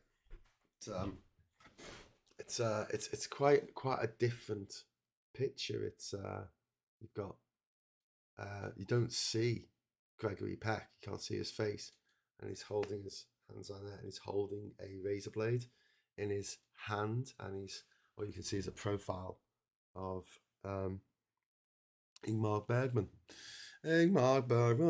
So yeah, pretty cool poster, that. But alas, I might have to get rid of my posters.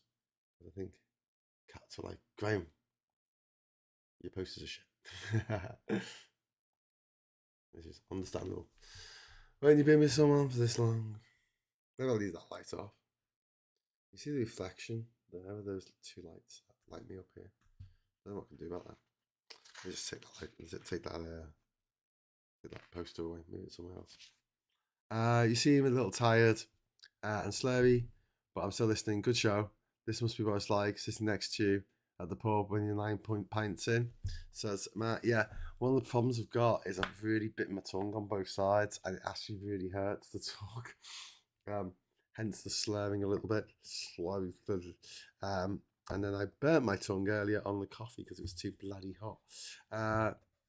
Spellbound is great. Dali sets. Yeah.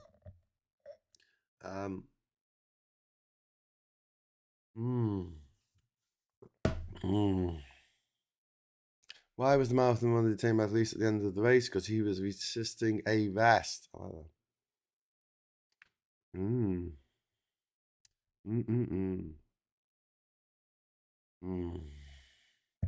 Oh.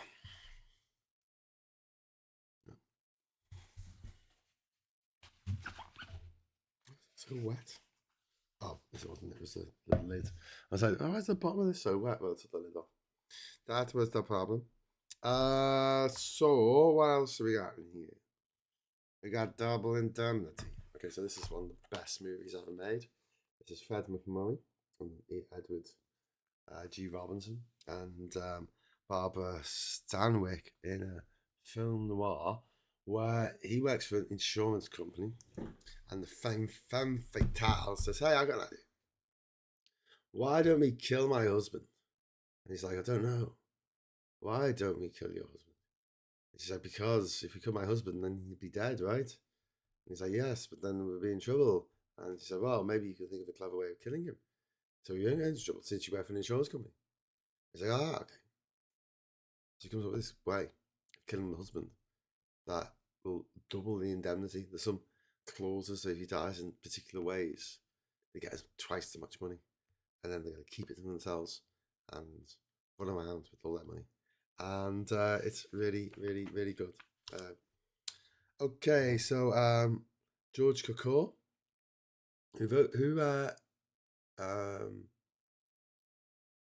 who directed Breakfast at Tiffany's. He also directed Gaslight, which is everyone used to think that Hitchcock did that, but it was Gaslight. It was George Cukor. He directed Gaslight, and it was based on a play. It was about a guy who wanted to convince his wife that she was going mad. So he did that by he kept turning down the gaslight. And then he said, "You turning down the gaslight?" He said, No, I haven't touched it. Joseph Cotton. So there you Oh no, it's Ingrid Bergman.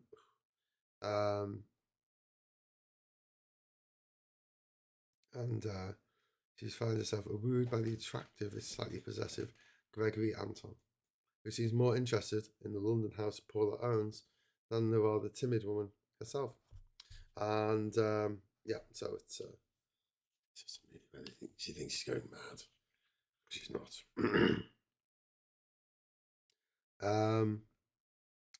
And we've got what we got. To Have and Have Not and Laura, Meet Me in St. Louis, with Judy Garland, who I think I know they didn't have plastic surgery back in those days, but she just looks like she's just worked on or something. I don't know. It was like rudimentary, what's the stuff called? Photoshop. Shadow of a Doubt, another Hitchcock film. Pretty much every Hitchcock film, isn't it? I Walk with a Zombie. We've got the Oxbow Incident, which that's a movie that will delight geography teachers everywhere. And Oxbow Lake. The Life and Death of Colonel Blake, which I talk about quite a lot on my channel because it's one of the best movies ever made. And it's very relevant when it comes to politics because it says, listen, don't give the opposition, don't give the enemy a cut, don't give them an inch because they'll take a mile. And if they win this time, then there's going to be an overtime match next year because we're fighting the Nazis and they're evil. This was during World War II. Came out in 1943. I was actually censored by the British authorities for many years until the 1980s. Couldn't watch the full version in the UK until the 1980s. True story.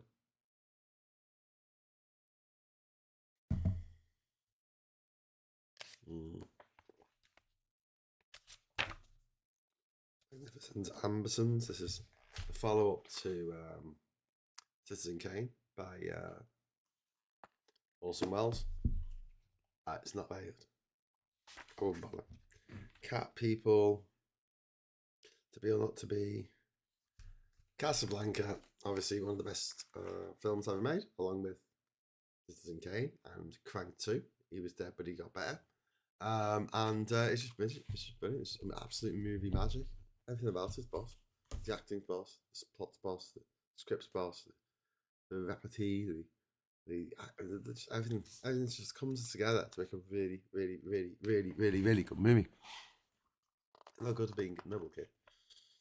It's about a guy who does what's right at the end of the day, puts his country before his own desires. Here's a really shit film. It's called How Green Was My Valley. How green it was, but I want to go to the doctors and get that seen too. And it's about Wales. It won the Best Picture Oscar. Now, here is one of my favourite films of all time. It's called Sullivan's Travels. Sullivan's Travels. Sullivan's Travels.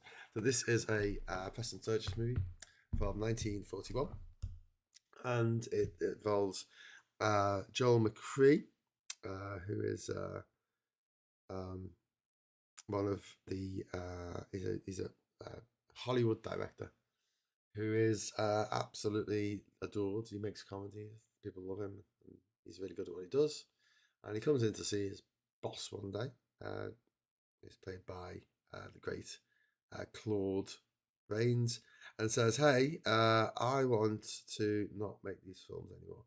I want to make films where I basically, well, I want to make a film called Oh Brother, Where Art Thou?"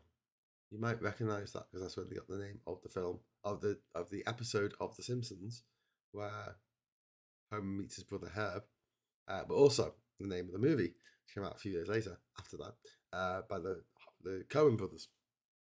And there's a bit of a similar theme actually because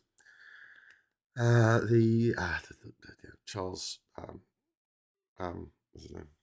Claude Rain says, "Listen, mate, you're a dickhead. You grew up with silver spoon in your mouth. You've never worked a day in your life, and just keep making really good movies that people love. Yeah, don't be a dick." To which our man Joel McCrea says, "Oh no, I want to make a film about homeless people. I want to make a worthy film. It's going to be worthy. I want to make a worthy film." And he said, well, if you want to do work, do this. Go do somewhere else, right? I feel this has been longer than 48 hours. How long has it been now? It's been 64 hours. So yeah, a bit more. Been 64 hours and 18 minutes. Doing all right. Doing all right. Where was I? I don't know. Oh yeah, I was talking about my brother. Where are they? Anyway, so cut short, long story short, he says, right, listen, the director, he says, listen, I'm sick of you telling me that I'm a big posh boy. I'm going to go out. I'm going to, on purpose, get myself just arrested. No, well, not arrested. I'm going to go out and live like a hobo. I'm going to live out like a homeless person. So he goes out, he tries to stay on the streets, but he's like Steven Spielberg. It's like Steven Spielberg trying to sleep on the streets, and there's all paparazzi everywhere taking pictures. Even though this is before the Dolce Vita, so there wasn't actually a name for the people who came and took pictures of you if you were a celebrity. So I don't know what they called them then. They just called them scum, I guess. And he gets into a fight, and basically he loses his shoes, and it had his ID card in, and because someone steals them off him. And then the guy who had the shoes on gets hit by a train, and not much after him. Except the shoes, and they're like, "Oh dear, that famous director is dead." And at the same time, the actual director is taken into custody for doing something, and he is eventually sent to a work camp, like a prison work camp, and he's there, and then he's there, baking some stones or whatever you do, and all the other prisoners, all they talk about is how excited they are that the chaplain allows them to let them watch one film a week. It's all they look forward to. It's all they talk about. And then at the end of the movie, you get to sit there and see all of these, all these people who've had the shittest life. They live in a swamp, picking stones, and they're laughing their heads off at this film. And he's just like, oh, all right, I get it now. Oh, these are unworthy films. People want to escape. They want adventure. They want excitement. They want a laugh. They want to be reminded about how shit their lives are. What the fuck is wrong with you? And that's why that's my take. Sullivan's Travels, well worth watching. Sullivan's Travels possesses an autobiographical dimension, it's impossible to deny, with Sturgis affirming the value that he did of what he did himself to best, making smart comedies with the power to lift viewers' spirits while ripping the pretentiousness of Hollywood's most sober and socially committed filmmakers. Personal statements aside, however, the tour de force script brings together a mix of genres, including slapstick, action, melodrama, social documentary, romance, musical, and prison movie. Though it failed to garner a single Oscar nomination, Sullivan's Travels is the most remarkable film in the career of one of America's greatest film makers. Hi, Sierra. Hi. That was a Humphrey Bogart film. Sergeant Young, Dumbo. Bit racist. Maltese Falcon. What is it? The stuff that dreams are made of. Brilliant movie. Film noir. Directed by John Huston of African Queen fame. Then you got the Wolfman, obviously one of the Universal monsters, fantastic film. Then you got Citizen Kane, along with Crank and Casablanca, the three greatest movies of all time. And we've got The Bank Dick, Mort Storm. We've got Pinocchio, the Disney film. It's pretty good. A bit racist. And then we've got The Grapes of Wrath with old Henry Fonda in it. And it's really good. Based on the book by John Steinbeck. Such a fantastic writer. Then we've got The Philadelphia Story that got remade as High Society and then got remade again as Sabrina Fair for some reason. I think. And then we have Rebecca, which is written by Daphne du Maurier, directed by Albert Hitchcock. Du Maurier also wrote The Birds. It's about a lesbian love affair. Well, it's about a lesbian who looked after her mistress, who was a posh woman who lived in a big house. And when her mistress died, and the husband in the house decided to try and find himself a new wife, Mrs. Danvers, as she's called, decides that she's gonna like fuck shit up. Got Laurence Olivier in, Joan Fontaine, and she's always Miss Danvers is always going on about the ex-wife, the ex-wife, whose name is Rebecca, whose presence hangs over the movie.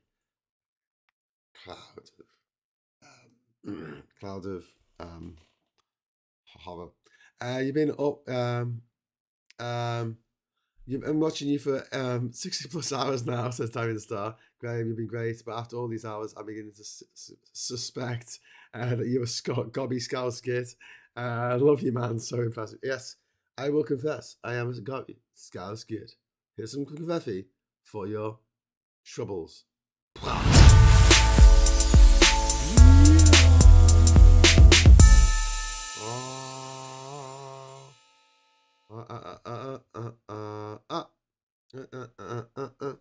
Okay, so also on this page is Wuthering Heights, the 1939 version, and also we have His Girl Friday, which I had the poster for downstairs. It's not an original, none of these originals, but His Girl Friday is a remake of the movie, the front page, and it involves a guy who's going to be put to death, and he escapes and he hides in a newspaper office. It is absolutely freaking hilarious. It's got Cary Grant and Rosalind Russell at the height of their powers as two news hounds who don't let any shit get in the way. And the back and forth between them, the banter is absolutely world class. It is brilliant and couldn't recommend it enough. His Girl Friday, please watch it. But I mean, it was a bit, the movie it was based on, the front page, it only been out a few years. Be like Thelma and Louise. Someone made a comedy about it like a few years after it came out. You know, didn't know that was a comedy. The rules of the game. Gunga din, gunga din. Gone with the wind. Gone with the wind. Only angels have wings, do they? Dash rides again. The Wizard of Oz. Because this was also a remake. Glorious 3-strip Technicolor. Well, that shot where Dorothy opens the door and walks into walks into Munchkin Land, whatever it's called, the land of Oz, is one of the best. So she steps foot from this sepia room she's in, and from the sepia land, and she walks in and she's surrounded by glorious 3-strip Technicolor. The way that they did that was they had a stand-in and they painted the room grey. So they were filming it with colour cameras, but they painted it grey, and then they painted hair grey. The stand-in opens the door, camera pushes forward, and then Dorothy comes to one side of the camera and walks out, and suddenly her dress is now not black and white. It's suddenly glorious Technicolor. Say what you like about people from Liverpool. You can't shut them up. This is true. Mr. Smith Goes to Washington. Funnily enough, what a movie. 1939. All about our man, Jimmy Stewart, going to Washington and filibustering. He does a filibuster. Quite appropriate for this evening. Directed by Frank Capra, which is the guy who did It's a Wonderful Life. Stagecoach from 1939. It's about it's a chase film, and we had to get the stagecoach across. Directed by John Ford. He was asked why the people attacking the stagecoach didn't just shoot out the wheels. So it was shoot the horses. When they just shoot the horses, and he said, well, because it would have been the movie would have only been 15 minutes long. Bringing Up Baby, 1938. Screwball comedy with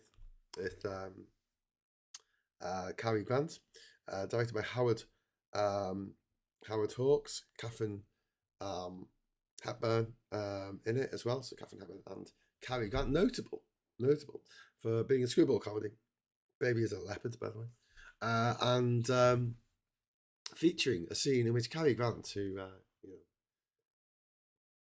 thought he would quell any rumours about his sexuality by posing for a Time magazine. Spread about his bachelor ways of him and his best friend, who's a man, wearing the little skimpy little budgie smugglers, speedos, by their pool and smiling for the camera. In a way that was completely and utterly heterosexual.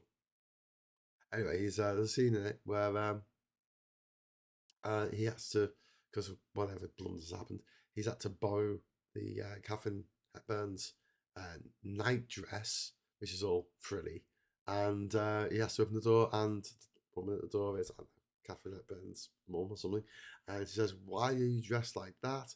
And he's had enough. He's lost his mind at this point because of all the daft screwball comedy stuff that's happened, and he says, "Because I've gone gay," and he jumps up and down to show how gay he is. So next time someone says, "Oh, the word gay used to mean happy, and now it means to be homosexual, and it never used to be that." Yes, it did. It always meant that. Always, always, always. Live with it. Anyway, so true story. Angels with Dirty Faces, very much a brilliant film. I don't know why this is saying that we should watch the Olympics, the Hitler Olympics. The Awful Truth, Snow White and Seven Dwarfs, definitely watch that. I Life of Emile Zola, La Grande Illusion, La Grande Illusion. It's about the war, I think. Oh, here we go. 8, 9, 8, 7, 6, 5, 4, 3, 2, 1. Yes! We are now on an insane, absolutely insane, 64 hours and 30 minutes. Okay, 64 hours and 30 minutes. I'm going to take it. I'm going to read the rest of these. We've got a few left. Then we're going to muck about. I'm going to nudge you while you're aiming. And as long as I don't need to do it to the loo too much, I'm going to go till 1 o'clock. And at 1 o'clock, I'm going to sign off. I'm going to say sayonara. Sayonara. And then I'm going to go to bed, I think. So yeah, that's the plan. We'll see how we go. It's been good, this. You've been having fun. Grand Illusion, pretty good film, actually. And also The Life of Emile Zola, who was involved in the Dreyfus Affair. So Grand Illusion, The Life of Emile Zola, who was involved in the Dreyfus Affair. A Jewish man was accused of doing things we see him do by a bunch of anti-Semites in France. Mr. Deeds Goes to Town. It's another Frank Capra film. You had Mr. Smith. You have Mr. Deeds Goes to Town, and you have Mr. Smith Goes to Washington. I don't think there's any jiggy pokery in this one when it comes to filibustering. Also in here, Sabotage, which is another Hitchcock film, which is a Hitchcock film that was made sort of about how can I say, he's it's about someone taking a bomb around time. Modern Times. Well, listen. Charlie Chaplin, I respect him as an artist, but I didn't think he was that funny. Do you know what I mean? It's not that funny. Like I said earlier, give me some Groucho Marx anything. 33 Steps, 1935, directed by Alfred Hitchcock. And that was his first sort of foray into the movies where it's the wrong person. Bride of Frankenstein also came out in 1935 by James Whale. If you want to know more about James Whale, fantastic director, watch the movie Gods and Monsters with Sylvia McCannon and Brendan Fraser. Night at the Opera. Now that's comedy. Night at the Opera is Marx Brothers. You're a big lady. I should take you as my wife. I see you slaving away in front of the stove. And I can't see the stove. Mutiny on the Bounty, the first one. Not the second one. First one with Clark Gable in it. And also with Charles Lawton playing Captain Bligh. Then we got Captain Blood. The guy who stole the crown jewels, I think. The Thin Man. It Happened One Night. Frank Capra movie with Clark Gable, which is the movie that we got the that influenced Bugs Bunny to eat a carrot, because in it he eats a carrot at the side of it. Trying for the World. I don't know why we have to watch Hitler films. King Kong, 1933. Absolutely fantastic movie. Stop motion animation. That was just absolutely incredible. Yeah, even sort of hold up. Yeah. We're already past 1 o'clock. It's 61 hours as long as someone is watching the stream. It's just to the count. What do you mean? You are already past 1 o'clock? 51 hours. Is it? Oh yeah, you might. As long as someone watching the stream, it's just to the count. So what time is it?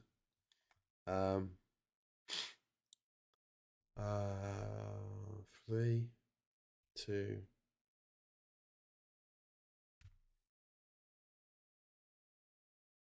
Yeah, 65.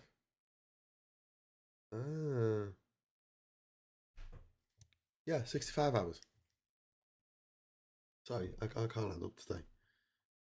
Right, 65 hours. So if I can get to 2 o'clock, it'll be 65 hours. Yeah, because it'd be 5 hours on from 9 o'clock, and it was 60 hours to 9 o'clock. Right, okay, cool. Right, let's do it. Let's hang on to what we got. Duck Soup, 1933. I think that's a Sanity Clause one. You can't fool me. There is no Sanity Clause.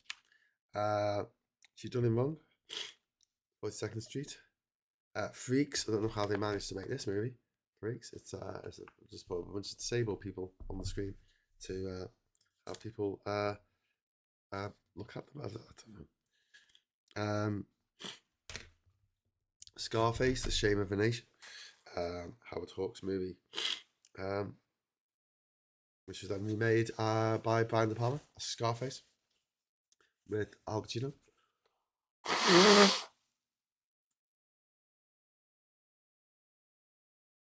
And I'm allowed to do maths in my concept now.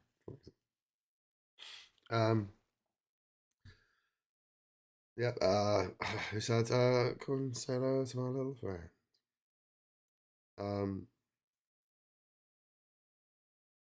Love Me Tonight. Seen that.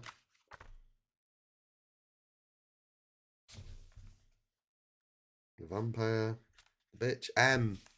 It's a very famous film with Peter Lorre, directed by Fritz Lang.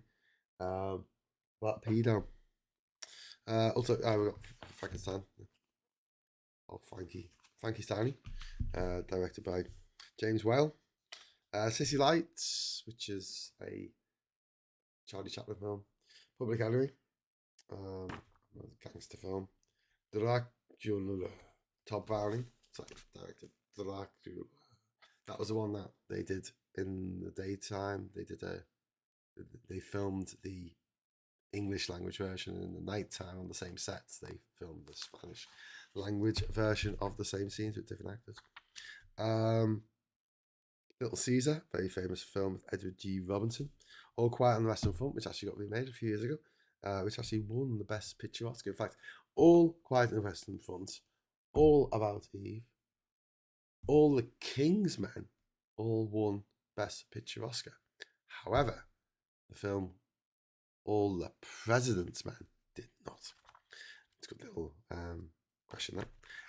We've got The Age of Gold, The Blue Angel, Pandora's Box from 1929, which is one of my favourite films from back in the silent era, starring Louise Brooks, who's absolutely stunning, and she is used and abused, and it's really good. Then we've got Blackmail, 1929. This is a Hitchcock film that he made when he was still in Britain. In the 30s, he moved to the UK. Jazz Singer. This is the first movie to have sound in it. The Jazz Singer. Of course, the guy who's been the jazz singer did have to be, dressed up in blackface because the Americans were nothing if not massively racist. We've got October with The General, which is a comedy film about a man who puts his head in a barrel. That's and Buster Keaton. The General is the name of a locomotive that he has to stop. Sunrise, brilliant film. This actually won the Best Picture Oscar, kind of, because the first Oscars were not really the way that they are now. So like 2 films won the Best Picture Oscars. So people argue about it. They say, well, it was Sunrise. They go, no, actually it was Wings. So it's about this guy, and he wants to kill his wife because she's annoying. And then he says, listen, come out on the boat with me and I'll kill you. And she goes, okay then. And she gets on the boat, and then they see the carnival across the water, and they say, oh, should we go to the carnival before I kill you? And she's like, yeah, go on, let's go to the carnival before you kill me. And then she doesn't know she doesn't know that he wants to kill her. And they have a really wonderful time in the carnival, and it reignites their love again. He decides not to kill her. Metropolis, not to be confused with Megalopolis, which was shite. This is the Fritz Lang film. And I never really noticed they've got a pentagram there. And this is Maria the robot, on which C-3PO was based in Star Wars. And it's set in the future when people do horrible things. Maria gets turned into a robot, which isn't very nice. Big Parade, The Gold Rush there. That's a little tale of terror with your man. What's this guy's name? I forgot what this guy's name is. Charlie Chaplin. Who basically has to eat his own shoes because he's so poor and cold. Battleship Potemkin, famous bit of propaganda for the regime of the, what's it called? For the, what's it called, regime? The Bolshevik regime. And there's this very famous scene where there's a pram going down the stairs, and there's all people getting shot, and it's all in slow motion, whatever. As the scene was homage paid to it, and in the movie The Untouchables, Sherlock Jr., more Buster Keating being funny, haha, he's so funny. Greed, oh, The Thief of Baghdad, Hexen. It's supposed to be a documentary, very notorious. Influence on things like The Exorcist and stuff like that. We have Nosferatu, which was supposed to be destroyed. This was to get rid of all that because of copyright issues. Nanook of the North, which cemented into people's heads the idea that Eskimos were all one group of people, and they all lived in ice houses. You don't. Called igloos. Broken Blossoms, Way Down East. One of the best expressionist movies of this time is a movie called The Cabinet of Dr. Caligari. And if you ever see any kind of, there's a really expressionist sets where none of the lines go straight and things like that. And a huge influence on many films, not least the movie Shutter Island. If you watch the movie Shutter Island, very influential. The Les Vampire, The Birth of a Nation, in which G.W. Griffiths makes out that the actually the racists dressed up as the KKK were the good guys, if you think about it. Which is weird. The Great Train Robbery, famously one of the very first movies. It was only a 12-minute silent film, but I think there was a scene where a train came towards people and everyone ran away because they thought the train was going to pop out the picture. Voyage to the Moon. This is Georges Méliès, very famous French filmmaker who created a lot of fantastical films. And if you've ever seen, obviously, you've got Mighty Boosh, you've got the music video for the Smashing Pumpkins, Tonight Tonight. You got it's influenced a lot of things. And then finally we got what we got here. We've got Obi-Wan Kenobi, and that's it. So of those movies, I've seen half maybe. There's a bunch of them that I haven't even heard of. Okay, don't care. Never heard of them. No. What's happening out in what's happening out in a place like that. So I'm gonna have to stop at the moment. No, we're over with me. One sec. Oh, shit.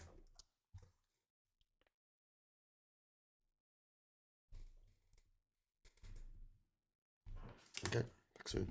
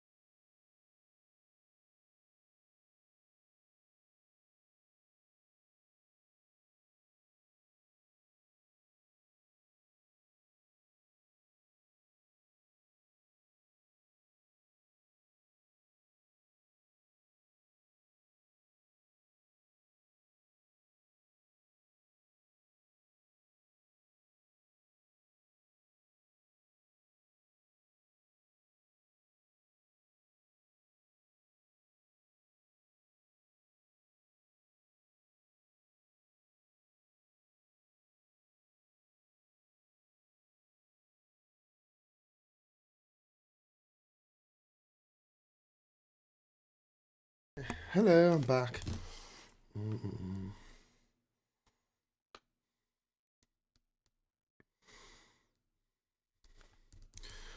Oh, right. What's going on? Woo! Is he gonna be? What's game's gone invisible again?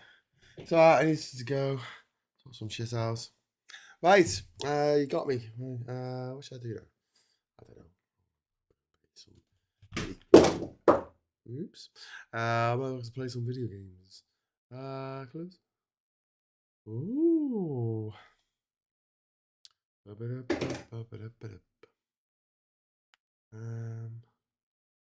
Could do GeoGuessr. Do GeoGuessr. Let's do GeoGuessr. Oh, wait me up. Oh shit.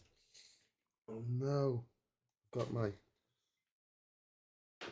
the cable for my phone stuck under the wheel of my bloody.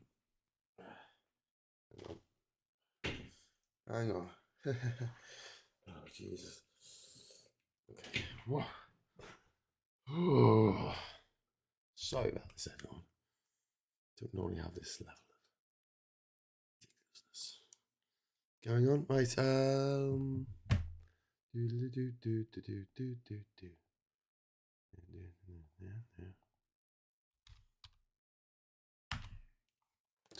Okay. Should we play GeoGuessr then? Yeah, let's play GeoGuessr.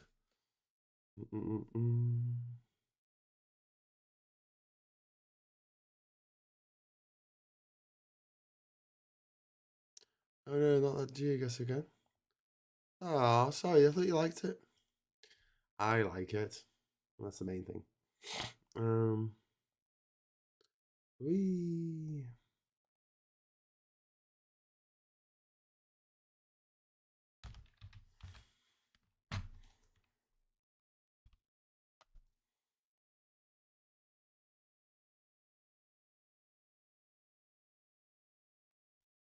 Okay.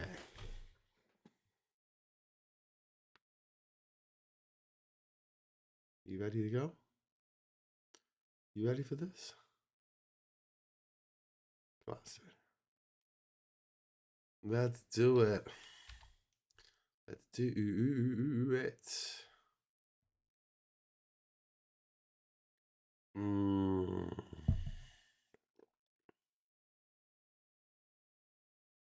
Here we go. Okay. Somewhere really fast.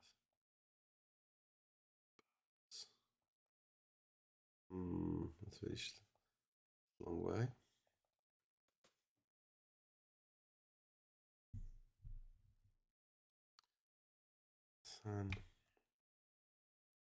San Greg. What's this?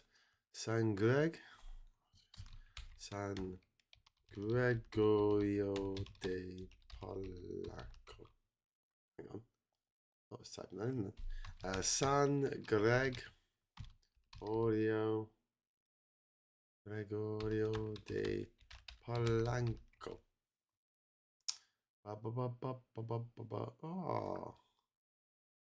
Okay.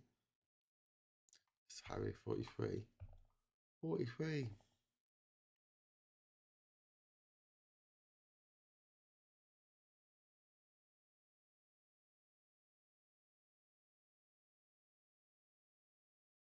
Oh, I'm just running forward at the moment. It's not possible for us to play you without paying for a geoguessr account. I don't think so. I just use the free thing. It isn't running very well today. Look at this. You suck. You suck. Why do you suck so much? I didn't know why I suck so much.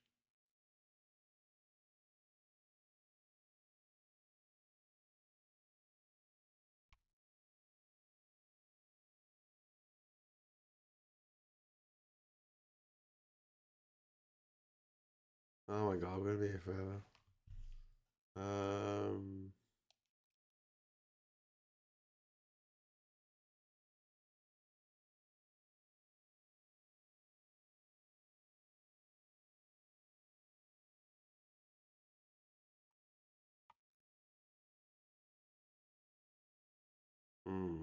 I think about there when we started, weren't we?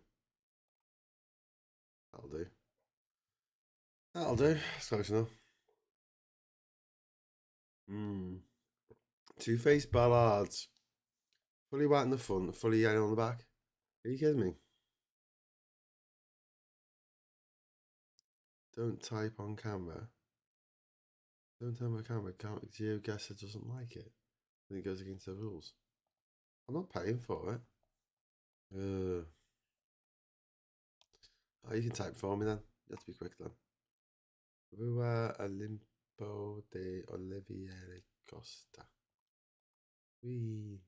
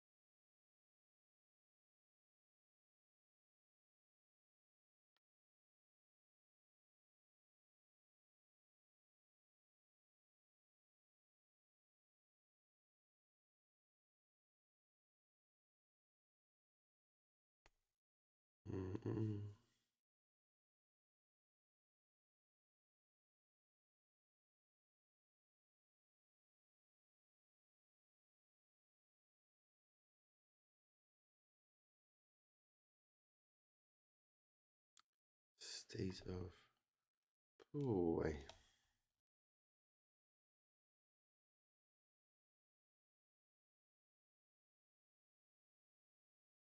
Oh god.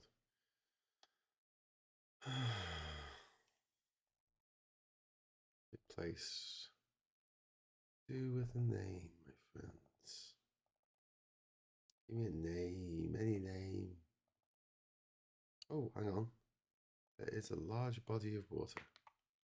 Okay, say that. Is that still in the same state? No, that'll do. Let's imagine that we're here. There we go. Not too bad.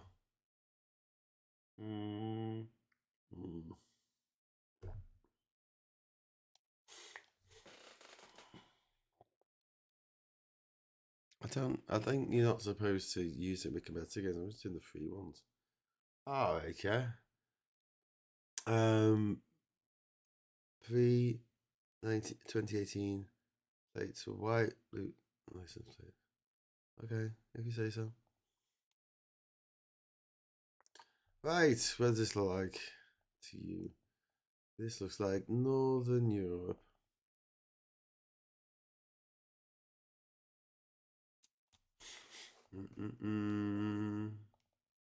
This looks like Iceland to me. Or maybe Norway. No way, Norway. Oh my god. I'm just gonna drive all the way to the end of the lake.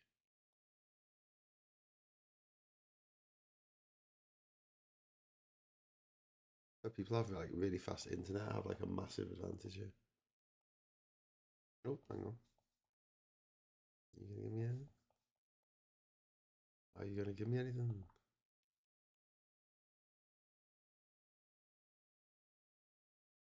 Oh, tourist info.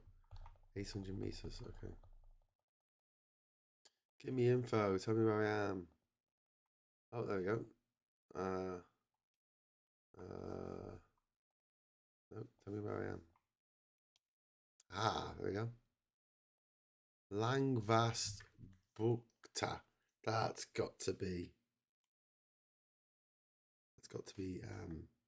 Scandinavian, hasn't it? Langvast. I don't think it's Danish or anything. I don't think it's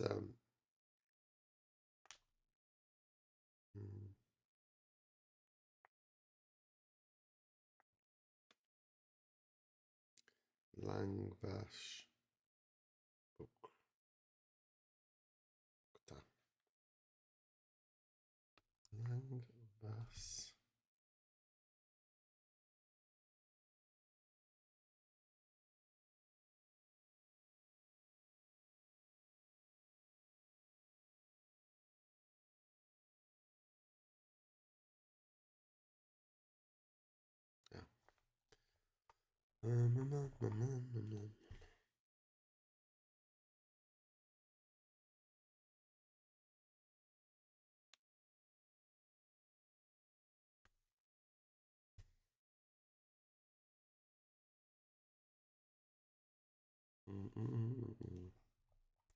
Okay, let's go here. Let's go disco.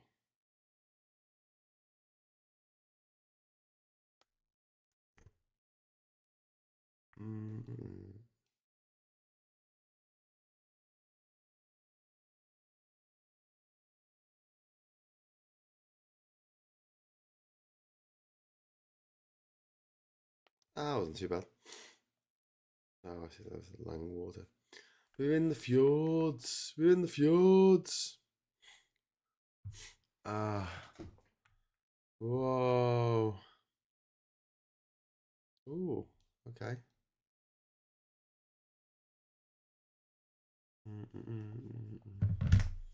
Oh my god. Okay, so we're in Kenya. Kenya Navy.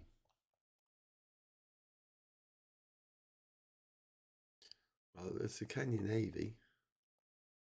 Almost certainly going to be Mombasa.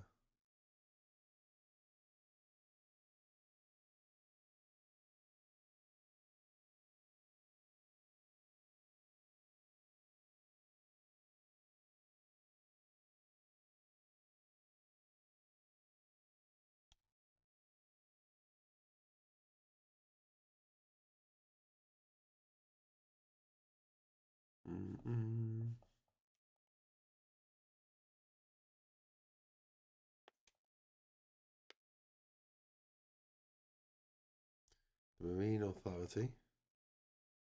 Well, this can't be anything other than Mombasa. Okay.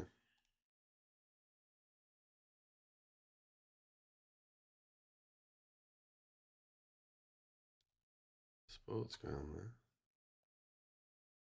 Mombasa police.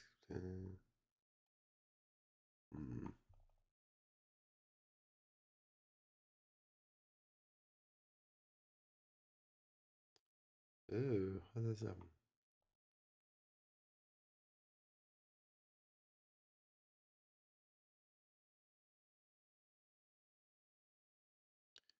See the water though. Now I can. That'll be over there. So the supermarkets, Mombasa Hotel.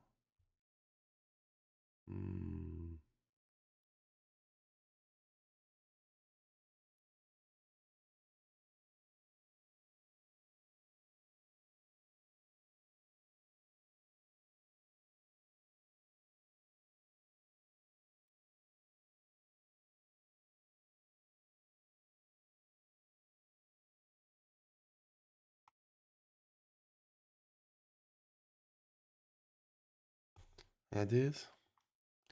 Middle of Kenya. Well, it looks like Kenya, so it's probably Mombasa. It's probably somewhere near Mombasa. I was saying I went down here and I saw across the water, so I'm just gonna say, it's probably one of these places. That'll do. See there. There you go. I was 1.5 kilometers away. Easy, easy. Snorkel. Okay, good. Remember, there's a snorkel. Okay. Well, bloody what? Why have you put me down this road? Nothing here. You bastard. Ooh, look at that. We just hit 2 o'clock in the morning. Fabulous.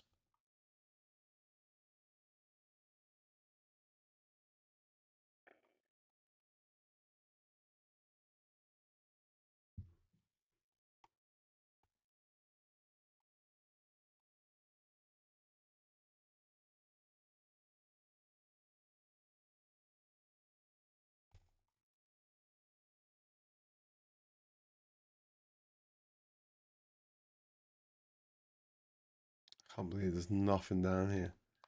There's absolutely nothing telling me what anything is.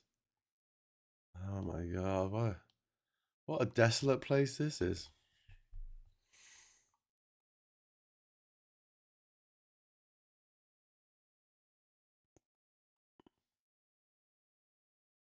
Right.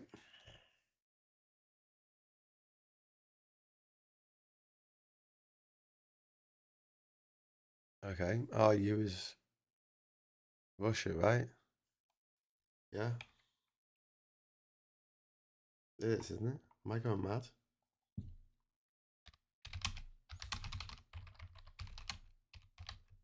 Is that Russia? Yeah. Yes, it's Russia. Where the hell am I in Russia? Where the hell am I in Russia? God, what a shithole. Okay. Boats. So it must be near water. I think I'm in Vladivostok. Do you know what? I'm in Vladivostok. No, I don't give a Vostok. God, it's horrible, isn't it?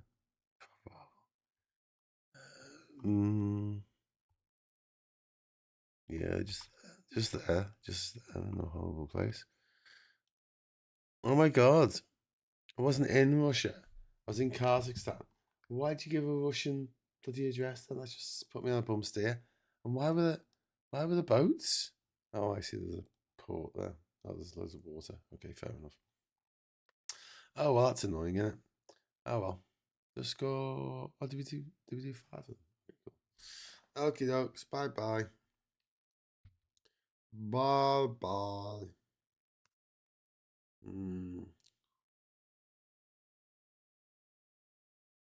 Yeah, I went with the fact that it said dot. Go away. I went off the fact that it said dot Are you? Are you? Are you? You are? Right, we're past 2 o'clock. We have gone 65 hours over.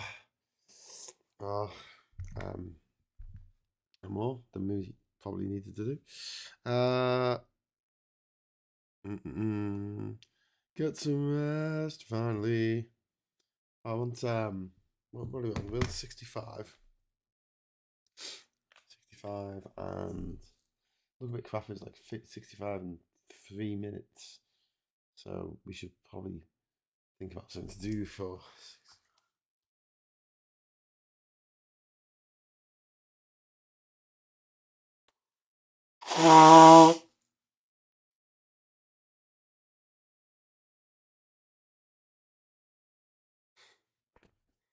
what I should do, right? What I could do is seeing I've gone 65 hours now. I don't know how they do it. I don't know. I could do I could knock it off on 65 hours, 43 minutes and 21 seconds, and it'd be 6, 5, 4, 3, 2, 1 on the certificate. That would look boss.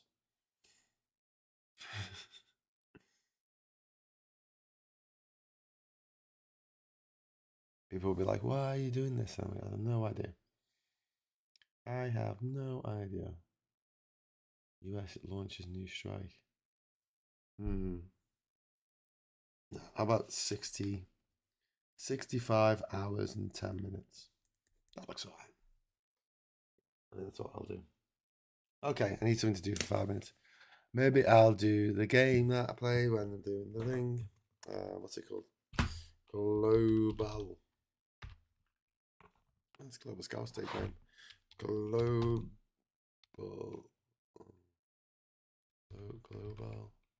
Global. What's it called? That game? Oh, God. It's a global game.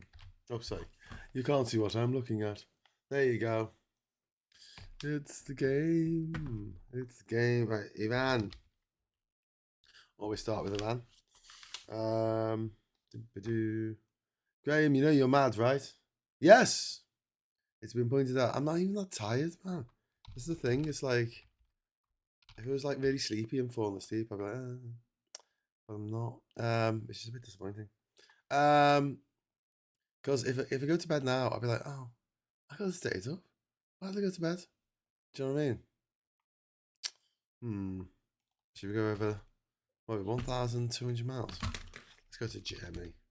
See if it's in the ups. Oh, okay. 415 miles. That's interesting. What's 415 miles away from that little bastard?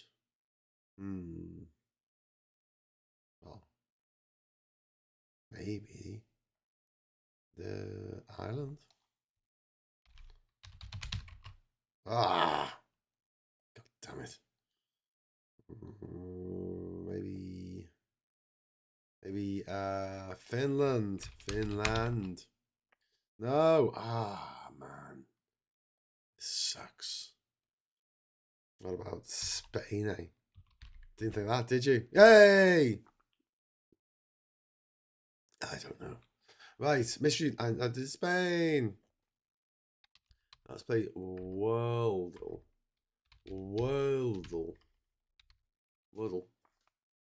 Okay. Where is that? It's got a funny little head coming up like this. I'm going to go. What has a funny little head? It goes because it goes around. It goes around because it's got the little weirdness that goes around. I'm going to go with Zimbabwe.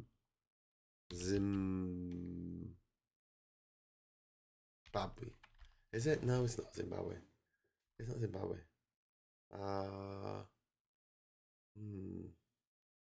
It's kind of like a straight line there. It's kind of weird. Is that not kind of weird? It's got like a straight line at the top. Oh, it's I know exactly what it is. It was the last country that I went to It's South Sudan. If it's not, I will eat my hat. Yay! Thank God I didn't have to eat my hat. This is like kind of weird. It's good, like very recognizable. The six members of. Okay, well we're gonna have Sudan, aren't we?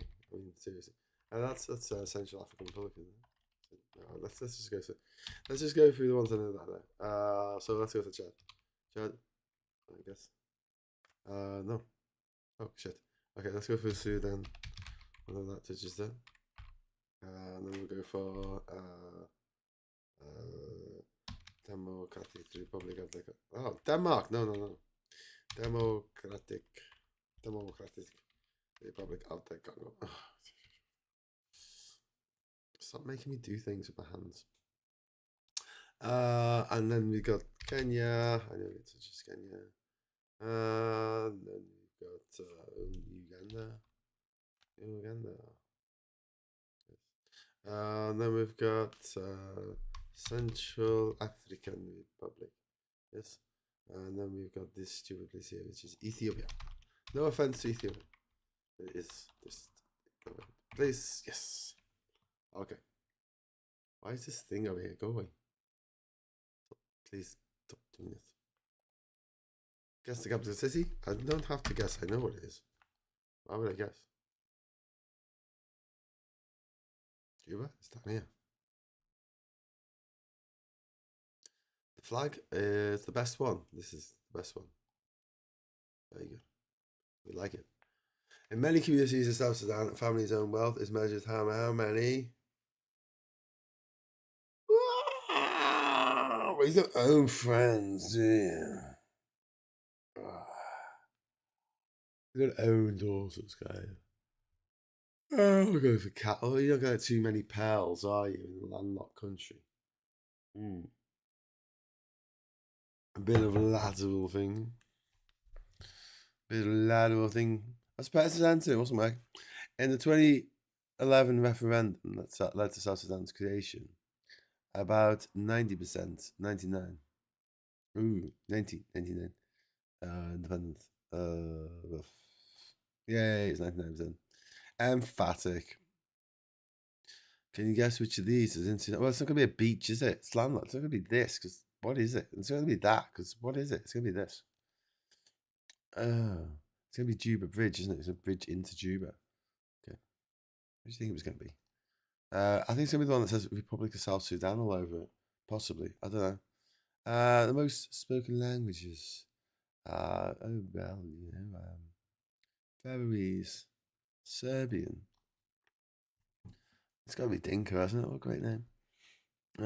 Probably newer. Yay, got it right. I say my name is in Dinka and newer. How about that one for that one? How about that one for that one? I have no idea. Oh, there you go, I was wrong.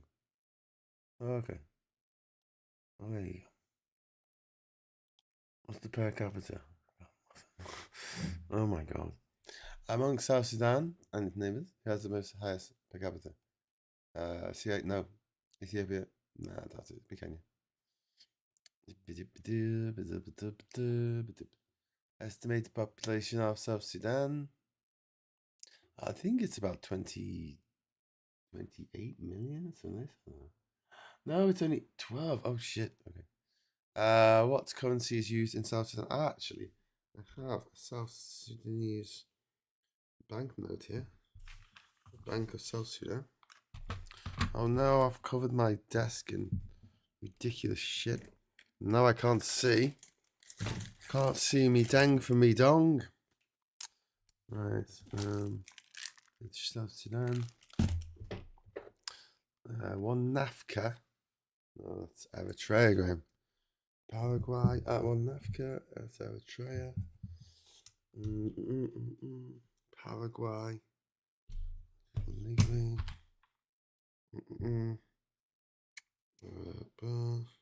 That's Costa Rica. Argentina. Seychelles. Guyana.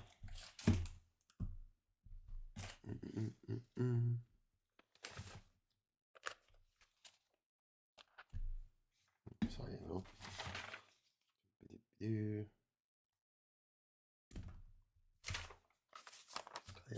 Cyprus, Libya, Samoa, Tanzania. What even is that one? Seychelles.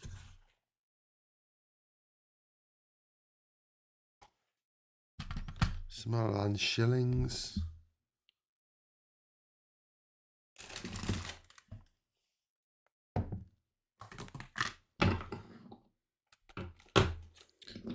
Bank of Uganda. I've got the Ugandans. Bank of Ugandans.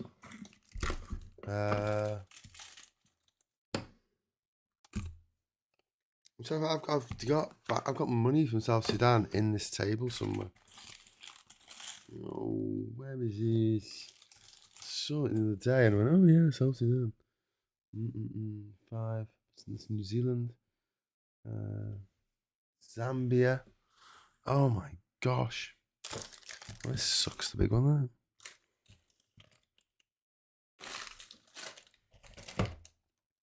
Got too many biscuits everywhere. That's my fault, I'm afraid. What are the options? Quechua, pound. Oh, it's a pound. Why am I even looking? It's a pound. I know it's a pound. Oh, man. Right, give me your little pointer back. Where's my little pointer gone? It's a pound. Yay. Why was I looking for the my note when I know that it's a pound? I'll find it now. I'll just see it straight away. Okay. What's the next one? Oh god, I have no idea. I'm just gonna put them in the order that you. No, I'll put wank off there. I'll put that there. It was a complete guess. Oh my god, I should have put it around. So I should have done all of them straight across. South Sudan, Central African Republic, Central African Republic. Yes. It's always the one that they make it look smaller.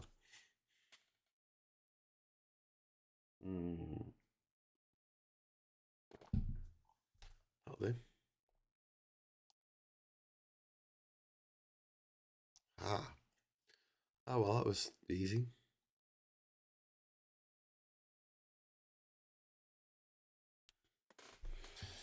Bloody hell, I've slept for the last 5 hours and can barely function.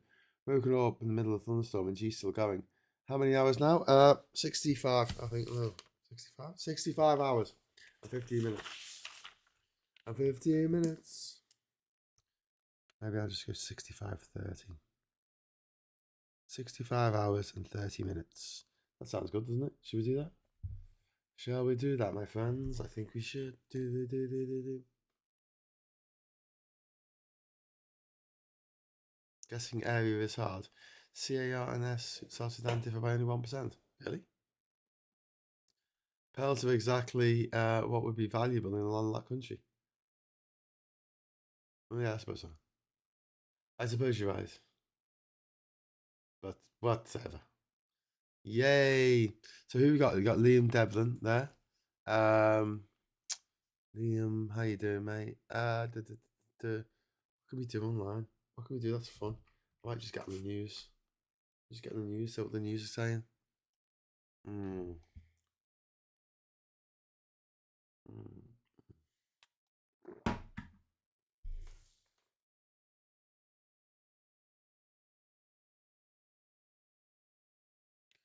So I was thinking, what I can do. I honestly thought that it was like 1 o'clock. I didn't realise that it was so late. I didn't realise it was like past 2 o'clock. But what I could do is finish at 1:30, and then it's kind of more interesting, isn't it? 65 hours and 30 minutes. They'll take off whatever they think I took for breaks, I guess. And then what I can do is go and have a shower and then go to bed. That's what I think I'm going to do. Go have a shower and go to bed. I think I've done enough. I think I've done enough, my friends. I don't know if I've done enough to. I've done enough to get the record, right? So now I can get another thing. The thing I don't want to do, right? Facts, is I don't want to do like 65 hours and 30 minutes. And then someone comes along and does 66 hours. And then goes, I get the record now. And then I don't record them. And then I have to do it again and do it a bit longer next time. Go for 65, 43, 21 XL. I doubt it'll work out that way just because I think they might deduct the time that I've taken off. I don't know. Crazy thunderstorm in Liverpool game. It's not even do anything here. I'm gonna close the window off. I forget later.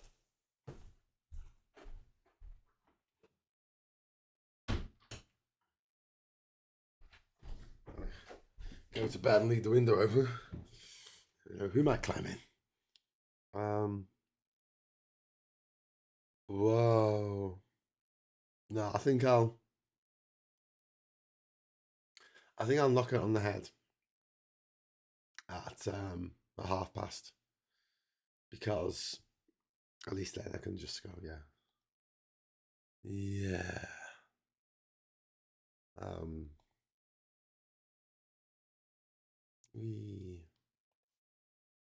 And I can just say, well, that'll do.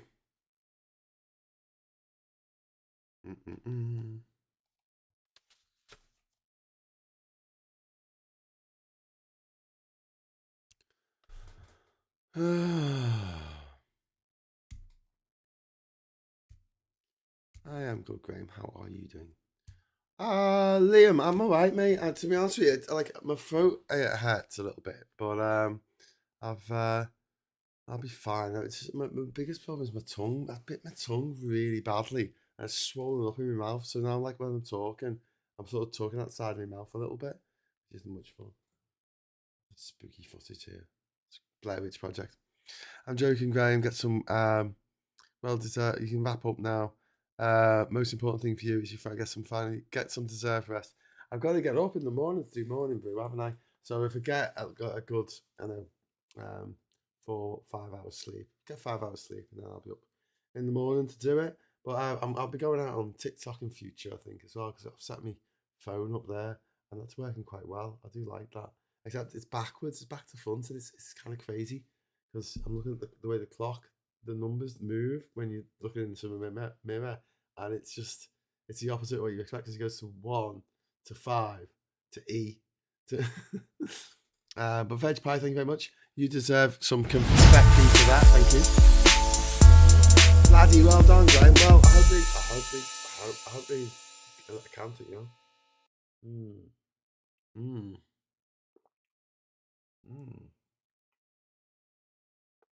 But there's a sofa behind you. Thank you, Jar 4x4. I hadn't noticed. Postpone brew, make it special evening tea for tomorrow. I can't do that, mate. Come on. I mean, one of the reasons why I did this was just to get some more people who were watching the Guinness World Record stuff on the Guinness World Record thing. So, oh, we'll have a look what he's doing on here. I probably scared a lot of people off. People came over and went, what the hell is this guy going on about? Can't deal with this guy. Why does he not stop? Why does he not stop talking? Ah! You know what people are like. So.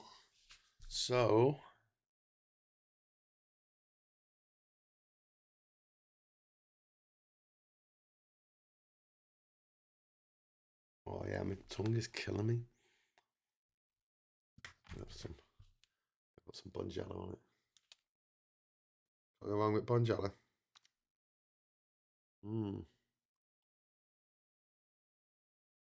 Maybe you can.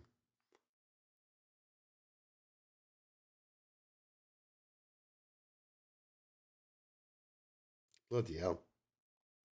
My tongue feels like it's got like a massive lump on the side of it where I bit it. I don't know. Love you, Graham, but I'm off to bed. You're totally interstellar star, man. So much respect and admiration. Oh, thank you, David. Yeah, I'm gonna go off in 8 minutes. Just get a nice round number. Get it to 30, and then see what they say about the breaks. Did they say, "Oh, you're taking too many breaks, so we're gonna have to not have to"? I mean, I'm just thinking like, if we've done 65 hours, 65 and a half hours, 65 hours. Let's do some calculations. Like, this is like a long live stream. If anyone's watching now, I'm just doing the longest live stream ever. But solo live stream. So, yeah, I want to get up tomorrow. I'll do the show and I'll send all the info off to Guinness and hopefully Guinness World Records. Sorry, GWR. They get very upset if you call them Guinness because they're a different company. OVS. It's a bit like, I think they don't have anything to do with them anymore. It's about the Mercury Music Awards. It doesn't have anything to do with Mercury. The old defunct telecom company. What am I doing here? Right, 65 point. Oh no, because they don't give you. They don't. If you have a half hour, they don't actually give you any grace. So 65 times 5, and then we'll divide that by 60. So I can get 5.41 hours based on getting 5 minutes for every hour that I've done. 5.41 hours. That's ridiculous. But that makes sense, doesn't it? Because if I've been streaming all day for 24 hours, that means that I've 12 hours times 5. 12 times 5 is 1 hour. So 24 times 5 is 2 hours. So yeah, that makes sense. Okay. Back to the time. Back to the time to take off, which I didn't do, so whatever. We can let you off in the morning, Ray. Sneak in bed and give Cat a big cuddle. Muhaha, I am back. Morning, Liam, number 2. Yeah, we need to knock this on the head, I think, because I don't know. There's a part of me that doesn't want to because I don't feel that tired, and I'm just like, well, what if someone comes along and they just do 1 more minute than me? And I'm like, oh, I should have just kept going. But at least I know I can do it. At least I know what the good technique is, and I know what to get for food and whatnot. So for this, I got like hobnobs and stuff, and digestives. I'm not doing that again. It was a bad call because you can't eat a biscuit and talk. What you want is things like peanuts, pistachios, almonds, the tropical mix, that kind of thing. You want raisins. You want like banana. Like little banana things, not crisps because I think that'll be a bit too loud on the mic. But like banana chips that you can get. That'd be good. And just little things, Fear my devices have you arguing with yourself. Could introduce a fourth neebie. That'd be funny. Let's see how we're doing on our stats here. I have been really keeping an eye on things as I've had all my stuff here. Oh, we've had 138 likes. We only got 34 people watching us at the moment, which is sensible because it's ridiculous. It's a ridiculous o'clock. Let me see.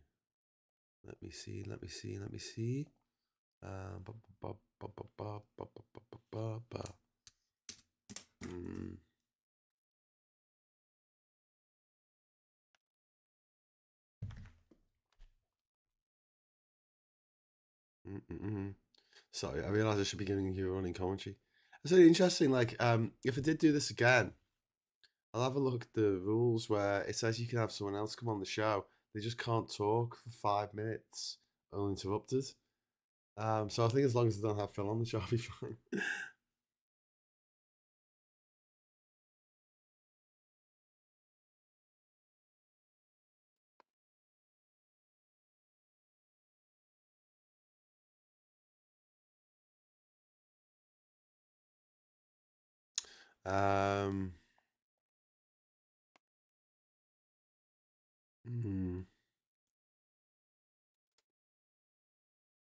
Granola bars. Well, I had granola for breakfast, and it was quite, it was okay. It was like it's really chewy. Do you know what I mean? So he's just sitting there. They go like a bit of a tit. So I think this is something that you can like put in your mouth and just suck. Do you know what I mean? Like I don't know, Fisherman's Friends would be better. Will be better. Probably will be better.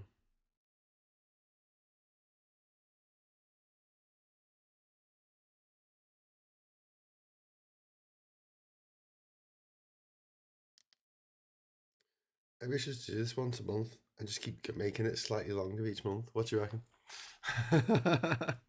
People can tune in to see if I've got mad or not. Right, okay, we're going to wrap it up in a moment. Let's see what time it is now on the clock. I'm getting ready to wrap it up, my friends. Thank you so much for watching. Thank you so much for tuning in. If you could give us a like before you go, that would be demonstrably awesome. We would rather like a like. A like would be likable. And we have 5 minutes to go at the end of the other things. What's it called? So yeah, it's 1 minute past, 1 second past now. Okay, so I'm going to say to R because it's got to close down and have the thing at the end, I think. Well, actually, no, because I'll have to press that, won't I? And then I'll say, look, we got it. We got to 30, and then as soon as I get to 30, I'll press the end button. Yeah, because then I'm still doing it. Because otherwise, it's like a pre-recorded thing, and I can't really count that. Can I? Okay, so person impersonator, thank you, Miss LB, Sfax, everyone. Thank you so much. Obviously, I probably don't need to tell you a lot of this, but give us a like if you're not already. Give us a like. Please subscribe to the channel, not already subscribed, and hit the bell notification icon in case you go online tomorrow at a really weird time. In the meantime, thank you so much for watching, and until next time, I just realised actually I'd started a few seconds after oh, I don't care. Let's go. Woo! Bye bye.